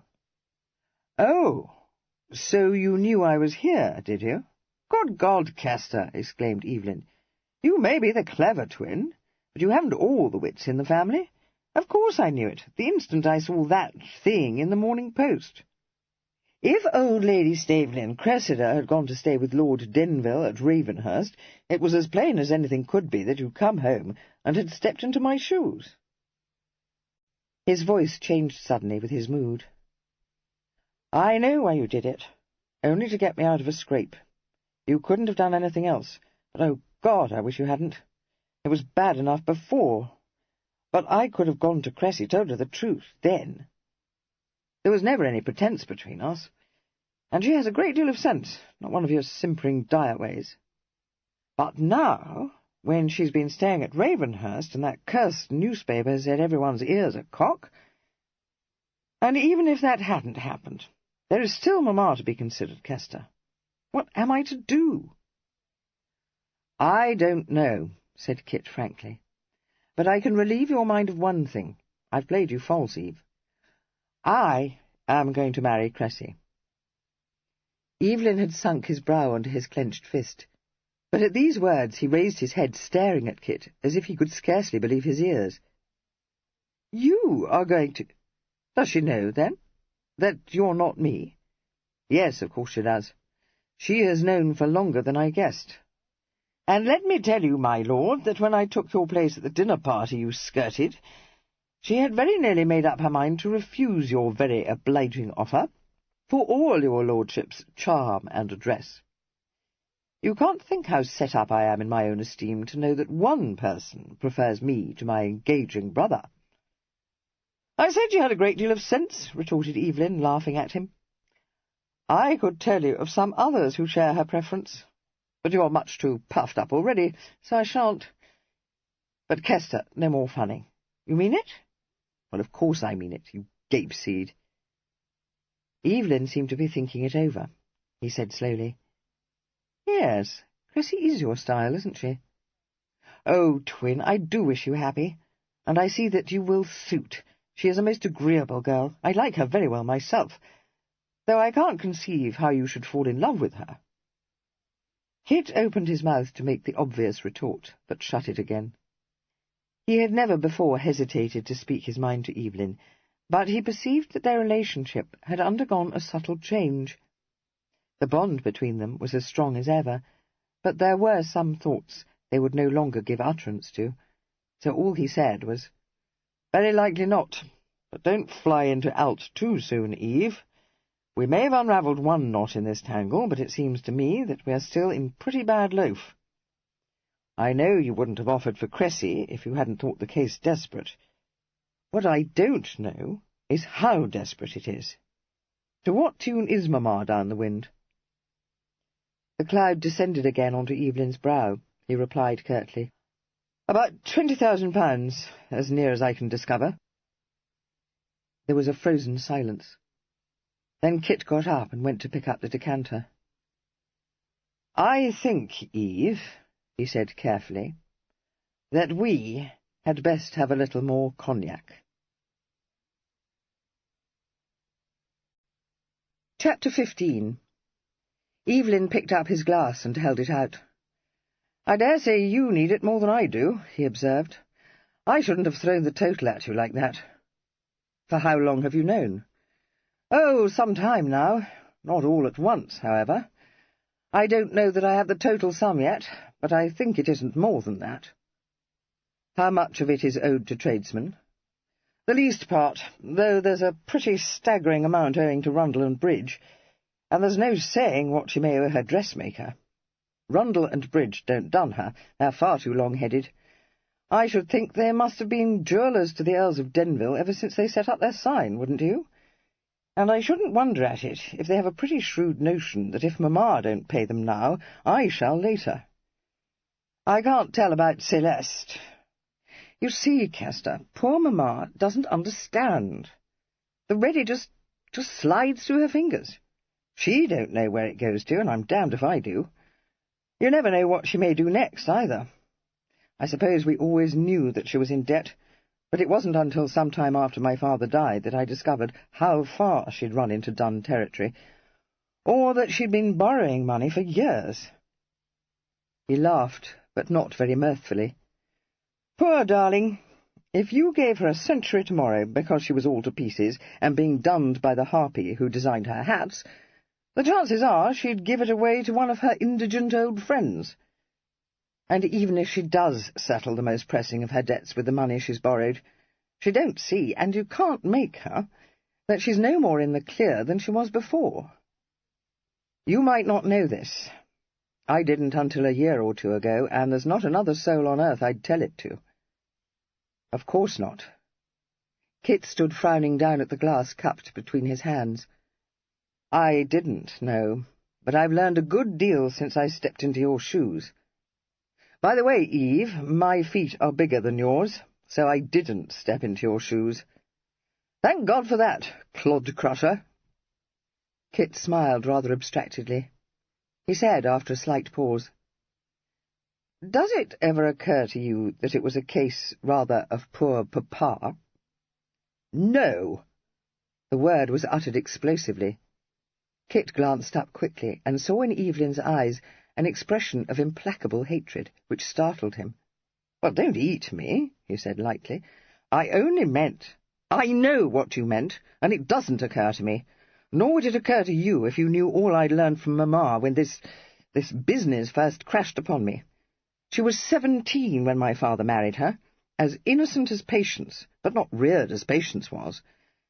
What she told me about that household, all Grandmother Baverstock ever cared for was that her daughters should be taught accomplishments so that they might make good marriages. As for economy, Cosmo is the only Cliff I ever heard of who knows how to hold household. My father, years older than she was, fancied himself to be in love with her. Love? He was dazzled by her face and her captivating ways, and had no more love for her than I have for Cressida Staveley. That was soon over. Everything in Mamma which makes her so lovable he disliked. Cold, selfish. Kester, he drove her off, pokered up when she showed her affection in that impulsive way she has. It was not the thing for Lady Denville to allow the world to suspect she had a heart. Can you wonder at it that she turned from him, let herself be drawn into— well, never mind. You don't understand that, Kester, but I do, and I tell you that whatever sins or follies Mamma has committed are to be laid at my father's door." "Take a damper," Kit advised him. "I'm entirely at one with you in believing that Papa was grossly to blame. But dearly as I love Mamma, I can see how maddening she must have been to a man of his cut. You think he could have taught her to hold household. You may be right, but I doubt it. Now, don't fly up into the bows again. None of that signifies today. It's past mending. What we have to do, Eve, is to find a way to tow her off Point Nonplus now. I know she stands in Edgbaston's debt, and in Child's. Anyone else?" "Yes, several people's, including Ripple." "Well, he isn't dunning her, at all events," said Kit thoughtfully. Evelyn's angry flush had faded, but it surged up again. "What difference does that make? Are you suggesting that I should permit Mamma to remain in debt to him, or anyone else? Would you be content to turn a blind eye to such obligations?" "No," confessed Kit. "They must all be paid, of course, but not all immediately. It's the devil of a sum to raise, Eve. Fiddle, I could do it in the twinkling of a bedpost, if I could but persuade my uncle to wind up the trust." Kit shook his head. "You must know he won't. He's not going to like this proposed marriage of yours. Then he should. He's been preaching sobriety to me from the day my father died. If I would become less volatile, he would gladly wind up the trust. If he wasn't cutting a sham, and I acquit him of that, he should welcome my marriage to such a girl as Patience." "Unfortunately," said Kit, grimacing, "he is enthusiastically welcoming your marriage to Cressy. You had a letter from him this morning. I'll give it to you. I don't want it. Does he imagine that with my heart given to Patience, marriage to Cressy would make me less volatile?" Kit looked a little quizzically at him. "What he will imagine, Eve, is that you're as volatile as ever you were, and will soon have formed a lasting passion for another lady. He'll discover his mistake. I don't deny I've fancied myself in love a dozen times, or that I didn't think even the liveliest of my flirts a dead bore after a few weeks of dangling about her.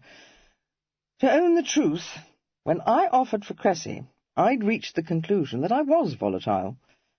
Hence Clara, on several other bits of muslin. Then I met Patience, and I knew that I had never been in love before.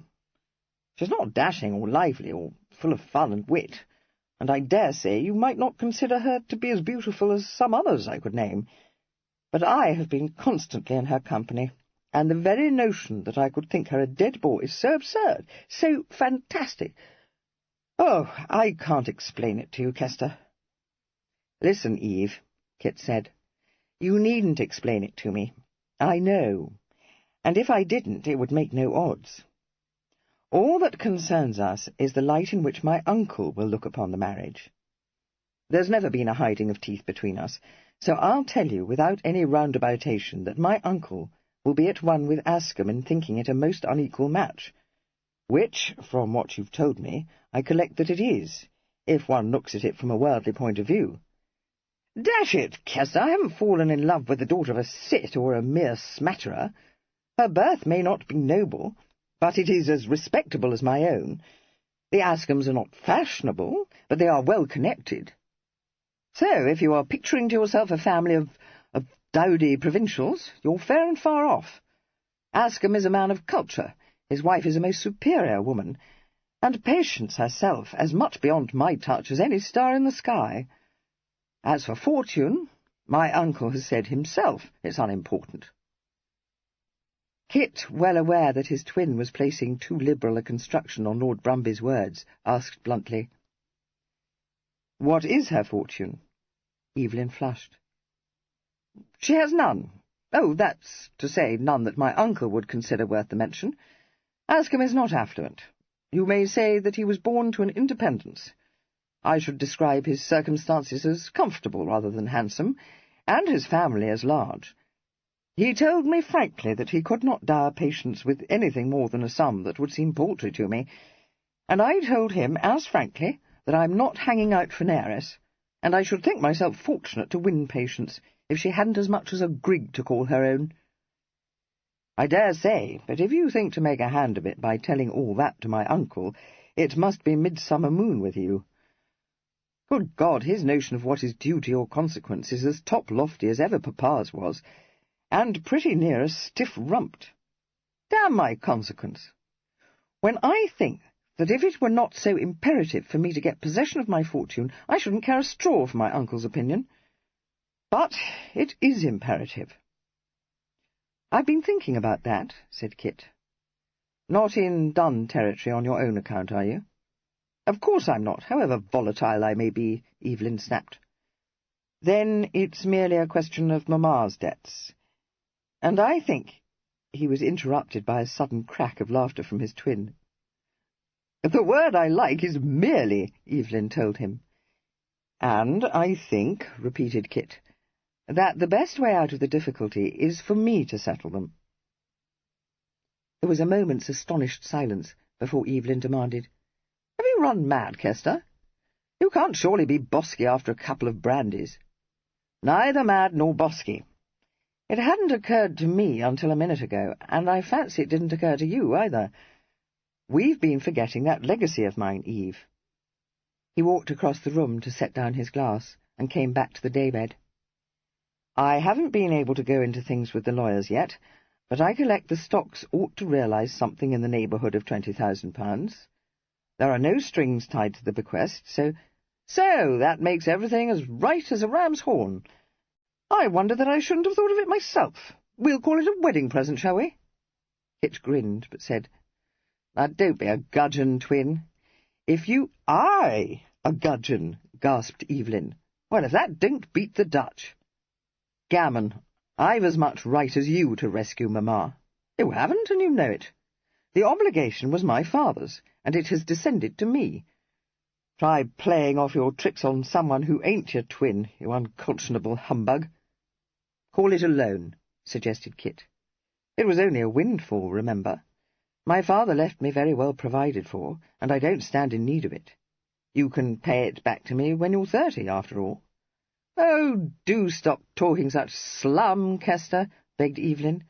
"You might just as well, for there's no power on earth that would make me consent to such a scheme. Would you consent to it, if our positions were reversed?" "No, I don't suppose I should," Kit admitted. "Well, I know I won't." Evelyn got up. "I must be off, or poor old Pinny won't get a wink of sleep. She means to undress me. Kester, could you spare me Challow tomorrow? I want him to drive me to Brighton. I didn't see Silverdale, you know, and I must.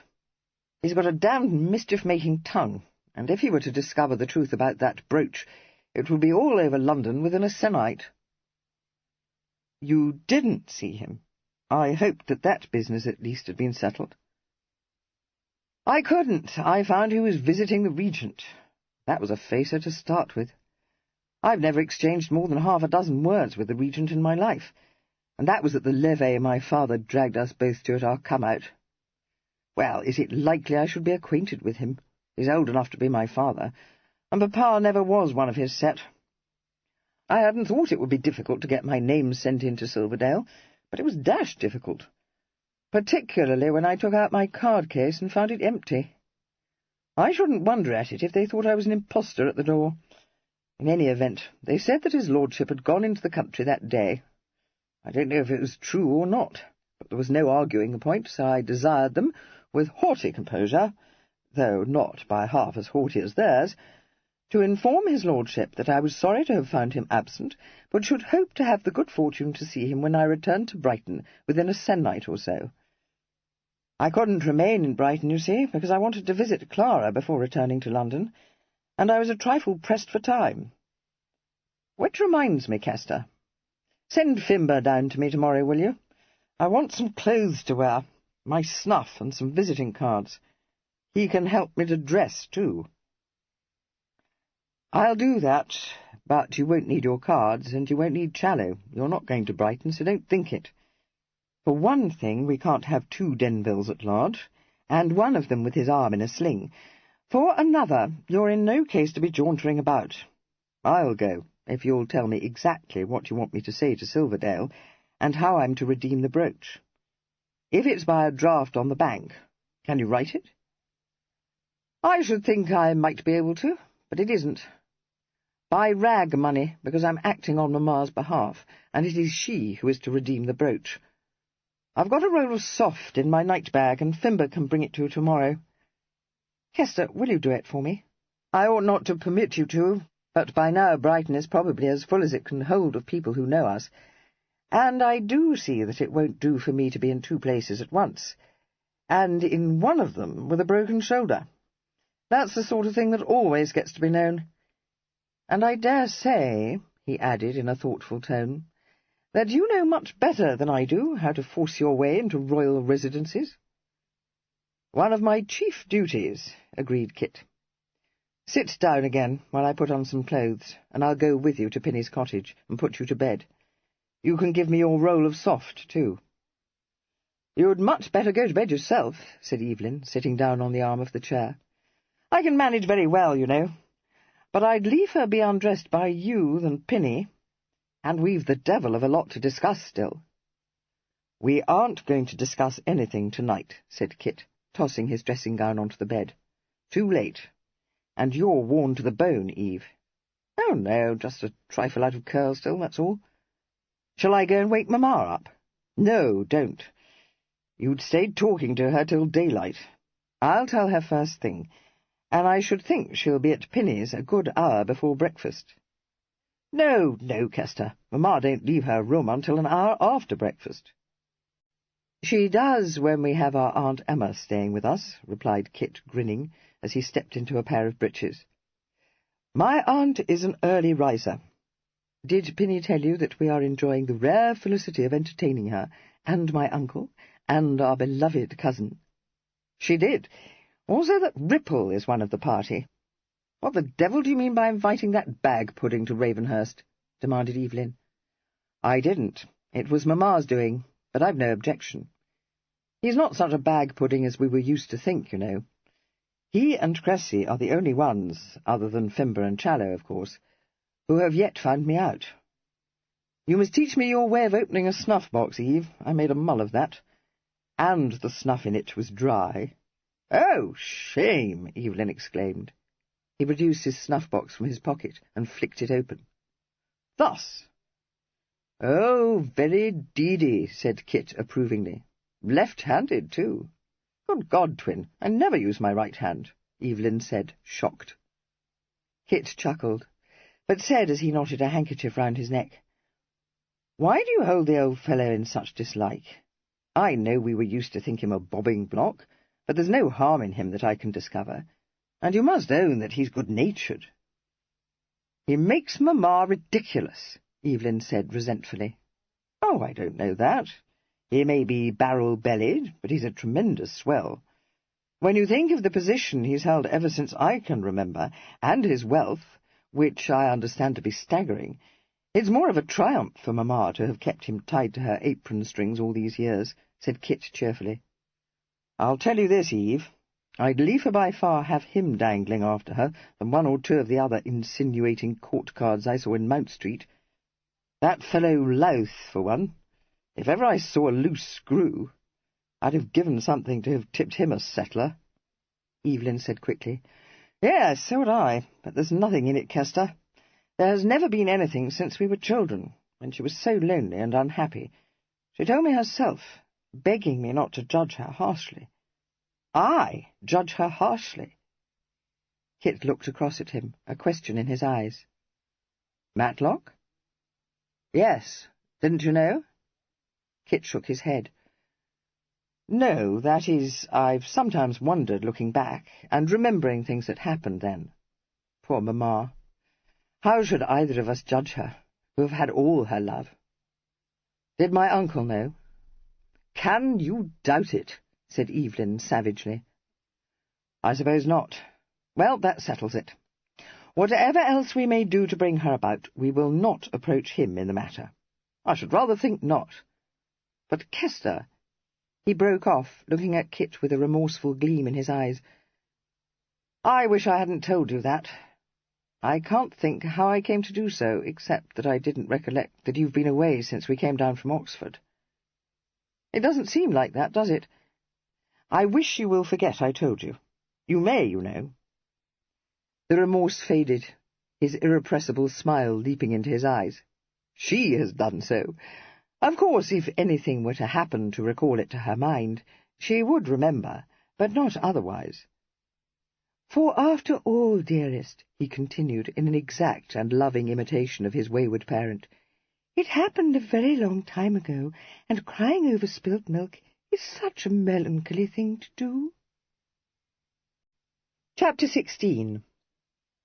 Lady Denville did not, after all, visit her prodigal son before breakfast, being strongly urged by Kit not to do so, on the grounds that she would in all probability wake him from a deep sleep, induced partly by exhaustion, and partly by a posset brewed by Nurse Pinner from some recipe known only to herself. Kit had visited his mamma while she was still attired in her filmy dressing-gown. The stately Miss Rimpton was deftly arranging her burnished locks à la Tite, and although she might be said, by the slightest curtsy she dropped him, to have acknowledged the right of my lady's son to intrude upon his mamma's toilet, her face remained set in lines of austere disapproval. Lady Denville might welcome his supposed lordship with cordiality, but in Miss Rimpton's opinion no gentleman, however nearly related, should be permitted to set eyes on her until she had passed out of her dresser's expert hands. She said repressively, "One moment, my lady, if you please," and went on pinning up her mistress's hair in an unhurried way which was designed to put Kit in his place. It succeeded very well, since when she presently withdrew, having desired her ladyship to ring the bell when she should be ready to receive her further services, he exclaimed, "You know, that woman frightens me to death, mamma." "Yes, isn't she odious?" agreed Lady Denville. "But a positive genius. What is it you want, dearest? Don't tell me something dreadful has happened." "Not a bit of it," he replied, quizzing her. "Can't you guess?" "No, wicked one. How should I?" "Kit, you don't mean— Oh, it is Evelyn!" She flew up out of her chair as he nodded. Oh, thank God! Where is he? When did he arrive? Last night, after we had all gone to bed. He let himself in with Pinny's key. He wanted to come and wake you, but I wouldn't allow him to do so. Oh, Kit, how could you? You must have known I should have been only too glad to have been awakened. Yes, love, I did. But I also knew that if he did wake you, it would be hours before I could drag him off to bed, which I was determined to do because he is not in very plump current yet. Nothing to alarm you. He overturned his phaeton, broke his shoulder and a couple of ribs, and seems to have suffered a pretty severe concussion. Oh, my poor, poor darling, she cried. Where is he? Tell me instantly, Kit. He's with Pinny. I went back with him there in the small hours to help him to undress, and I promise you she's taking good care of him. Yes, yes, of course she is, but I must go to him at once. Ring the bell for Rimpton, dearest. You must make my excuses to your aunt. Say I have a headache, and am still in bed. Yes, and the quails. Dawlish procured them from Brighton, because Bonamy particularly likes them, but so does Evelyn, and perhaps he might be tempted to eat them, even if he fancies nothing else. So tell Dawlish to put 2 of them in a basket, with some asparagus, and— But at this point Kit intervened, representing to her very kindly, but with considerable firmness, firstly, that Evelyn's presence must remain a secret, secondly, that any such order would inevitably lead to his discovery, thirdly, that this difficulty would not be overcome by telling Dawlish that the quails and asparagus were for Nurse Pinner's consumption, and fourthly, that he had been strictly enjoined by Nurse not to let anyone disturb Evelyn until he had had his sleep out. "So sit down again, Mamma, and let me tell you what happened to Evelyn," he said.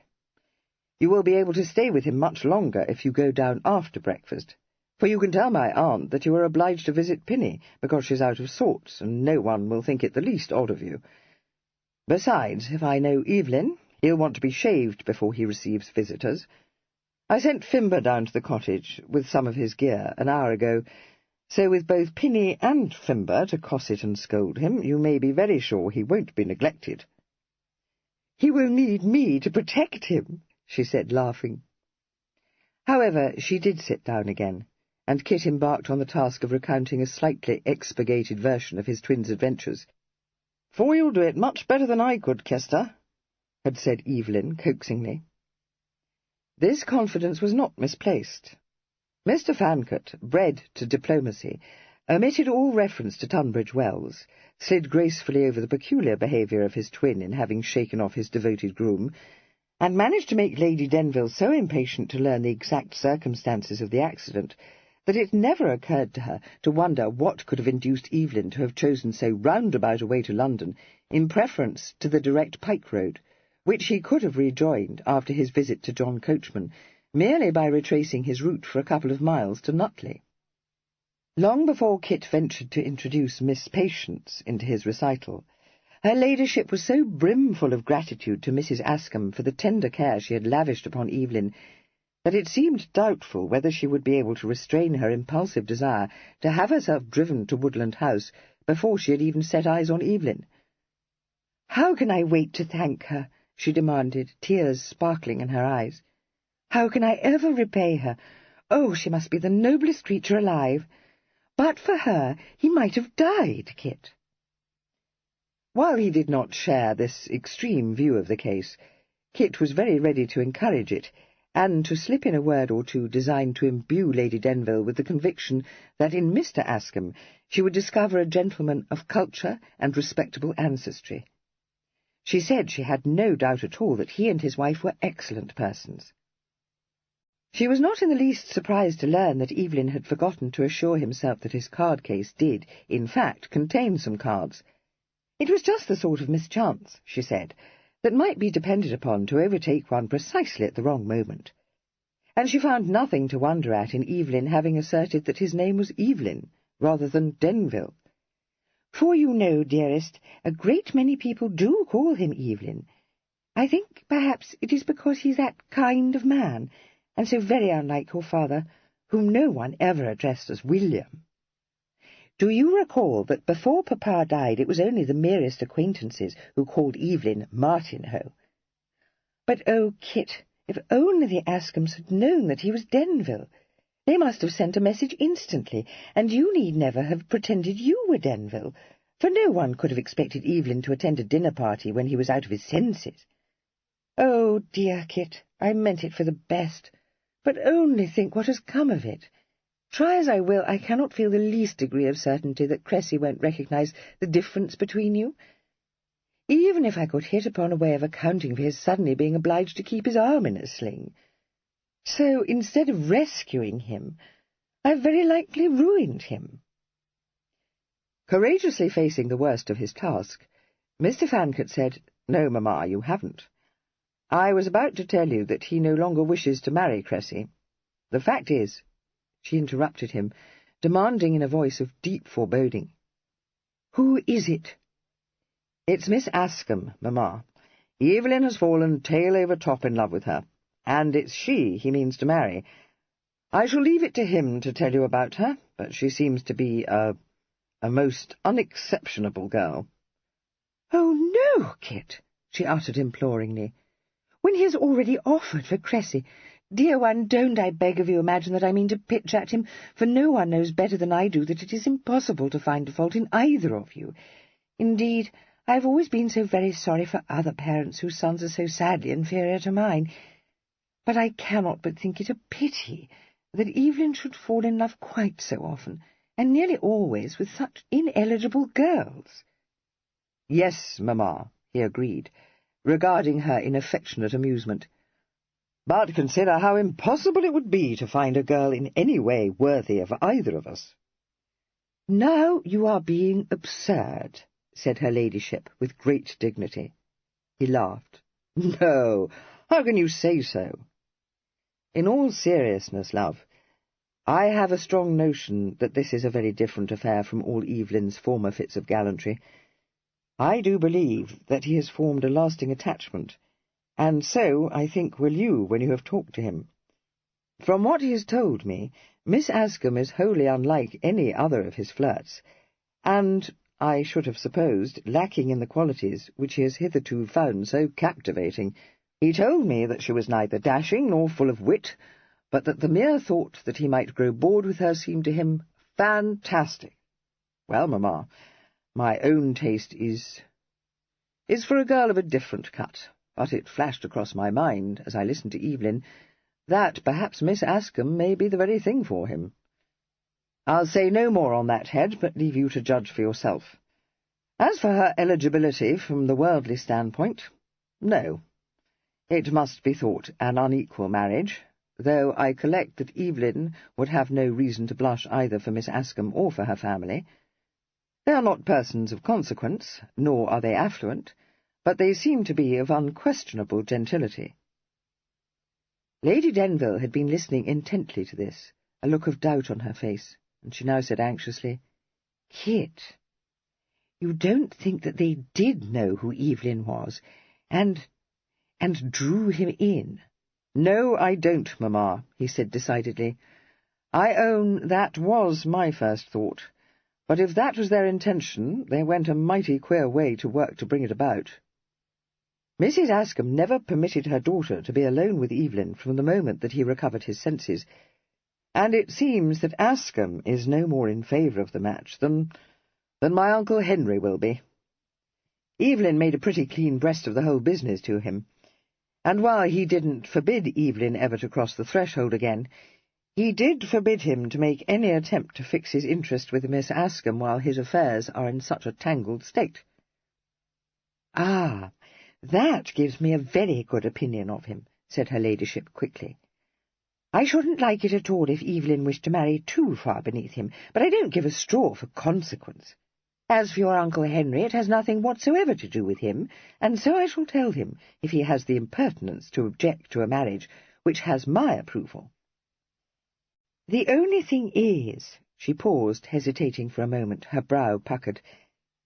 Then she directed an inquiring, not entirely unhopeful look at Kit, and said tentatively, "Dearest, do you think perhaps you would like to marry Cressy? I can't but feel that one of you ought to do so, when I reflect on the excessively awkward situation she has been placed in, poor child." she added hastily, as Kit fell into uncontrollable laughter. "Not that I wish to press you, only that the thought has frequently crossed my mind that you and she would deal admirably together." "That thought has crossed our minds too, Mamma," he replied unsteadily. "I should like to marry Cressy, and, since she feels she might like to marry me, it is precisely what I hope to do, and what I was just about to divulge to you." "Then Cressy knows already? Oh, wicked one not to have told me," cried her ladyship, her countenance transformed. "Dearest, nothing could delight me more. She is the very girl I would have chosen for you, if I hadn't already chosen her for Evelyn, which was a very foolish mistake, but not, thank goodness, one that can't be remedied. I knew something would happen to bring us about. Oh, my darling Kit, I wish you so very happy." Kit thanked her, but ventured to point out to her that her felicitations were a little premature, since several difficulties still blocked the way to a happy issue. She acknowledged the truth of this, but with unabated cheerfulness, saying, "To be sure, but they are only trifling ones. We shall be obliged to confess the whole to Lady Staveley, for one thing, and I don't think we dare hope that she won't cut up dreadfully stiff, do you? Of course, we could keep it a secret from her, but I am much inclined to think it would be wrong to do so." "Yes, Mamma, so am I," agreed Kit. She nodded. "I knew you would say so, because if Evelyn is determined to marry Miss Askham, it would be bound to put Lady Staveley in a much worse pet when she saw the notice of his engagement in the Gazette, and had been thinking all the time that he was promised to Cressy. And, of course, Staveley may not be quite pleased. But you may depend upon it that that odious creature, Albinia Gillyfoot, will take good care he gives his consent." "Yes, Mamma, very possibly, but there is a far worse obstacle confronting us," Kit said gently. "When you say that Evelyn's marriage has nothing to do with my uncle, are you not forgetting the circumstances which prompted Evelyn to offer for Cressy?" She stared at him, the bewilderment in her face slowly changing to consternation. She looked stricken for an instant, but even as he stretched out his hand to her in quick remorse, she made a recover. She clasped his hand, giving it a reassuring squeeze, and said, gallantly smiling at him, "Are you remembering my tiresome debts? Oh, my darling, you must neither of you waste a moment's thought on them. As though I could be so monstrous as to set anything so paltry against the happiness of my sons. Besides, I've been in debt for years and years, and have grown to be perfectly accustomed to it. I shall bring myself about. Well, of course I shall. I've always contrived to do so, even when matters seem to be quite desperate." She gave his hand a pat and released it. "So now that we have settled that, dearest, you must go away, because it must be 10 o'clock already, and I am not yet fully dressed."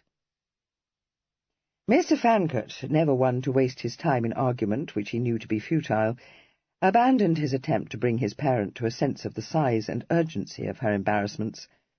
Bestowing a fond embrace upon her, he informed her, just in case he might previously have omitted to do so, that he loved her very much, and left her to Miss Rimpton's ministrations. He found the Cliffs and Cressy assembled in the breakfast-parlour, and it said much for his ability to shine in the world of diplomacy that not even Cressy suspected that while he responded with every appearance of interest and amiability to the various utterances of his relations, his mind was preoccupied with two problems. The first, and more immediate, was how to gain access to Lord Silverdale, and to this he found a possible answer. The second seemed to be insoluble. Lady Denville, presently joining the party, bade everyone good morning, hoped in her pretty, solicitous way that her sister-in-law had slept well, and said, as she took her seat at the table, "Dearest Cressy, this afternoon we must have a delightful cause together, you and I." As the sparkling glance that accompanied these words was as eloquent as it was mischievous, Kit intervened, asking with all the heartiness of a host bent on arranging every detail of the day what his guests would like to do that morning. Attention was certainly drawn away from Lady Denville, but the responses Kit received must have disappointed such a host as he was trying to impersonate. But as his only desire was to snatch a private interview with Cressy, He was very well satisfied with them. His cousin said moodily that he didn't know. Cosmo, whom the humdrum pattern of an ordinary day in a country house exactly suited, said that he would read and write letters until the post came in. Cressy, who was having much ado not to laugh, kept her eyes lowered and did not attempt to speak. And Mrs. Cliff, who was anxiously watching her son, returned no answer, but suddenly declared that Ambrose might say what he chose, but she was persuaded that he had a boil forming on his neck. All eyes turned involuntarily towards Ambrose, who reddened, shot a glowering look at his mamma, and said angrily that it was no such thing. He added that he had the headache. "Poor boy," said Lady Denville, smiling kindly upon him. "I dare say if you were to go for a walk it would soon leave you." "Amabel, I must beg you not to encourage Ambrose to expose himself," said Mrs. Cliff. "There is a wind blowing, and I am positive it is easterly, for I myself have a touch of the tic, which I never get but when there is an east wind. It would be fatal for Ambrose to stir out of doors when he is already not quite the thing, for with his constitution you know any disorder is very likely to lay him up for a fortnight." "Is it?" said Lady Denville, gazing at her nephew with the awed interest of one confronted with some rare exhibit. "Poor boy! How awkward it must be for you to be obliged to remain indoors whenever the wind is in east, because so often it is." "Well, well, we need not make mountains out of molehills," said Cosmo testily. "I don't deny that his constitution is sickly, but—" "Nonsense, Cosmo, how can you talk so?" exclaimed his sister. "I'm sure he isn't sickly, even if he has got a little headache." She smiled encouragingly at Ambrose, sublimely unconscious of having offended all three Cliffs. Ambrose, because, however much he might dislike having an incipient boil pointed out, he was proud of his headaches, which often earned for him a great deal of attention. Cosmo, because he had for some years subscribed to his wife's view of the matter, finding in Ambrose's delicacy an excuse for his sad want of interest in any manly sport, and Emma, because she regarded any suggestion that her only child was not in a deplorable state of debility as little short of an insult. "I fear," said Cosmo, "that Ambrose has never enjoyed his cousin's robust health." "Your sister cannot be expected to understand delicate constitutions, my dear," said Emma. "I dare say the twins never suffered a day's illness in their lives." "No, I don't think they did," replied Lady Denville with a touch of pride. "They were the stoutest couple. Of course, they did have things like measles and whooping cough, but I can't recall that they were ever ill. In fact, when they had whooping cough, one of them, was it you, dearest, climbed up the chimney after a starling's nest?" "No, that was Kit," said Mr. Fancot. "So it was," she agreed, twinkling at him. "But how terrible!" exclaimed Emma. "Yes, wasn't it? He came down looking exactly like a blackamoor, and brought so much soot down with him that everything in the room seemed to be covered with it. I don't think I ever laughed so much in my life." "Laughed?" gasped Emma. "Laughed when one of your children was in danger of falling and breaking his neck?" "Well, I don't think he could have done that, though I suppose he might have broken his legs or got stuck in the chimney. I do remember wondering how we were to get him out if he did stick tight. However, it would have been a great waste of time to get into a worry about the twins, because they were forever falling out of trees or into the lake or off their ponies, and nothing dreadful ever happened to them," said Lady Denville serenely. Mrs. Cliff could only shudder at such callous unconcern, while Ambrose, quite mistakenly supposing that these reflections were directed at his own less adventurous career, fell into obvious sulks. Lady Denville, having disposed of the tea and bread and butter which constituted her breakfast, then excused herself, saying, as she got up from the table, "Now I must leave you, because Nurse Pinner seems not to be very well, and it would be too unkind in me not to visit her, and perhaps take her something to tempt her appetite." "Some fruit," said Kit hastily. She gave a little chuckle, and said, irrepressible mischief in her voice, "Yes, dearest, not quails." "Quails!" ejaculated Cosmo, shocked beyond measure. Quails for your old nurse, Amabel?" "No, Evelyn thinks some fruit would be better." "I should have thought that some arrowroot or a supporting broth would have been more suitable," said Emma. That set her incorrigible sister-in-law's eyes dancing wickedly. "Oh, no, I assure you it wouldn't be. Particularly not the arrowroot, which she abominates. Dear Emma, how uncivil it is in me to run away, as I must. But I am persuaded you must understand how it is." Her lovely smile embraced her seething younger son. "Dearest, I leave our guests in your hands. Oh, and I think a bottle of port, don't you? So much more supporting than mutton broth. So will you, if you please?" "Don't tease yourself, Mamma," he interrupted, holding open the door for her. "I'll attend to that." "To be sure, I might have known you would," she said, wholly unaffected by the quelling look she received from him. "You will know just what will be most acceptable." "I sometimes wonder," said Cosmo in accents of the deepest disapproval, as Kit shut the door behind her ladyship, "whether your mother has taken entire leave of her senses, Denville." Mr. Fancot might be incensed by his wayward parent's behaviour, but no more than the mildest criticism was needed to make him show hackle. "Do you, sir?" he said, dangerously affable. "Then it affords me great pleasure to be able to reassure you." Mr. Cliff's understanding was not superior, but only a moonling could have failed to read the challenge behind the sweet smile that accompanied these words. Reddening, he said, "I imagine I may venture, without impropriety, to animadvert upon the conduct of one who is my sister." "Do you, sir?" said Kit again, and with even more affability. Mr. Cliff, rising and going towards the door with great stateliness, expressed the hope that he had rather too much force of mind to allow himself to be provoked by the top loftiness of a mere nephew who was, like many other bumptious sprigs, too ready to sport his canvas, and withdrew in good order. Mindful of the charge laid upon him, Kit then turned his attention to his aunt, with polite suggestions for her entertainment. She received these with a slight air of affront, giving him to understand that her day would be spent in laying slices of lemon peel on her son's brow, burning pastils, and, if his headache persisted, applying a cataplasm to his feet. He listened gravely to this dismal programme, and with a solicitude which placed a severe strain upon Miss Staveley's self-command, and caused Ambrose to glare at him in impotent rage, suggested that in extreme cases a blister to the head was often found to be beneficial. Apparently feeling that he had discharged his obligations, he then invited Miss Staveley to take a turn in the shrubbery with him.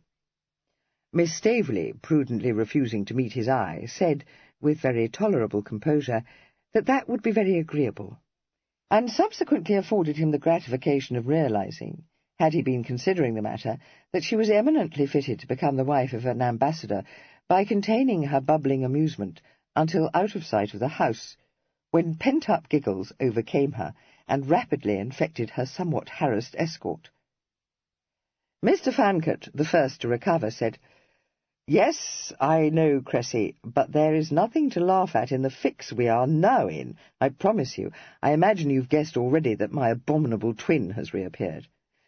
"Oh, yes," she managed to utter, "from the moment Godmamma said, 'Not quails,' with such a quizzing look at you." Mr. Fancot grinned, but expressed his inability to understand why no one had ever yet murdered his beloved mamma. Miss Staveley cried out upon him for saying anything so unjust and improper, but she became rather more sober as she listened to the tale of Evelyn's adventure. She did indeed suffer a slight relapse when kindly informed of her noble suitor's relief at learning that he had been released from his obligations, but she was quick to perceive that all the difficulties of a situation, broadened to include an alternative bride for his lordship, of whom so rigid a stickler as his uncle would certainly not approve. "Oh, dear," she said distressfully, "that is unfortunate. What is to be done?" He responded frankly, "I haven't the least notion. Do you bend your mind to the problem, love? My present concern is to recover that confounded brooch. She nodded. Yes, indeed, I do feel that that is of the first importance. I am not myself acquainted with Lord Silverdale, but from anything I have ever heard said of him, I am much afraid that your brother is very right. He is shockingly malicious. Papa told me once that he is as hungry as a church mouse, but can always command a dinner at the price of the latest and most scandalous on D. And if he is one of the Prince Regent's guests, Kit, do you know how to obtain a private interview with him? No, replied Kit cheerfully, but I fancy I know who can supply me with the answer to that problem. Sir Bonamy, she exclaimed, after an instant's frowning bewilderment. Exactly so, said Kit. He added proudly, Not for nothing am I Mamma's son. I, too, have knacky notions. Chapter 17. A luncheon, consisting of sundry cold meats, cakes, jellies, and fruit, was always served at noon in the apartment known as the little dining-room. It had been Kit's intention to have lain in wait for Sir Bonamy to issue forth from his bedroom, in the hope of being able to exchange a few words with him before he joined the other guests downstairs. But, owing to the extraordinarily swift passage of time, it was not until the stable clock had struck 12 that either Mr. Fancot or Miss Staveley could believe that they had been in the shrubbery for over an hour. A glance at Kit's watch, however, sent them hurrying back to the house, where they found the rest of the party, with the single exception of the Dowager, already discussing luncheon. Although Mr. and Mrs. Cliff later agreed that modern damsels were permitted a regrettable freedom which would never have been countenanced when they were young, no one made any comment on the tardy and simultaneous arrival of the truants, Lady Denville even going so far as to smile at them. Ambrose had allowed himself to be persuaded by his mother to partake of a few morsels of food to keep up his strength, but the Dowager had sent down a message by her maid, excusing herself from putting in an appearance until later in the day. "Nothing to cause alarm," Lady Denville told Cressy. "Her maid says that she passed a wakeful night, and so finds herself just a trifle down-pinned to-day." "I thought she would," said Sir Bonamy, putting up his quizzing-glass, the better to inspect a raised chicken pie. "Too much cross and jostle work last night." He looked up to shake his head in fond reproof at his hostess. "You shouldn't have invited Maria Dersingham, my lady." "I am so very sorry, Cressy." But Cressy, with a cheerfulness which Mrs. Cliff considered to be very unbecoming in a granddaughter, assured Lady Denville that, although the excitement of encountering her ancient ally and present enemy might have been a little too much for her, Grandmamma had much enjoyed the evening. "So she did," nodded Sir Bonamy. "Mind you, it was touch and go until we came to the calves' ears. That's when she took the lead in milling. Wonderful memory your Grandmamma has, my dear Miss Staveley." His vast bulk shook with his rumbling laugh. "Popped in as pretty a hit as I hope to see over Maria Dersingham's guard. By the by, my lady, that was a capital Italian sauce your cook served with the calves' ears." It was left to Lady Denville to express the sentiments of the rest of the company, which she promptly did, saying, "Yes, but what happened about calves' ears, Bonamy?" "No, no," he replied, still gently shaking. "I'm not one to go on the high gab, my lady, and I'll tell no tales. I'll take a mouthful of the pie, Denville, and just a sliver of ham." Interpreting this in a liberal spirit, Kit supplied him with a large wedge of pie, and flanked it with 6 slices of ham.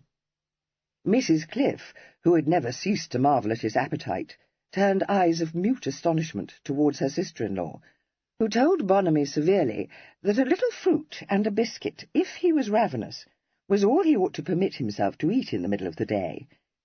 She added that she herself rarely ate luncheon at all.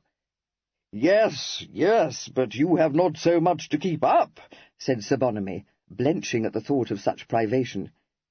"Well, if you didn't eat so much, you wouldn't have so much to keep up either," she pointed out. Her brother, strongly disapproving of this candid speech, directed a quelling look at her, and pointedly changed the subject, saying that he trusted she had found Nurse Pinner suffering from no serious disorder. "Nothing infectious, I hope?" "Oh, no, just a trifle out of sorts," she replied. "Infectious!" exclaimed Mrs. Cliff. "My dear sister, how can you tell that it is not? How imprudent of you to have visited her! I wish you had not done so." "Nonsense, Emma. A mere colic." Mrs. Cliff's fears seemed to have been allayed. Kit saw, with some foreboding, that his mamma had become suddenly a little pensive, and quaked inwardly. Never, he reflected, did she look more soulful than when she was hatching some outrageous scheme.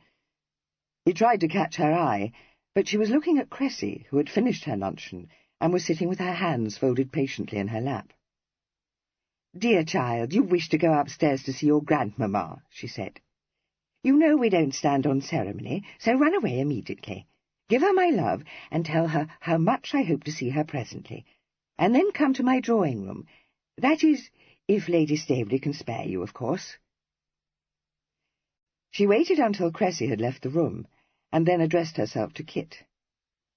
"Dearest, your uncle's asking me if Pinny's disorder is infectious puts me in mind of something I think I should tell you. Oh, and Ambrose, too, perhaps. I wouldn't mention it in Cressy's presence. Not that I think she would have taken fright, for she has a great deal too much common sense. But she might speak of it to Lady Staveley, and I would not for the world cast her into high fidgets. It is all nonsense, but I wish you will neither of you go into the village just at present. Though you may depend upon it, if there is an epidemic disease there, one of the servants will contract it and spread it all over the house. However—" But at this point she was interrupted, Mrs. Cliff demanding in palpitating accents, "What disease? For heaven's sake, Amabel, tell me this instant." "Why, none at all, Emma," replied her ladyship, laughing. "It is only one of Pinny's tales. Merely because one or two of the villagers complain of sore throats, she will have it that they have contracted scarlet fever." "Such stuff!" "Scarlet fever? Oh, my dear Emma, there is not the least occasion for any of us to fly into a fuss," Lady Denville said earnestly. "Pinny always thinks that if one has nothing more than a cold in the head, one is sickening for a fatal complaint. Why, she once said there was typhus in the village." She broke off, wrinkling her brow. "Well, now I come to think of it, she was quite right. But this is a very different matter, and I do beg of you not to take fright." She had said enough. Mrs. Cliff, pallid with dismay, declared distractedly that nothing could prevail upon her to remain another hour in such a plague-stricken neighbourhood. Amabel might think her timorous and uncivil, but she must understand that every consideration must yield to the paramount need to remove her only son out of danger. Lady Denville, to Kit's intense admiration, managed to beseech her not to fly from Ravenhurst, without in any way lessening her alarm. Cosmo, when dramatically appealed to, wavered, and Ambrose, who had been dragged to Ravenhurst against his will, and had been wishing himself otherwhere from the moment he had crossed the threshold, seized the first opportunity that offered of lending his mother his support. He did not think the air at Ravenhurst salubrious. He had not cared to mention it before, but he had been feeling out of sorts for several days. A hint that a few weeks spent at Brighton might prove beneficial was well taken by Mrs. Cliff, but met with a flat veto from Cosmo, visibly appalled by the very thought of sojourning at so expensive a resort. In the end, and after much argument, it was settled that they should go to Worthing, where, according to what Mrs. Cliff had learned from the Dowager, there were several excellent boarding-houses which provided an extraordinary degree of comfort at very moderate charges.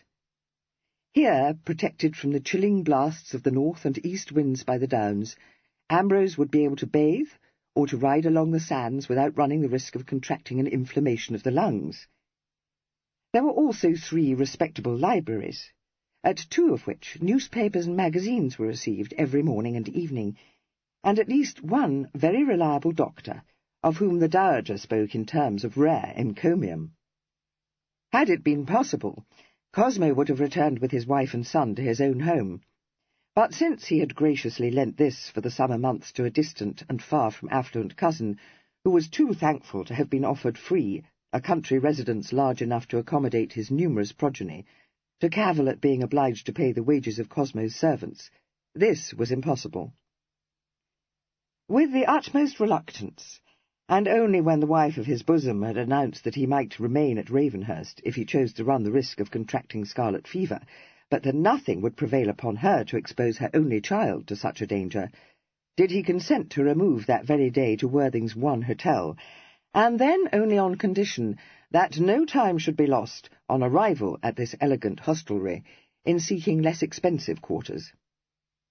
It was not to be expected that Mr. Ambrose Cliff, hankering after the amusements afforded by Brighton, would be entirely satisfied by the decision to spend the summer months at a small place patronized largely by such elderly persons as disliked the racket of Brighton.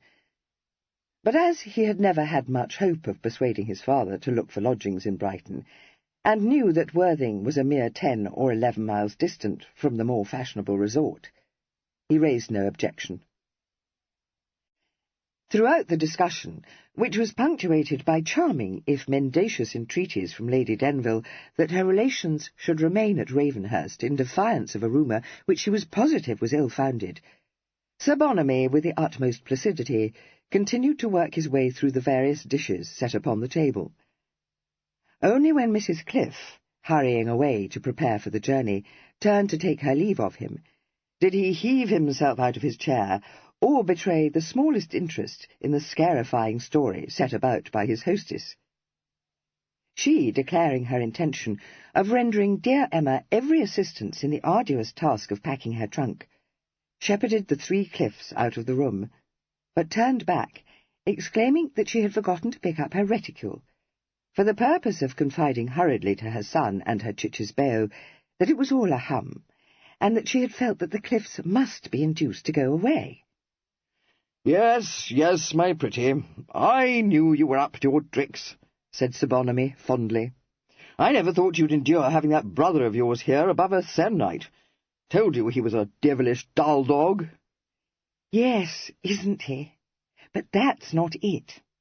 I invited him because I thought it would make it less awkward for Kit, but it turns out that he makes it much more awkward now that Evelyn has returned. I can't stay to explain it to you, but Kit will do so." She then flitted away in the wake of Mrs. Cliff, and Sir Bonamy, lowering himself into his chair again, drew a dish of peaches and nectarines towards him, pausing only before making a careful selection from amongst them, to inform Kit that there was no need for him to explain anything to him. "Just as soon you didn't, my boy. Nothing to do with me," he said, delicately pinching one of the peaches. "I won't," promised Kit. "But I've been wanting to have a word with you, sir. I believe you may be able to help me." Sir Bonamy, casting him a glance of acute suspicion, said, "I shouldn't think so. Shouldn't think so at all. Not if it has anything to do with this havey-cavey rig you're running." "Nothing at all," replied Kit reassuringly. "It is merely that I find myself faced with a social problem on which I am very sure you can advise me." "Oh, if that's all," said Sir Bonamy, much relieved. "Very happy to be of service, my boy." He picked up his fruit knife, adding, with a simplicity which robbed his words of self-consequence, "You couldn't have applied to a better man." "Just so," agreed Kit. "It's quite a small matter, but it has me in rather a puzzle.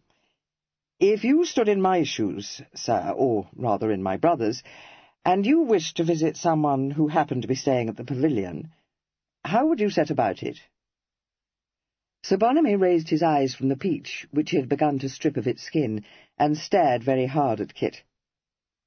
"Who?" he demanded. "One of the Prince Regent's guests, sir." "I wouldn't," said Sir Bonamy, turning back to his peach. "You don't want to get mixed up in that set. Couldn't if you did. I'm the only one of Prinny's friends Denville is acquainted with. So what does he want with any of them? A trifling matter of business, which I wish to discharge for him. Well, if that's all, my advice to you is to wait until he leaves the pavilion, said Sir Bonamy, dissecting his peach with finicking care. Unfortunately, the matter is rather urgent, sir. Oh, it is it? Sounds to me as if that brother of yours has been getting himself into trouble. Not been playing cards in that set, has he? No, he has not, which you must surely be in a better position than I am to know, replied Kit a little stiffly. Sir Bonamy nodded, conveying a quarter of the peach to his mouth. I didn't think he had, but one never knows what these young cocks of the game will get up to next. Too rackety by half. Now, you needn't bite my nose off. Who is it you want to visit at the pavilion? Can't help you if I don't know.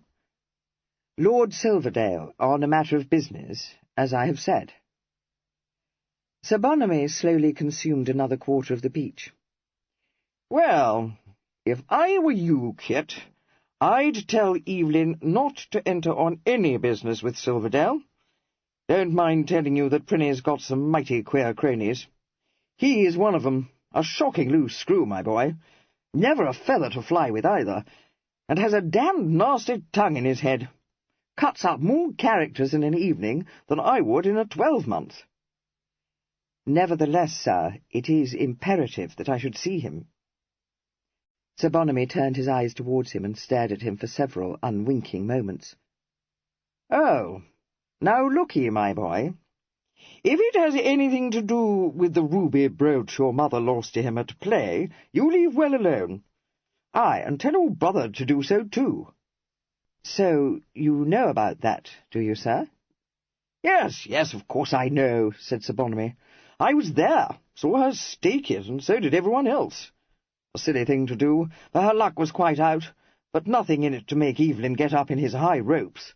All open and above board, you know, and everyone joking her about it and saying it was just like her to throw her jewellery after her guineas. Why, even Silverdale himself couldn't brew any scandal broth out of it. So just you forget it, Kit, and tell Evelyn to take a damper. I can't do that, sir. I feel quite as strongly as Evelyn does that the brooch must be redeemed. Oh, I shouldn't try to do that, said Sir Bonamy, putting the nectarine he'd been considering back in the dish. But you must surely perceive— No, I don't. If you was to ask me, I should say it was a good thing your mother did lose it. It never became her, you know. In fact, I can't think what made her take a fancy to it. For she don't in general make mistakes of that nature. But she can't wear rubies. Anything else, but not rubies or garnets. Don't you try to get it back for her. Tell Evelyn to buy her another, sapphires or emeralds. She'll like it just as well. Probably better, agreed Kit, smiling. So there you are, then, said Sir Bonamy. Damn me, Kit, you cut your eye teeth. Don't you go stirring coals, stupid thing to do, because you may depend upon it, Silverdale sold it weeks ago. I am very sure he didn't, said Kit. You know nothing about it. Silverdale's going to pigs and whistles, and that brooch was worth a monkey if it was worth a groat.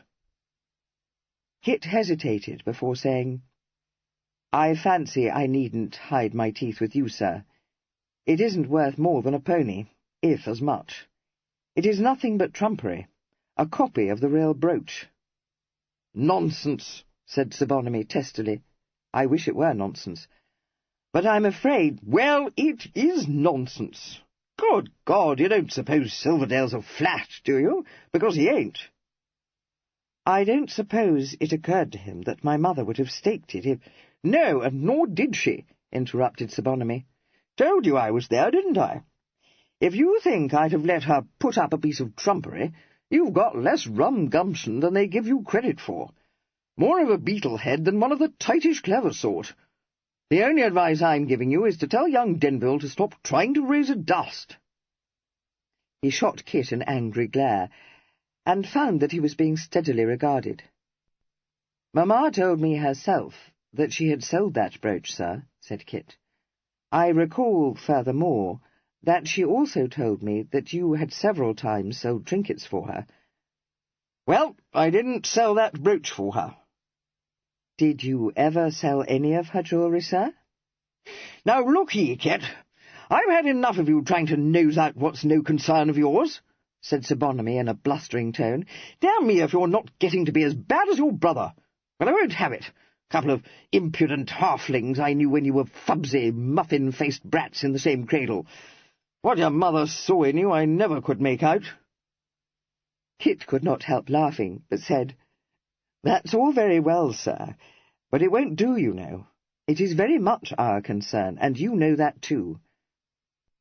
Sir Bonamy, who was looking hot and harassed, groped for his snuff-box, and fortified himself with a liberal pinch. "Now you listen to me, my boy," he said. "You've no reason to meddle, either of you. No one knows anything about the business, and never will. So if you're afraid of its leaking out and starting a scandal—" "Believe me, sir, I'm not in the least afraid of that, and nor will Evelyn be." "For God's sake, Kit, don't go blabbing it all to Evelyn," begged Sir Bonamy, alarmed. "It's bad enough having to put up with you poking and prying into my business without having that young make-bait buzzing round me like a hornet. I knew your mother before you was born or thought of. And what's more, if it hadn't been for Denville, I might have been your father. Mind you, I'm damn glad I'm not, for of all the resty, top-lofty, whisky-frisky young jackanapes, you're the worst." "Yes, sir," said Kit meekly. "But you can't expect us to allow my mother to stand in your debt." Sir Bonamy's little round eyes started at him, and his cheeks began to assume a purple hue. "Oh, I can't I? Bumptious, that's what you are, my boy. Next you'll be asking me to render up an account. Well, that's where you'll be bowled out, because I won't do it. And it's not a bit of good pestering your mother about it, because she don't know, bless her heart." "Sir, we can't let it rest like that." "Well, you'll learn your mistake. You can tell Evelyn it's none of his business, because it all happened before your father died. And don't you try to pay me for that cursed brooch, for I won't have it. Good God, boy, what the devil is it to me? A miserable monkey." "If it was you who bought the Denville necklace, sir, Mamma must be thousands in your debt." "Well, that's nothing to me either. Thought you knew that." "Everyone knows you're as rich as Golden Ball, sir, but it's beside the point." "No, it ain't," said Sir Bonamy crossly. "You've got no right to stop me spending my blunt any way I choose. Not that I'd put it beyond you to try." "Sir, I do beg of you—" No. You keep your tongue between your teeth, Kit. Getting to be a regular jaw-me-dead. You'll only come to a fiddlestick's end, and so I warn you. It was no fault of Evelyn's that your mother ran aground, and there was nothing he could have done about it when she was near to being blown up at point nonplus. Little enough I could do either, for she never would take a penny from me unless she was forced to, and then I had to call it a loan and charge her interest." "Which you never demand." "No, of course I don't. But I'm not at all sure that I oughtn't to have done so," said Sir Bonamy reflectively. "She's got no more notion of business than a kitten, but she don't like to be beholden. Frets her more than you might guess." He chuckled. "Bless her. She thinks she's all right and tight if she can pay interest. She don't tell me much more than she told your father, and I've got my suspicions that she's borrowed money from others besides me. Well, I know she has, and that's where I'm at a stand, because she won't let me give her the rhino to pay her debts, and I can't redeem 'em without raising a nasty dust. She's got it fixed in her head that there's no harm in borrowing from people who don't hesitate to dun her for the interest she owes 'em, but that it's wrong to come to me. No use arguing with her. All she does is talk balderdash about imposing on me. And when I told her she ought to know there was nothing I wouldn't do for her, she said she did know it, and it made it worse." He sighed. "I dare say you don't like it. In fact, I know you don't. But I'm devoted to her. Always have been. Always shall be. But there's no understanding her." "I think I do understand what's in her mind when she doesn't like to hang on your sleeve, sir. You're mistaken in thinking that I don't like your devotion to her. We were used to be jealous of you, I think, but that was when we were muffin-faced brats. What could either of us feel, in the light of what I've learned today, but thankful for it that you were devoted to her, and most obliged to you?" Sir Bonamy looked rather gratified, but said shrewdly, "You speak for yourself, my boy. You ain't speaking for Evelyn, and if you think you are, you don't know him as well as I thought you did." "I know him as I know myself," Kit replied, "and I am speaking for him. I haven't said he'll like it. He won't, and nor do I. He won't stomach it." "Good God, sir, how could either of us accept such a situation with complacence? It was my father's duty to discharge Mamma's debts. He didn't do so, and Evelyn will tell you that he inherited his obligations as well as his fortune." "Well, I'd as lief he didn't tell me," responded Sir Bonamy. "I don't want to have him ranting at me as well as you. What's more, he'll be wasting his breath, for he hasn't inherited your father's fortune yet, and from what I've seen of his carryings on, he ain't likely to get Brumby to wind that trust up a day before he must. I'll tell you this, too, Kit. When he does get control of his fortune, he'll have enough to do to settle the rest of your mother's debts, without adding what she's borrowed from me to 'em." Chapter 18.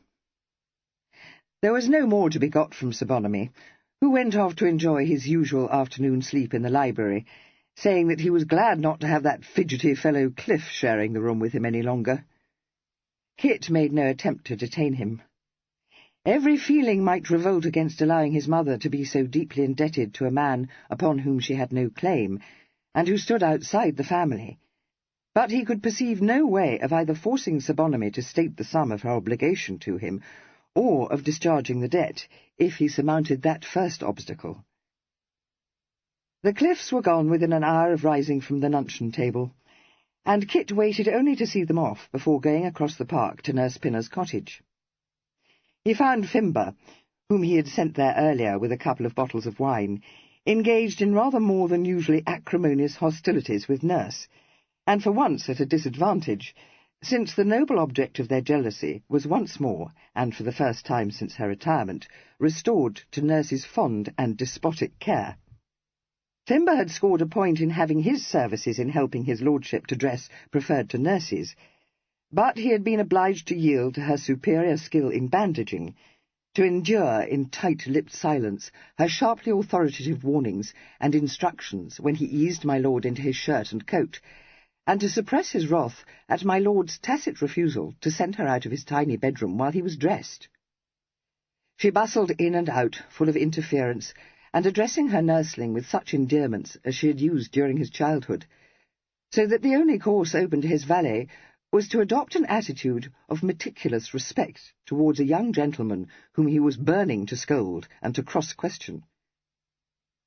When Kit walked into the parlour, Fimber bowed, and immediately informed him that he would find his lordship in the garden. He added, dropping his voice in the manner of one imparting a confidence whose significance was known only to himself and Kit, that he would find his lordship a trifle on the fidgets. "Lord bless the man, what else was to be expected?" Nurse exclaimed scornfully.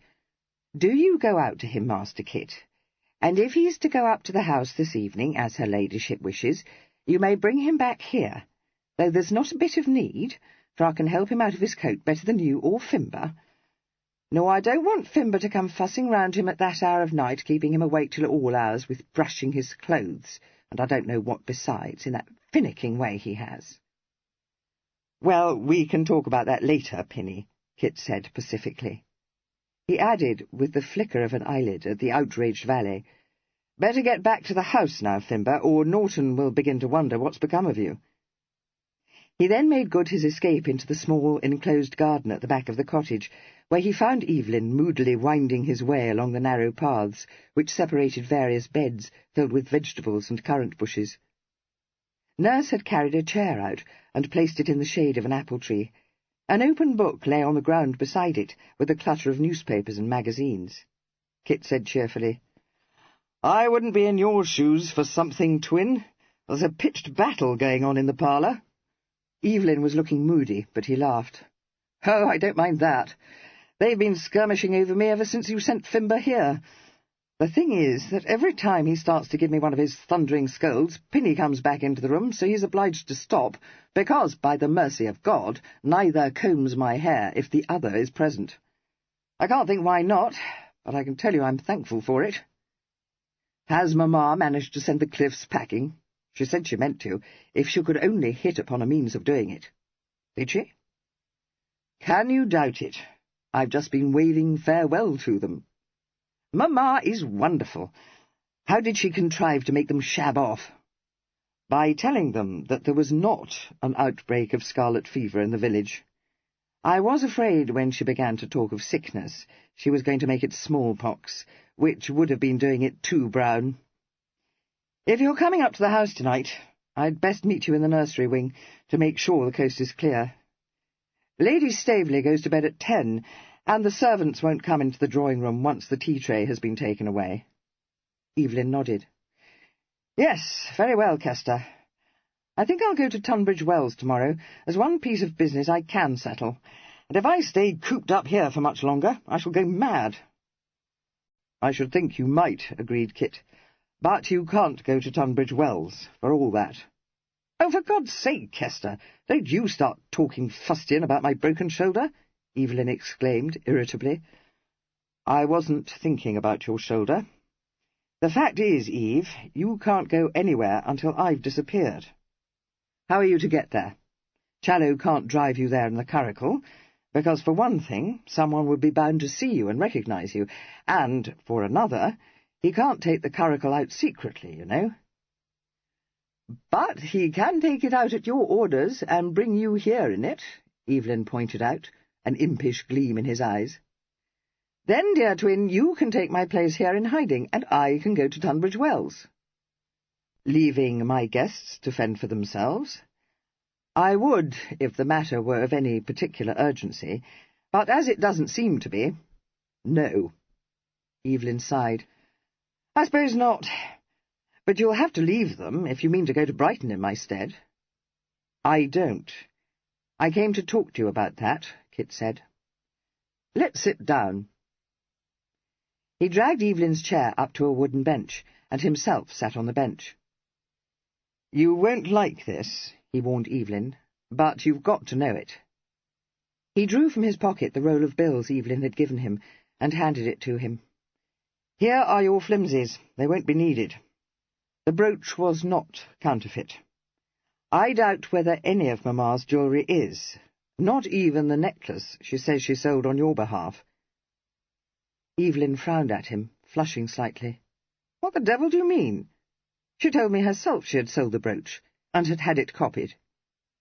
"Yes, that's what she told me. But she also told me that she had several times employed Ripple to sell trinkets for her, which I imagine you didn't know." "You may be very sure I didn't." "Well, the long and the short of it, Eve, is that Ripple never sold anything for her. He gave her the price of that brooch, and what he told her was a copy of it." Evelyn stiffened, his hand closing on the roll of bills so tightly that his knuckles whitened. His eyes blazed for an instant, then he lowered them to his clenched hand and opened his fingers. "Why didn't you give him this, then?" Kit shrugged, half smiling. "You may be able to. I found I couldn't." "Kester, he had no right." "No." "It is intolerable," Evelyn said in a suffocating voice. "How much does Mamma owe him?" "I don't know. He wouldn't tell me." "He will tell me." "He won't, Eve, or anyone. I think you had better hear what passed between us." Evelyn nodded, his lips compressed. But when Kit reached the end of his unquestioned recital, the white, angry look had left his face, and although he still frowned, there was a softer light in his eyes. He did not speak immediately, but a rather bitter smile curled his lips, and presently he said, My father left me one thing I forgot to mention last night. Humiliation. I shan't be rid of that until I've repaid Ripple. It isn't in your power to repay him, Twin. Not yet, but it will be, when I'm 30, if not before. I must talk to him. Of course, but he bade me tell you it was none of your business, since it all happened during my father's lifetime, when you couldn't have rescued Mamma, and further, Kit said with a twinkle, that he didn't want to have you buzzing round him like a hornet. Evelyn laughed, but ruefully. No, no. How could he think I would? Well, he knows you don't like him. What's more, he told me that you hadn't been able to wind him up in all the years you'd been trying to do it, so that it wasn't likely I could. Evelyn pulled a grimace. Not so bacon-brained after all. I suppose I have tried to draw wool now and now. I don't dislike him precisely, or I shouldn't, if he didn't dangle after Mamma, calling her his pretty, talking of his devotion, when even she knows how many mistresses he's had in keeping. But I never suspected him of this. I own I thought it was all a hum. That he pretended to feel an unalterable attachment to Mamma because to be her most favoured cicisbeo added to his consequence. Yes, so did I, Kit agreed. I think now, however, that he is devoted to her in his way. Good-natured, too, and certainly generous, though he says himself that a few thousand here and there meant nothing to him. I must see him, Evelyn said in a fretting tone. He has placed me under an obligation, and however much I hate it, I am very sensible of it, and must tell him so, and make it plain to him that I hold myself responsible, in my father's place, for Mamma's debts. You will do as you think right, Kit said equably. You have also to consider, you and Mamma and I, where you should go until I am safely out of the country. You can't remain cooped up here, and while Lady Staveley is known to be at Ravenhurst, you can't go to London, or to Brighton. It's a pity I didn't break my neck instead of my shoulder. That would have solved all our problems, remarked Evelyn. He turned his head to look at Kit, and added quickly, No, I don't mean that. Only funning, Kester. Not one of your more diverting jokes, brother, replied Kit. I mean it hasn't sent me into whoops, precisely. I know, don't rake me down, Evelyn begged in a penitent voice. The fact is, I'm blue-devilled. Kit nodded, but said, Very likely. Of course, we're in the deuce of a hobble, but we shall bring ourselves off. When did we ever fail to? Evelyn smiled at him. True. Don't let us talk about my affairs. I'll retire to Leicestershire. Let's discuss yours instead. I suppose you can't immediately announce your engagement to Cressy, but I'm strongly of the opinion that you should see Staveley before you go back to Vienna, and get his consent. I've been considering that, and I think I should go with you to Mount Street. I don't know that, but I agree I must see Staveley as soon as may be possible. But my affairs are simpler than yours, and don't call for discussion, Eve. Mine are beyond discussion, Evelyn answered. I've had plenty of time for thought, and I can see that my case is pretty hopeless. You said as much last night, didn't you? I neither said it nor thought it. Well, you said that my uncle will be opposed to my marriage to Patience Ascombe, and that is the same thing. I've tried to think he might not dislike it, but of course he will. How could I ask Patience to wait for 6 years, even if I was sure that she loved me? I haven't tried to fix her interest, and as things are... No, even if her father would permit me to declare myself, I mustn't do it. If ever I knew such a fellow, exclaimed Kit in a rallying tone. Either you're in out or in flat despair. He laid a hand on Evelyn's knee and gripped it. You're not quite knocked up, you gudgeon. I shall try to see my uncle before I leave England, and though I don't yet know just what I shall tell him, you may depend upon it that your part in my story will be positively saintly. If you try to pitch it as rum as that, he'll smell out a hoax immediately, Evelyn interrupted. laughing in spite of himself. "Not at all. I fancy you sacrificed your own interest to further mine, and that he will believe. It won't do to say anything about Miss Ascombe, and I don't mean to. You will have to wait for a period, but not for very long, if you will but stop committing what he calls extravagant follies. Spend more of your time here, Twin, and interest yourself in the estate. In fact, interest yourself to such a pitch that he'll be only too glad to relinquish his authority. Urge improvements, demand information, pester him. Add a melancholy air to your demeanour, as though you had suffered a disappointment. And 10 to 1, he'll be so much concerned that he'll greet with relief your engagement to Miss Ascombe."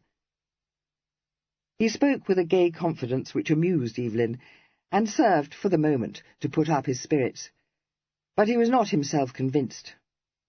He knew his uncle's inflexible nature too well to believe that he could be easily persuaded, nor was he able to entertain any hopes that he would look with favour upon Evelyn's marriage to one whom he would infallibly consider a nobody.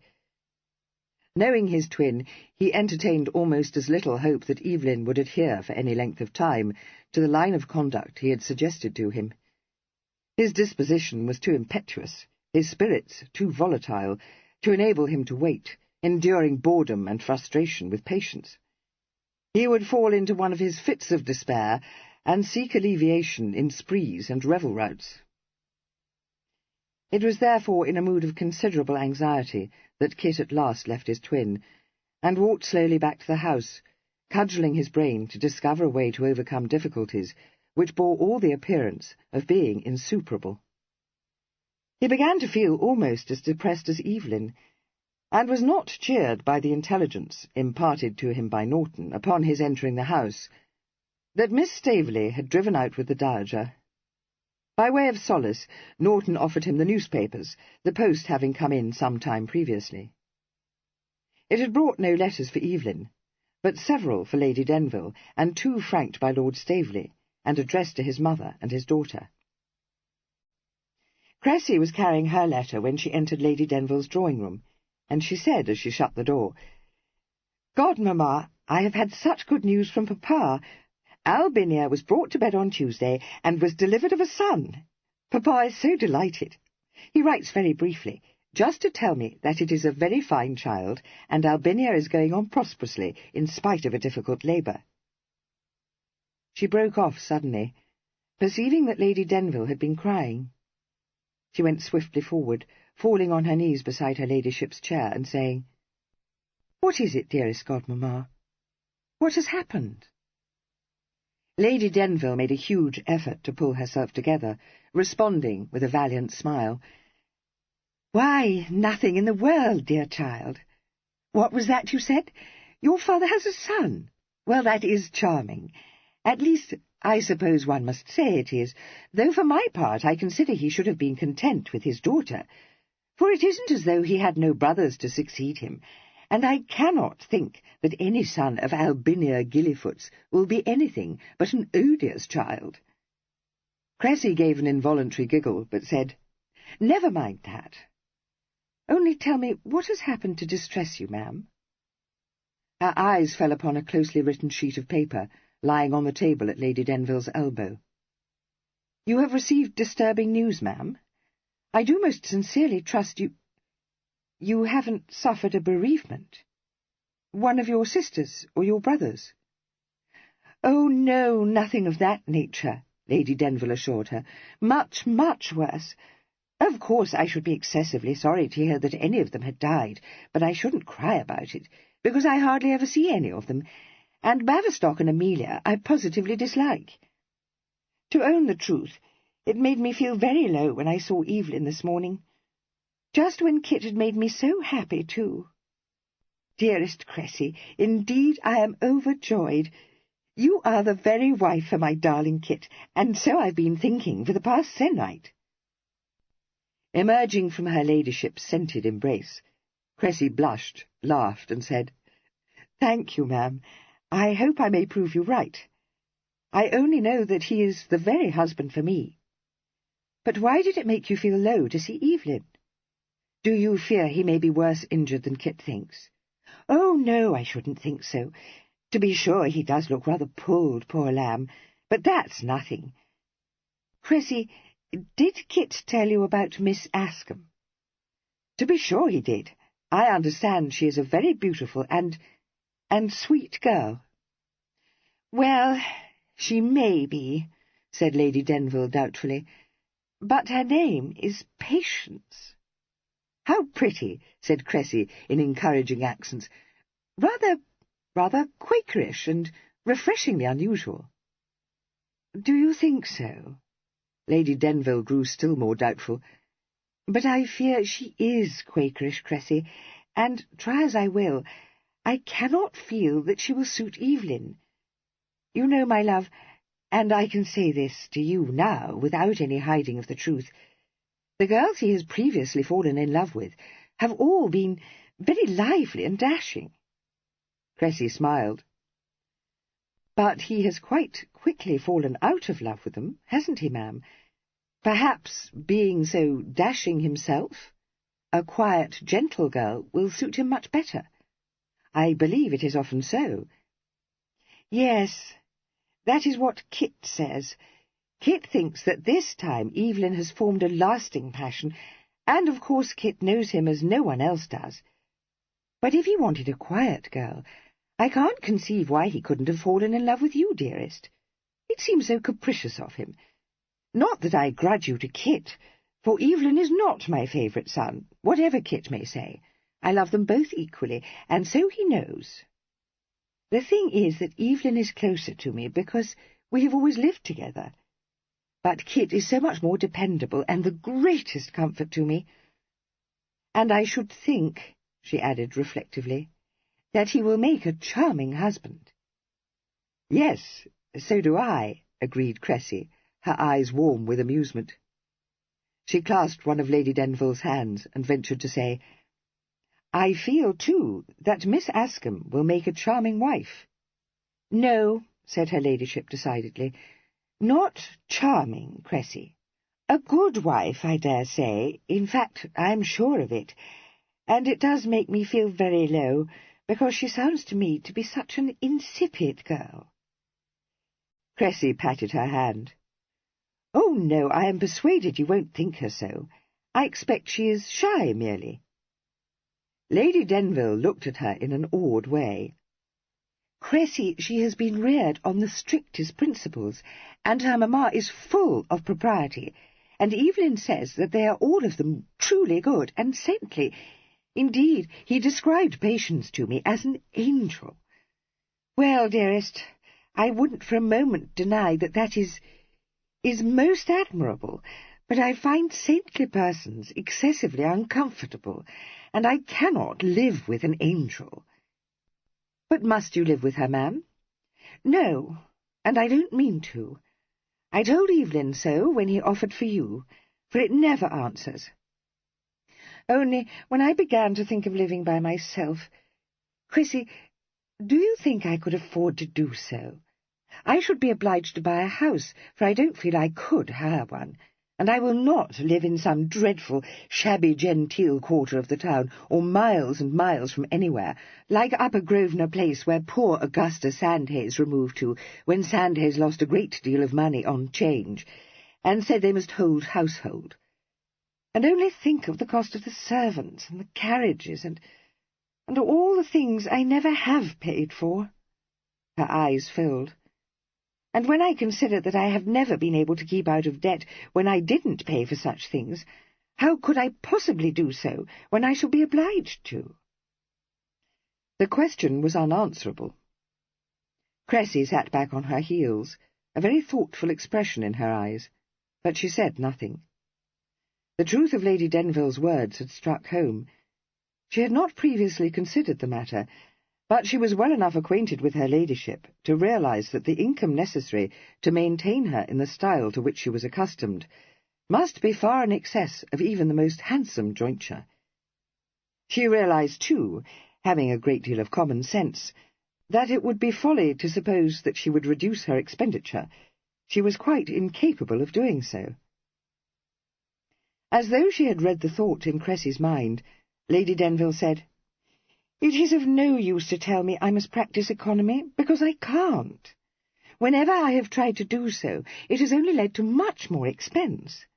Denville's sister, a most disagreeable woman, my love, besides being a nip-cheese, which is much worse than being extravagant, because it makes everyone uncomfortable on account of not employing a second footman and serving horrid dinners, was used to prick me and instruct me in habits of economy, and I perceived then that I could never bring myself to practice such habits.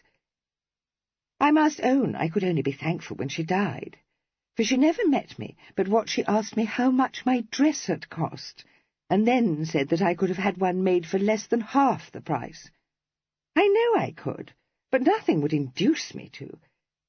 You see, Cressy, ever since my come-out, people have said I was the best-dressed woman in London, and whenever I have gone to a party they looked to see what I was wearing and how my hair was dressed, and copied me.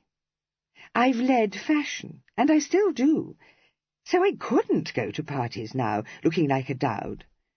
It is not that I am vain, at least I don't think I am, but, well, I can't explain it to you. I dare say you might not understand, though you are always very well dressed yourself, dear one. I do understand, Cressy said. Yes, and I couldn't bear it if you were even the tiniest bit less exquisite, and nor could Evelyn and Kit. Godmamma, you mustn't set up your own establishment. Even if you could afford to do so, I'm persuaded you wouldn't like it. Consider how much you would miss having a gentleman to manage for you, and escort you to parties. Well, I shouldn't miss that, said her ladyship candidly, because I should still have plenty of gentlemen to escort me. Yes, but no host for your own parties, Cressy pointed out. No, Lady Denville agreed. That is the worst thing about being a widow. But in every other way it is most agreeable, I find. In fact, far more agreeable than being a wife. At least it is for me, but not, of course, for you, dearest, she hastened to add, with one of her lovely smiles. It faded. She looked stricken all at once, and older, and said, I was forgetting. You see, it is of no consequence. 2 large tears welled over her eyelids and rolled unheeded down her cheeks. She said sadly, I have been such a bad mother, and I love them so very much. Cressy burst out laughing. Godmamma! Oh, I beg your pardon, but it is too absurd. Why, they adore you. Lady Denville carefully wiped the tears away. I know they do, and I can't think why they should, though I don't think I have ruined Kit's life. But when I saw Evelyn today, then I knew what a detestable parent I am. He never said so. Oh, no, poor darling. But he asked me to forgive him for having failed at such a crisis and left me in the lurch, and it almost broke my heart, because if it weren't for my crushing debts, he could marry Patience tomorrow. I begged him not to think of them, but although he laughed and turned it off, he was obliged to own that he does think of them, and has no hope of being able to marry Patience for years and years, which is as good as to say never. Because it would be a folly to suppose that his Uncle Brumby would approve of such a match, you know. And then he tried to joke me, saying that it was not my fault at all, but his, for having made his father think him too volatile to be trusted to manage his affairs. And that was almost more than I could bear, Cressy. Only, when he saw how distressed I was, he rallied me in his enchanting way, saying that we were both blue-devilled, and that things weren't so very bad, because even though it might not be in his power to discharge my debts at present, he knew he could compound with my creditors, or some such thing, and so there was nothing for me to worry about, or him either. I dare say you will think it very foolish of me to have believed he could do it, but when Evelyn sets out to coax me out of the hips, he is so very gay and persuasive that one cannot help feeling reassured. And I did feel that perhaps something could be done if people knew they would be paid back as soon as Evelyn is 30, and I was quite cheerful when I left him. And then the post came in, and and brought me a shattering letter." She ended on a sob and dabbed her eyes again.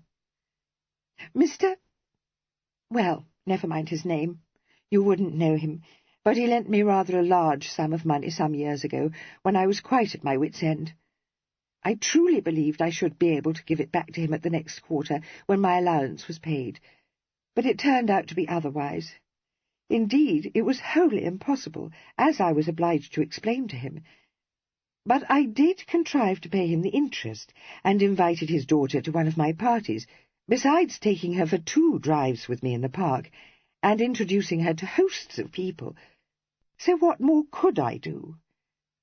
And now he has written me a long letter, saying that much as he sympathizes with me, he cannot afford to continue in this way, because he has had a great many expenses, which have been a sad drain on his purse, and so he must, though with the utmost reluctance, beg me to refund the sum he lent me, and, which I find more upsetting than anything, and quite outweighs his civility, he didn't even get a franc for his letter, so that I have had to pay 2 shillings for it.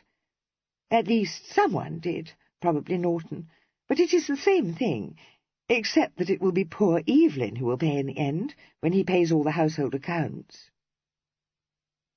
With only the faintest tremor in her voice, Cressy replied gravely, A want of delicacy in him, to be sure, ma'am." "Exactly so.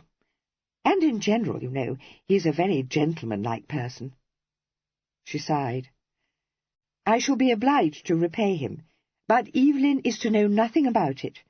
No, and not Kit either. Mind that, Cressy. I trust you not to mention it to him." "Very well, ma'am. But can you repay the sum?" asked Cressy diffidently. "Yes," Lady Denville replied. "All my debts, all of them." She rose and picked up the offending letter and carried it to her tambour-topped writing desk and put it away in one of the drawers. She said in a constricted tone, "I have quite made up my mind to it. I ought to have done so when Denville died, but I could not bring myself to it. But now I can, and I will, because however bad a mother I have been, there is nothing I wouldn't do for my beloved sons. Now, pray, Cressy, don't tell Kit that I cried a little." Cressy got up from her knees. "I won't tell him anything you don't wish me to, godmamma. But won't you tell me how you mean to pay your debts, and why it makes you so unhappy?" "Well, to own the truth, dearest, it utterly sinks my spirits only to think of going to live abroad with a sensible female companion. But I dare say I shall soon grow accustomed," said her ladyship, gallantly smiling. "Going to live abroad with a— But why?" demanded Cressy in bewilderment. "Henry will insist on it. I know he will. Once before, when the twins were babies, he and Louisa, his sister, persuaded Denville that that was the only thing to be done with me, because— Oh, there were so many reasons, but it is a long time ago now, and it never happened because the continent became quite unsafe on account of Napoleon, which is why I never could dislike him as much as others did. But now the war is over, and people who find themselves run off their legs, like poor Brummel, go and live at horridly cheap places, where there are no parties, or gaming, or races, or anybody to know." Cressy said indignantly, "Lord Brumby couldn't be so inhuman." "Yes, he could," answered her ladyship. "Either that, or the Dower House here, and very likely he won't even offer me the Dower House, because he will think it's situated too close to Brighton, or that he couldn't stop me going to London once my debts were paid." "Well, one thing is certain," said Cressy, her eyes kindling. "Neither Evelyn nor Kit would countenance such an arrangement." "No," agreed her ladyship. "Not if they knew about it, and that is a very comforting thought. But I shall say that I would like to go abroad for a time when Evelyn is married, and perhaps I shall be able to visit you and Kit, so it won't be so very bad." After a slight pause, Cressy said slowly, I think it would be very bad. Not at all the thing for you, godmamma. You would find living with a respectable female a dead bore. I know I shall, sighed Lady Denville. And if it has to be my sister Harriet, it will be worse than a bore. Oh, no, that wouldn't do at all, Cressy said decidedly. She glanced at her ladyship and gave a little laugh. You mustn't live with any female, ma'am. Consider, you have been used always to live with a gentleman. I know myself that one can't easily accustom oneself to female companionship when that has been the case. That was why I was ready to accept Evelyn's offer, even though I didn't love him. Yes, but... Lady Denville broke off, an arrested expression on her face. Watching her, Cressy saw the mischievous look creep into her eyes. Suddenly she gave a tiny gurgle of laughter, and turned and impulsively embraced Cressy. "Dearest, you have put a notion into my head. It is too absurd, and I am not at all sure, or even if... Well, I must think. So go away now, dear child, and don't say a word to anyone about the talk we've had." "No, I won't, I promise you," Cressy said. "I am going to drive out with grandmamma for an hour. Papa's letter has wonderfully restored her. She is aux anges, and is even prepared to forgive Albinia for having married him. I am strongly of the opinion that now is the moment to tell her that Kit is Kit, and not Evelyn, and if she continues in this benign humour, I mean to do it." Chapter 19. Sir Bonamy, waking from his afternoon nap, yawned, sighed, and refreshed himself with a pinch of snuff. He then picked up the Morning Post, which Norton, tiptoeing into the room, had laid on a table at his elbow, and cast a lack-lustre eye over its columns. The only items of interest to him were contained on the page devoted to the activities of the Ton, and since London in July was almost deserted, these consisted mostly of such arid pieces of information as that Lady X with her 3 daughters was visiting Scarborough, or that the Duchess of B was taking the waters at Tunbridge Wells. Brighton news occupied most of the space, and Sir Bonamy read nostalgically that His Royal Highness the Prince Regent had entertained a party of distinguished guests at the pavilion, dinner to which a select company had been invited, having been followed by a brilliant soirée with music. Sir Bonamy could not have been said to have shared his royal crony's taste for music, but he would have enjoyed the dinner, to which he would most certainly have been bidden. Then he read that His Royal Highness the Duke of York was expected to arrive at the pavilion at the end of the week, and this so painfully sharpened his nostalgia that he decided that the end of the week should also see the return of Sir Bonamy Ripple to the pavilion. He had responded without hesitation to Lady Denville's summons, flattered by it, and willing, in his good-natured way, to do her least bidding. He had looked forward to some agreeable tete-a-tetes with his hostess. He knew that her cook was second only to his own, and he vaguely supposed that the rest of the company would consist of congenial persons with whom he would be able to play whist for high stakes every evening. His devotion to her ladyship had become so much a habit that he would not have refused her invitation, even if he had known that his fellow guests would be unfashionable people with whom he had nothing in common. But he had been as much daunted as surprised when he discovered that one of the Ton's most successful hostesses had invited to Ravenhurst such a small and dull collection of guests.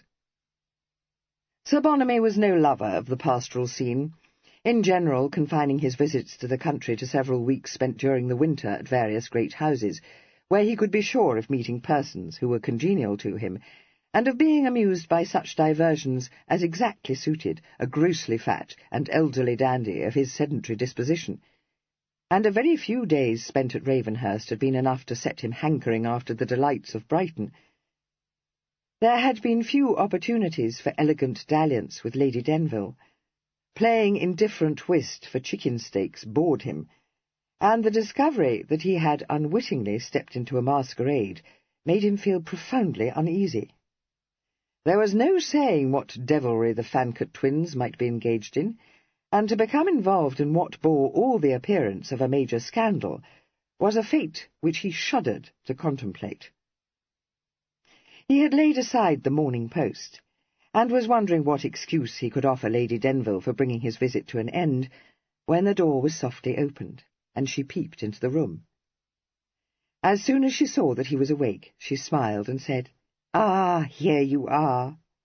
Dear Bonamy, do let us go for a stroll together. I don't believe I've had as much as 5 minutes alone with you since the day you arrived." As he hoisted himself out of his chair, she came across the room with her light, graceful step, looking so youthful that he exclaimed, "Upon my word, Amabel, you don't look a day older than you did when I first saw you." She laughed, but said wistfully, "You always say such charming things, Bonamy. But, alas, you're offering me Spanish coin." "Oh, no, I am not," he assured her, kissing her hand. "Never any need for that, my pretty. Not an hour older." "So many years older," she sighed. "I daren't reckon them. Do you care to come into the garden with me? Cressy has driven out with her grandmamma, so at last I am free to do what I choose. My dear, how prosy and dreadful Cosmo has become. Thank you for bearing with him so nobly. I don't know what I should have done without you." "Oh, pooh, nonsense," he said, beaming fondly down at her. "Always a joy to me to be able to serve you. As for Cosmo, well, thank you for ridding me of him." He rumbled a laugh. "Scarlet fever indeed, you naughty puss. I thought you were pitching it a trifle too rum, but, Lord, he's the biggest flat I ever knew. For all he thinks himself up to everything." He drew her hand through his arm and patted it. "If he knew you as well as I do, my pretty, you'd have been gapped." "But he doesn't," she pointed out. "I don't think anyone does." He was so much gratified by this that he could only heave an eloquent sigh, squeezing her arm and growing pink in the face. Lady Denville guided him out of the house, and disengaged her hand to open her frivolous parasol. She then slipped it back within his crooked arm, and walked slowly along the terrace with him to the shallow steps, saying, "How delightful this is! I have been so much harassed that it is a struggle to support my spirits. But it always does me good to talk to you, my best of friends." "It does me good only to look at you, my love," he responded gallantly, but with a slightly wary look in his eye. "Dear Bonamy," she murmured, "such a detestably dull party to have invited you to.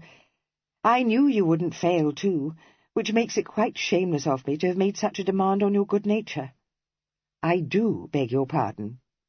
"No, no. Happy to have been of assistance to you," he said, quite overcome. "I expect you are longing to get back to Brighton," she sighed. "I don't wonder at it, and only wish I were going there too, for I do not like the country, except for a very little while." "Come, come, Amabel, what's this?" he expostulated. "Of course you are going to Brighton. Why, you told me yourself that Evelyn had hired the same house on the Steine, which you had last year." "Yes, and doesn't it seem a waste? But Evelyn cannot go there until his shoulder has mended. He was in an accident, you know, which is why Kit was obliged to take his place. And he says he shall go to Leicestershire, to Crome Lodge, and only think how dismal for him, poor lamb, at this season. I must accompany him. Besides, he is in low spirits, because— But I don't mean to burden you with my troubles." "Never a burden to me. There's nothing I wouldn't do for you, Amabel. But the thing is that Evelyn wouldn't like it if I were to meddle in his affairs. Better not tell me what sort of scrape he's got himself into, for you know he don't like me above half, and I'll be bound he'd fly up into the bows if he got to know you'd taken me into your confidence," said Sir Bonamy firmly. "I am afraid that even you couldn't unravel this tangle," she agreed, with another sigh. "I'm dashed sure I couldn't. You leave it to Kit, my pretty. He doesn't want for sense. In fact," he said, with a sudden burst of candour, "it's surprising how long-headed he's grown to be. Never thought there was a penny to choose between 'em, your boys. but I shouldn't wonder at it if Kit turns out to be a sure card. It was on the tip of her ladyship's tongue to utter a hot defence of her beloved elder-born son, but she bit back the words, and replied meekly that Kit had always been the more reliable twin. They had crossed the lawn by this time, to where a rustic seat had been placed in the shade of a great cedar, and she now suggested that they should sit down there out of the sunshine. Sir Bonamy hailed this with relief, for he was already uncomfortably hot, and had grave fears that his rigid shirt-points were beginning to wilt. He lowered himself onto the seat beside her ladyship, and mopped his brow. Lady Denville, looking deliciously cool, shut up her parasol and leaned back, observing that there was nothing so exhausting as walking in such sultry weather.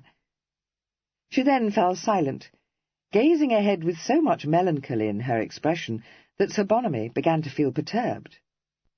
After a long pause, he laid one of his pudgy hands on hers and said, "Now, my pretty, you mustn't let yourself get into the hips. Depend upon it, Kit will make all tidy."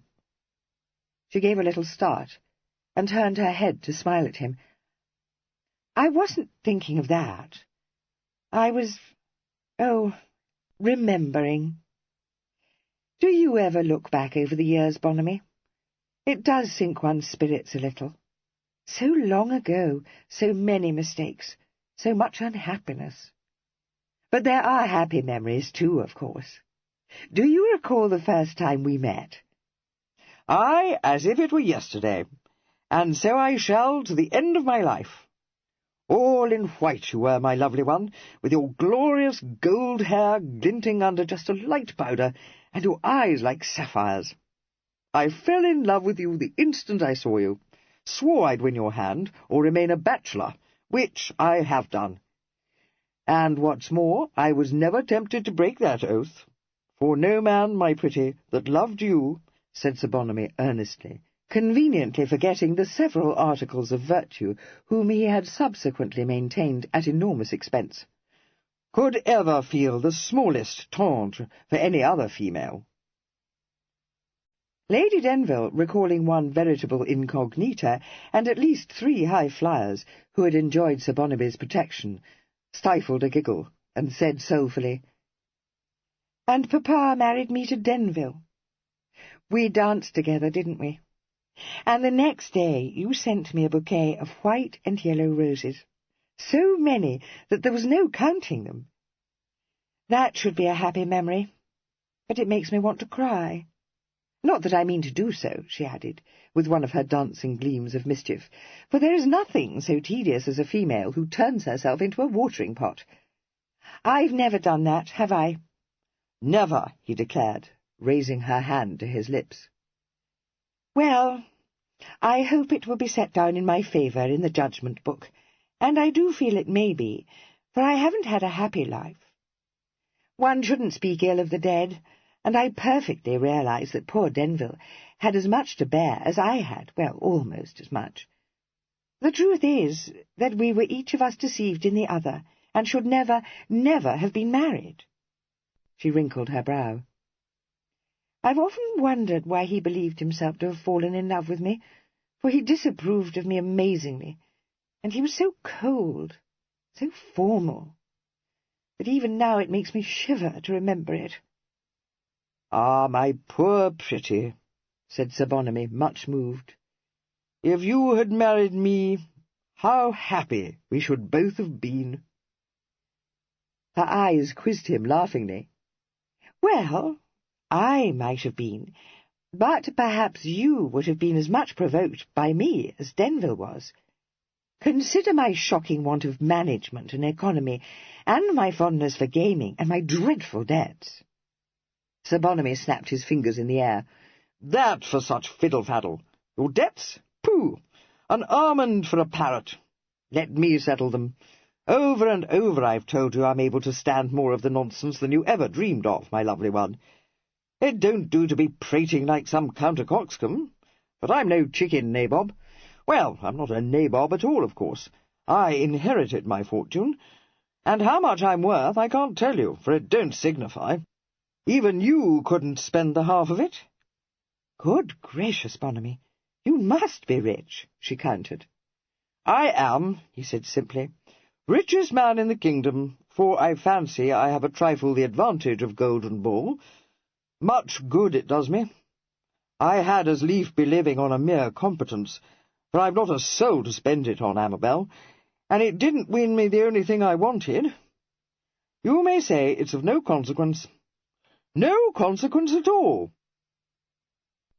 Since she was well aware that he lived in the height of luxury, maintaining, in addition to his mansion in Grosvenor Square, establishments at Brighton, Newmarket, York, and Bath, to which slightly outmoded resort he occasionally retired when his constitution demanded rehabilitation, stabling teams of prime cattle on no fewer than 5 of the main post roads, and gaming for preposterous stakes either at Watier's or at Oatlands, the residence of his extremely expensive crony, the Duke of York. She had no overmastering desire to avail herself of this permission, but, although her lips quivered, and there was just the suspicion of a choke in her voice, she responded with a shake of her head. "No, indeed. How very sad it is, my dear friend. How empty your life has been. How lonely." "Aye, so it has," he agreed, struck for the first time in many years by the truth of this sympathetic remark.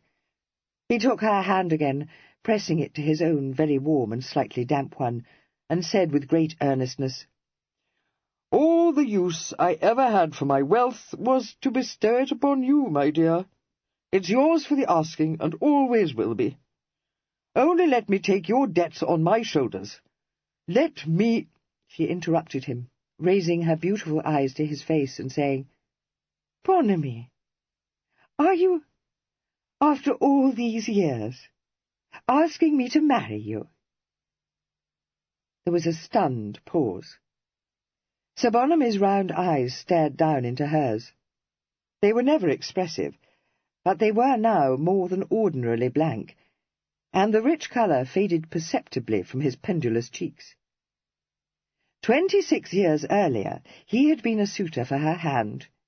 During the years of her marriage he had been her constant and devoted cavaliere servente, and very agreeably had those years slipped past. She was indeed the only woman he had ever wished to marry, but although the disappointment he had suffered when the late Lord Baverstock had preferred the Earl of Denville's offer to his had been severe, it had not been very long before his cracked heart had mended sufficiently for him not only to appreciate the advantages of his single state, but to offer a carte blanche to a charming, if somewhat rapacious ladybird, universally acknowledged to be a dasher of the first water.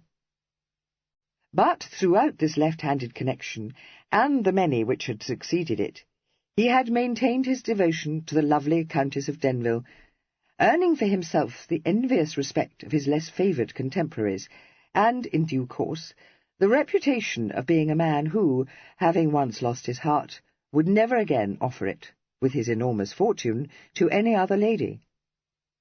After a couple of years, even the most determined matron, with marriageable daughters on their hands, considered it a waste of time to throw out lures to him, and observed his light, elegant flirtations without a flicker either of hope or of jealousy. Such a state of affairs exactly suited his indolent, hedonistic disposition. He had settled down into a state of opulent bachelordom, enjoying every luxury which his wealth could provide, rapidly becoming the intimate of the Prince of Wales and of his scarcely less expensive brother, the Duke of York, abandoning the struggle to overcome a tendency to corpulence, and achieving, by his impeccable lineage, his amiable manners, his lavish hospitality, the genius of his tailor, and the favour of the most admired lady in the land, the position of being a leader of fashion, and one whom any ambitious hostess was proud to include amongst her guests. Credited by his world with an undying passion for his first love, it had never until this moment occurred to him to question his own heart, and had it been suggested to him that his original infatuation had gently but inevitably declined into fondness, he would have been very much affronted. But now, staring down into Lady Denville's beautiful face, an even more beautiful kaleidoscope of his comfortable, untrammelled existence intervened. Lady Denville's soft laughter recalled him from this vision. She said in a voice of affectionate chiding, "Oh, Bonamy, what a complete hand you are! A Banbury man, no less. You don't wish to marry me, do you?" He pulled himself together, declaring valiantly, "The one wish of my heart." "Well, you didn't look as if it was. Confess now, you've been shamming it all these years." He rejected this playful accusation with vehemence. "No, that I haven't. How can you say such a thing, Amabel? Haven't I stayed single for your sake?"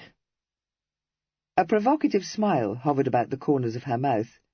She seemed to consider him. "That's what you say, but are you perfectly sure it wasn't for your own sake? Abominable palaverer that you are, my dear." He was so indignant at having a doubt cast on his fidelity that the colour surged up into his face, and he almost glared at her. "No, I mean, yes, I am sure, upon my word, Amabel. Have I ever formed an attachment for anyone but yourself? Have I?" "Often," she said cordially. "First there was that ravishing creature with black curls and flashing eyes, who was used to drive in the park in a landaulet behind a pair of jet black horses, perfectly matched, and such beautiful steppers that everyone said they must have cost you a fortune. Then there was that languishing female, the one with the flaxen hair, who was certainly of a consumptive habit. And after her—" "Now that will do," interposed Sir Bonamy, aghast at these accurate recollections. "Bachelor's fare! Good God, Amabel, you should know that they don't mean anything, those little connections. Why, your own father. Well, mum for that." The laughter was quenched in her eyes. She turned her head away and said in a low voice, "And Denville? Did it mean nothing? It seemed to me to mean so much. What a goose-cap I was." "Amabel," pronounced Sir Bonamy, controlling himself with a strong effort, "I have never permitted myself to utter a word in dispraise of Denville, and I'll keep my tongue between my teeth now. But had you married me, the most dazzling bird of paradise amongst the whole of the muslin company would have thrown out her lures in vain to me."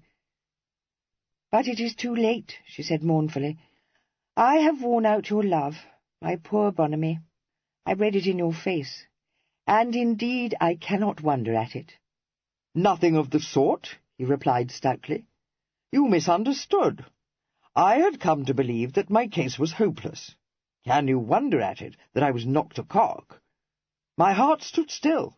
Was it possible, I asked myself, that its dearest wish might yet be granted? A moment's rapture, and my spirits were dashed down again as I realized how absurd it was to think that at my age I could win what was denied me when I was young and, I fancy, not an ill-looking man." "Very true. Even then you had a decided air of fashion, though it wasn't until much later that you became of the first stare." Well, he said, visibly gratified. "I was always one who liked to have everything prime about me, but propriety of taste, you know, comes to one in later years. But I am growing old, my pretty. Too old for you, I fear. Alas, that it should be so." "Fudge," said her ladyship briskly. "You are 53, just 10 years older than I am, a very comfortable age." "But of late years I have grown to be a trifle portly. I don't ride any more, you know, and I get fagged easily nowadays. Ticklish in the wind, too. I might pop off the hooks at any moment, for I have palpitations." "Yes, you eat too much," she nodded. "My poor dear Bonamy, it is high time you had me to take care of you. I have thought for years that your constitution must be of iron to have withstood your excesses, and so it is, for you don't even suffer from the gout, which Denville did, although for every bottle he drank, you drank 2, if not 3. No, protested Sir Bonamy feebly. "Not 3, Amabel. I own I eat more than he did. But recollect that he was of a spare habit." Now I have a large frame, and I must eat to keep up my strength. So you shall, said her ladyship, smiling seraphically upon him, but not to send yourself off into an apoplexy. Regarding her with eyes of fascinated horror, he played his last ace. "Evelyn," he uttered. "You are forgetting Evelyn, my pretty. Ay, and Kit, too. I dare say, though he don't seem to hold me in such aversion as Evelyn does. But you must know Evelyn wouldn't stomach it. Why, he never sees me but he looks yellow. Well do I know there ain't a soul you dote on more, and never would I cause a rift between you." Wholly unimpressed by this noble self-abnegation, she replied, "You couldn't. Besides, he is going to be married." "What?" he ejaculated, momentarily diverted. "But it's as plain as a pack-saddle. The gal's head over ears in love with Kit." "Yes, and was there ever anything so delightful? Dear Cressy, she might have been made for Kit. Evelyn has formed what he declares to be a lasting passion for quite another sort of girl. Kit believes it may well be so, but she sounds to me to be positively Quakerish. The daughter of a mere country gentleman, perfectly genteel. But only picture to yourself how ineligible Brumby will think her. And one of those pale, saintly females, reared in the strictest respectability." "You don't mean it!" gasped Sir Bonamy, staggered by this disclosure. "I do mean it," she asserted, tears sparkling on her curling eyelashes. She brushed them hurriedly away. "Evelyn thinks I shall love her, but I have the most melancholy conviction that I shan't, Bonamy, and what is more, I don't think she will love me, do you?" "No," he replied candidly, "not if she's Quakerish. You wouldn't deal well at all." "Exactly so. I knew you would understand. Evelyn declares I must continue to live in Hill Street, but that I was determined not to do, even if he had married Cressy. I had quite made up my mind to it that I must retire to an establishment of my own, and dwindle into a mere widow, until you came here, my dear friend, only because I begged you to, and not wanting to leave Brighton in the least, which I know very well you didn't, and it struck me, like a flash of lightning, that never had you wavered in your attachment to me, and never had you received the smallest reward, or even looked for one, for all your goodness to me, and your exceeding generosity." "I see what it is," he exclaimed. "Kit blabbed to you that I didn't have that brooch of yours copied, silly chub that he is. Now, put it out of your mind, my pretty. Yes, yes, you think you must make a sacrifice of yourself, but I won't permit you to do so." She interrupted him, staring at him with widened eyes. "You didn't? Do you mean to tell me that I lost the real brooch to Silverdale, and you gave me £500 for it, saying that— Bonamy, did you sell any of my jewellery? Kit has never breathed a word of this. Bonamy, did you?" No, of course I didn't," he answered, much discomposed. "Now, is it likely I'd let you sell your jewels and replace them with paste and pinchbeck? It was nothing to me, Amabel, so if Kit didn't tell you, you may forget it, and oblige me very much." "Oh, Bonamy," she cried, impulsively stretching out her hands to him, "how good you are! How much, much too good!" He responded instinctively, and the next instant found himself clasping a fragrant armful to his massive bosom. Lady Denville, adapting her slim form, not without difficulty, to his formidable contour, lifted her face invitingly. His senses swimming, Sir Bonamy tightened his hold about her and fastened his lips to hers. At the back of his mind lurked the conviction that he would regret this yielding to temptation, and the premonition that the sybaritic pleasures of his life stood in jeopardy.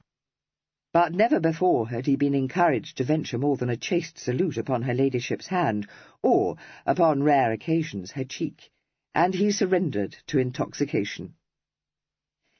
He came to earth again when she gently disengaged herself, saying, "How comfortable it is to reflect that we need neither of us look forward to a lonely old age, which I have always thought to be the most lowering prospect."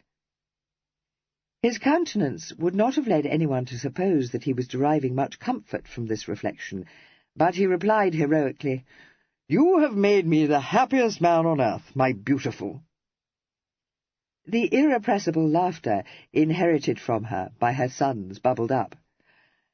"No, I haven't. I've thrown you into gloom, but I shall make you happy. Only consider how alike are our tastes, and how very well we are acquainted.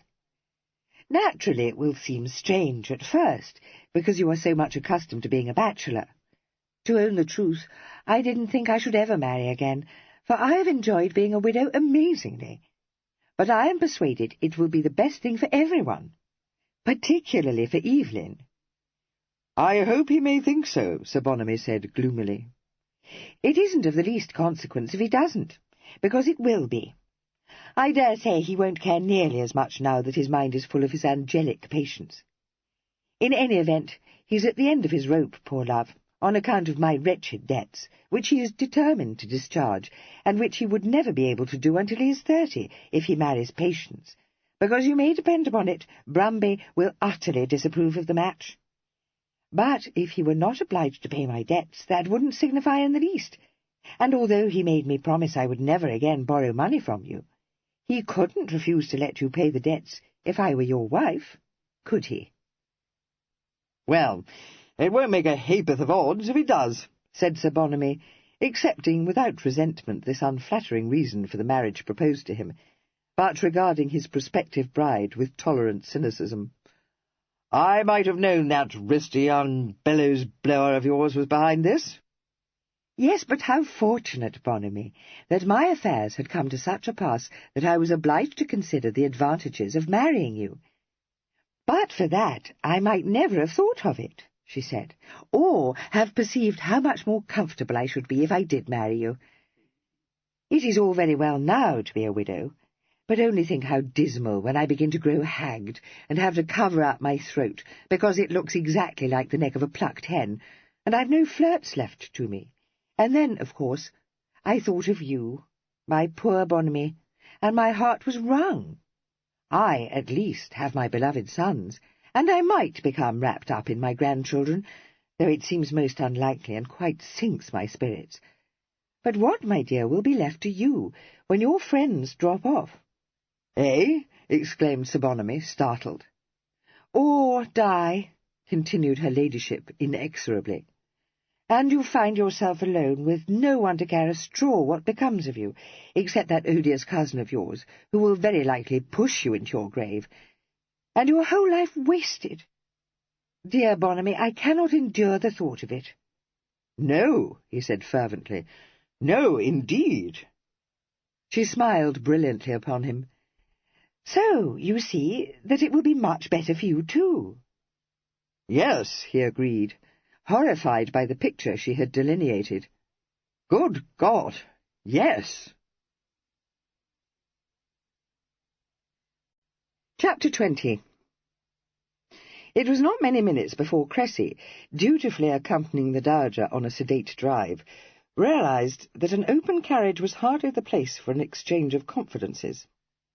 The Dowager, with a magnificent disregard for the coachman and the footman, perched on the box seat in front of her, knew no such reticence, and discoursed with great freedom on the birth of an heir to the barony, animadverting with embarrassing candour, and all the contempt of a matriarch who has brought 6 children into the world without fuss or complications, on sickly young women who fancied themselves to be ill days before their time, and ended by suffering cross-births and hard labours. For herself, she had no patience with such nonsense. But although she expressed the fervent hope that the heir would not grow up to resemble his mamma, it was evident that Albinia, in spite of her hard labour, had grown considerably in her esteem.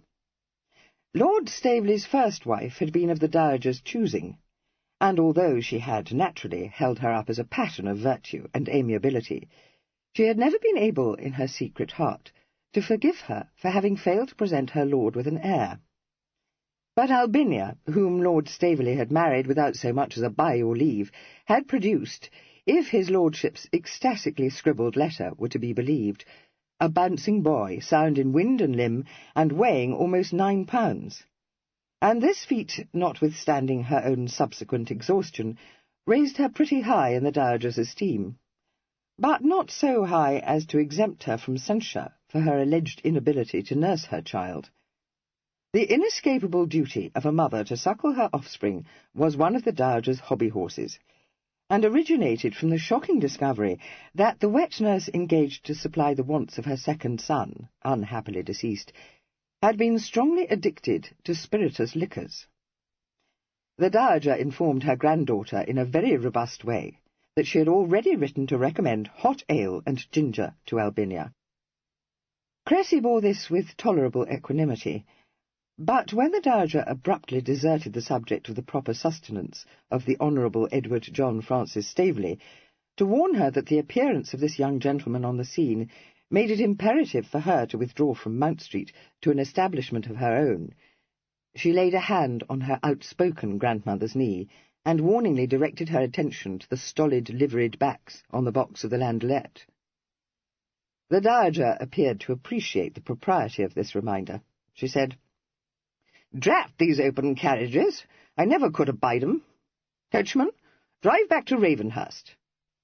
She reinforced this command by digging him in the back with her cane, an indignity which he suffered with perfect good humour, having decided days previously that she was a rare old griffin, full of pluck, and game to the scratch. "I want to talk to you, Cressy," she said grimly. "It's high time you emptied the bag. So we'll go back, and you'll come with me to my room, and give me a round tale before I take my nap." "Yes, ma'am, certainly," responded Cressy, with smiling composure. The Dowager favoured her with a searching glance, but refrained from comment. She beguiled the rest of the drive with roseate plans for the future Lord Staveley's career, in which agreeable occupation she was much encouraged by Cressy. But although this put her into great good humour, it was with marked asperity that she commanded Cressy, as soon as she had removed her sable-plumed bonnet and sunk into the winged chair, thoughtfully placed in her bedroom by her hostess, to declare herself, and without any roundaboutation. "And don't put on any simpering missish airs, girl, for I abominate 'em," she added sharply. "Now that, grandmamma, is most unjust," said Cressy, in deeply injured accents. "I have a great many faults, but I am not a simpering miss." "No," acknowledged the Dowager, always mollified by a fearless retort. "You're not. Come here, child." Cressy obeyed her, sinking down at her feet and folding her hands with a meekness belied by the twinkling look she cast up at her formidable grandparent. "Yes, ma'am," she said innocently. "Baggage," said the Dowager, in no way deceived, but palliating the severity of this remark by pinching Cressy's cheek. "Now you listen to me, girl. You'll find that this brat of Albinia's has put your nose out of joint. So, if you take my advice, you'll bring all this paltering of yours to an end, and accept Denville's offer. I said I wouldn't press you, and I stand by my word. But I know Albinia, and I tell you to your head that if you found her hard to deal with before she gave birth to a son, you'll find her insupportable now that she's puffed up in her own conceit. What's more, she won't rest until she's rid of you. Make up your mind to that. As for your father, he's fond of you, but he won't take your part. He's a weak man. None of my sons ever had an ounce of spunk between them. Took after their father, more's the pity. Bag and baggage policy was all you could look for in any of 'em." "Well, I shouldn't wish papa to take my part, ma'am, or rather, I know that it would be very improper to encourage him to do so." "It wouldn't, Fadge, if you did. If Albinia ain't a shrew, I'm much mistaken." "Impossible," Cressy said, laughing at her. The Dowager's fierce eyes gleamed, but she said, "None of your impudence, miss. Not that I'm often mistaken, for I haven't lived to be an old woman without learning to know one point more than the devil, as they say." Her eyes softened as she looked down into Cressy's face. "Never mind that. I've more fondness for you than for anyone, child, and I want to see you established and happy. I told you at the outset I set no store by Denville's rank or fortune, and no more I would have if I'd discovered him to be the frippery young care-for-nobody Brumby thinks him. Not but what he's a prize catch, and has had 'em all on the scramble for him ever since he's come out. However, I've lived long enough to know that it ain't by any means everything to land a big fish. And not a word of censure would you have heard from me, Cressy, if you'd had a preference for some lesser gentleman, provided, of course, that his birth matched your own, and he was up to the rig." "You like him, don't you, Grandmamma?" said Cressy.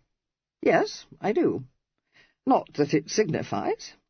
A very proper man, I call him, and one that knows what's o'clock, and ain't afraid to look one in the face, and give one back as good as he gets," the Dowager replied with a dry chuckle. "No want of proper spunk in him, for all his engaging manners. But what I want to know, my gal, is whether you like him." "Oh, yes, I think everyone does," Cressy responded. "He is very charming." "I'd a notion you thought so," remarked the Dowager caustically. "Oh, I do, but I'm not very well acquainted with him yet, you know," said Cressy pensively. "I know nothing of the sort," declared the Dowager, staring down at her under frowning brows. "Pray, how much better acquainted with him do you expect to be, miss?" "Much better, ma'am. But however well acquainted with him I may be, I shall never marry him."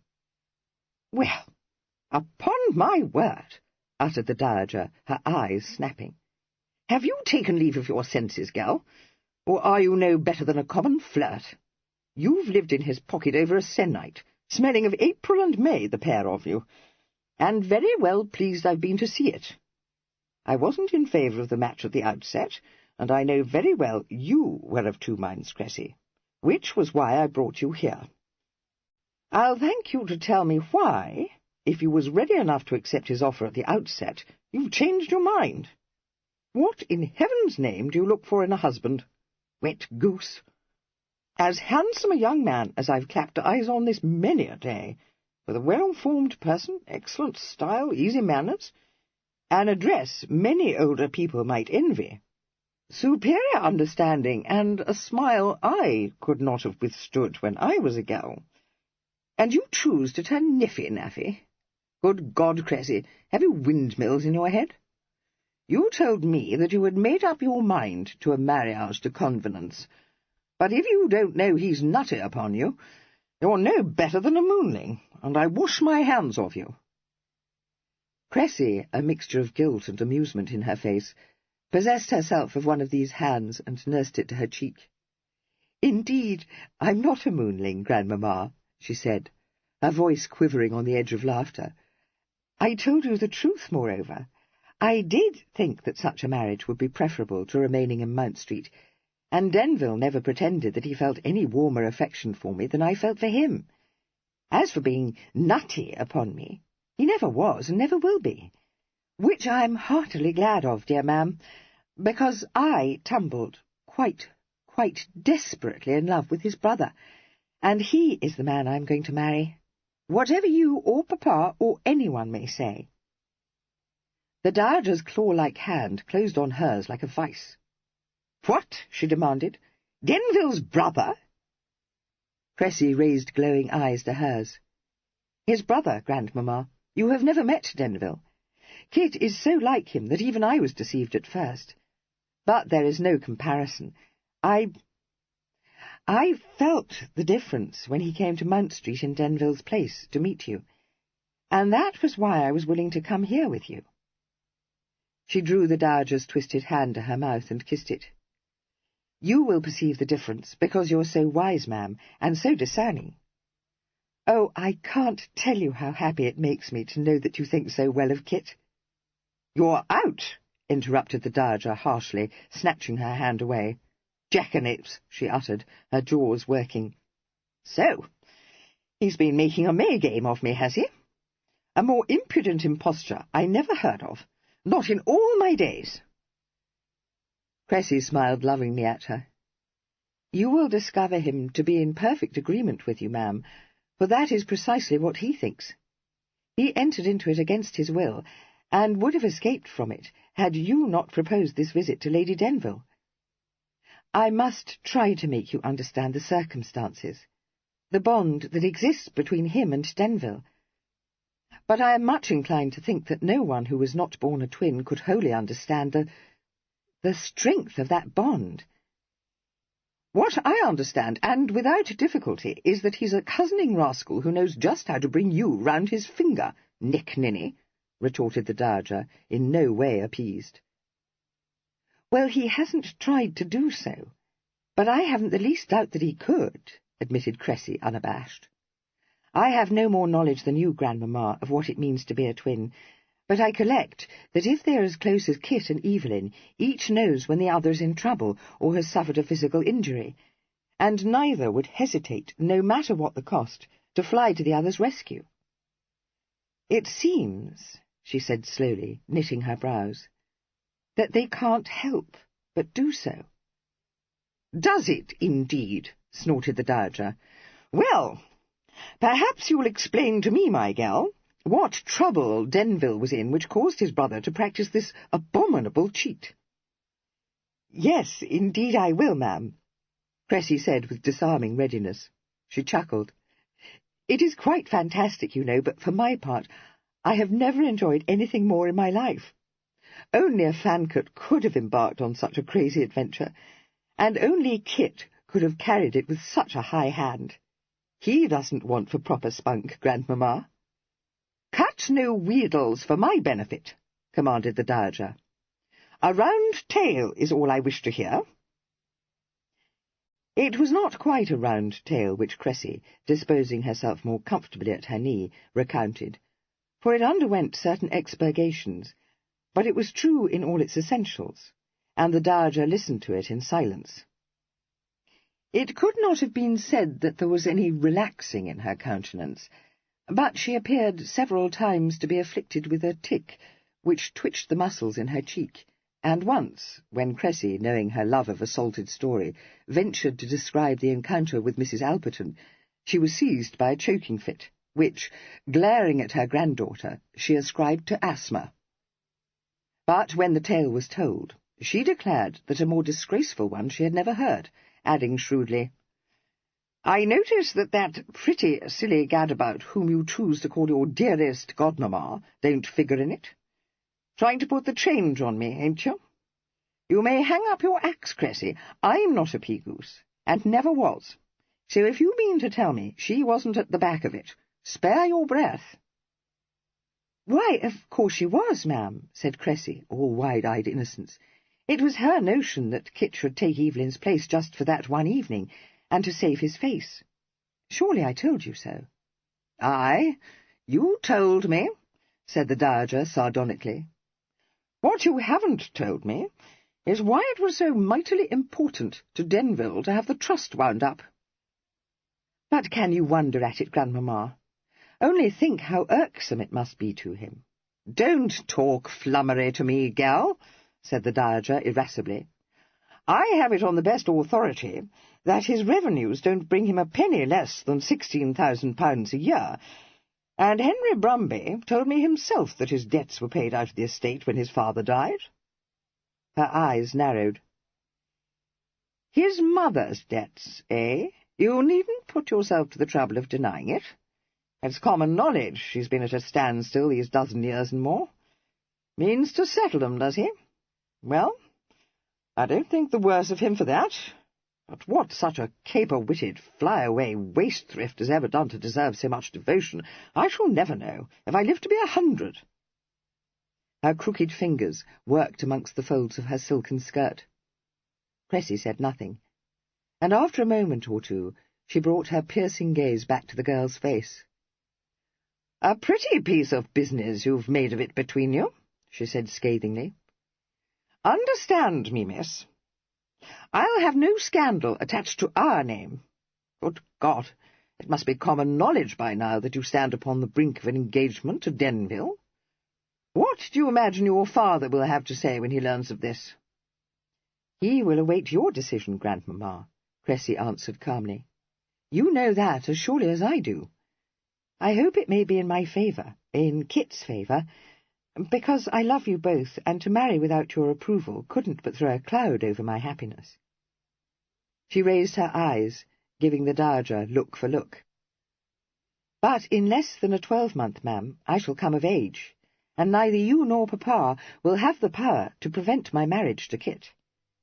If, said the Dowager, after a pregnant silence, I had ever dared to speak so to my grandmother, I should have been soundly whipped and confined to my bedchamber on bread and water for a se'nnight. The gravity vanished from Cressy's face. No, would you, ma'am? How very brave your parents must have been. Hussy, said the Dowager, putting up her hand to hide her quivering mouth. Don't think you can come over me with your impertinence. Pull the bell. I am out of all patience with you, and fagged to death as well. Look at the time. I should have been laid down on my bed half an hour ago. Not an hour left before I shall be obliged to rig myself out for dinner, and not a wink of sleep shall I get, thanks to you, you ungrateful, abandoned, unnatural baggage. Go away. And don't flatter yourself that you've won my support, because you haven't. Retiring discreetly from the presence, Cressy closed her eyes in momentary thankfulness before running down the stairs in search of Mr. Fancot. Admirably though she had concealed it, it had been with considerable trepidation that she had admitted the Dowager into the secret of the hoax practised upon her. The result of her disclosure had, so far, been more hopeful than she had allowed herself to expect. At no time had she indulged her fancy with the thought that her tyrannical grandparent would instantly bestow her blessing on a union which, besides being undeniably inferior to the one first submitted for her approval, bore all the signs of being attended by exactly the sort of scandalous on-dits which were most obnoxious to a high-bred dame of her age and generation. She had rather entertained a lively fear that the Dowager would fly into a towering rage, which might even impel her to sweep herself and her granddaughter off to Worthing that very day. She had certainly, and justifiably, taken a violent pet. But to Cressy's experienced eye, no thought of proceeding to extremes had so much crossed her mind. Even more significantly, and very much to Cressy's relief, she had not instantly summoned her hostess to account for her perfidy. Instead, and in a querulous voice which belonged to a vexed and bewildered old lady rather than to an infuriated despot, she had abused her erring granddaughter, not for having lent herself to a disgraceful hoax, but for having caused her to lose half an hour's sleep. Grandmamma, thought Cressy shrewdly, wanted time for reflection, and that circumstance alone was enough to encourage optimism in the initiated. The battle was by no means won. Grandmamma might yet prove hard to handle, but she had undoubtedly been amused by certain aspects of the outrageous story unfolded to her, and equally undoubtedly she had taken a strong fancy to Mr. Christopher Fancot. In Cressy's judgment, all now depended upon that resourceful gentleman's ability to discover a discreet way of extricating himself and her from a situation which gave every promise of affording the ton matter for unlimited gossip and conjecture. She ran him to earth in the library, but he was not alone. Even as she spoke his name, she saw that Sir Bonamy was present, and she drew back, murmuring an apology. Kit was standing with his hand on the back of a chair, confronting Sir Bonamy, seated on a sofa, his hands on his knees, and an expression of resignation on his countenance. Kit turned his head quickly, saying in rather an odd voice, "Don't go, Cressy. Sir Bonamy knows the truth about us, and won't object, I believe, to my disclosing to you the unexpected news which he has just broken to me." "No," said Sir Bonamy, preparing to heave himself to his feet. "No sense in objecting to it. Mark me, if it ain't all over the county before the cat can lick her ear." "Pray don't get up, sir," Cressy said, coming across the room to lay a restraining hand on his arm. "What is this news? Don't keep me on tenterhooks, Kit. I concede that it is good news." Mr. Fancot's eyes narrowed in sudden suspicion. He said in a measured tone, "Sir Bonamy informs me that my mother has accepted an offer of marriage from him." "No!" cried Cressy. "Is it so, indeed? Oh, my dear sir, let me be the first to felicitate you." Much obliged to you. Hardly know whether I'm on my head or my heels. But I don't need to tell you I'm the happiest man on earth. That, said Sir Bonamy doggedly, goes without saying. Of course it does. It must seem to you like a fairy story. Aye, that's it. Sort of thing one never thought would happen to one. What I mean is, he corrected himself hastily, something I'd ceased to hope for. Kit had been looking decidedly grim, but Cressy, stealing a glance at him, was relieved to see that his ready sense of humour had been roused by the dejected picture presented by his parent's successful suitor, softening the lines about his mouth and bringing the laughter back into his eyes. But he said, with perfect gravity, "You must find it hard to realize your good fortune, sir." "Yes, well, I do," confessed Sir Bonamy. "At my time of life, you know, a thing like this takes some getting used to. Yes, and another thing. I can't but ask myself if your mother will be happy married to me.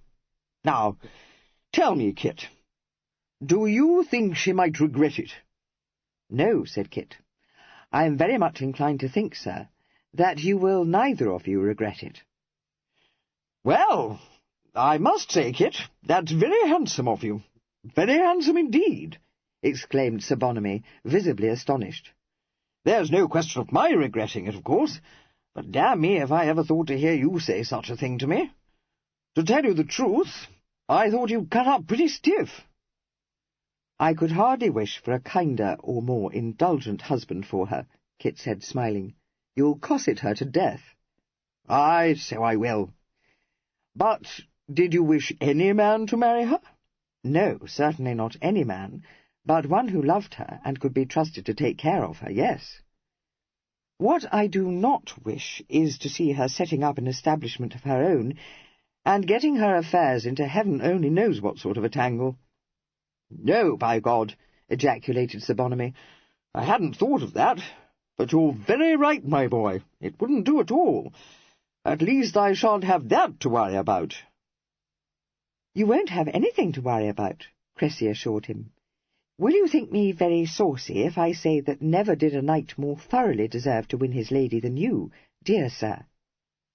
"No, no," protested Sir Bonamy, much discomposed. "Nonsense! Very obliging of you to say so, but no such thing. As a matter of fact, I'm a baronet."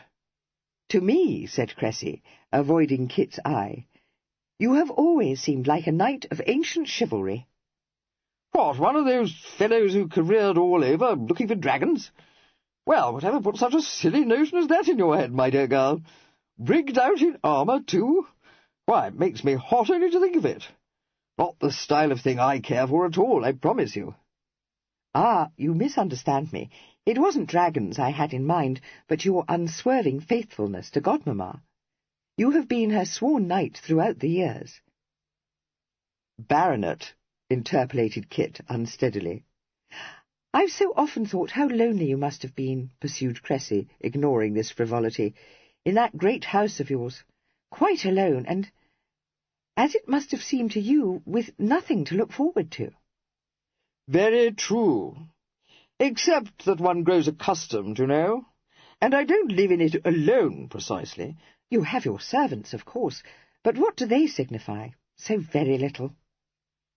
Sir Bonamy, who employed an enormous staff, which included 3 cooks wholly indispensable to his comfort, thought that they signified a great deal, but refrained from saying so. "But now how different it will be." "I know it will," he agreed with a deep sigh. "And, oh, how you will be envied," she said, hastily changing her note. "They will be ready to murder you, all Godmamma's disappointed suitors. I can't but laugh when I picture to myself the chagrin of certain of their number when you walk off with her from under their noses." It was plain that this aspect had not previously occurred to him. He considered it, puffing out his cheeks a little, as he always did when anything pleased him. "Yes, by Jupiter," he said, "they will be ready to murder me. The loveliest, most sought-after woman in the ton, and she chose me. A triumph, that, eh? Lord, I'd give a monkey to see Louth's face when he reads the advertisement. He'll be ready to murder me if you like. A less agreeable thought occurred to him. He said gloomily, Yes, and I know of someone else who'll be fit to cut my liver out, and that's young Denville. I was forgetting him. Kit, if this marriage was to cause a breach between him and your mother, she'd break her heart, and I'd give her up sooner than do that. Don't worry, sir, it won't, Kit replied. I can't promise that Evelyn will take very readily to the marriage, but never fear, he'll come round, and under no circumstances would he become estranged from Mamma. That you may depend on. I dare say you know best, said Sir Bonamy, accepting his fate. He rose ponderously to his feet. Time I went up to change my dress. We don't change this evening, sir. General Oakenshaw drove over an hour ago to pay his respects to my mother, and she has persuaded him to remain to dine here. You don't mean it. Why, I thought that old Spider-Shanks had gone to roost years ago, exclaimed Sir Bonamy. Well, well, what a day this has been. One surprise after another. I won't put on my evening rig, but I must change my coat. And I don't know but what I won't take a little rest before dinner, just to pluck me up, you know. And perhaps a cordial, suggested Kit. No, I don't want a cordial. The thing is that I've had a lot of excitement today, which I ain't accustomed to, and I feel a trifle fagged. A short nap will set me to rights again. As you wish, sir, said Kit, holding open the door for him and bowing him out of the room. Shutting it again, he turned to find that Cressy had collapsed into a chair, in fits of laughter. She uttered between gusts, Oh, Kit! Oh, Kit! I thought I should die! Poor Sir Bonamy! You and your knights, he said. That sent her into a fresh paroxysm. Baronets! She wailed. Wretch that you are! That was nearly my undoing. Oh, don't make me laugh any more. It positively hurts. She mopped her eyes. But it will be a happy marriage, won't it? When he has accustomed himself to the idea. I should think it might well be, if he can be brought up to the scratch. What I want to know, my love, is whether this was one of Mamma's knacky notions, or yours. Out with it now. Kit, how can you suppose that I would venture to suggest to Godmamma that she should marry Sir Bonamy, or anyone else? I don't. But I strongly suspect that it was you who put the idea into her head. Well? Her mirth ceased. Not quite that. I own, however, that it did spring from something I said, and that I hoped it might. Are you vexed with me? I don't know. No, of course I'm not, but... Cressy, is she doing this for Evelyn's sake? Not entirely. I think for her own as much as his. I can't tell you what passed between us, for what she said to me was in confidence. I will only tell you that I found her in great distress, and discovered that she meant to make a perfectly dreadful sacrifice for Evelyn, and when I left her she was wearing her mischief look. Kit, I do most sincerely believe that she will be happy. She is very fond of Sir Bonamy, you know, and always on comfortable terms with him. And above all, she must not live alone. You yourself said so. You had her quite incurable extravagance in mind. But what has been very much in my mind is my conviction that she would be miserably unhappy. Yes, I feel that too. But what of Ripple? You wouldn't describe him as radiant, would you? She laughed.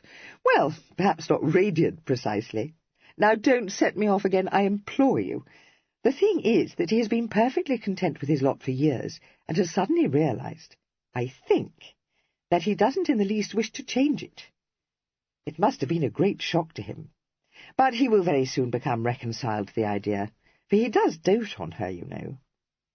He will be very proud of her, too, and positively revel in squandering enormous sums on her.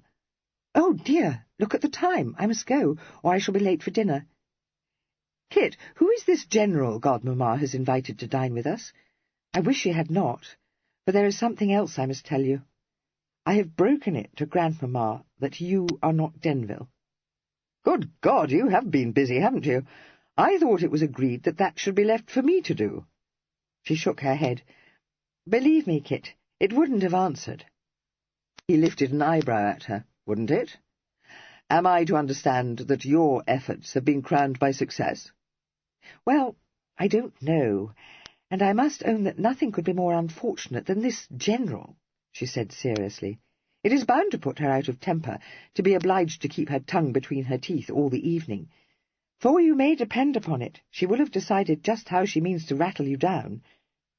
However, there's no denying that she has a pronounced taunt for you, and I am very hopeful that if you can but hit upon a scheme to bring us all off from this mingle-mangle without anyone's knowing what really happened, she will be very much inclined to relent."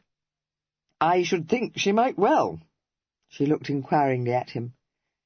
"I must own that it seems very difficult to me, but I wondered if you have already some such scheme in your mind." "Have you?" "Frankly, my loved one, no." "Oh," she said, slightly dashed.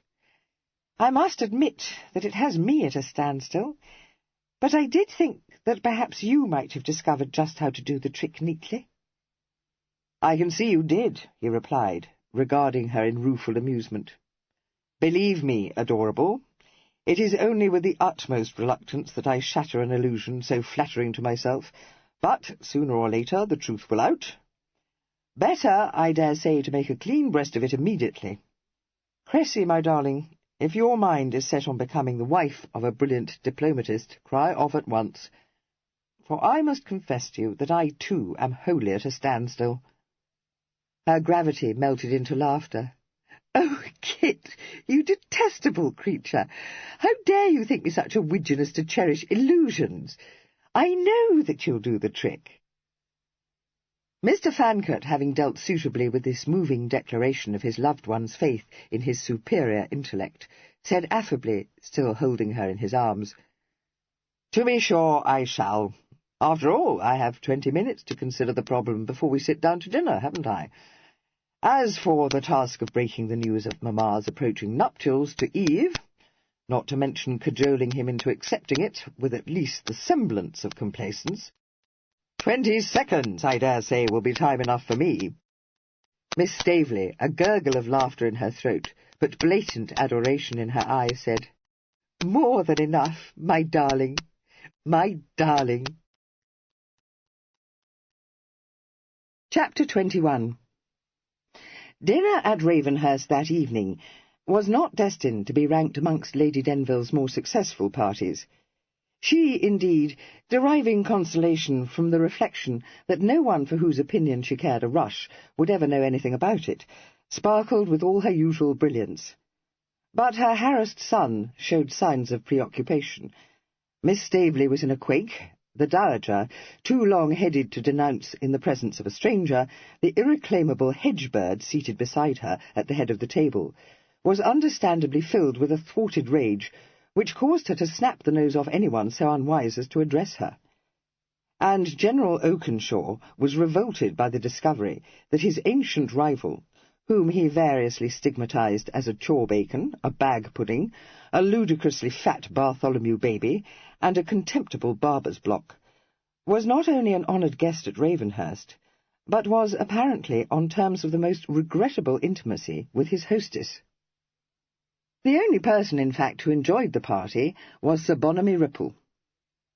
He had joined the rest of the company without the smallest expectation of enjoyment. The recuperative nap to which he had pinned his faith had been denied him. He had been unable to close his eyes, and he arose from his uneasy couch feeling as blue as Megrim, and much inclined to suspect that he had received notice to quit. But when he entered the saloon in which the remaining members of the party were gathered, his sinking spirits revived. Lady Denville, ravishingly beautiful in a golden satin gown, came towards him, bewitching him with her lovely smile, and murmuring, as she held out her hands to him, "Bonamy, my dear." "Amabel," he breathed. "Well, upon my word, exquisite, my pretty, exquisite." "Truly? Then I am satisfied. No one is a better judge than you of what becomes me." He was so much overcome by this tribute that words failed him, and he was obliged to content himself with kissing both her hands. Straightening himself from a bow, which caused his Cumberland corset to creak ominously, he became aware of General Oakenshaw, and realized with immense satisfaction that that distinguished gentleman was observing this passage with blatant revulsion. From that moment his subsequent enjoyment of the evening was assured. Raising his quizzing-glass to his eye, he ejaculated, "God bless my soul! Oakenshaw!" Then, allowing his quizzing-glass to fall, he surged forward, holding out his hand and saying, with an apologetic air which deceived no one, "My dear sir, you must forgive me for not immediately recognizing you. But when one begins to grow old, you know, one's memory fails. How many years is it since I last had the pleasure of shaking your hand? Ah, well, best not to inquire too closely into that, eh?" "My memory has not failed," countered the General. "I recognized you the instant you came into the room. Still as fat as a flawn, I perceive." "No, no, my dear old friend," said Sir Bonamy with unabated joviality. "It is like your kind heart to say so, but I am much fatter than that. But you haven't changed a jot. Now I look at you more closely, I see that you are still the same old— what was it they used to call you? Sheep-biter? No, what am I thinking of? That wasn't it. Spider-Shanks. Aye, how could I have forgotten? Spider-Shanks." This interchange, while it wonderfully refreshed Sir Bonamy, afforded no pleasure at all to anyone else, with the possible exception of the Dowager. She, indeed, uttered a sharp crack of laughter, but whether this arose from amusement, or from an unamiable wish to vent her spleen on someone, whether she was acquainted with him or, as happened to be the case, had never met him before in her life, was doubtful. By the time dinner came to an end, even Lady Denville, whose delightful insouciance had been maintained without apparent effort throughout the meal, felt that the sooner her courtly but ancient admirer took his departure, the better it would be for everyone. And she issued a softly spoken direction to Norton to bring in the tea-tray not a moment later than 8:30. Since Cressy had been unable to warn her that the Dowager was in possession of her guilty secret, she was unprepared to meet the attack mounted against her by that formidable octogenarian, the instant the door of the long drawing-room had been shut, and made no attempt to defend herself. All she did was to bow her shining head before the storm, saying wretchedly, I know, but indeed I never meant to cause so much trouble. It was my fault, all of it. Say what you like to me, ma'am, but pray don't lay the blame at poor Kit's door." In the event, this spiritless behaviour stood her in excellent stead, as Cressy, on the brink of picking up the cudgels in her defence, providentially realized. The Dowager said crossly, "For heaven's sake, don't start to cry, Amabel. You're a pea-goose, and always were, and that's all there is to it. As for your precious Kit, you may leave him to fight his own battles. He has enough effrontery for anything."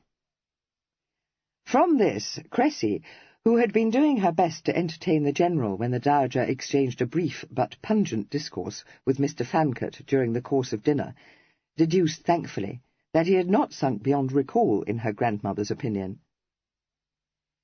"I have something to say to you, young man," had said the Dowager, in a voice that was not less intimidating for being discreetly lowered. "I know it, ma'am," he had responded. "I only wish that I could think of anything more to say to you than, 'Forgive me,' but I can't." "I collect," she said, glaring at him, "that you fancy you have only to smile at me to bring me round your thumb." "Indeed I don't," he replied, looking startled. "Just as well. Next you will have the audacity to say you regret your conduct." No, ma'am. You are far too much up to snuff to swallow such a plumper as that. How could I regret it?" "For 2 pins," she informed him, "I'd box your ears, Master Jack-sauce." That was the sum of their interchange. There was nothing in the scathing glance the Dowager cast at Mr. Fancot to encourage him to suppose that she was at all mollified. But when the gentleman later entered the long drawing-room, it was noticeable that there was a hint of softening in her eyes when they rested on the reprobate's well-formed person. The General showed no disposition to outstay his welcome. Pleading a 15-mile drive, he took his leave as soon as he had drunk 1 cup of tea. Kit escorted him downstairs to his waiting carriage, and was just about to tell Norton to send Fimber to him, when he perceived that that faithful, if censorious henchman was standing on the half-landing, where the graceful staircase branched to the left and right. "Good, I want you," he said, treading swiftly up the stairs, and grasping Fimber by the arm. "Fimber, I must have a word with my brother," he said under his breath. "I told him 10 o'clock, but her ladyship ordered tea to be brought in earlier, and the coast should be clear in a very few minutes. Go down to the cottage, will you, and bring his lordship up to my room." "His lordship, Mr. Christopher," said Fimber, "as I was about to tell you, is already in your room, or, as I should say, his own room." Having delivered himself of this reproof, he unbent, saying confidentially, "Which was imprudent, sir, as I told him, but can you wonder at it, knowing what he is, and the way Mrs. Pinner frets him to fiddle-strings, carrying on as if he was in short coats, and scolding, as I am sure I should think it very improper to do." "Well, that's a new come-out," retorted Kit. "Let me know when Norton has taken away the tea-tray, you old humbug." He found his twin moodily flicking over the pages of the latest number of the Gentleman's Magazine. Evelyn looked up quickly, his frown changing to a smile. "Now don't scold, Kester. I've had enough of that from Fimber. Talk of jobations! When it came to a glass of hot milk before being tucked up in bed at 8 o'clock, there was nothing for it but to escape from Pinny." He rose and began to pace restlessly about the room. "I've thought till my brain reels, Kester, but it's hopeless." "Oh, no, it isn't," replied Kit. "Something has happened which entirely alters the situation. Tell me one thing, Eve. If you were not faced with the burden of our treasured parents' debts, and you were free to marry Miss Ascombe, would you be prepared to endure the trust until such time as it may take you to convince my uncle that you are very well able to manage your own affairs?" "Yes, I dare say. But since I am faced with that burden—" "No, you're not, brother," interrupted Kit. "Oh, am I not?" said Evelyn, a flash in his eyes. "I've already told you, Kester, that I will not, under any circumstances whatsoever, permit you to saddle a responsibility which is mine, and mine only." "I'm not going to saddle it, so come down from your high ropes. Now listen, Eve. I have some news for you, which I know very well you won't like, but which you must stomach. Mamma has accepted an offer of marriage from Ripple." "What?" Evelyn exclaimed thunderously. "It isn't possible." "You'd have been even more incredulous had you been present when he made the announcement to me. Lord, Eve, I wish you had been present. He couldn't have been cast into greater gloom if he had received a death sentence. My own view of the matter is that it wasn't he who made the offer, but Mamma." "Oh, my God, no," Evelyn said, shuddering. "How could she do such a thing? How can you, Kester, think that I would let her make such a sacrifice? Just what sort of a contemptible skirter do you believe me to be? Don't spare me." "I shan't, if you don't stop behaving like a tragedy, Jack," replied Kit. "For God's sake, twin, take a damper." "I didn't relish the notion either, but it will do, you know. I haven't lived with Mamma for as long as you have, but for long enough to realize that she's no more fitted to live alone than a babe unborn. I know you think she'll continue to live with you, but you may take it from me that she won't. Well, what do you imagine will be the outcome if she sets up an establishment of her own?" I know, Kester, but I should rather think you might. Now consider what her life will be if she marries Ripple." Their eyes met and held across the space that lay between them, Evelyn's holding an arrested look, Kit's very steady. It was he who broke the silence. "We always thought him a bobbing block, didn't we, Eve? Well, so he is. But he's been a pretty firm friend to Mamma. He isn't in love with her now, but Cressy's right when she says that he dotes on her. There's very little he wouldn't do for her, and the more she wastes the ready, the better pleased he'll be. Furthermore, Twin, he'll take better care of her than ever you or I could. I fancy that such loose fish as Louth will be speedily put to rout." There was a long silence. "If I thought that she would be happy—" "Oh, no, Kester, no, she's doing it to smooth my path, and for no other reason." "Yes, I think she is," agreed Kit imperturbably. "But if you imagine that she's sacrificing herself, you're fair and far off. It's Ripple who is the sacrifice. Mamma's in high gig.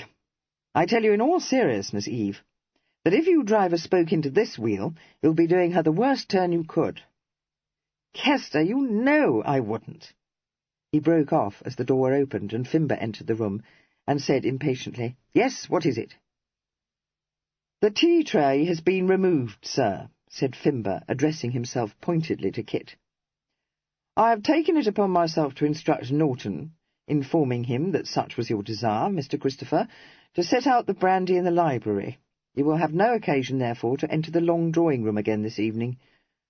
I should perhaps add that, according to what he tells me, Lady Staveley has not yet retired, but is playing piquet with Sir Bonamy. I shall hold myself in readiness to accompany his lordship to Mrs. Pinner's cottage in due course." "That," said Evelyn bitterly, as Fimber withdrew, "is what I have to endure." "What now, Kester?" "Now," said Kit, "you are going to meet Lady Staveley, God help you.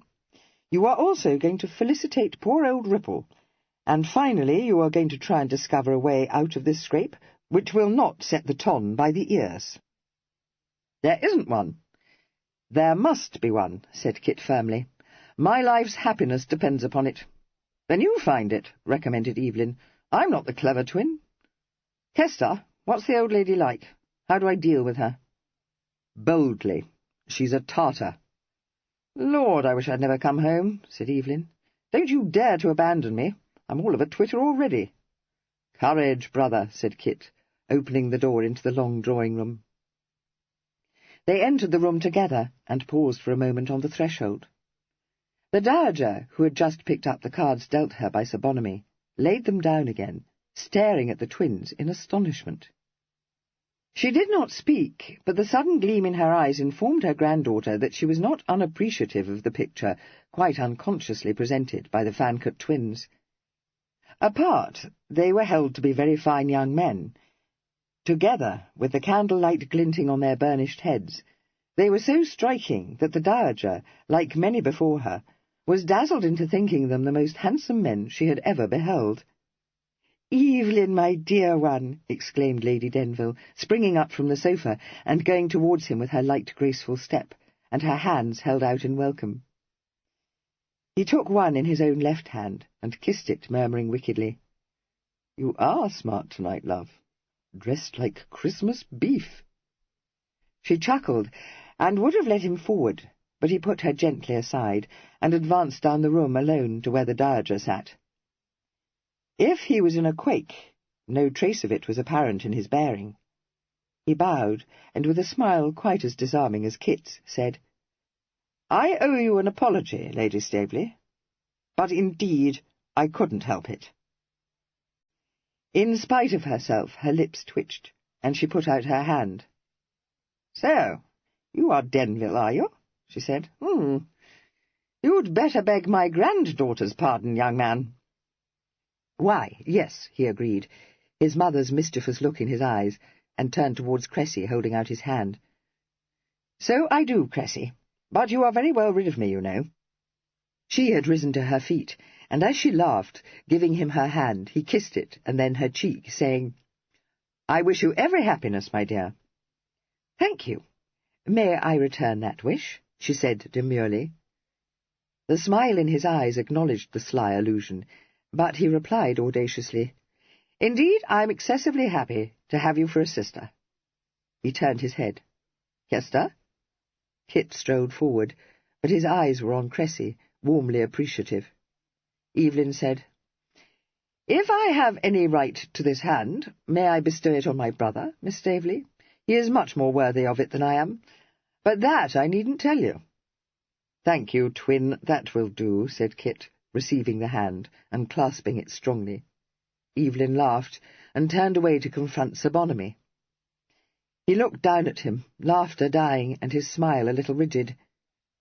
"Kit tells me, sir, that I must offer you my felicitations." Sir Bonamy, regarding him with all the wariness of one faced with a cobra, said, "Yes, very much obliged to you, Denville. That is, if you have no objection." "Eh?" exclaimed the dowager. She looked sharply from Sir Bonamy to Lady Denville. "So that's it, is it? Upon my word." "Yes, ma'am," corroborated Lady Denville sunnily. "That's it. Sir Bonamy has done me the honour to ask me to marry him, and I have accepted his offer." "You have you? Well," said the dowager trenchantly, "if that's so, it's the only sensible thing I've ever known you do, Amabel." Sir Bonamy, paying no heed to this, seized the opportunity to say, in an urgent undervoice, "Not if you dislike it, Denville.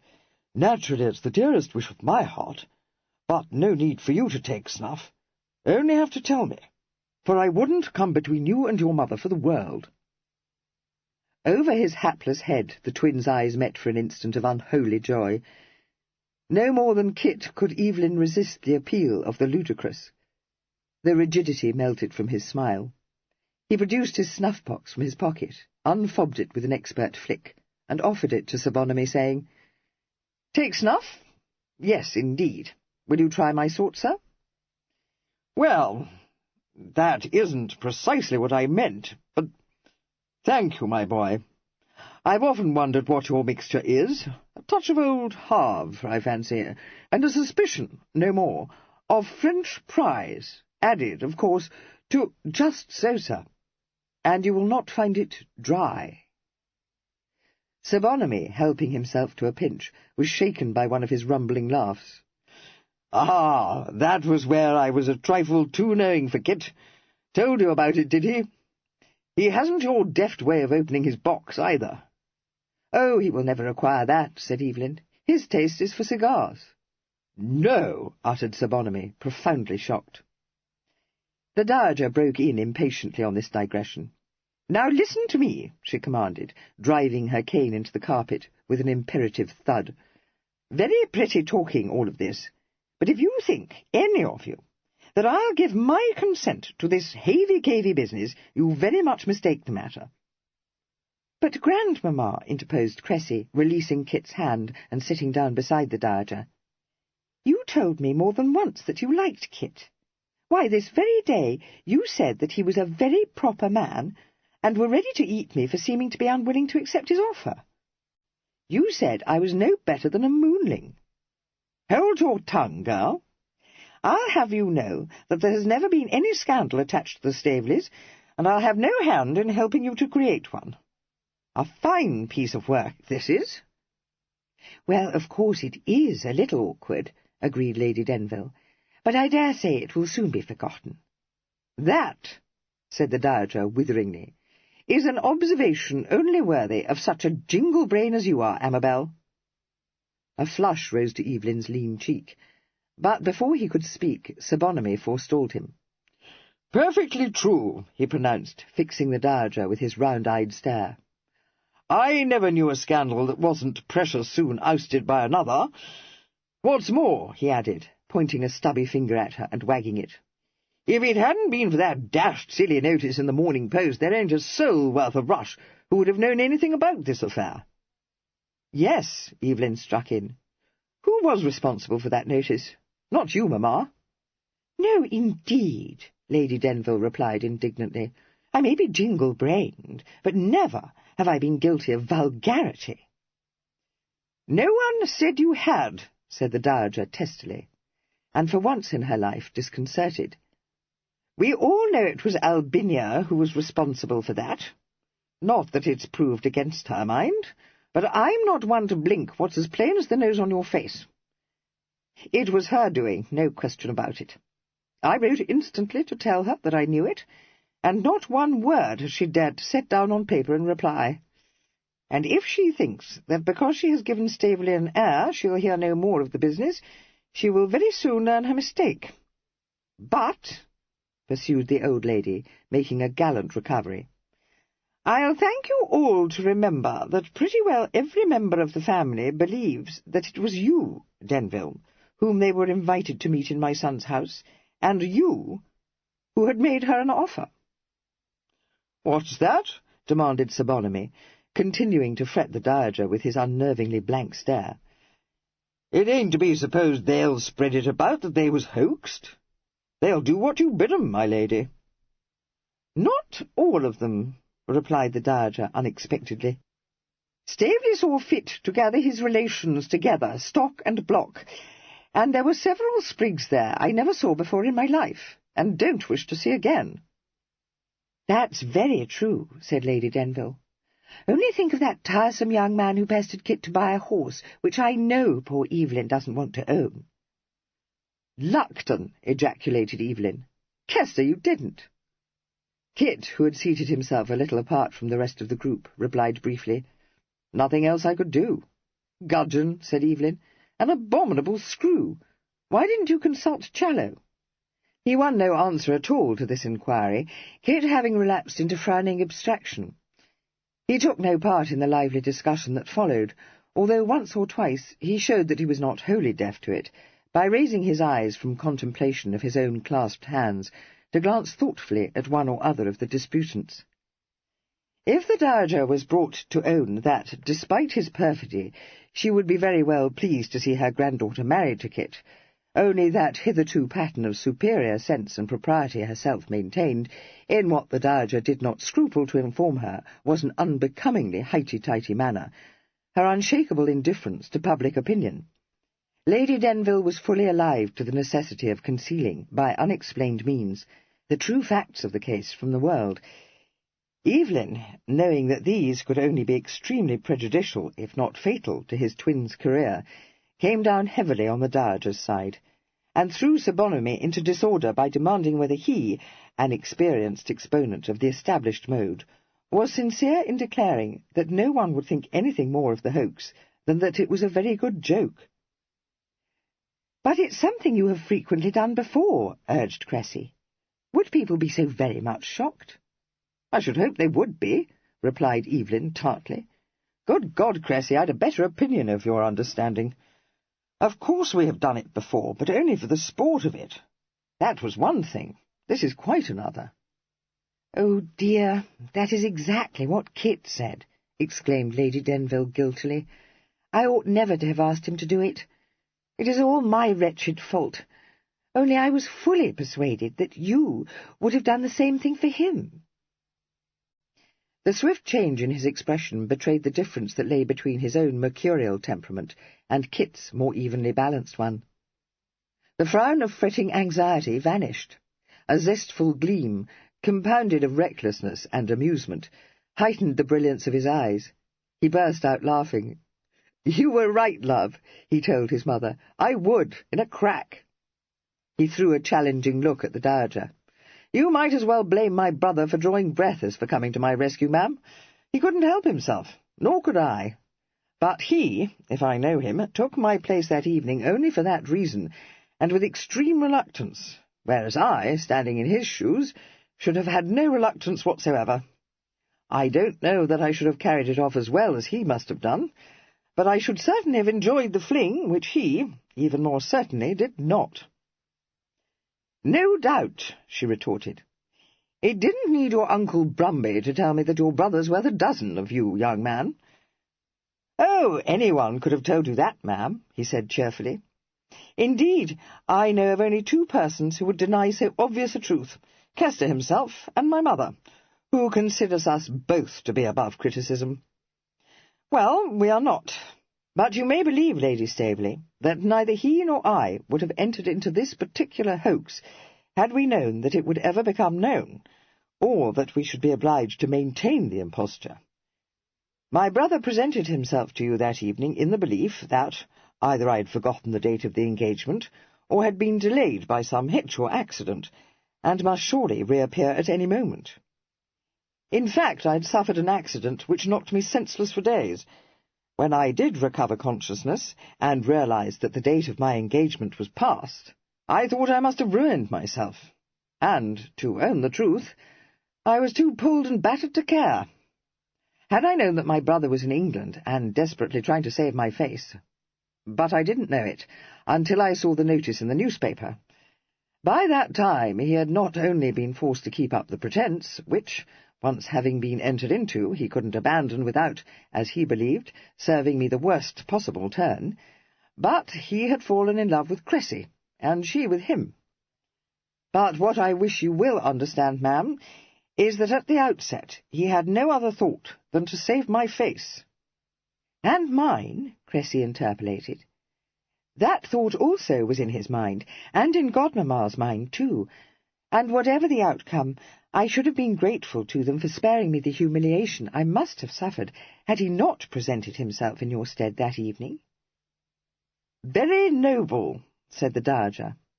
She added, in the querulous tone of a very old lady rapidly approaching exhaustion, I don't want to hear any more of your glib-tongued pittle-pattle. Find a way out of this abominable scrape that won't set every tongue wagging, and Cressy may marry your brother with my good will. And that's my last word. Well, if that's so, a way must be found, said Evelyn. But the only way I can see is for Kester to continue to be me, and for me to be him. The Dowager threw him a contemptuous glance. Cressy laughed, and Sir Bonamy paid no heed. But Lady Denville said earnestly, No, no, dearest, that would never do. Only think how awkward it would be for you in Vienna, trying to make everyone believe you were Kit, when I dare say you don't know anything about foreign affairs, or even who anyone is. For heaven's sake, don't be such a widgeon, snapped the Dowager, quite exasperated. And if you can think of nothing better to do in this pass, Denville, than to cut silly jokes— Not at all, said Evelyn incorrigibly. Kester could perform his part without the least difficulty, but Mamma is far from being a widgeon. She has detected in a flash the flaw in my scheme.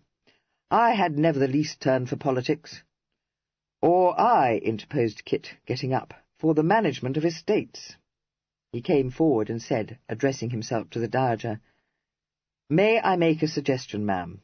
I know how tired you must be, but I think it's just possible that there is a way out of the tangle. Ah, breathed Cressy, raising her eyes to his in a glowing look of confidence. I knew you would find it. Oh, I knew it, my dearest dear. Chapter 22. Well, it's to be hoped he has, said the Dowager irascibly. But of course he has, said Evelyn, shocked by her evident want of faith in his twin's ingenuity. Go on, Kester, tell us. Kit could not help laughing, but he coloured a little and said, I will, but I'm afraid the scheme I have in mind is pretty makeshift. I think it covers all the difficulties, but I may have left something out of account. The devil of it is that there are so many of them. He glanced round the circle. Well, it seems to me that the most urgent need is to restore Evelyn to his rightful position. That can't be accomplished here, but I see no reason for him to bury himself in Leicestershire. He need go no further than to Hill Street. Brigg won't suspect anything, for he's a great deal too short-sighted, and I fancy Dinting won't either, because I took good care to keep out of her way when I was in Hill Street myself. What about my shoulder? Interrupted Evelyn. How are the London servants to know when or how you broke it? They do know here, so you'll overturn that phaeton of yours tomorrow on your way to London, which will account for your arrival in a hired chaise. Now hold a minute, Kester, said Evelyn. What the devil should I be doing jauntering up to London when I'm known to be entertaining guests here? Dash it, even my uncle wouldn't believe I was as freakish as that. You are going up to London to meet me, twin. I shall send Challow to fetch the letters from the receiving office tomorrow, and he will bring me a packet letter from myself. Whereupon Mamma will be cast into transports, and I, faithfully imitating your well-known impetuosity, Eve, shall set out for London in your curricle, taking Challow with me, and picking you up at Pinny's cottage. There you'll take his place, and we'll hope to God we can get to East Grinstead without anyone's recognising you." "I'll keep my hat over my eyes and wind a muffler round my chin," promised Evelyn. "What's the significance of East Grinstead?" "Well, you don't ever stop for a change there, do you?" "What, a bare 6 or 7 miles from here? No, of course I don't." "So, however well they may know you at the toll-gate, they don't know you at the posting-houses. I propose to leave the curricle at one of them, and to accomplish the rest of the journey in a job chaise. Challow will have to walk to East Grinstead as soon as it begins to get dark, and drive the curricle up to London tomorrow. Fimber will follow us with your baggage. No difficulty about that. I must remember to ask him where he deposited my own baggage, by the by. You'll set me down when we get to London, and arrive in solitary state in Hill Street, where, in due course, I also shall arrive in a hack, having, for some inscrutable reason, journeyed up from the coast on the stagecoach." "Not the stage, the mail," interrupted Cressy. "Yes, that's much better," Kit agreed. "Thank you, love." "And then?" she asked. "I must see your father and disclose the truth to him. If I can persuade him to pardon the deception and to give his consent to our marriage, I think I can contrive to turn the affair into an unexceptionable romance. If not—" He stopped and said after a moment, "I don't know, Cressy, and can't bring myself to face that possibility." "Well, that don't signify," said the Dowager, who had been listening to him intently. "He'll consent fast enough when he learns that I do." "May I tell him that, ma'am?" "I said you might marry Cressy with my goodwill, if you could find a way out of this scrape without setting tongues wagging, and I'm a woman of my word. How do you mean to do it?" He smiled. "I don't, ma'am. It would be a task quite beyond my capability." "Beyond anyone's, my boy," said Sir Bonamy. "There's bound to be a deal of talk. No getting away from that." "None at all, sir. The only thing to be done is to sell the world a bargain. I beg your pardon, ma'am, to publish a Banbury story, which the tattle-boxes may discuss to their heart's content without doing any of us an ounce of harm." "Another of your hoaxes, eh? I thought as much," said the Dowager, eyeing him with a certain grim respect. "The last one, I promise you," he said, "and only with your approval, ma'am." "You've as much effrontery as your brother," she told him. "Out with it." "Yes, ma'am. Little though any of you may know it, my love for Cressy is of long standing. I met her when I was last in England, and formed an enduring passion for her, which, however, I kept locked in my breast." "Why?" demanded Cressy, blinking in bewilderment. "I knew my case to be hopeless. Your father would not have entertained my suit, nor did I feel that my circumstances were such as would enable me to support you in the style to which you were accustomed." "You were modest, weren't you?" said Evelyn. "Certainly I was. Noble, too, don't you think?" "No," replied Evelyn frankly. "Buffle-headed." "Dear one, Evelyn is perfectly right," said Lady Denville. "You couldn't have been such a goose. Depend upon it, everyone must know that you came into a comfortable fortune when your father died." "Let the boy alone," commanded the Dowager. "Staveley thought it not large enough. I'll attend to that. Go on." "I'm much obliged to you, ma'am. Well, I withdrew, never dreaming that my passion was reciprocated, and that I was dashing Cressy's hopes to the ground." "Oh, Kit, no," Cressy uttered imploringly. "Don't tell me I hadn't the wit to throw out even one lure." "No, no," he assured her. "You had too much maidenly reserve to do so, and far too much pride to let anyone suspect your secret. You resolutely thrust me out of your mind." "No, I didn't. I wondered if Evelyn wouldn't suit me just as well. After all, he's as like as you as he can stare." "That's an even better notion," said Kit approvingly. "We now arrive at the point where we stand on unassailable ground. My godfather died, leaving his entire fortune to me. I built the whole story round that circumstance, because it is precisely what did happen. Naturally, this altered the complexion of the affair. I came home, full of hope, to find you on the brink of becoming betrothed to my brother. We met, our feelings were too strong to be mastered, and either Evelyn discovered us locked in a fond embrace, or we disclosed our touching story to him, whichever you fancy, Eve, whereupon he too succumbed to an attack of nobility, and gracefully retired from the lists. Only if I can also have too much pride to let anyone suspect my secret, stipulated Evelyn. Not even for you am I going to languish with a broken heart, Kester. Sir Bonamy, who had listened in rapt interest to the tale, said, Well, if ever I knew you had it in you, Kit, why, I shouldn't wonder at it if you could write a book or a play or some such thing.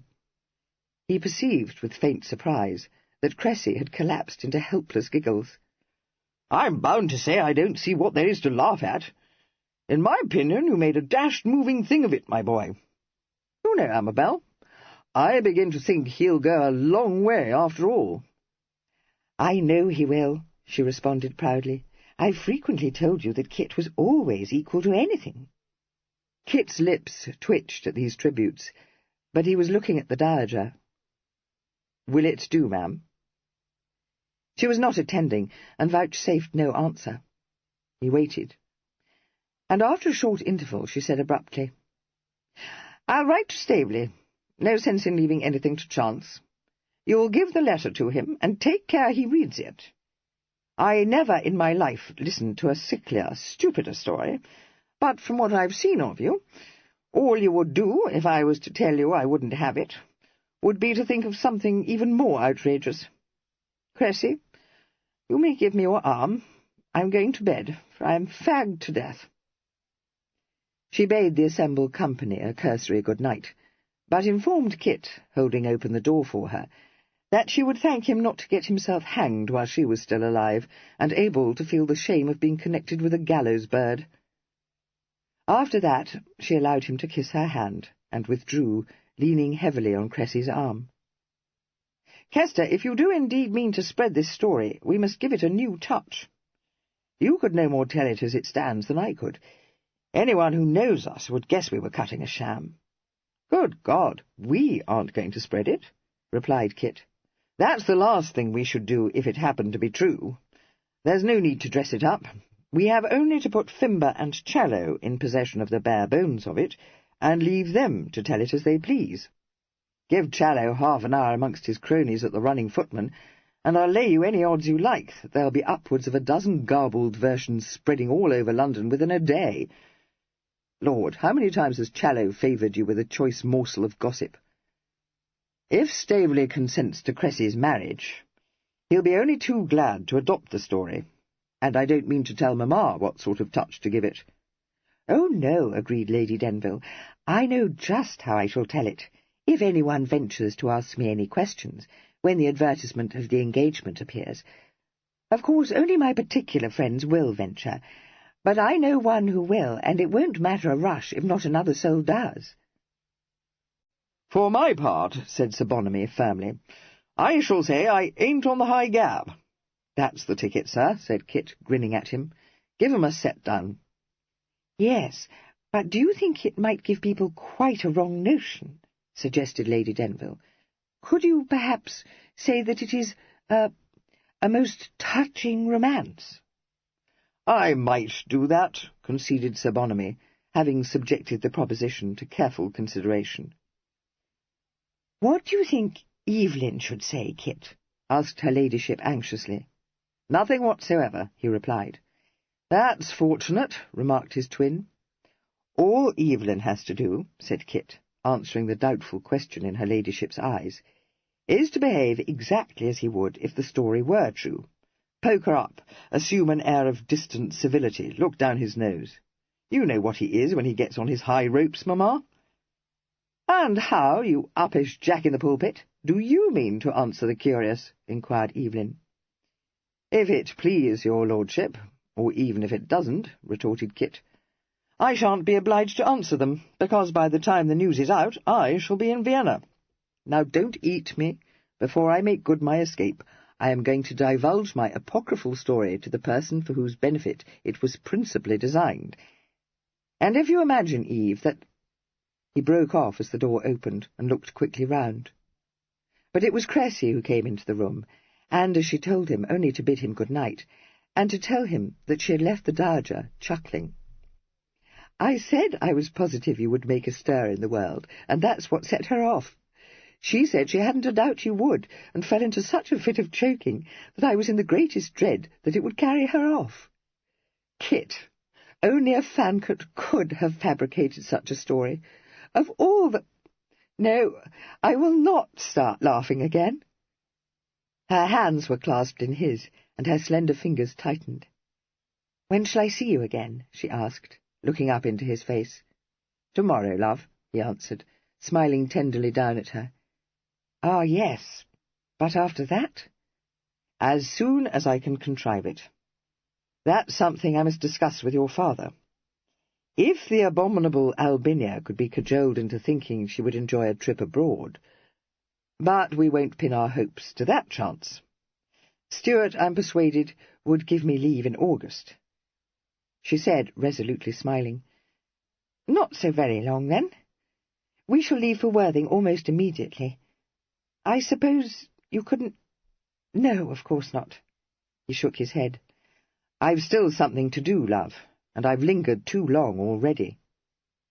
"Cressy, my dear, forgive me if I run away," interposed Lady Denville. "I have suddenly remembered that I have something most important I must say to Evelyn before he goes back to Pinny."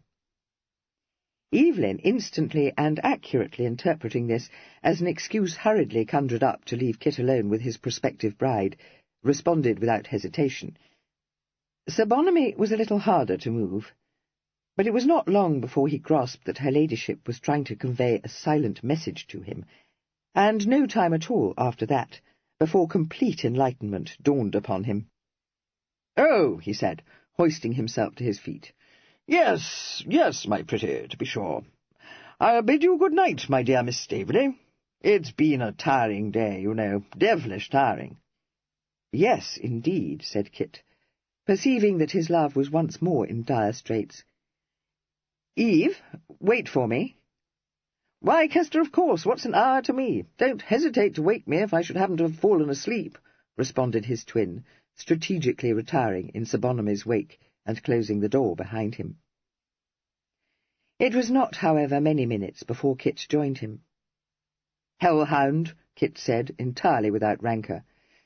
"Eve, I racked my brains to hit upon a way to speed your affair, but it can't be done. The only way to enable us to get there with both feet is for me to marry Cressy before you allow my uncle even to know that Miss Ascombe exists." "I might have guessed you'd stab me at the back," said Evelyn mournfully. "First you tried to usurp my place, then you stole my bride. Kester, remember my shoulder. Remember I'm the head of the family, you unnatural brute." "Will you be serious?" demanded Kit wrathfully. "I swear I will be, if only you won't talk balderdash. Good God, you great gudgeon, I haven't yet so much as made the smallest push even to fix Patience's interest." "I know that, but I know you too, twin. However, it can't be helped, and if you join Mamma in Brighton presently, you won't be so far off that you can't visit the Ascombes, will you?" "No, Kester, I shan't. So, now that's off your mind, let us consider your affairs. I've an uneasy conviction that you should have been in Vienna days ago. Yes?" "Yes," Kit admitted. "I don't think Stuart will cut up stiff, however, so don't tease yourself.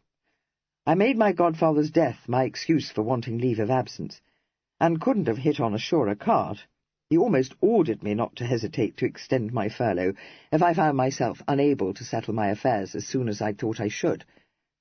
So, as I hadn't the smallest notion where you were, or how long it would be before you reappeared, I took the precaution of writing to him before I left London, telling him that I'd found things in the deuce of a tangle. Never mind that. What I was going to tell you when Cressy came into the room was that the moment I've settled things with Staveley, I'm going to post off to present my uncle with my moving story. That ought to make all tidy." "Make all tidy? You'd ruin yourself with him." "Not a bit of it," said Kit cheerfully. "You think that because you can't deal with him no one can, but that's where you're out. You leave him to me. But for God's sake, Don't forget the part you played in the epic. Perhaps I'd better write it down for you. Perhaps you had, agreed Evelyn. After all, there's no saying what I might do when you aren't here to... Listen. That's not Fimber's step. He got up as a knock fell on the door and prepared to slip behind the bed curtains. Kit strode over to the door and opened it, to find Sir Bonamy standing outside, his nightcap already on his head, and his uncorseted form swathed in his gorgeous dressing-gown. "Oh, it's you, sir," Kit said.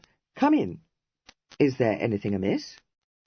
No, I wouldn't say there was anything amiss," replied Sir Bonamy. "The thing is—" He broke off as his eyes fell upon Evelyn. "I thought you was alone," he told Kit. Well, never mind. It wasn't important." Evelyn, stunned by the monstrous figure presented by Sir Bonamy en déshabillé, said faintly, "Don't go on my account, sir. Or shall I go?" No, I haven't anything private to say. I dare say you'll think it of no consequence. Well, no more it is. Just one of those trifling things one gets to thinking about in the middle of the night. And worse. Damn me if I didn't dream I was eating it last night. Never had such a nightmare in my life. I thought I'd have a word with you, Kit, before you go off to Vienna. Well, you've been very civil and amiable, and you've a deal of influence with your mother. And if you would just drop a word in her ear, I would be devilish obliged to you. Mind, I don't mean I shan't like being married to her, because in a great many ways I rather think I shall, but not if she means to give me biscuits and soda-water." "Does she?" asked Evelyn in a shaking voice. "Of course she doesn't," said Kit. "I wouldn't say that," said Sir Bonamy. "You remember her telling me I ought to live on biscuits and soda-water?" "I can't say I do, sir. But if she did, she was only funning, I promise you." "Ah, but you never know what notions a female will take into her head. What's more, they always get their own way. Ask Evelyn if you don't believe me. You ain't much in the petticoat line yourself, I fancy." "Not very much, sir," acknowledged Kit. "I'll take your word for it, however, and won't fail to speak to Mamma." Sir Bonamy, much moved, shook him warmly by the hand, and thanked him with heartfelt sincerity, saying that he could now seek his bed without dreading a recurrence of his hideous nightmare. He then surged out of the room, just as Lady Denville, looking like a water-nymph, in a dressing-gown composed of layer upon layer of diaphanous material dyed every shade of green, emerged from her own bedchamber. He shrank instinctively, but she positively recoiled. "Great heavens! Bonamy!" Overcoming his discomposure, he said, putting a bold face on it, "Not wearing my corsets. I know you don't like 'em. You told me so." Recovering from her initial shock, she floated up to him, laying a fragile hand on his arm and saying, "Dearest friend, you must be mistaken. How could I have said such a thing?" "No, I'm not," asserted Sir Bonamy, fixedly regarding her. "You begged me to give up straight-lacing." "I must have been mad," said her ladyship. "And," continued Sir Bonamy, hope in his eyes, "you said I creaked." "Now that," conceded her ladyship, "I do recall. But don't give it another thought, my dear. I have grown perfectly accustomed to it. Never abandon your Cumberland corset, I beg you." "You know what, my pretty," said Sir Bonamy, care wiped from his brow. "You've taken a weight off my mind. Damn me, I am the happiest man alive. Bless you, my lovely one." Lady Denville, emerging unruffled from an overwhelming embrace, dismissed him in the kindest way to his allotted bedchamber, and joined her sons, saying, as she entered the room, "Poor Bonamy! I am quite shocked to think that I never before realized how much he needs me to take care of him." "I don't think he realizes it either, Mamma," said Kit. "No, not yet, but I promise you he will. Naturally, it came as a dreadful shock to him, but already he is beginning to grow more cheerful. she added, as this drew wails from her distressingly afflicted sons, each of whom was clinging to a heavily carved bedpost. Wicked ones, you are not to laugh at him. Only give me leave to tell him you won't feed him on biscuits and soda water, gasped Kit. At that, her own enchanting ripple of laughter bubbled up. Oh, poor lamb! As though I could be so inhuman. I should think it would kill him. Tell him that I shan't interfere in any way. I shall, of course, but he will never know it, so you needn't scruple to say that, dearest. It was Evelyn who laughed the most at this, and inevitably he whose laughter quite suddenly vanished. He said vehemently, "Don't do it, Mamma, don't do it. You can't. You must know you can't." She replied quite seriously, "That is exactly what I thought myself, when I made up my mind that I would do it. But